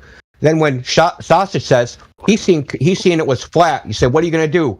And you said, "Well, how high were you?" Well, I thought you saw curvature when you were high. No, you were lying. Why'd you have to lie, Froggy? You were just high. The only thing you've demonstrated is that you're dishonest, in that you're not here for any good reason. Why are you not answering the question? I'll get to the relevance. Well, tell Because me the we're not reason. entertaining your red herring fallacies. That's Yeah, why. exactly. Tell us the relevance, and then I'll answer. Tell us the relevance, and then I'll answer. Why do you believe in the globe? God, then Tell us the why- relevance of the question, and then I'll answer. If you're saying that I have no evidence, That's then not you relevant. Tell us the yourself relevance have of the no question. Do you believe in God? What's the relevance of that question to this conversation? okay, do you believe that God created everything? Answer my question, and I'll answer it. My relevance is that the evidence isn't required for something to believe in. We don't have a belief. We've been to the ocean. So that's my question. Like, have you been to the ocean? Oh, so you don't I need haven't evidence for been to it. the- Froggy, does geometry has anything to do with the God? You don't need evidence to believe in something. Okay, so even if it is the case that anyone in here is a theist, whatever kind of theist whatsoever, to sit here and presume that anyone who is a theist, just ipso facto of being a theist, doesn't have any argument to justify their theistic worldview is bigoted and unjustifiable. So your line of reasoning, as you've demonstrated with this appeal, is actually without ground whatsoever. That's what you just insinuated. You just insinuated that if someone in here is a theist, that they have no justification whatsoever, and they just believe it by pure credulity. So I got a question. This is going to be funny. So Froggy, if I had pictures of Jesus, like millions of them, would you believe in Jesus? Not really, no. But you'll believe in the globe. Because that's not an actual I rest my case. That's like mic drop. So it's just like you said, and it's a globe. It's a globe because it doesn't away. Wow. Nice religion you got there. Nice religion you got there, Froggy. Nice religion you got there, Froggy. Yeah, it's just like he said. It's a globe because he doesn't need evidence to believe in one. That's his argument. But you're asking That's us exactly to what he accept your said. pictures and believe in your God. But I just said, if I showed you pictures of my God, you wouldn't believe it. So my picture evidence isn't good enough for you, but I'm supposed to accept yours. No, I'm not telling you to accept mine. You can believe in whatever shit you want. I don't give a fuck. The thing is, I'm not believing in anything. I just want you are. To like wake you don't up to drop the man. Let's go. Froggy, you know everybody. Froggy, you know everybody in here in the globe. was a glober at one time or another, right? What? Sorry, Max, give me a second. You realize every single person in here believed in your religion at one point or another, correct? That we believed the Earth was a sphere, the heliocentric model was true, and then we dropped it once we realized it was bullshit and couldn't be actually proven with any kind of evidence. Do you guys? Do you understand that or no? Yes, I do. I do. Yes, you guys once were proper. Proper. Okay, right. Proper. Look at that. Bricked. You guys bricked. Begin with. Okay. You just revealed so much, dude. So that you just believe in the globe because of peer pressure. You don't want to look. Might be on a lot of meds. Believe in the globe. I think he has AKA an intellectual coward. That's his balls are shrinking, mate. You can actually. Froggy, what do you think? What do you think I took you to the line of logic that I did when I first started the conversation with you? If you had a fundamental understanding of the globe tenets, why do you think I did that? Can you see what ensued after that? It was a nonstop spiral of you in this chat refuting everything that we have to give you in the line of logic and reason. So when I showed you with the 3 tenets that prop up the globe, you didn't have an answer for them. Admittedly, if you guys show me, I'm not done yet. I'm not done yet. Here. Froggy, show me a photo. Froggy, I'm not done yet. Froggy, I'm not done yet. So once I was actually done with explaining to you that the Earth being a globe by way of measurement over drop over distance, axial rotation, and the vacuum of space, you did not have a sufficient answer to compare to the knowledge base that you should have if you know the Earth is a globe. You did not have that. And so everything that's going to precede that, all these questions that you have and the interactions with everybody in here is going to be based on pure belief that you have for the globe. Pure belief. There's nothing you have in the way to demonstrate empirically that the Earth is a globe. And that's just the sad state of affairs for you. But it's the truth. A photo is enough for me. I want to see a flat Earth photo, and I'll believe you guys. How do you know the photo is accurate? I got you, buddy. That's and it's right she has a photo. Wow. Hold on. How do you know the photo is accurate? Right. All the photos are of perfect globes, but you've been told that it's an oblate spheroid. Got it. Right? Yeah. Froggy, can you stop being an obfuscating bigot for 1 minute? How do you know the supposed photos are accurate? Because I've always seen them my whole life. You've always seen the entire globe your entire life? Yeah, so if you guys you sound like a 4-year-old, mate. Sorry to say, you're like a 4-year-old. Correct. I want to see a flat Earth photo. Hang on, Froggy. You've seen the entire globe your entire life? I've seen the photos of them, yeah. No, how do you know the photos are accurate? And you just said, I've seen the entire globe itself my entire life. According to you, it's what I believed in. So how would I know it? I'd never doubted it. So you can see that you just believe the images that are supposed as photos, but you don't really know that they're actual photos which you believe them to be photos of. Yeah, now I want to see the actual photo. Do you So guys have it? if the people who took the photos told you that they weren't actually photos themselves, would you believe them? I would. Now I'm doubting it, so I wouldn't. So hold on. I'm You know, those photos, so called, they're showing. Hey, Froggy, We'll take your doubt as a concession. So sorry, Jenna. Go ahead. Well, those photos, so called, are showing curved bodies of water all over the supposed Earth. Can you show me one of those at the beach? No, I want to see the real Earth. Go outside. Here, buddy. Here you go. Here you go, buddy. Here. Froggy, you might as well just stop. Like, you might as well just remain silent. You just conceded to me that you have never seen, you have no reason, you have no knowledge at all that the supposed photos are accurate. You just conceded that. Just stop talking. Your appeal to photos, you just conceded, is not a genuine appeal. Your appeal to the supposed photos Okay. is unfounded. The one below is like zoomed in, so that's why you can't see the thing, and it's edited, pretty sure. The one above Prove that it. is Measure the curve. Measure the curve. Hold on, Froggy. I've got a great image for you. Give me 2 seconds. Yeah, I want to see. All of those pictures are fake. The guys at NASA who took those pictures tell you how they take those pictures if you're interested in finding out how they take those pictures. Okay, so if you believe that they're actually pictures, then you don't really know much. They're from telescope. You don't know what is or is not fake. You don't even know what is the authentic. I can pretty sure I can tell. No, you can't. You're just blurting out frivolous ad hoc retorts. That's all you're doing. What's your answer to the image I just sent you? I tagged you in it.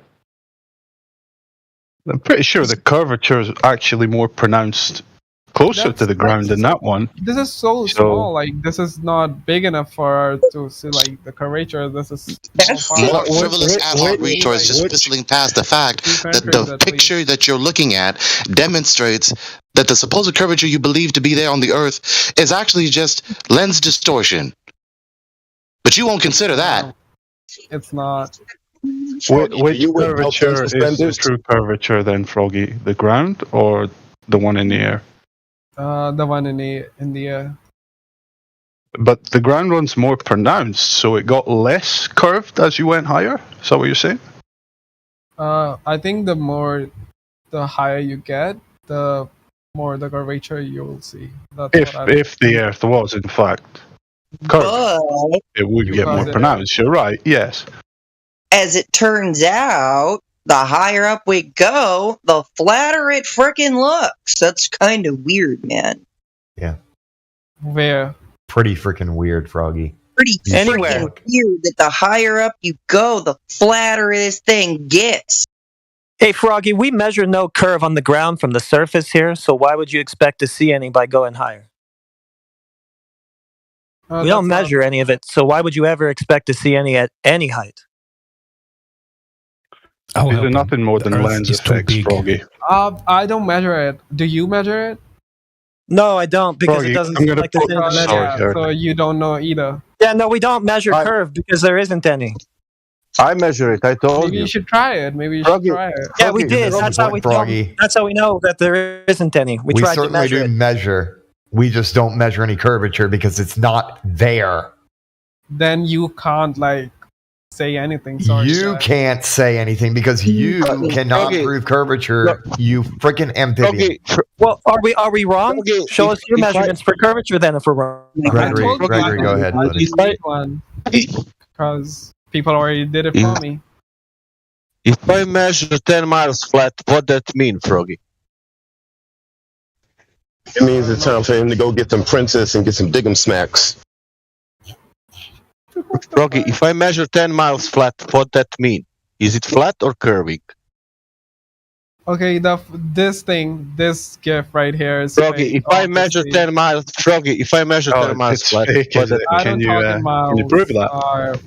If I measure 16 kilometers flat, is that 16 kilometers? Flat. What? If I measure 16 kilometers flat, how I will call that? 16 kilometer flat? 16, yeah. Yeah, 16 kilometers, and it's completely flat. Do you call it curvature? I'm pretty sure no. Right. Yeah. Like, you need like the correct answer. Froggy, do you know what I need? I need 1.2. I need 2 kilometers that start to curve. What? On the globe Earth model, with 30 centimeters of the height, I need 2 kilometers to start see not the curve. to see. Yeah, to start not to see anymore because it's starting to curve. You understand that? I think there is dropping down, and now you don't see anymore in distance. You understand that?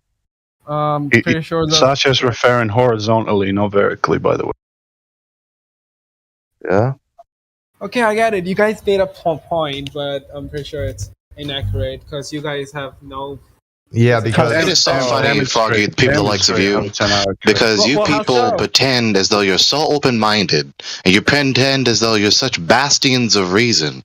You pretend as though you only want the facts, and you only want truth, and you only want evidence. But when the evidence is presented to you in here that is so basic that even a 10-year-old can grasp this, you give the most childish and frivolous retorts that anyone has ever heard. Not even children are as childish as you. Let's hear some more of that. Hey, Froggy, what is your argument for it being inaccurate? Hey, Froggy, what is your argument for what we showed you being inaccurate? Wait, but let me answer him. Wait. You can't force me to think like you. Like, I'll think what I want. Yeah, that's I don't need you to tell me that I can't force you to think the way I want you to think. I never even attempted that. I don't need you to tell me that. Don't call me a child or whatever. Stop acting like one. No, because I can't, like, do that. Like, I can't think like... You can't stop acting like a child? No, that sounds like a real dilemma. You're not here. Yeah. You're going to have to grow up soon. You are very Froggy, Froggy, if you're not childish, man up and tell us why you said what we showed you is inaccurate. Because none of the scientists are like education. I said reasoning. Okay, so with that being said, do you understand how fallacious that is? You guys always cut me off. Like, let me finish at least. I said reasoning, dude, and you started being completely childish and unreasonable again. Yeah, Gregory's going to tell you how that's a fallacy. So Gregory will tell you the fallacy you just committed. Fred Gregory, go ahead. You see, you just argued the way you will never accept when it comes to Christianity or Islam. You see, it's okay for you to say, well, the authority figure said it. The human authority figure said it, so therefore it's true. Why is it not equally valid for the Christian or the Muslim? Hypocrisy. So what you just did is the very same fallacy that you won't allow the other people who have another worldview you don't want to be true. That's disgusting. Bigotry, yep. It's just constant. You guys are talking over me. Plus, you're basing your truth or facts, or whatever, based off of like non-empirical evidence, like online, like 95% of the 95% of it. Yeah, or some of the guys will say NASA too, and that's all fake. Give us the reasoning though, and he just gave us logical fallacies, which aren't reasoning, buddy. So why would they fake it? Doesn't matter. It's irrelevant. Yeah, appeal to motive. You're still being logically fallacious. Why does anybody lie in the entire world, Froggy? Answer it for us. Yeah, why would somebody lie about their name? The logical fallacy that was committed I'm pretty sure. Froggy. Settle down. This one I haven't seen. Froggy, listen up, dude. You have to. I will listen if you guys. Right, so we have to establish the reasoning behind why we're calling out these fallacies that you're putting forth. Okay, so the next fallacy that you moved on to was an appeal to motive. Appeal to motive doesn't negate the fact that the evidence is glaring and staring you in the face right now. That's the fact that you're overlooking. You're going straight to the appeal to motive. Why would they lie? That is a question that can be looked at, but it's not the fundamental premise of the understanding of the evidence that's given to you. So it's a fallacy. You can't go to an appeal to motive, right? So we need to establish first the evidence. It's okay. You guys can believe in your... It's not a belief. It is not a belief, Froggy. We've already been over this. You already know... Whatever you guys call it's not whatever. It's not whatever. This is logic and reason. We're trying to, as Gregory explained to you, reason with you. But with your incredulity for having the worldview that you do, you become a bigot because you don't want to hear anything a theist has to tell you.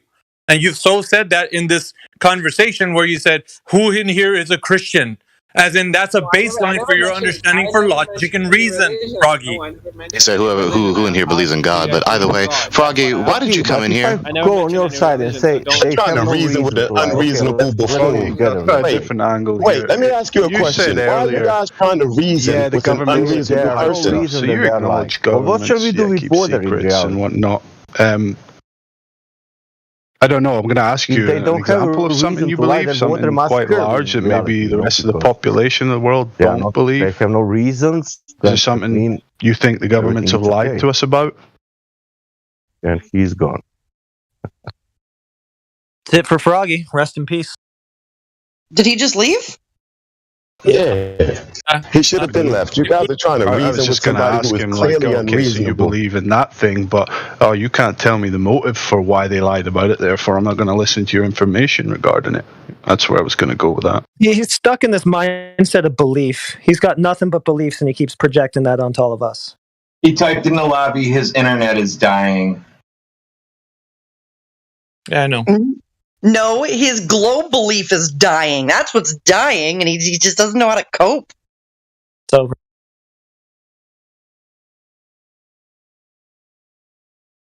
All right, Glober, send the next champion.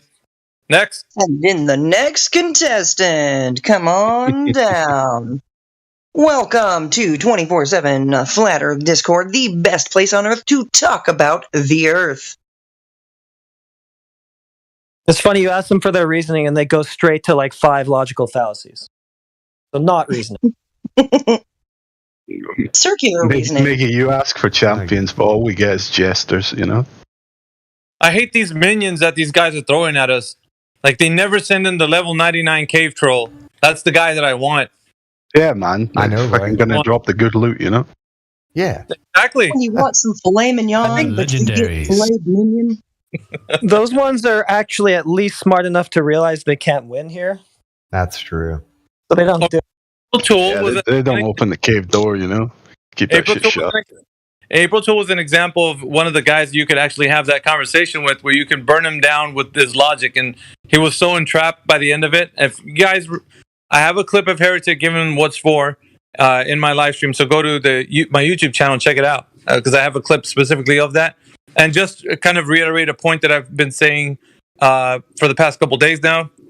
If you have a clip of yourself thumping somebody in a chat like the one we had with Froggy, and he doesn't have a response for that, or you have him concede, like I heard just one right now, Gregory, that was a concession on your part. Good job.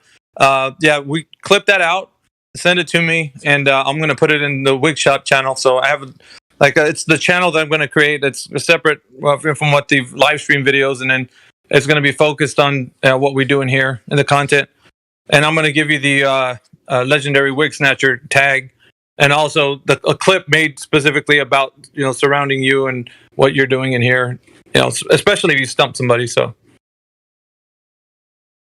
but yeah, I'm excited about that. So I really want you guys to do your best. And it's difficult, as you can tell, because everybody's jockeying for a position to talk to somebody when they come in here. But it's rewarding because you get to see how the conversation plays out organically with your base knowledge of what you understand so far and coming against these guys. So I applaud you. It's a very difficult thing, as you can tell. Dealing with the mind once it's dropped the knowledge bomb of flat Earth and such. Yeah, Froggy did go ahead and ask why they're lying, and to me that's a concession. When they get to that moment, they realize that truth is being spoken to them. They just don't want to accept it. What concessions did you hear today? The one that stood out to me was one Gregory did with the images. He started to concede that the image could be. He's like, I could be wrong. I heard him say that in the chat. He was mumbling a little under his breath, but I still heard it. I didn't hear that many, only 2. Just that why would they lie? That's a subtle concession. Yeah, he's moving to the realm of. He said, okay, you got which point, but He's speaking sense. So that's what I heard. A few points he didn't have answered. Okay, now he's spiraling in chat. We're being mean to him. Guys, don't be mean to the Globar. Second person today that claimed victim status. Brandon was another one. He was the first one. He didn't like my tone of voice that I was using. He said that I was mocking him. And I was like, Brandon, I don't do that, first of all. And if I use a different inflection in my voice, it's because of how I talk. And I want to put emphasis on things that I say. Yeah. Like, you're sorry that you don't like that, but that's just the way I am. You see the way my voice goes up and down? I'm going to be able to do that because that's just me. You can't regulate how I say things. Like, you do say things the way you say things. I say things the way I say things. It's called Discord because there may be discourse. At any rate, we refute the fact that people come in here and use these obfuscation tactics to get away from the point. So I quickly burned that point away. I said, no, we're not going to go into your playing victim status or saying that you're tone policing me or anything. We're going to go directly into how you're not providing any evidence for the curvature of the earth. And I had him just really riled up, and he left angrily and was posting something in the text chat saying that I was making fun of his voice. And I said, cut that out, or you're going to find your quick way out of this server. Because you can't get banned for such a thing as lying about what I'm telling you I didn't do. I'm not about that, and I don't believe that's even what we do here. So yeah, don't be saying things like that. At any rate, we got a good crowd in here. I heard Timbo in there. Yeah. Gregory's in here in the house. Max, what's going on, brother? Who else is in here? Mirror. Teal's a new. She sounds very new. Somebody said that she sounds like owlishness. I don't know. I don't hear that, but I think Mirror said he does. No matter. It should be a given to the audience that anytime someone starts digressing the attention to nitpicking fault finding rather than on the geodesic question, as I call it, then that's just patently indicative that they don't really have arguments. Because if they did, why would they not focus on giving those in defense of their position and in refutation against ours? When I know I have a defense for my position or a refutation against the opposition, that's what I focus on. I don't focus on everything else.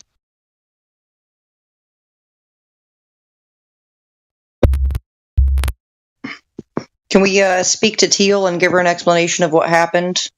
Mayhem? Timbo's asking. Sure. Definitely. Teal, are you there? Yes. All right. So the discourse that we had with the gentleman, Froggy, was basically what we do in here. And it seems a bit chaotic. Sometimes it seems pressured and, everything seems to be going everywhere. But what we're doing is we're getting the person to engage with his critical thinking. So at the point of that, it's not going to be a pretty sight, for lack of terms. So when it does happen, there's a lot of things that he's actually asked. And so answering the question on the things that we're asking him is most important, because what it does to the mind, it gets him to engage into like the things that he knows or he doesn't know. And when you admit and you confess that you don't know and you're conceding to points, it's healthy, because then you get to reconsider certain things that you previously thought were established, foregone conclusions, right? So when this process is taking place, it seems a bit like harshness or bad treatment or something. But we're very clear on our objective, right? So we're moving forward with the information, being concise and trying to be bringing everything to a point to where he's actually realizing, okay, is this what I believe or do I know this? And so with every point, he's either brought to that knowledge. And so he can commit these logical fallacies, which most often they do. And so we try to get engaged on the fact that people don't realize they're committing logical fallacies. And so when they understand what these fallacies mean, then they're like, oh, I get why I just said that, because it's a fallacious in the line of logic that you're talking about. Or at least be able to reconcile that it is. So, yeah, it seems kind of like a push and shove thing, but sometimes the energy needs to be turned up a little bit to actually get the person to realize that they don't really know what they. So, I mean, you get. Yeah. Are there any questions or?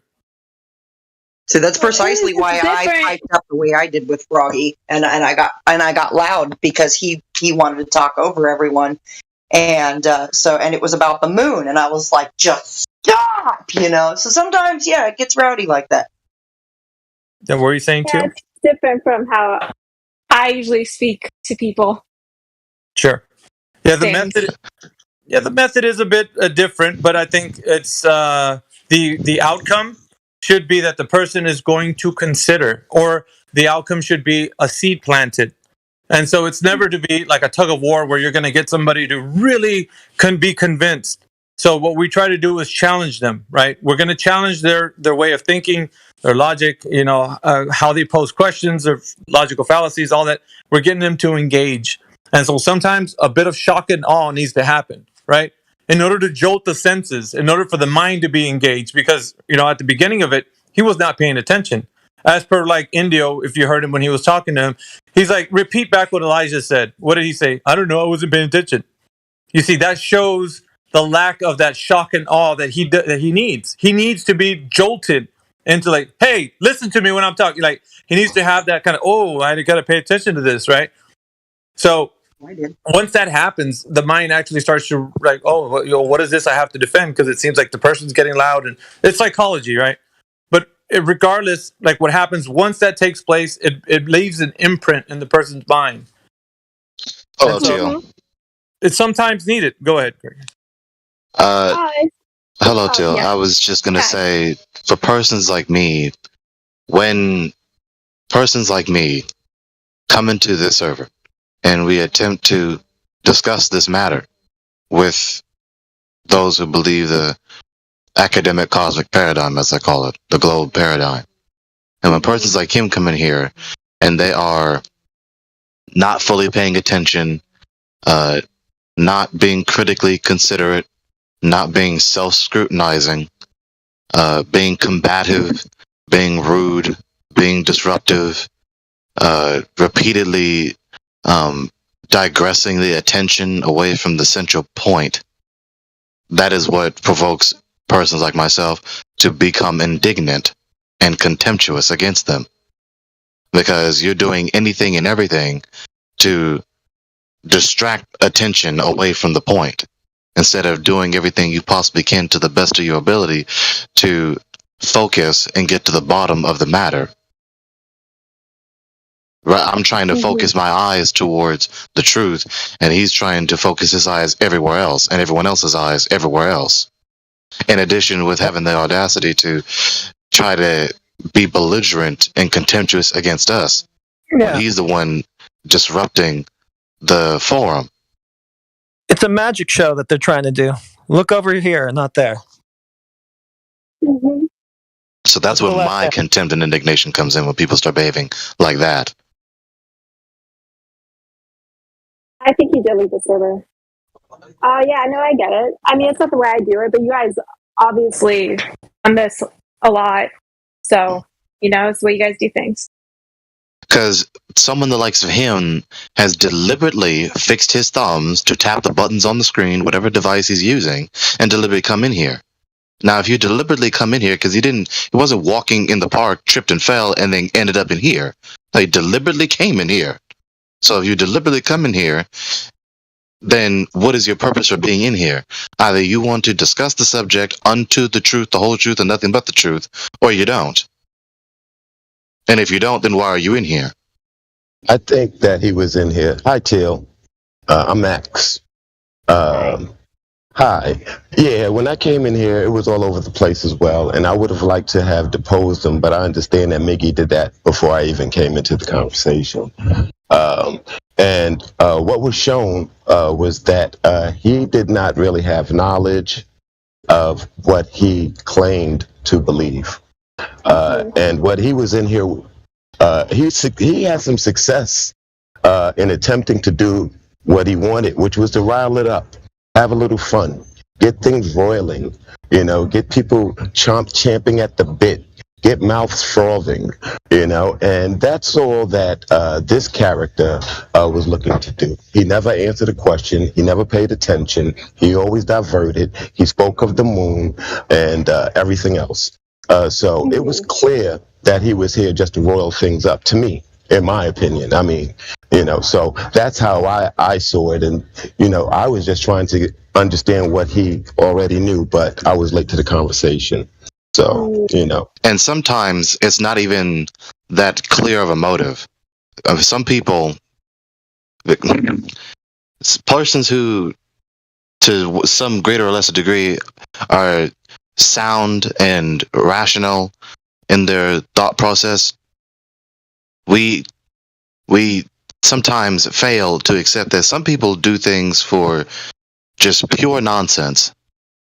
We're trying to make sense. So Froggy came in here and did what he did, right? One may attempt to make some sound, intelligible reason out of what he's doing, but sometimes people are just really irrational. They just are not. Their thought process, their motive in their heart does not make any sense, and yet they're doing motion. Some people behave like that. I think that he was trying to make a mockery. They already know what. No, go ahead, Teal. People come into this thinking that they know things just because. Exactly. Mainstream knowledge. Right back. So they're really unaccepting. Yeah. He believes that he knows what he believes he knows. But then once you scrutinize him, he exposes that he doesn't really know what he believes that he knows. And then instead of being humble and being self-scrutinizing and critically considerate of what the opponent is saying to him, the arguments that the opponent is saying to him, he's just going to blurt out every retort that will deflect from the opponent's arguments and deflect from the fact. No, I said it already. Deflect from the opponent's arguments. Yeah, no, that's true. I agree. So, I mean, it's very simple. It's not that hard. Whoever comes in here, do you want to discuss this cosmological question unto the whole truth and nothing but the truth or not?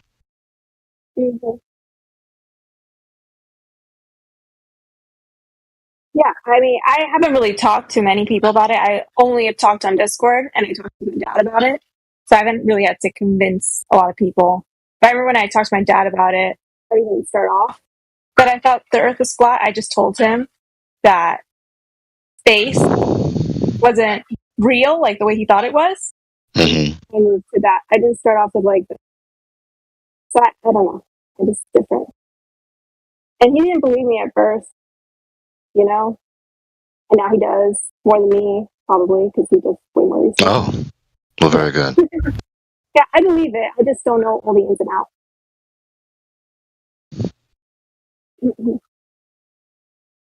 That's it.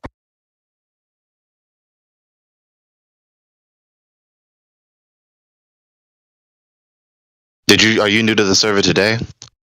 Yeah, I joined I think a week ago or something, and I didn't really start talking in it until today. Oh, okay. Because I was in another, I got taken down. I don't even remember the name. I said a month, but it's actually been 3 months. So. Well, welcome. Yeah.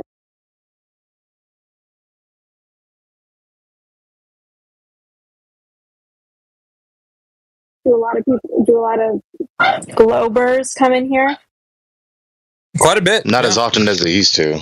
I say just stick around. They're listening on the live stream. We're live streaming 24/7, so we're always going to get somebody that comes in here and has a conversation with different levels. Even some people are very intellectual. They know about maths and whatnot, and some people are just zealots. They just purely on straight belief. They don't know why they believe. They just believe.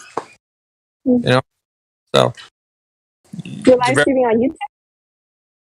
Yes, 24/7. Somebody, if you can drop the link on it, I'm on my phone right now, but if you can drop the link for Teal on our live stream voice text, then she can click on it. I'm also, if you click on my name, I have, if somebody can drop the link to my channel as well, because I live stream as well. So, but I also live stream about the content we have in here. We have other discussions well, at least on my channel, I want to have discussion about like intellectual conversation, health conversations, spiritual conversations, and other things. But mainly in this room, it's about the shape of the earth conversation too. Yeah, in the other Discord, it was I remember they talked a lot about. I joined it because I'm still really new to it. I just wanted to know all the arguments.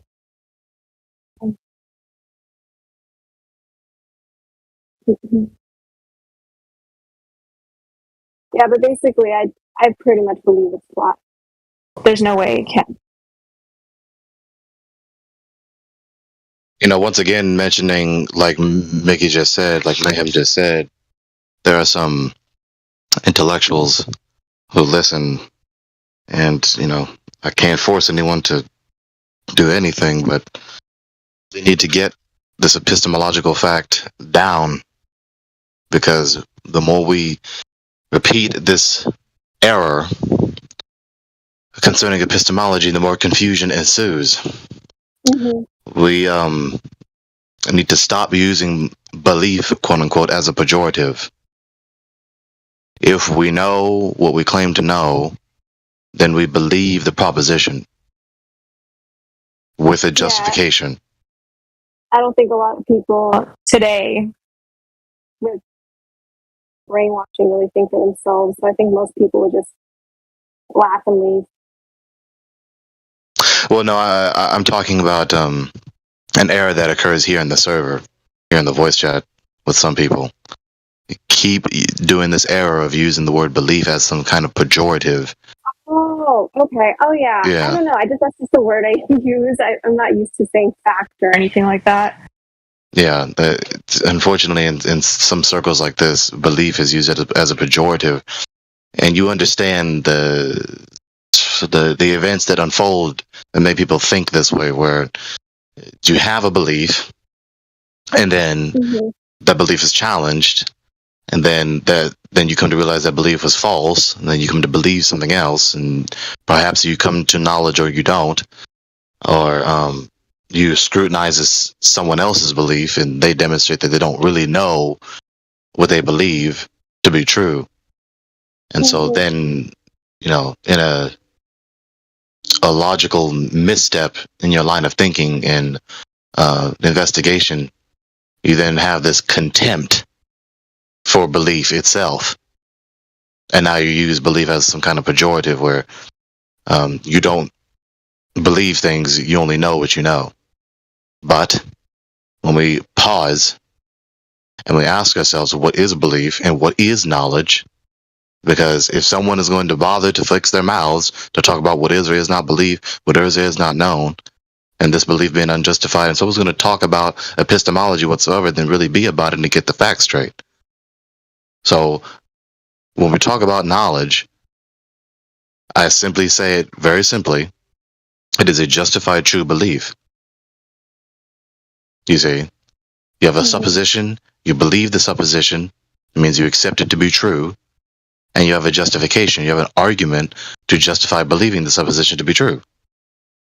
But if you don't believe it, then you don't have a justification for the belief, because you don't have a belief in the first place, so as to have an argument to justify the belief. So belief is a necessary prerequisite to knowledge. A belief is a necessary prerequisite to knowledge. Now, a belief could be true or false, like I just said. It could be true or false. A belief is not inherently, absolutely, all the time false. It's just false. It's just wrong. It doesn't make any sense.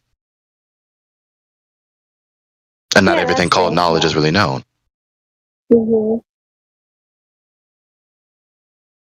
That's true. Do you guys remember somebody saying that, like, I was saying belief instead of fact?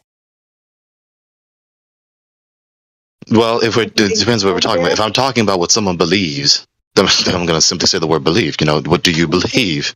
It's not difficult. It's not complex whatsoever. Yeah, so, it's just automatically what I say. And I get so I believe what I believe. The opponent believes what they believe. Now, whose belief is true? And what is the argument that we're going to give to demonstrate that our beliefs are true? Mm-hmm.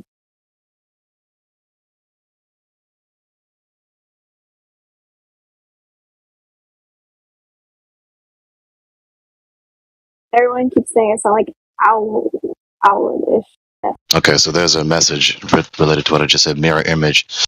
Mm-hmm. Not all beliefs that are believed to be justified are truly justified. Justification is not a matter of believing that the belief is justified. You have a belief, and that belief is either really justified or not. When I say justified, I'm not referring to the mere belief that the belief is justified. When I say justified, I'm referring to the argument that objectively really does justify the belief.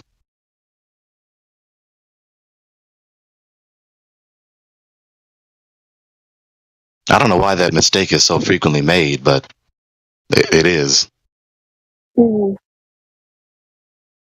Like, just because someone says some string of premises, one or more premises, to supposedly justify their belief, it doesn't actually just justify the belief. Just ipso facto, they said a string of premises, one or more premises, to supposedly justify the belief. It doesn't in and of itself justify the belief. Is the argument, the string of premises, one or more, actually valid and true and sound? Mm-hmm. Yeah, but a lot of people can't justify any of it. So I'll just go on believing a lie.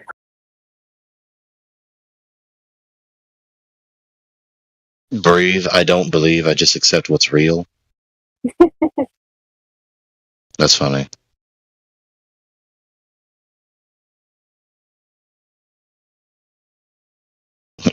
So maybe worldview is better than belief. I connect belief with something faith-based. That's just a misconception.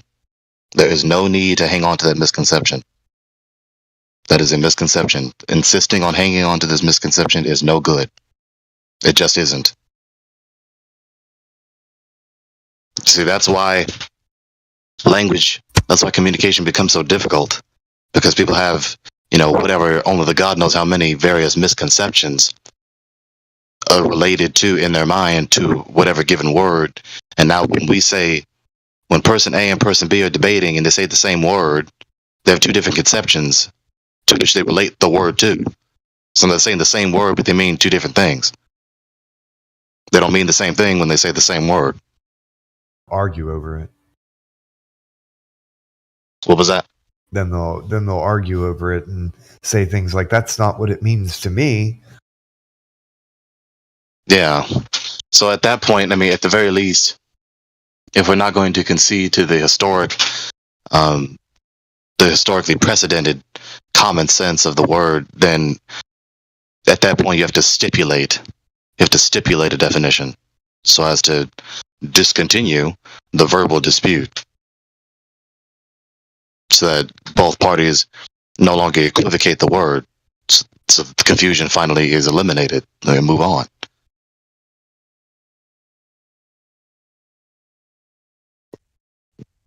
I love that you're talking about this, because right now I'm in the YouTube chat talking about how words and their original definitions matter. Yeah.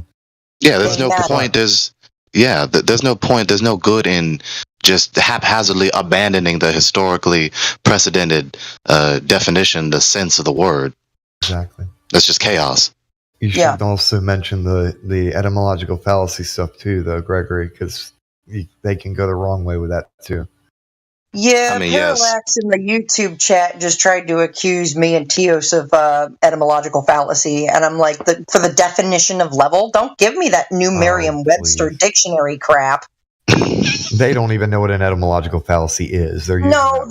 They learned it. Look, etymological fallacy, Dunning-Kruger effect, Occam's razor, they learned these things from flat earthers. Guarantee it. In all likelihood, they learned the etymological fallacy from Gregory. Most likely. The etymological fallacy is where someone appeals to the word and the sense of the word, which the current contemporary word is derived from to define the contemporary word. Let me start again. You have this word here in English. I'll call it word A. It is derived from word B in some other language, and it means some other sense, different from what word A means nowadays. And then the person will insist that word A actually means, Greg Productions, actually means the sense of word B from which word A derived from. That's not how language works. This is just not how language works. Now, you can take that into consideration in an argument, but it is not as though it's some absolute immutable rule that every word that you say nowadays only means the sense of the word it derives from etymologically. That's not how language works at all. Yeah, because there's added meanings. It grows like a tree, like it has branches out, and that's part of the new meaning now that it's grown into. Right. So that's exactly right. So the dictionary is like just a framework, a record, if you will, just something we can look at. It's us that make the language, right? It's how we use it on a daily basis. Yes. In fact, that is exactly what a dictionary is. That's what lexicographers. What? Lexicographers. People who write lexicons and dictionaries. That's what they'll tell you. A dictionary is not an absolute rule book. It's a helpful guide, but it's not an absolute rule book that one must slavishly restrict themselves to. It's a history book.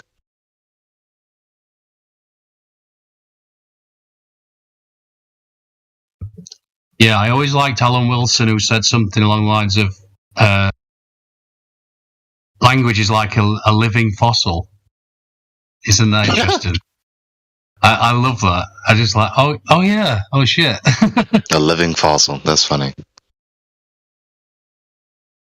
I mean, before writing systems at all, before you were writing anything down, people just spoke, and they said what they meant. And if the recipient of the message didn't understand, they would ask the speaker to clarify. So you're going to continue speaking back and forth until we finally thoroughly discern what the sender meant. It's very simple. So, This is why I'm sure they're trying their best to get rid of Welsh, because Welsh is hardly spoken now, sadly.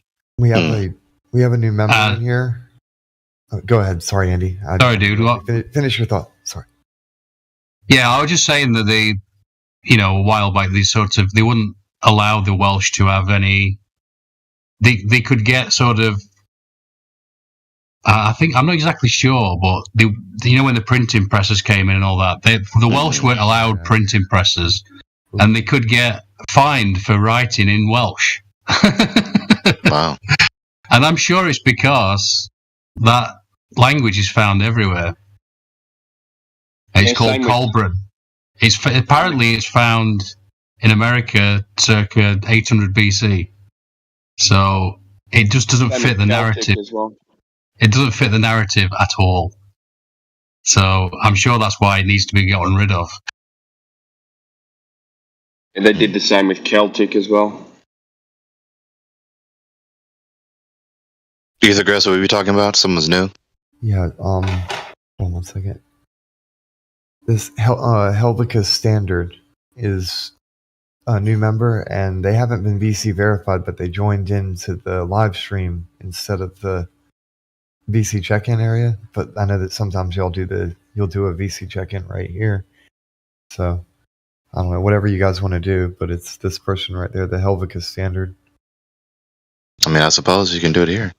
I mean, go ahead. I wouldn't be able to unmute them. Somebody else would have to. Oh. Yeah. I gotcha. Who is it? Helvetica Standard. Or Helvetica. Yeah, I didn't read that right. I need glasses. All right. Helvetica Standard, you have control of your mic.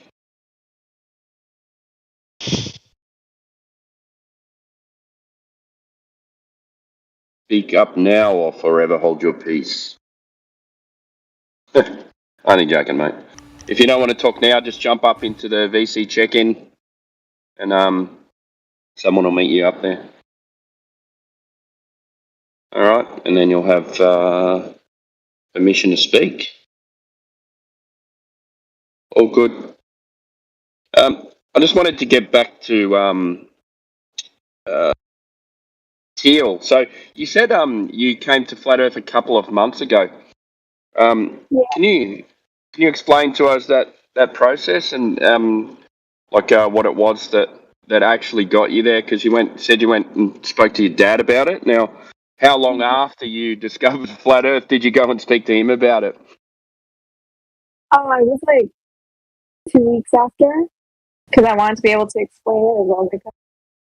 I kind of started believing it after the first few days. Your mic? Oh, hello? Yeah. You might have to reposition your mic or something. Yeah, I know. I think it's my headphones. I think yeah. Oh, yeah, that might do it. I think they suck. But it is good enough for now. Go ahead. Okay. I saw a video of, I forget what it was. It was on YouTube, and someone recorded something way too far away. I was confused, and I saw a comment talking about how it's impossible for someone to record something that far away. And so I started looking up like the equation and things like that. And then I found out about Polaris, and that really, really, really confused me. And then it just kept going from there. Then I just kept looking from there, and that's how I stumbled upon it. Polaris is the thing that really got me, so I was really confused. The fact that it stays in the same place, you mean? Yeah, exactly. Like, it doesn't move, and everything just spins around it. That doesn't make any sense at all. Whatever you did to your mic a minute ago, that worked. You sounded much better. I just spoke a little louder. So maybe that fixes it. It's funny, when I first got on Discord, I had a set of headphones, and they didn't quite work properly, and I had to sort of have them off on and off on. It was so weird. And I was speaking into a microphone, and I thought it'd be so much better. And then I took them off, and I took the plug out, and I didn't realise I could just talk to my laptop. It's got an inbuilt speaker somewhere, I have no idea where. And I was talking, and someone said, that sounds much clearer and better and louder. So I just chucked the headphones away. So I don't know what sort of computer you're on. Oh, I'm on my phone. You're on your phone, right? Okay. Yeah, on my phone. Yeah, I use my phone as well. And I just got a really good set of headphones with good speakers, pick up mics and stuff. It's makes a big difference. How long have you guys believed in, found out about the flat Earth? There's that word again. Good joke. Well, people. I'm around 2015, 2016. I can't answer for anyone else. But. Yeah, people generally get into Flat Earth to disprove it, quite frankly. You know, that's what I did. I was like, this is stupid, and I can easily disprove it. And then you keep looking and looking, and no, you can't. Yeah. It's interesting, because with my dad, he was trying to disprove it, and it just helped me learn more things. And then now he knows more than me. Nice. Maybe we should. You could invite him to the server as well, then. Yeah. Maybe. I don't even think he has Discord though. So I missed about 5 minutes of when they were talking to you. Do you understand what Miggy was doing with the 3 questions? Oh yeah, I was just seeing if he had an understanding, right? If there was any reason that he believed what he believed. If he just believed it because because all he's known, or if he actually has reasons, actual reasons. To work out what he knows, and to actually explain to that person that what he knows is just a belief. Yeah. Because if you've got no evidence to back up what you believe in, then it is just simply a belief. And those 3 questions are so good. You can stop someone will go, but what is the flat Earth? And you go, before I answer these questions, you need to answer some questions for me. Mm-hmm. Take them through the 3 questions, and then you go, see, before you ask me these questions, we've just established that you don't actually know what you're talking about. Yeah. So who are you to ask me what is the flat Earth? A flat Earth's an observation. You know, we observe it flat every day. When you walk outside, you don't observe curvature. You observe it to be flat and stationary. Always stationary. You look, Yeah. you know. Mm-hmm. I never It's one of believed the in also annoying. I never believed in the moon landing either, so then it just made much more sense to me. Before It's one of the annoying habits of and tendencies of humans to insist on never meeting the challenge of being scrutinized and always wanting to be in the seat of scorn, scrutinizing others. Yeah, it's really strange. You know, and everyone has this tendency within this, including myself, where, you know, you really don't like the challenge makes you uncomfortable, you really don't want the consequences and implications of failing the challenge to manifest, and so of course you take the more comfortable course of action. But nevertheless, if our goal is to get to the whole truth and nothing but the truth, then scrutiny, the challenge of scrutiny, must be met by all parties involved in the controversy. Mm-hmm. Yeah. Well, it's also an ego thing too, yeah. So they come in thinking they know. Well, they come in thinking, I don't need any arguments because the Earth's a globe. And then once you point out to someone that they don't actually know what they're talking about, their ego kicks in. And you know how people hate to be wrong because it makes them look stupid. Or they think it makes them look stupid. But when you're actually looking from the outside, if he just admitted and said, I don't know, and then actually continued with the conversation, admitting that he doesn't know, like, how much more respect do you have for that person than them just arguing, going off into arguments that they don't understand, going back and forward like a ping pong ball? You know, it's that's embarrassing. What's not in addition to that, is admitting that you're wrong and just saying, okay, talk to me. You know. In addition to that, when you give yourself pause and consider, you have 2 choices, basically. Either you refuse to accept the temporary sting of being refuted and move on to the whole truth and nothing but the truth for your complete blessedness, or you accept the temporary sting, or you refuse to accept the temporary sting and just continue to defend your pride in defiance against all truth and reason and logic and evidence and whatsoever else is good, unto your peril.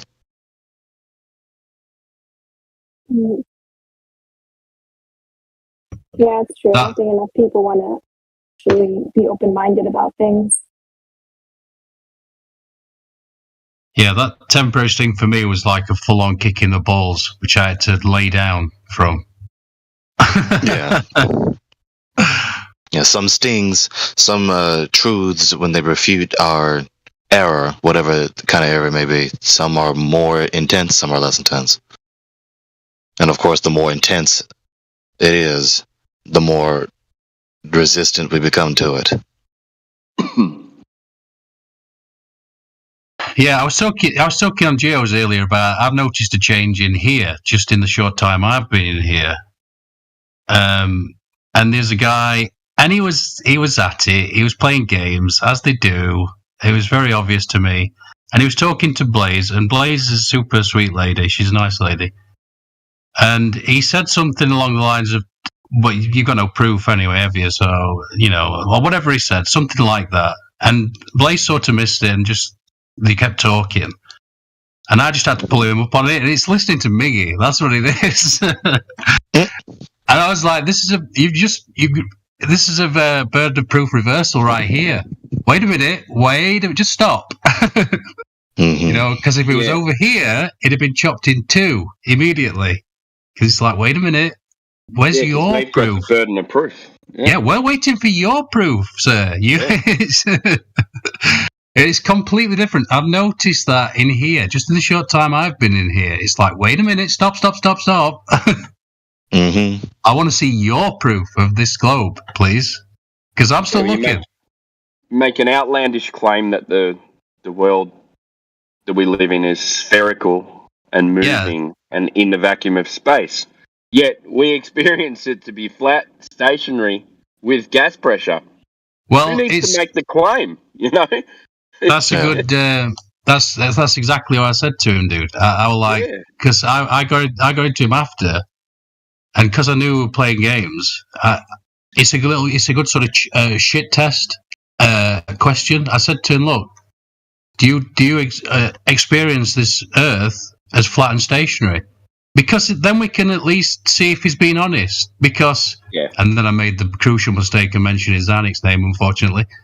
I said, because even Zanuck would say yes. Then you can imagine it turned into a bit of a shit show after that. But, yeah, it was a good conversation. And I just think being in here sort of really sharpens you up. You're like, whoa, stop. Yeah. This question and this controversy, it really does highlight and exemplify one of the most profound issues facing human civilization. Because if we refuse to be honest with the very patent empirical experience that is surrounding us on a cosmic scale, then that's really problematic. Really, really, really, really problematic.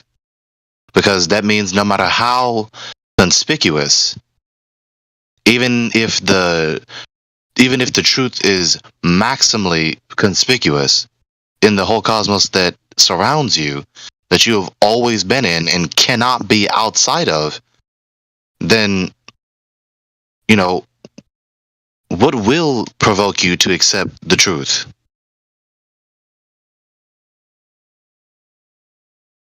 And that's exactly how the globalists, especially in the late second decade, that's how they perceived us. They thought we were just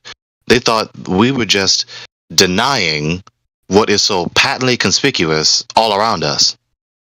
Like, what does it matter with these people? How much more clearer can the truth of the cosmic paradigm that they have been taught, that we all have been taught, be more clear?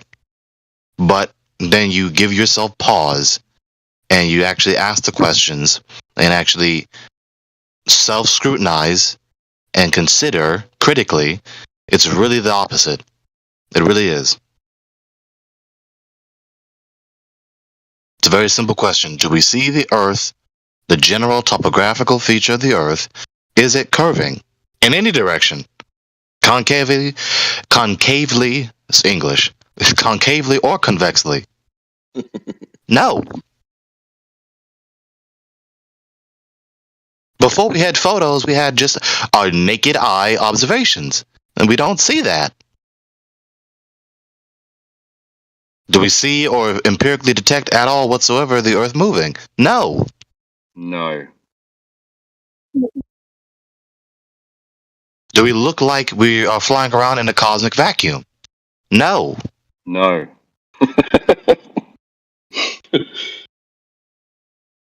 I mean, really, are we going to be honest with the empirical data that we have before us? Instead of just insisting some a priori paradigm through which we interpret the data. Of course, that's impossible. So we must interpret the empirical data through some a priori theory, right? Some framework, some system of thought. But of course, it's the very system of thought that is being scrutinized. So, which a priori theory, which theory articulated in words is actually substantiated by the empirical data? Now, again, that's an objective issue, regardless of how obstinate and bigoted anyone involved in the controversy is.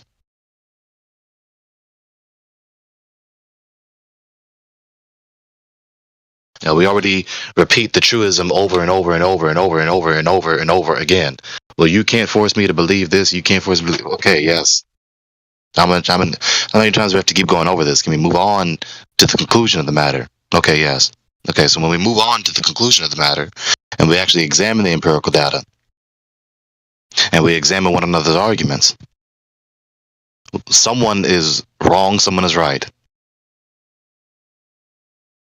Either both are wrong, or one or the other is wrong, and one or the other is right. They can't both be true. They're contrary to one another.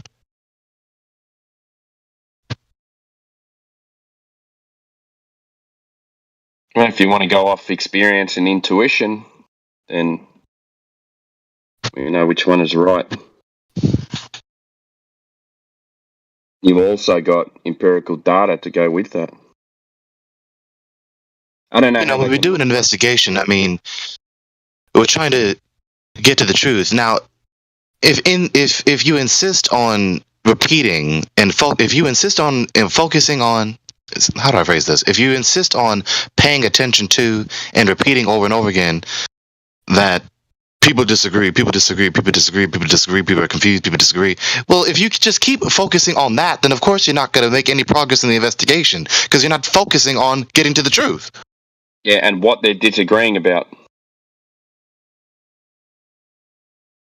It's like good grief. Yes, we understand full and well that people are disagreeing and people are confused and people don't want to believe this, people don't want to believe that. Okay, so are we going to focus on getting to the truth now? Yeah. Let's look at both sides, come up with a good argument from both sides, which we know there isn't any good arguments from the other side. Analyze it, come to a conclusion without beliefs. Look at without mere beliefs. Yeah, without just reiterating the fact that we believe this, that, or the third. Yeah. But finally give an argument to justify the supposed belief. You get most people that even come in and admit and say, "Oh, why do you believe that you live on a spinning globe in the vacuum of space?" And they say, "Well, that's what I was taught at school." It's a very common answer. You know, we shouldn't fail to be empathetic and compassionate to the average globalist, because we used to be them, and we were in the same, mental prison as they were, until we were liberated, till we were redeemed. So, with that being said, as we are compassionate and empathetic to the opponent, that doesn't necessarily mean that we should just let fallacy and error and indecency just run rampant with reckless abandon. 100%. The whole purpose of the investigation, like I've said, is to shun all of that. Yeah, well, it's hard to have, compassion when they actually barefaced lie and say, "But I've seen the curvature from an airplane." Let's talk about that guy that just was in. I've seen curvature from an airplane. I think he might have. He was seeing it because of the curved windows they use on airplanes. Like he doesn't understand that. In principle, on his face, that's a pretty nice appeal. Yeah, I've empirically detected the curvature. Well, did you really? Yeah. Because when we look at photographic evidence, either stationary photos or footage, motion picture footage, we see a stationary level plane, especially even at higher heights than what the average commercial airliner flies at. Yeah. So your recollection that you are reporting back to us that you believe you experienced is contradicting this objective empirical record of the empirical data. How do you reconcile this obvious discrepancy? In addition with, like, the gentleman just posted at the bottom, Trace, the windows have lens distortion. But Gregory, do you know what I find interesting? When I was in airplane for at least 30 times I watched the horizon, and I didn't see anything with the windows that making curvature. Yeah, I saw the flat horizon every time when I was in the air. Every time I never saw that thing with the Sasha, if you look at the picture, you can see the white line above is actually straight still. It depends on where you're looking at it through the window. Yeah. Okay. It's another thing to mention. So, the supposed apparent curvature isn't always there. So the Earth is a sphere sometimes.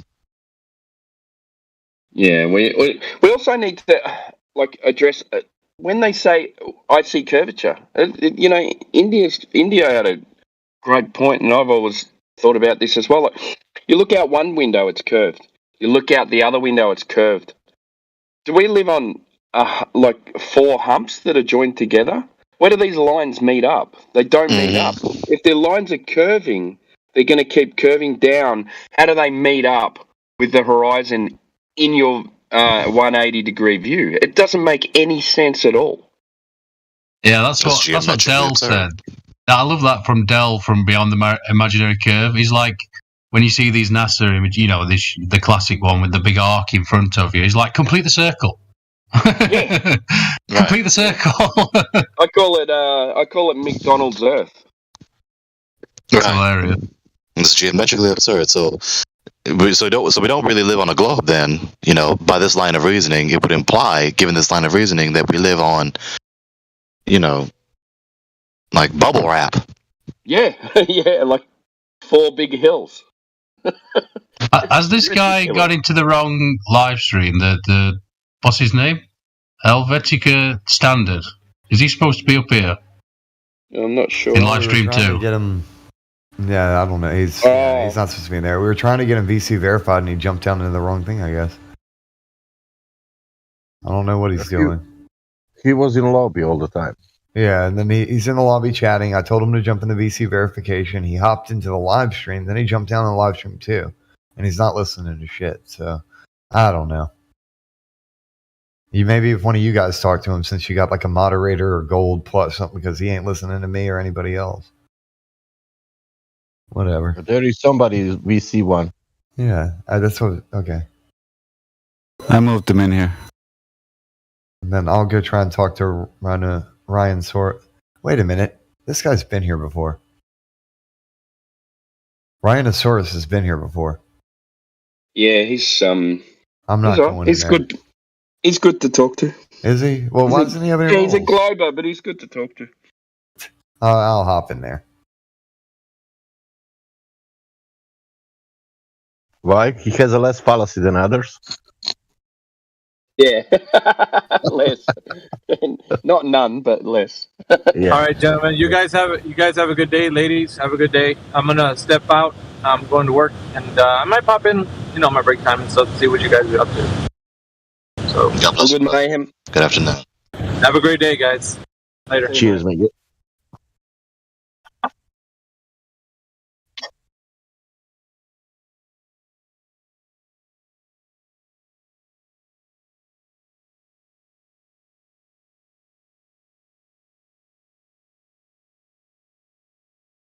Well, y'all are taking my leave also. So y'all bless you. Have a good afternoon. Good morning. How do I say this? Good morning, good evening, good afternoon, and good night. Hey, Gregory.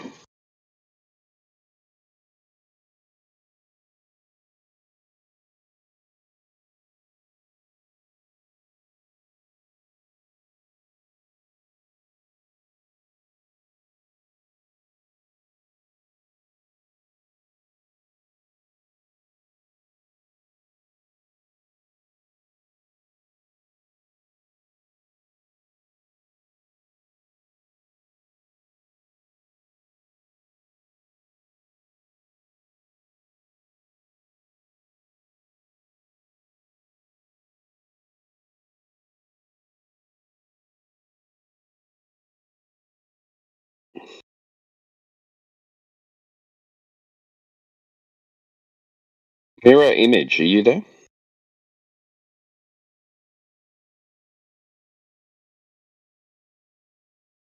Yeah, I'm here. Hey, how you doing? I don't think we've spoken before. I've seen you in the text a lot. Oh yeah, yeah. I've been hanging out. It's been a pretty good day here.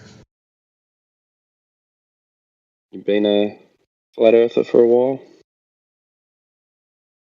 Yeah, for a few months. Oh, okay. Yeah, yeah. I've just listened to a lot of the chats on here, and it's just pretty good. Y'all run a tight ship here. I love it. And what did it for you, mate?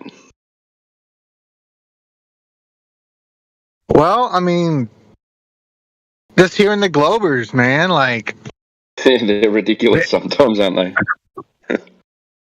yeah, none of them have anything to work with, and they just bury themselves. And like, at first, I was like, "Oh man, they're gonna destroy it. They're gonna prove the globe." And like every Glober crashes and burns.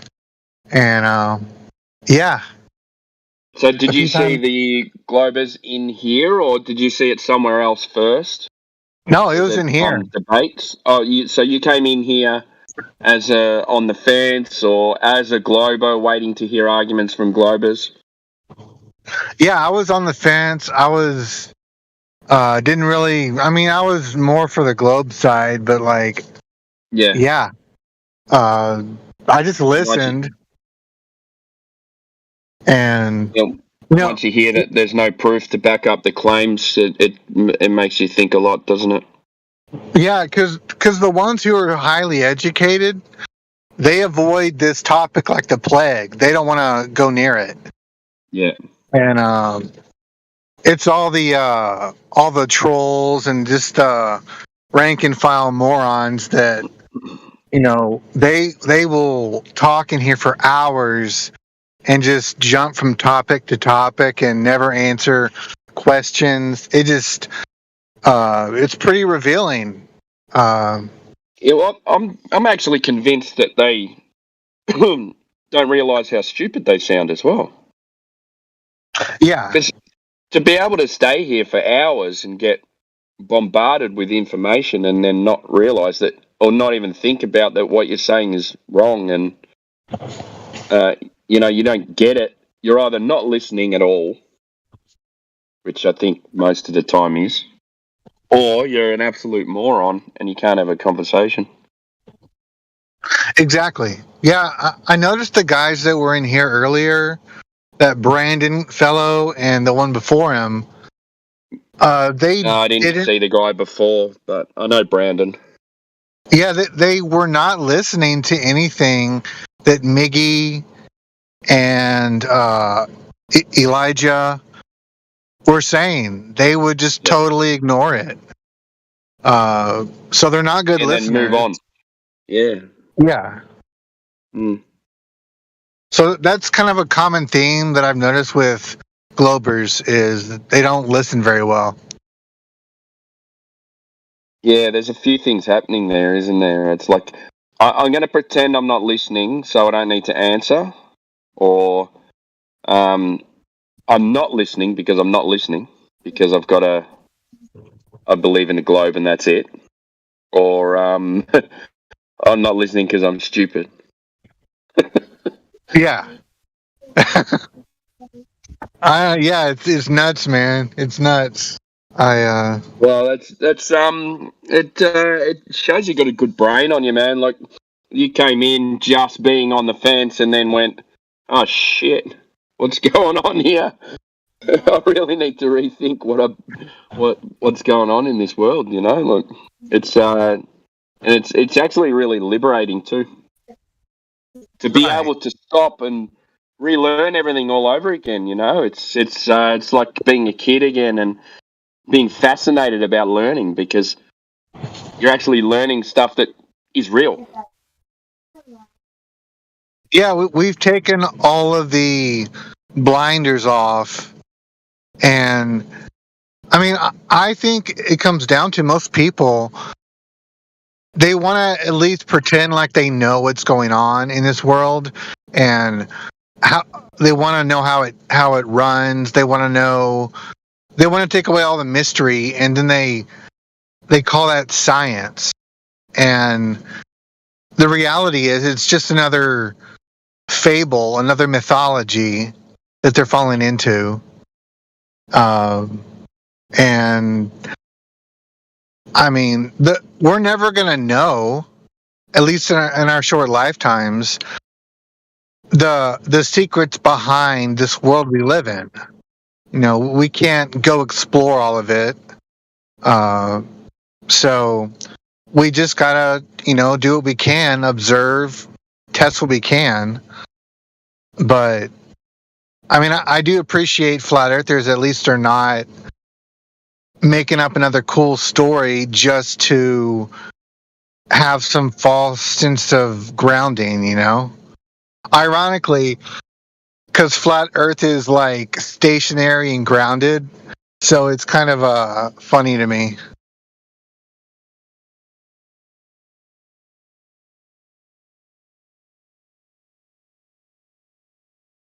Yeah, a fragment of the whole is never going to really fully understand the whole. That's just, it's just so obvious. It's like, you could have 10 lifetimes and not understand it, and I feel that, I feel very much strongly that's the same with God, like a creator, whatever that might be to you. That's your own journey.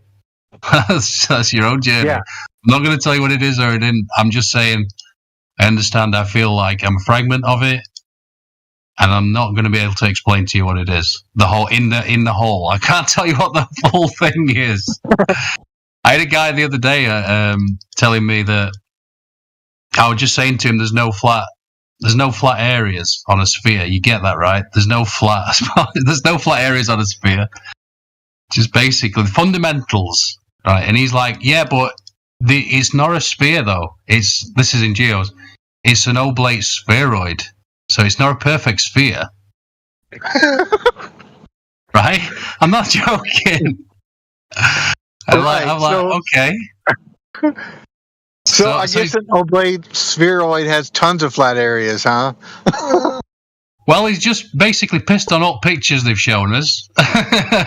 So he just chucked them out the window and said, well, we're probably all fake. But this is the thing. There's some slippery folks.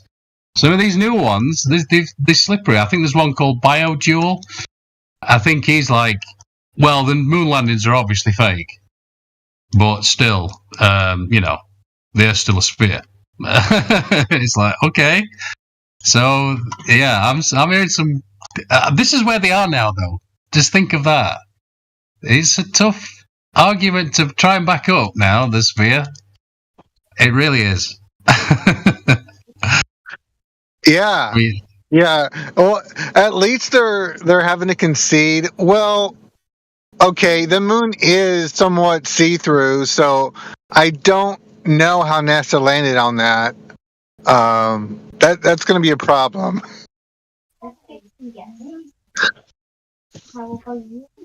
I mean, yeah. I mean, I've conceded that it does. I've looked at the moon quite a bit and thought, yeah, it does look like a globe. It does look spherical. I'll give you that. It's kind of meaningless, though. I mean, is it terra firma? I don't know. I don't think so. I was talking about that in here the other day about Norm Macdonald's bit. The guys, they all went, and Michael Collins, he went all the way to the moon, never actually got onto the moon. And I love that Norm bit. I'll never do it justice, of course. But he's like, when he steps back in, Buzz and Neil, they step back in and they're like, Michael's like, what's it like? And they're like, oh, it's better in here. We prefer it in the capsule. Oh, so I know. Good. Went all the way to the moon, guys. Never stepped on the moon, but he was looking out the window watching them playing golf. I know. Yeah, it's. And what will happen if moon is spherical? Exactly. Yeah, the problem with that is we will only find out that moon is spherical, nothing else. If we find out that. Well, a spherical moon doesn't prove a spherical Earth. That logic doesn't go, you know?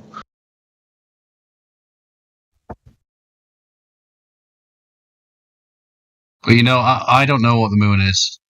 That's my answer to that. I don't know what it is. How you don't know, Andy? That's not possible. If you have any knowledge, you must know. I can guess, and my guess is that it's not terra firma. That's what I don't think you can stand on it. I don't think you can play golf on it.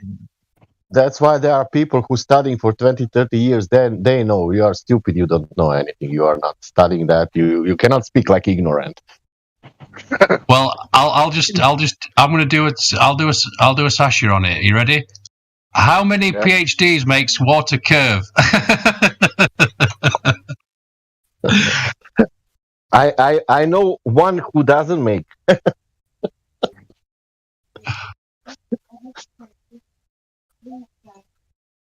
I mean, let's face it. How long does it have to be? I mean, I go and get spirit level. It's 6 foot, 6 feet. I go and get spirit level. It's level. What point is it not level, guys? Come on. Do you know what science? Do you know what science says? Go on then. What science says? Science doesn't speak, man. Science doesn't speak. Science doesn't speak. Science doesn't breathe. Science doesn't explain. Science has a method for proving things. Yeah, there's a quick question for you. Does anybody know why Brandon W was muted? Anybody know why? If not, that's not a problem. Brandon, I think it was because I joined the conversation and someone didn't like it. Brandon, you were on earlier. Yeah, you had a long conversation with Miggy and with Indio. Does that mean I can't join other conversations? No, you can join, but apparently I can't because I was muted. Well, you're unmuted now, and whatever happened has happened, so we can just move on. Okay. Yeah? Good. I don't want to have to mute you again. Let's put it like that. You won't have to. I don't troll. I don't mess around. Brandon. The person is not even chatting right now, man. So it's like none of us had anything to do with that. Okay, sorry. Just I kind of vented a little bit. Yeah. So don't be offended. Like Chris said, let's just let it go because it's it's okay, man. All right. You're talking now. You're good. I do apologise as well for interrupting anybody else's conversation, but good evening to everyone. Hope you're all doing well. It's fantastic. Was it Monday, Tuesday? Where are we? Thursday. Tuesday. It's fantastic Tuesday. You all good? E-Progress, nice to see you. Sasha, good to see you. Chandler, what are you saying? It's windy and it's raining. I've heard reports of wind and rain. Where I am, mate, it's not windy and rainy, so I'm happy that it's not windy and rainy. I went to the north. It's worse. So, I guess, whilst you're here, Brandon, you wanted to be unmuted or you asked about it. You had a conversation, apparently, with Miggy and Indio. What was that about? And has that made you think about anything? I can't really remember now because why I left is because people were saying what I said, but they were saying it in a different voice, which made me think they were teasing the way I talked. And being disabled, I get triggered at that. That's I just understandable, Brandon. don't like it. That's understandable. Just so I'm clear. Sorry. Yeah. Just so I'm clear. You got cerebral palsy, haven't you? Yes. Yeah. Okay, buddy. Just so we're clear about that, I'll make sure that you're not picked on or bullied because of cerebral palsy, mate. We We've had people with disabilities on the server before, and some of them have been flat earthers, and they've reached, the ability, gold and moderator status.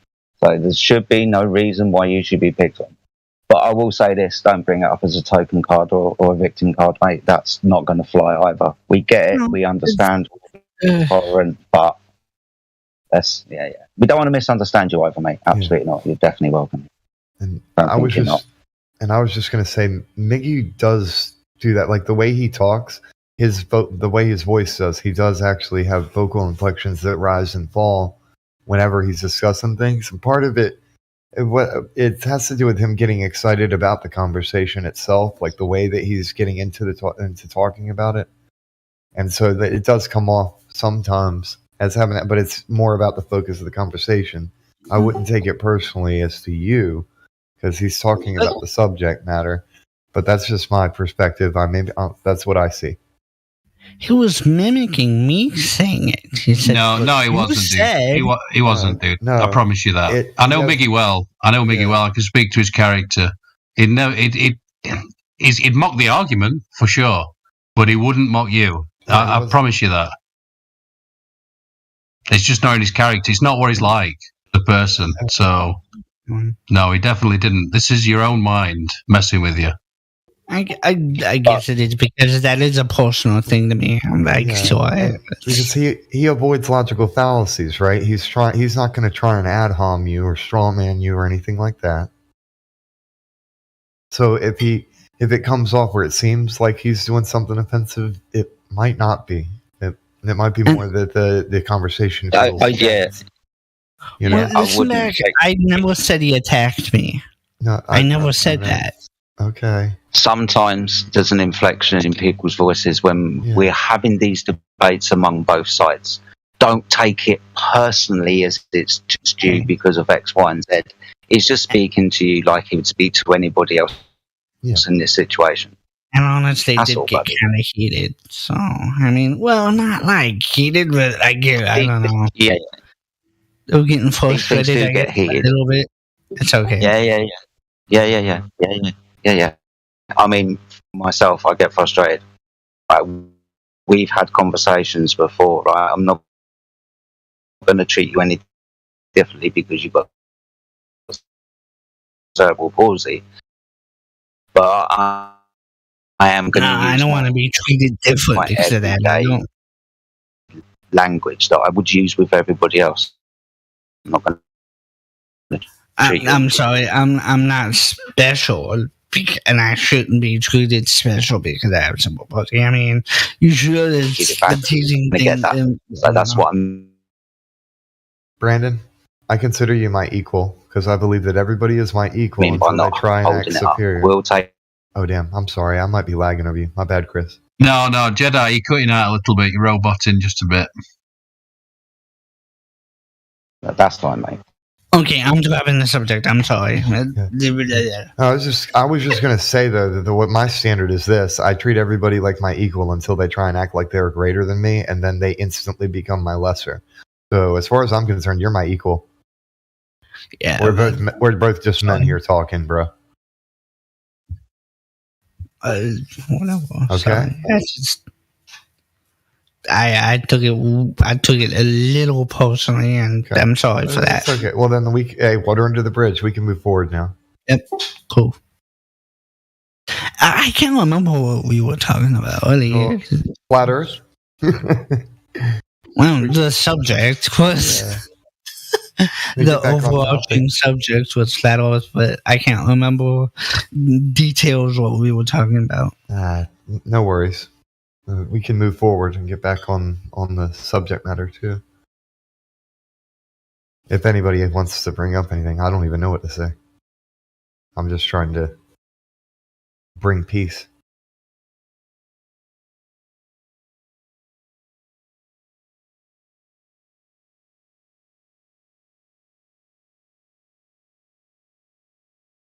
Brandon, being as I'm back and I've got picked up.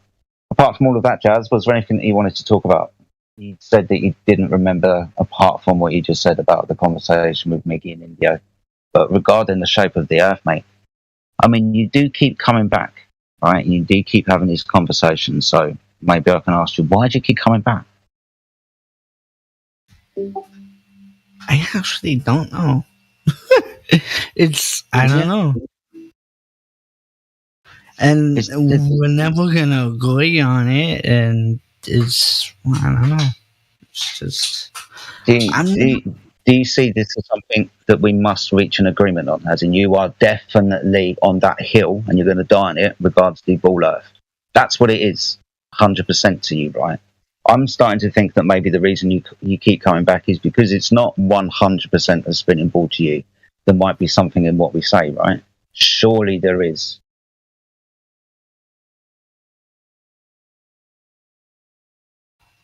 I don't know.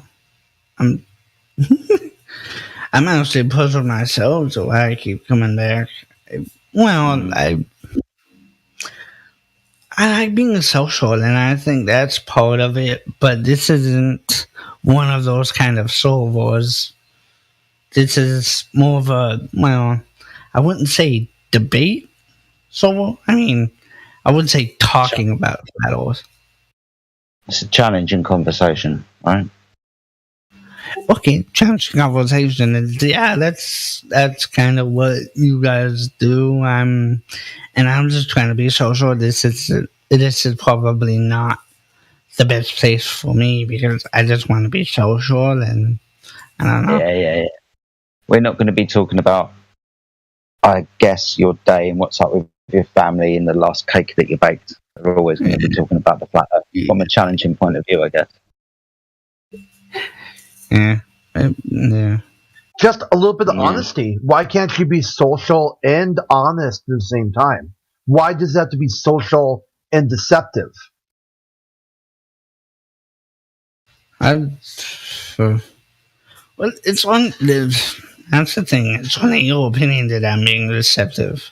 So, I mean, if you can be social and just talk about the nature of creation and how you know what you know and why you know it, and be honest about it. Hold on, Crit. I think maybe you need to use a different word other than deceptive. So, like, if he was, like, coming in here and saying, like, oh, I know the Earth is a ball, and you guys better, agree with me or something, like, or something like that. Or if he was saying, I went to the vacuum of space, or if he came in here saying, like, oh, I'm an astronaut, and I've been to the vacuum of space, like, okay, then maybe he'd be deceptive, but I don't know what word you should use, but I feel like you should use a different word. Oh, yeah, I hear you. Okay, it would be like, maybe something more neutral. I'm trying to think of something, but not shiesty or whatever. But just be like, hey, how do you see the surface of the Earth? How would you describe it?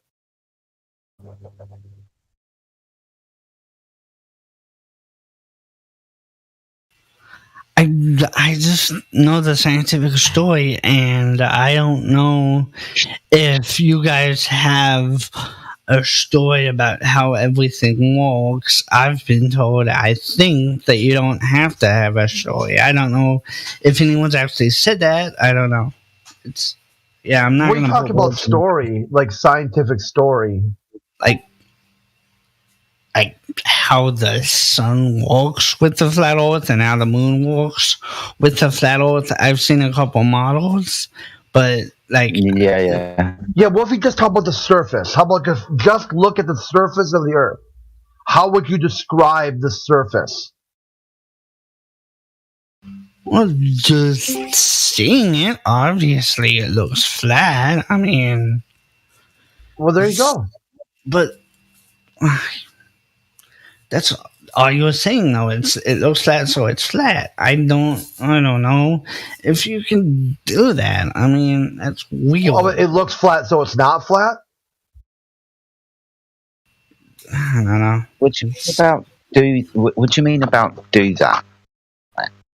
For example, the claim is the surface of the Earth is curved. So what do you need for us to demonstrate to you that it is indeed flat? Crick keeps pointing out that it's what we see. Right? What does the surface of the Earth look like? Well, it looks flat, especially over distances of water where we should see the curve. Do you want us to measure it for you? Because we've done that. And then do you want us to show you how the surface of the Earth is used practically in everyday life when navigating across it? And what do you want?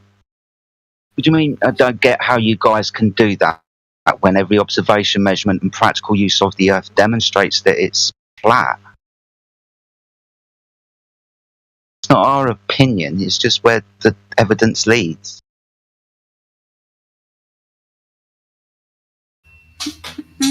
I can see how you could believe that. It's whatever. But look, yeah, this is, I don't know.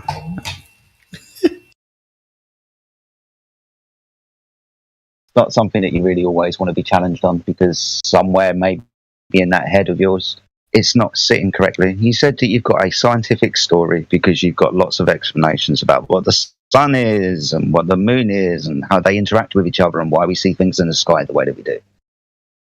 And we don't have explanations and stories for sun in the sky and what the moon fucking is and how far away it is. Yeah, we get that. But it's because we're limited in what we can understand about our reality. The choice is to believe a story that people tell you, that they say, go to this place, and they've got lots of mapping experiments.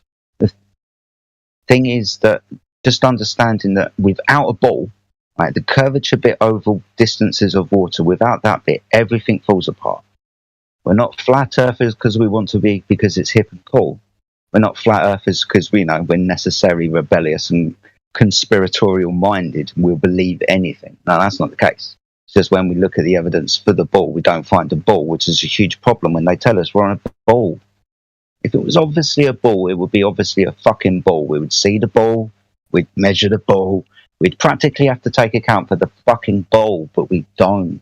So if the surface of the Earth is not curved, which it would have to be if it was a ball, what choice are you left with? Well, it's flat then. It has to be. I've actually got a question. If, from your location, if you went like east or west, would you eventually end up where you are? Or would you pass where you are now? Well, of course you would, because first of all, you're using east and west, which is a cardinal direction system that points to north, which is a central point. It's like saying, look, point at your table, which is north, and walk around in a circle, which will be east or west, whichever way you decide to travel, and you'll come back on yourself because you've circled around your table we've called north. Now, luckily, north is a magnetic point, so we can use compasses for this cardinal direction system. There is only one absolute direction, that's north, and you can circle around north. You don't need to be on a ball to do that. Does that make sense? Don't need to be on a ball to go round in a circle. You don't need to be on a ball to circle a central point, right? Walk around your table. Weird. Go find a tree, call it north, point to it and walk around it. Say, I'm going east or I'm going west. When you get back to where you started. I mean, it was in a straight line, not a circle. Really? Yeah, go west in a straight line and eventually would end up... Whereabouts on the face of the Earth would this be whereabouts on the face of the Earth would this be a straight line ever? So what are you talking about, the equator? You're talking about further south? Because if you're using a compass, you can, and you're using it for navigation, you're going to have to declinate, which is a correction, because your compass isn't pointing the right way, especially the further south you get. So you're going to have problems, and if you're going to start... Hello, Mike. Yeah, Mike. Oh, sorry, Jedi. Yeah, I posted a gift there for you to refer Thank you. For Brian. Okay, I'm looking at it. It was a good gift. So you understand just going around in a circle. No, but if you had that thing go in a straight line eventually, it would hit the edge, see? Okay. So if we remove cardinal direction systems, I'll give you that if we go straight, eventually we'll fuck off. Yeah, and we'll go to this place that'll be south, because every point around the Earth would be travelling south if you're going away from north or whatever. Yeah, we get that. So what do you want to know about going straight to Antarctica? Like, there's an end to it. Like if you go far enough, you would hit the edge or what? I don't know. Yeah, possibly. But let's put it like this. If this is a map of the Earth and what it truly looks like, I'll give you that if you go south, you're going to hit this white place around the outside, commonly known as Antarctica. That's possibly what's going to happen. I'll go with that. You're going to hit the ice bit, which contains the waters primarily. Okay. But how thick and how far the ice goes outwards away from north, how big the Earth is, we can tell you. We could guess that you would probably reach a limitation to the environment because we have gas pressure, so we are in a contained system. But those would be guesses, because I'm not going to turn around to you, and no one on this server is going to turn around to you and say that we've been there, because we haven't. We wouldn't be able to verify it. It would just be a story, right? That's just being honest. But yeah, you go south, the further out wide you get, it's eventually you will probably reach the limitation of the environment. So you're not necessarily 100% either. What do you mean by that? 100% what? That the Earth is flat? You said probably we would hit the edge. Not definitely. You said probably. So you're not 100% on that either. No, because I couldn't be 100% sure because I haven't got there and touched the edge. This is just a logical conclusion that leads me to the point that, yes, if we travel south into Antarctica, as thick as it goes, I would assume that I would reach a limitation to the environment. But I haven't touched it yet. Not going to say that is exactly 100% what's going to happen, but I will point with you the reason why this would probably most definitely be the case. We have gas pressure.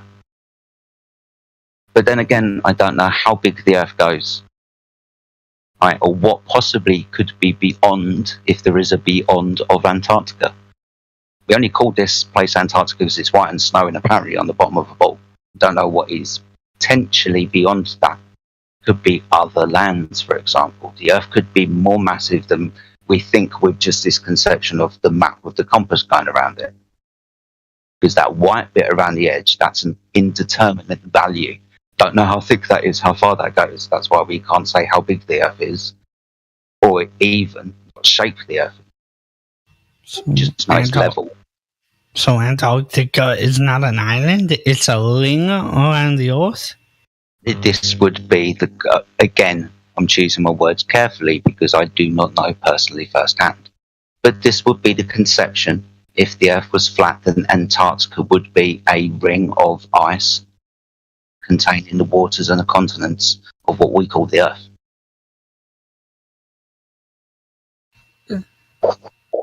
Yes, if the Earth was flat, that would make sense. Yeah. And I guess it would make sense as well if, say, the governments of the world made it really difficult for everyday people to go down there. I mean, even the fact that it's cold is enough to put anybody off. But if you want to go down there, they have very tight restrictions about who can, what can, and why you can. And then it's going to cost you money, so if you can. So it's interesting as well that this place that would want to go to figure out something more about the environment of the Earth is locked down. You can't really go there freely. 1959 Antarctic Treaty. I gotta read that because I'm gonna look it up and read it because it would, I don't know if I can, I don't know. I'd like to get an audio reading of it somehow. Cause I'll drop you a good video to watch, Brandon. Give me a second.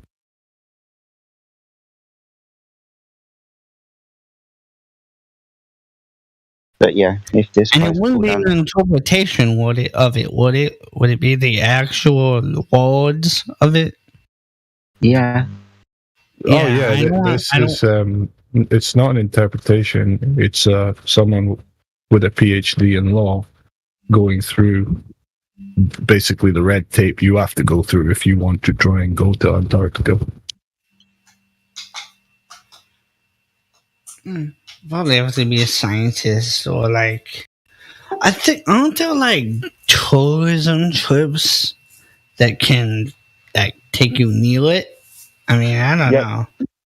no, you're right. You can get on a cruise ship and you can go to a place and there will be penguins there, for example, and you can take photographs with penguins. You can have a walkabout. Maybe you can do something in this defined area that you will go to. That's kind of like me saying that I've gone to Florida, therefore I've been and know the entirety of the northern continent of North America, just because I've been to one location. I've gone to Perth, I've been to all of Australia, have I? No.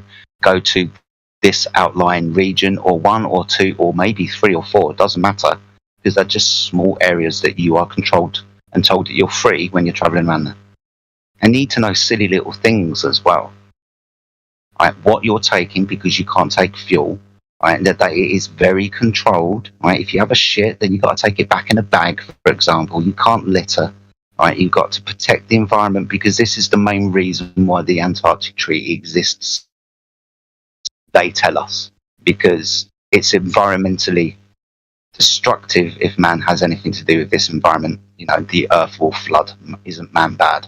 So ecological reasons why we are not permitted to do the shit that people usually do in this region. That includes building communities. That includes mining for riches, ores, those types of things. It's interesting as well when you look at the signatories of the Antarctic Treaty. We're talking about America and Russia and Great Britain and China and all of these countries that bicker and fight and send, you know, people to war against each other, proxy or otherwise. But they agree on this area as well that, you know, people shouldn't be going there. They need it for scientific research. At least that's what I've heard. Well, yeah, and that's a good, plausible reason for them to say to you that that's why they're down there, because scientific research, right, for the betterment of mankind, we're going down there, but you can't, we can. Yeah, that's a nice story to buy, but you have to look deeper with past the story that they're fucking showing you all the time. This is the thing. Everything's a front. Don't look here, it looks normal, so nothing to see here, right? Fuck off. Alright. Can I chime in? No, pay attention. Of course you can. Alright, I just want to say, even in the globe paradigm, Brandon, Antarctica is a massive continent. So you think it's okay for any government in this world to tell you you're not allowed to travel to, like, I guess what would be one of the biggest continents in the world? And you think that's okay? I mean, that's just like... There are a lot of places that things can't go. What other continents can't you go to? I said places. Sorry, I wanted to say, like you said, it could be a legitimate reason that they give about they need to kind of lock down Antarctica for scientific study. They need the whole continent locked down for scientific study. Watch out for the penguins as well. I mean, they couldn't even just like take 75% and leave 25% to the public. Oh, so well, you see, if you really felt like it, you could go on holiday there. You're like, freezing to death. Well, you see, if you sneezed on a penguin, that would ruin everything. Yeah, because aren't man bad? Look at the way that we treat the earth and global warming, right? So ecological reasons, you can't go here. And everyone buys it because, everyone's got a bag for life. So everyone buys this shit. And good reasons to not go there. It's fucking cold. Right? Who wants to go there anyway? It's inhospitable. Right? There's a huge amount of difference between Antarctica and the Arctic, for example. When we're talking about the environment and what can be sustained, what can be grown, what doesn't exist in one place compared to another. Right? This isn't a place for man to, hang around in and live anyway. Yeah, we can, and yeah, we get the technology, but ultimately we ain't going there. Right? We're going to hot places for our holidays. Might go Chris, down the mountain. Shouldn't they be somewhat the same? I mean, one's at the top of the ball, one's at the bottom, allegedly. Shouldn't they be somewhat similar? Yeah, you would have thought, but no, they're not. Environmentally, not. I mean, nothing fucking grows beyond the 60th parallel, apparently. Yeah. The northern tundra. Antarctic. Sorry. Yeah. The Arctic is teeming with life, Antarctic's devoid of anything. It's fucking penguins. That's it. Penguins and sea life. You got stuff on the sea. But yeah, very different location. Doesn't seem to work if we're on a ball.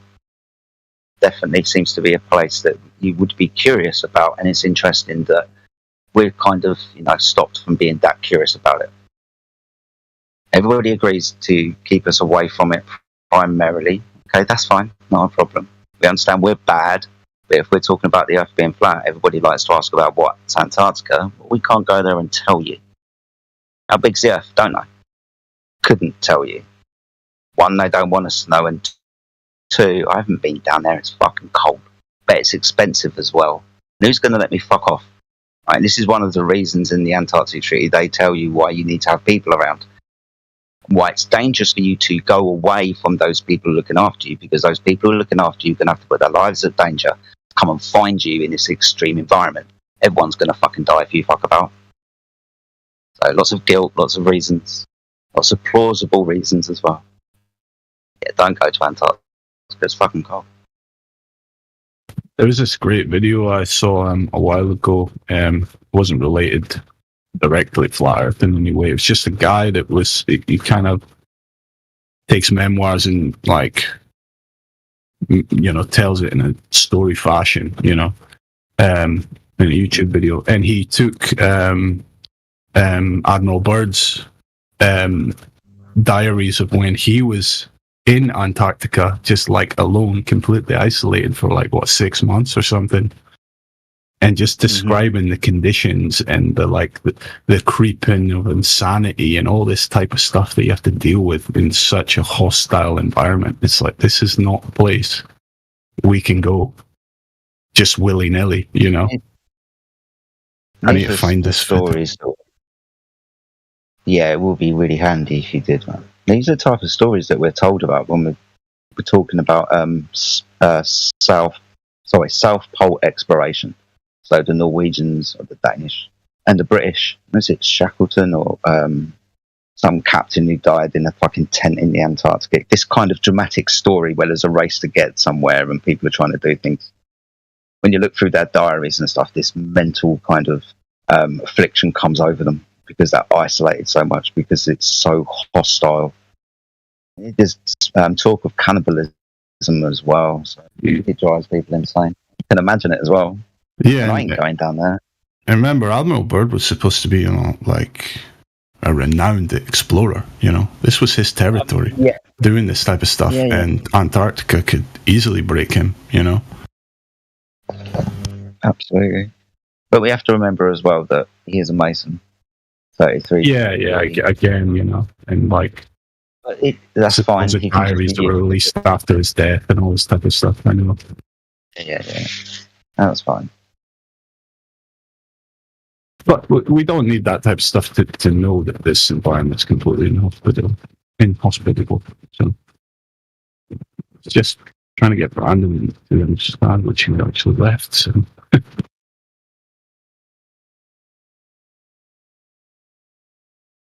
It's interesting though. It's a good question. Sometimes it needs a little bit more kind of hashing out and speaking about. Sometimes we don't speak about Antarctica a lot or enough. Yeah. Or even divulge answering that question so much.